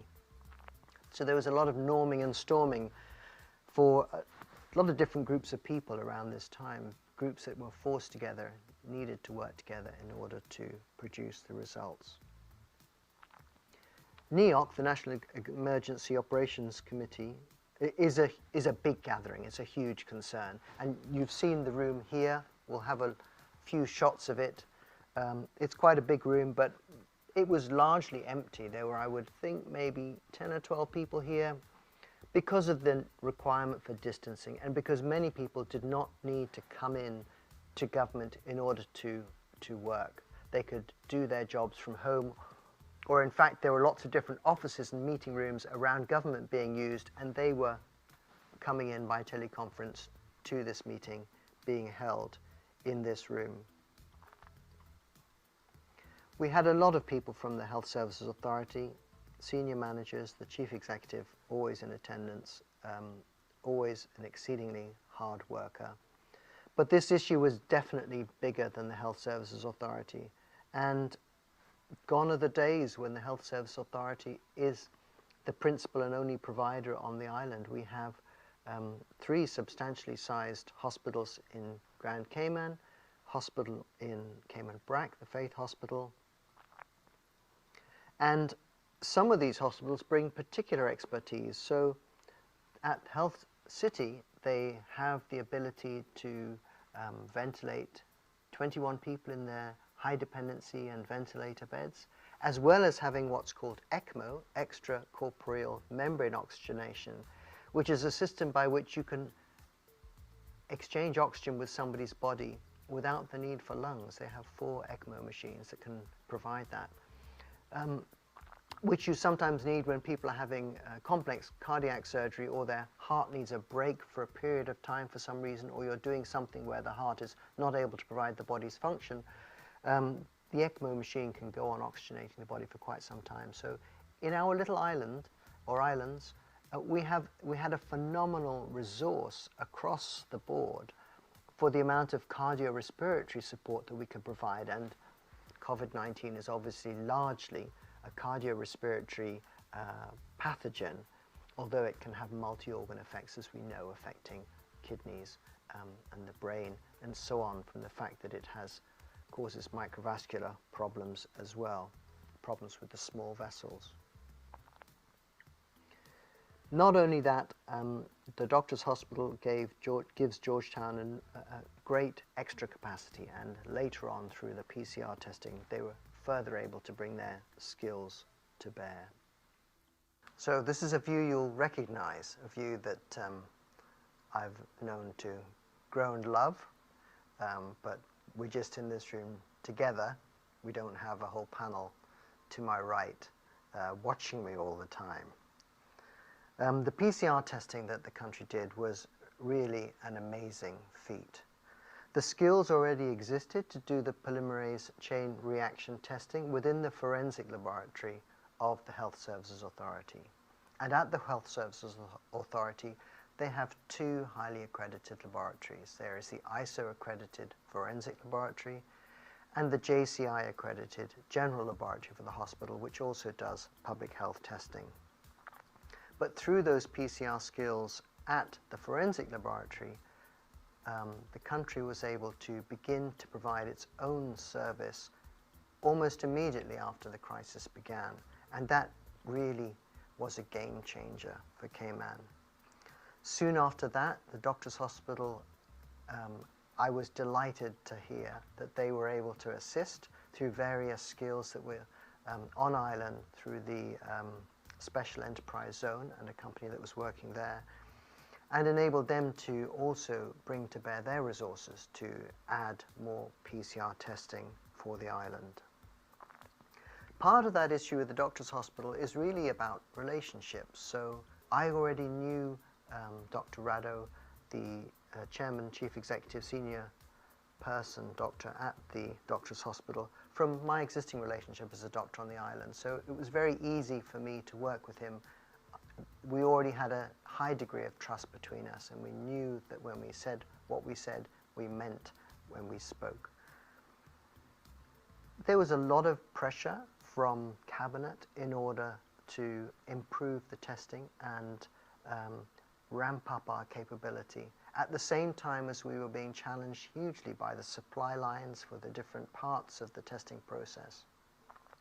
You'll remember we were gifted and with an additional government injection of funds, a lot of the PCR testing reagents for the HSA.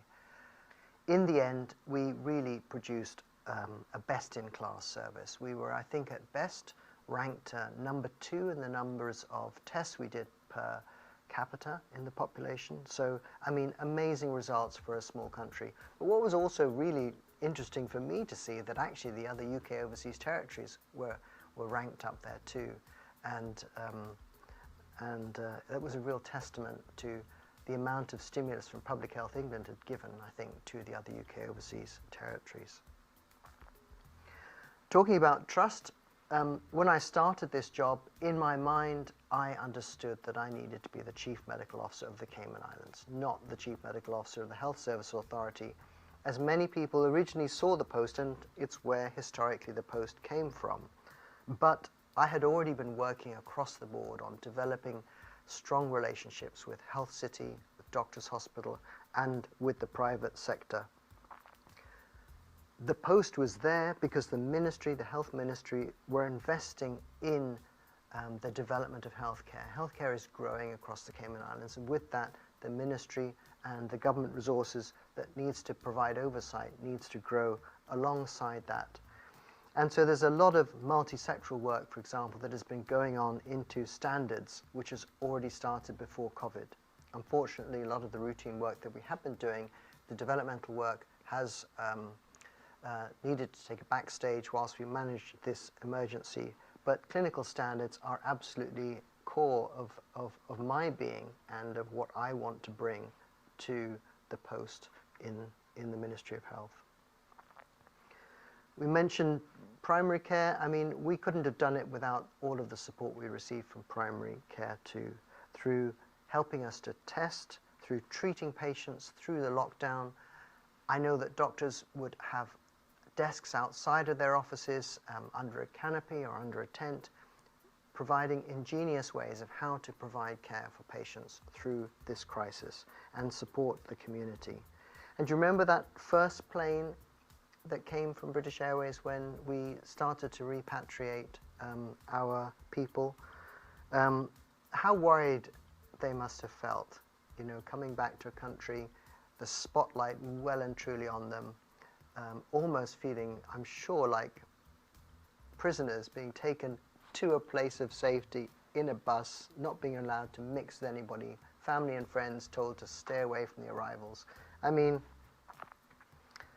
it's all worked out in the end, but they must have been really scared, and it was thanks to all of the people around them, the managers of the facilities, and the patients of the public too, and the public support, as well as very much the people, especially those first people who were put into isolation, to understand that what we were doing was for the health and welfare of all of the people in the islands.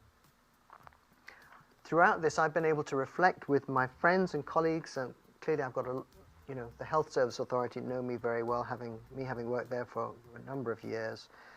throughout the day or the night, and very often it would have been at the night, because it's only when at the end of the day, when the meetings have stopped, that you can actually start to think about your next day, think about the things you need to do, to make plans, to reflect with people through. So with Lizette Yearwood, with Dr. Williams, with Dr. Jefferson, Chief Nurse Hazel Brown, CFO Dawn Cummings, you know, all hugely important to how we responded at a national level to manage the threat of the coronavirus. But not only did we receive help from the people that I knew, we also received a lot of information from other clinical people in the islands. There was public opinion as well, which needs to be taken into account, because it's important. Not only do you need to have scientific advice, but you also need to have public support, and you will only achieve that if you remember to take public opinion very much into account when you're developing your plans. Many of you won't know, but through the crisis there was also a council set up to advise me. So the CMO Council is a council of 7 doctors from across different sectors of the island's healthcare providers, who I have regularly called upon over the last few months to reflect with, saying, do you feel this is the right approach? Do you feel we should be doing something differently? Is there anything else we should be considering? And they've been in the background all the while as a support. So although you might see this person standing here speaking to you, in fact, it was really a collaborative effort. So welcome to my office. I have a great view of one of my ministry's other issues, which is Mount Trashmore behind me, which is looking increasingly tidier as they top it off. So that's nice to see. This office is on the 5th floor of the Government Administration Building, and it's where the Ministry of Health, Environment, Culture and Housing resides. Chief Officer Pouchie's office is next door, and then Chief Financial Officer is on the other side. And there are other people from the ministry in desks around me. Emotionally, this has been incredibly tough. I have broken down a number of times, and by breakdown I mean, you know, unable to hold myself together, crying, just not knowing what to do with myself because it's been too stressful.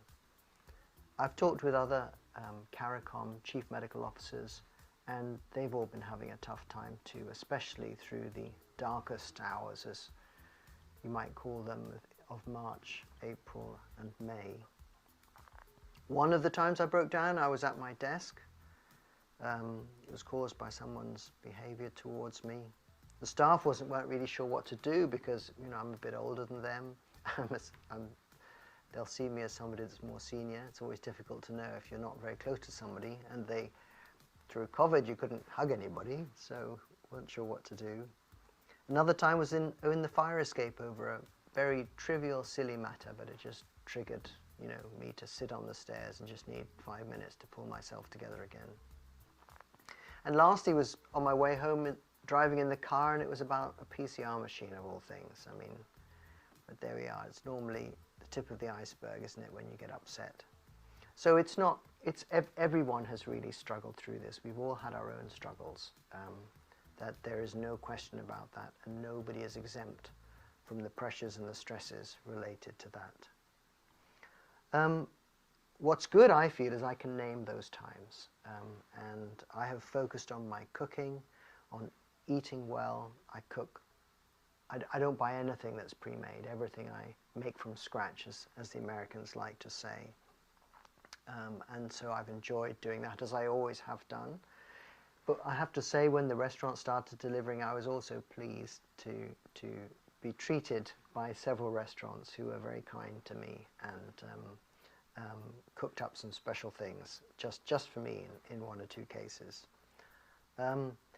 It was really great to see the numbers of people out exercising. I mean, there must have been thousands and thousands of people out exercising, because even in my stretch of South Church Street, South Sound Road, there were hundreds that I would pass that I didn't normally see.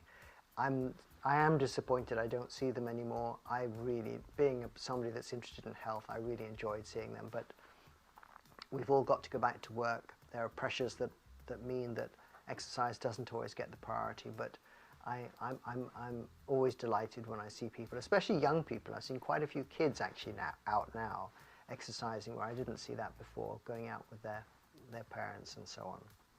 We all enjoyed the bird song in the quiet roads, the lack of the traffic.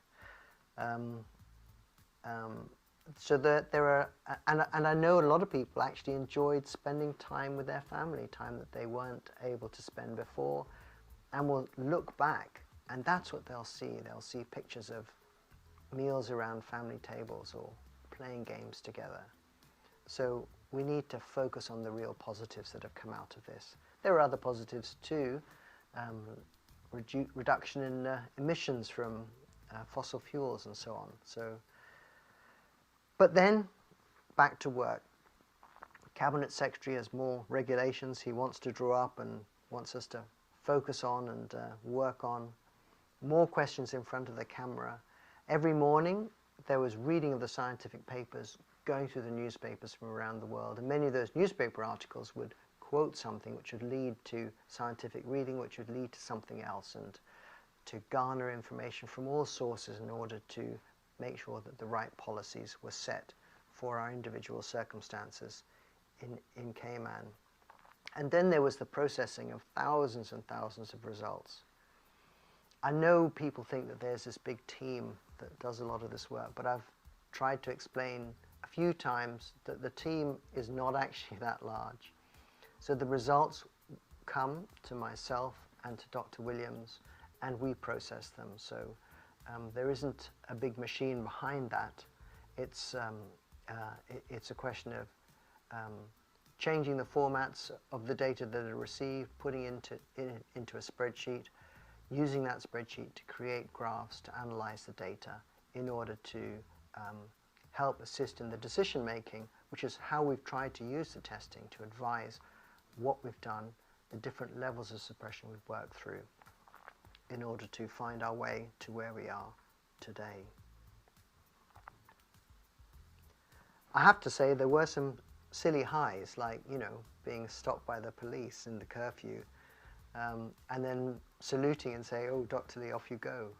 That was pretty cool for me. I've got a lot of toots from the toots go on, toots from the public when I'm out walking with my dog. They recognize me. That's always very nice. At one point, I was in the queue at Foster's Airport, and a CBC officer, having recognized me standing in the queue, pulled me out and put me to the front of the queue. Another special treat, which I don't particularly like, because I don't really like being put in front of the camera. You might think that odd, but I don't.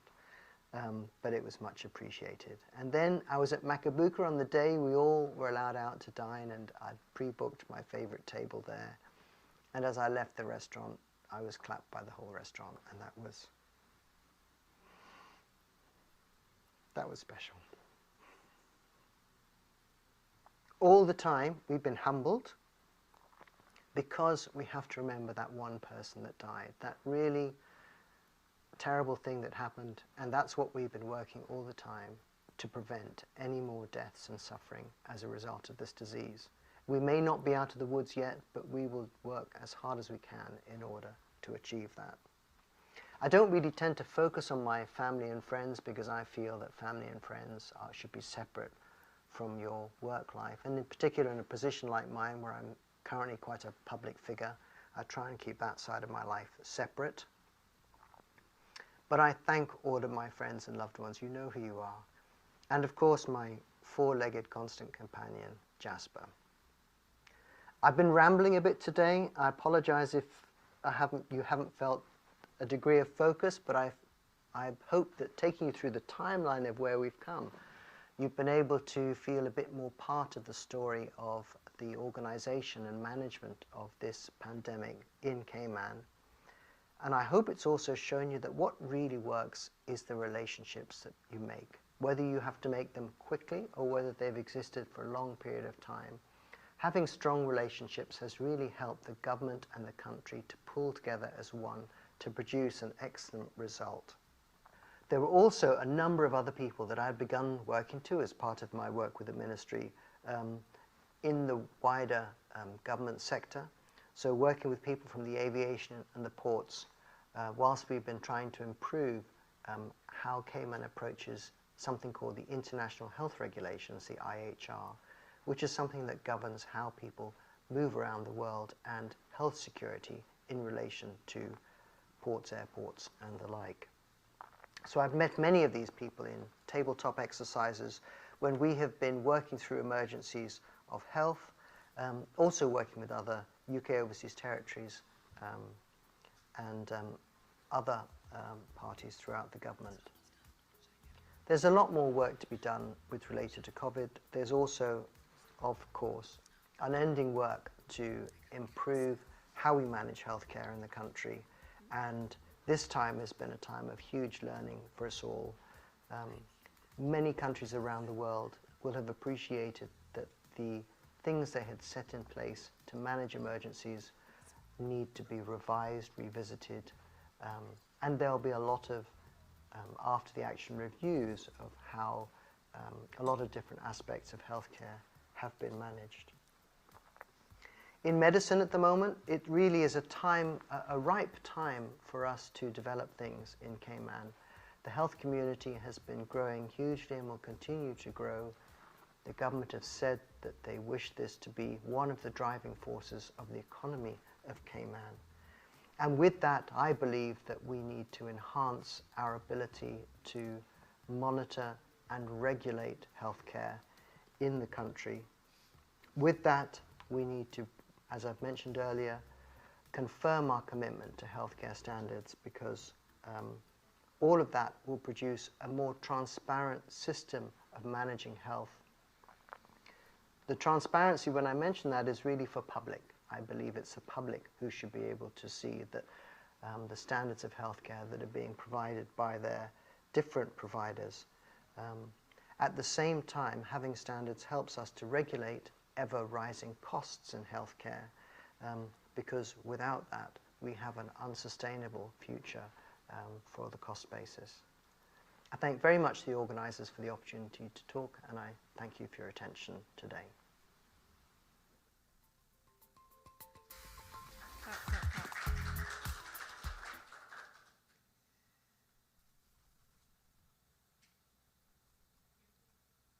Thank you so much, Dr. Lee. That, I'm sure, gave many of the viewers goosebumps as we reflected with you on Cayman's COVID journey. At the same time, it was very informative and insightful to some of the others who perhaps didn't know what went on behind the scenes as we journeyed through the COVID pandemic here in Cayman.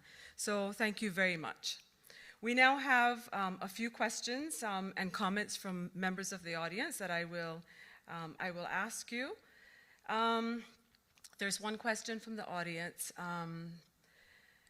Where do we go from here? How long do we wait for the rest of the world to get it together? Gosh, I think that everybody is having their own journey. I don't think we need to wait. We need to get on with our lives. And that's a big message that I hope has come out of the healthcare conference. We have to re-envision our life as it is now, because time is marching on and it does not stand still. The vaccine is definitely going to help us, but we're going to have to adjust what we do when the borders fully open with free flights and a vaccine. A lot of thought needs to go into that, but that'll be thought that all other countries will need to do, and we're already working on the ideas around that with the other UCOTs, or at least we've started, the discussion around that. I heard today, I think Dr. Joshi said that we are going to remain with COVID for several years to come. We probably are. I think she also mentioned we might be going to lockdowns repeatedly. That would be disappointing. Premier will be unhappy. I can't see the future. I do see it as being bright. I think that we are no longer frightened of this thing, and that's a great thing. The whole world was frightened in March, April, and we're not frightened anymore. We feel much more robust as a species, and we need to now work on how to get us out of this. Thank you very much, Dr. Lee. Another question from the audience, who obviously, is scientific thinking. As a novel virus, I know it's hard to know, but based on science and knowledge accumulated to date, what does the medical community anticipate may come from the long-term effects of COVID for patients? It's tricky. I mean, we've seen, certainly there's a lot of stuff in the UK papers, at least, about long COVID, and that's been a discussion that's increasingly come to the fore. Some of the issues that, to my mind, some of the issues related to long COVID are actually people who've suffered the insult of having a lot of medical attention, going through intensive care units, getting post-traumatic stress, having lung injury, whether that's lung injury related to the treatment they had to have or whatever. Some of it may be specific to this disease. We'll learn a lot more as we go along. I know there are cohort studies already now being developed in order to watch these people and to help support them. I have heard it said that the costs of long COVID may outweigh the costs of COVID itself. I don't quite understand where that came from, but certainly it's a significant issue, and it is a question of watching this space. Medicine is becoming so ingenious, and the drugs that it uses, that it could well be that actually there is something that will help some of the long COVID symptoms. For example, the damage to tissues. That's another hope that may be on the horizon. Good, thank you. And going on from that, does the medical community believe this virus may mutate again and possibly come back worse? There's a lot of talk of mutation. So far, the information, the advice that we've been given, the scientific evidence is that there are minor mutations, but there hasn't been any major shift in the virus itself, which is fairly good for us because it means you're more likely to develop a vaccine that's competent, that will do its job. There's always the possibility for mutation of any virus, any of the existing viruses we've already experienced as a species over the last several hundred centuries, also the ones that are going to come in the future. And the more closely we live together, the more demands we make on nature, the more mankind encroaches upon nature, the more these things are going to be pushed out and are going to come and affect us. So we really need to think as a whole, our approach to life as the whole world, really. It's changed. Dr. Lee, if there is a second wave of the COVID virus here in the Cayman Islands, do you feel that the Cayman Islands is much more prepared and resilient as we have gone through the preparation phase earlier? I think there's no question about that. We've had a lot of clinical experience, certainly the HSA, a little bit more experience more widely, that's helped us a great deal. We're very prepared. We have the field hospital ready to go. We also know how to lock down fairly quickly and have safe procedures for letting people pass through healthcare institutions, which is really important.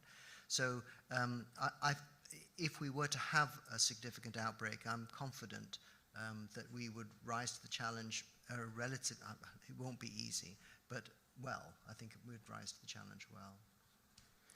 Yeah, thank you very much. As you heard from one of the earlier presenters, other countries have been faced with lack of resources in the clinical community, and they've had to retool general doctors to care for COVID patients. How concerned were you about the number of COVID patients increasing here in the Cayman Islands to an extent where we were overwhelmed in the medical community? Not particularly. We do have an awful lot of healthcare professionals here, so in terms of hands. And I think also the training of the doctors in Cayman, especially the training from those from University of the West Indies, is very good and very broad, so a very strong basis of training. So I feel I think we actually might do rather better than many countries might in that regard. Excellent. And there was a comment, really, not a question, from one of the members of the viewing audience. Speaking really, I think, in regards to the statistics that were generated from the testing. And the individual indicated that they feel that the way that the tests were reported should have been more number of persons tested as opposed to tests completed. And the person makes reference to the fact that, you know, with 42,000 tests completed, it gives somewhat of a false sense of security or false information in that, you know, persons may think there may have been 42,000 persons tested, but indeed the frontline workers had been repeatedly tested in order to ensure that, you know, they are safe. So I think you mentioned a point in your presentation that I think maybe, you know, we can ask you to extrapolate on, in that the information that is coming in was coming into a very small group, even though you had a number of advisors on behind the scenes that were helping you. The fact is that here in the Cayman Islands, we don't actually have an epidemiologist that will go through and analyze those data. So maybe you can just expand on that for the viewer, please. Yeah, I think for all countries, they're reporting the number of tests they do rather than the number of individuals they've tested. For almost every test, if you're testing somebody for more than once, the next time you do the test, for example, a healthcare worker, if you're doing them 2 weeks again, you have to see that as another unique opportunity to pick something up, because during the time that 2 weeks has elapsed, they haven't been static. They've been meeting new people, going to new places, visiting different restaurants. So it always becomes another unique event. So every time you test somebody, it's valuable information that you're obtaining. I very much take your point about the strength of epidemiology. It would be great to strengthen that area. I think across the world, people have seen the value of it, that epidemiology allows you to better address your problems and answer questions around the data and interpret that data. And you've seen from time to time over the last few months that I've struggled to keep up with that. So I think that would be having a national epidemiologist would be a great move. And one that's a little bit more lighthearted. Is there any science behind hugging someone as long as the head is turned away from the huggy's face? Obviously, there are persons who are appreciating the fact that we're able to embrace people and wondering if there's any safe way to hug persons without spreading the infection. Yeah, I think that's a question for Dr. Williams, really.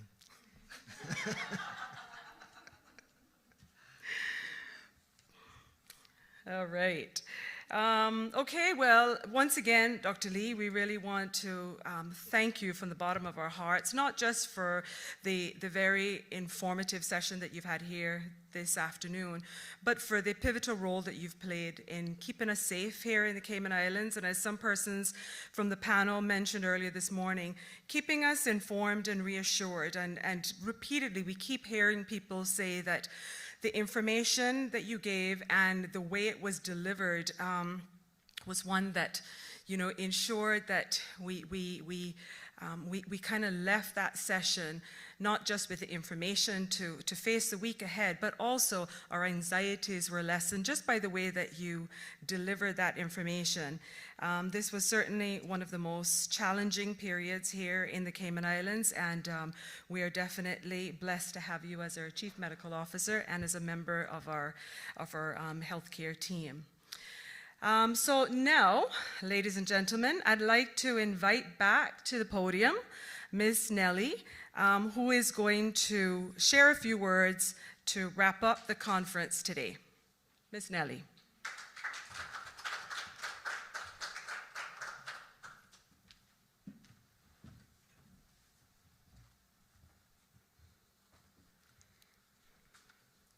So first, I'd like to thank my co-host Lizette for sharing the day with me. I really enjoyed sharing it together. And then I'd like to give a couple of special thank yous. So a special thank you to His Excellency the Governor, Mr. Martyn Roper, our Honorable Premier Alden McLaughlin for his written contributions, and the Honorable Minister of Health, Dwayne Seymour, for joining us and showing your very inspiring remarks. Thank you as well to all of our speakers and panelists who have enlightened and empowered us today with your very useful and important presentations. Thank you to everyone for joining us across the various platforms Zoom, CIGTV YouTube channel, and the Cayman Compass Facebook page. We really value your participation today. I truly hope that this has been an informative and useful conference for everyone. To all of our sponsors, Health City Cayman Islands Health Services Authority, Compass Media, Kelly Holding Events and Communications, Doctors Hospital, Baptist Health International, Infinite Mind Care, 3T MRI, Cancer Treatment Centers of America, Ocean Med, Jackson International, and Logic. Thank you, thank you. Without you, this conference could not be possible. Thank you to the Ritz-Carlton Grand Cayman for hosting us so well as always. Thank you to our hardworking organizing committee and to our event managers for delivering another great conference. For those of you seeking CME certificates, you will receive a link to download these in your post-Zoom conference email, which will be sent to you on Monday, the 19th of October. A reminder as well that all content from the healthcare conference will be available on the CIG YouTube channel following the conference. Last but certainly not least, to the hardworking team at Government Information Services. You have worked tirelessly to make sure we had access to information when we were in the thick of it during the pandemic, and you continue to do so today. We acknowledge and appreciate your hard work and dedication. Thank you, GIS. And finally, ladies and gentlemen, it has been somewhat of a long day, but I hope that you will agree that it was well worth it. So with that, I wish you a good evening, and God's willing, we will see you again next year for another fantastic healthcare conference. Good evening.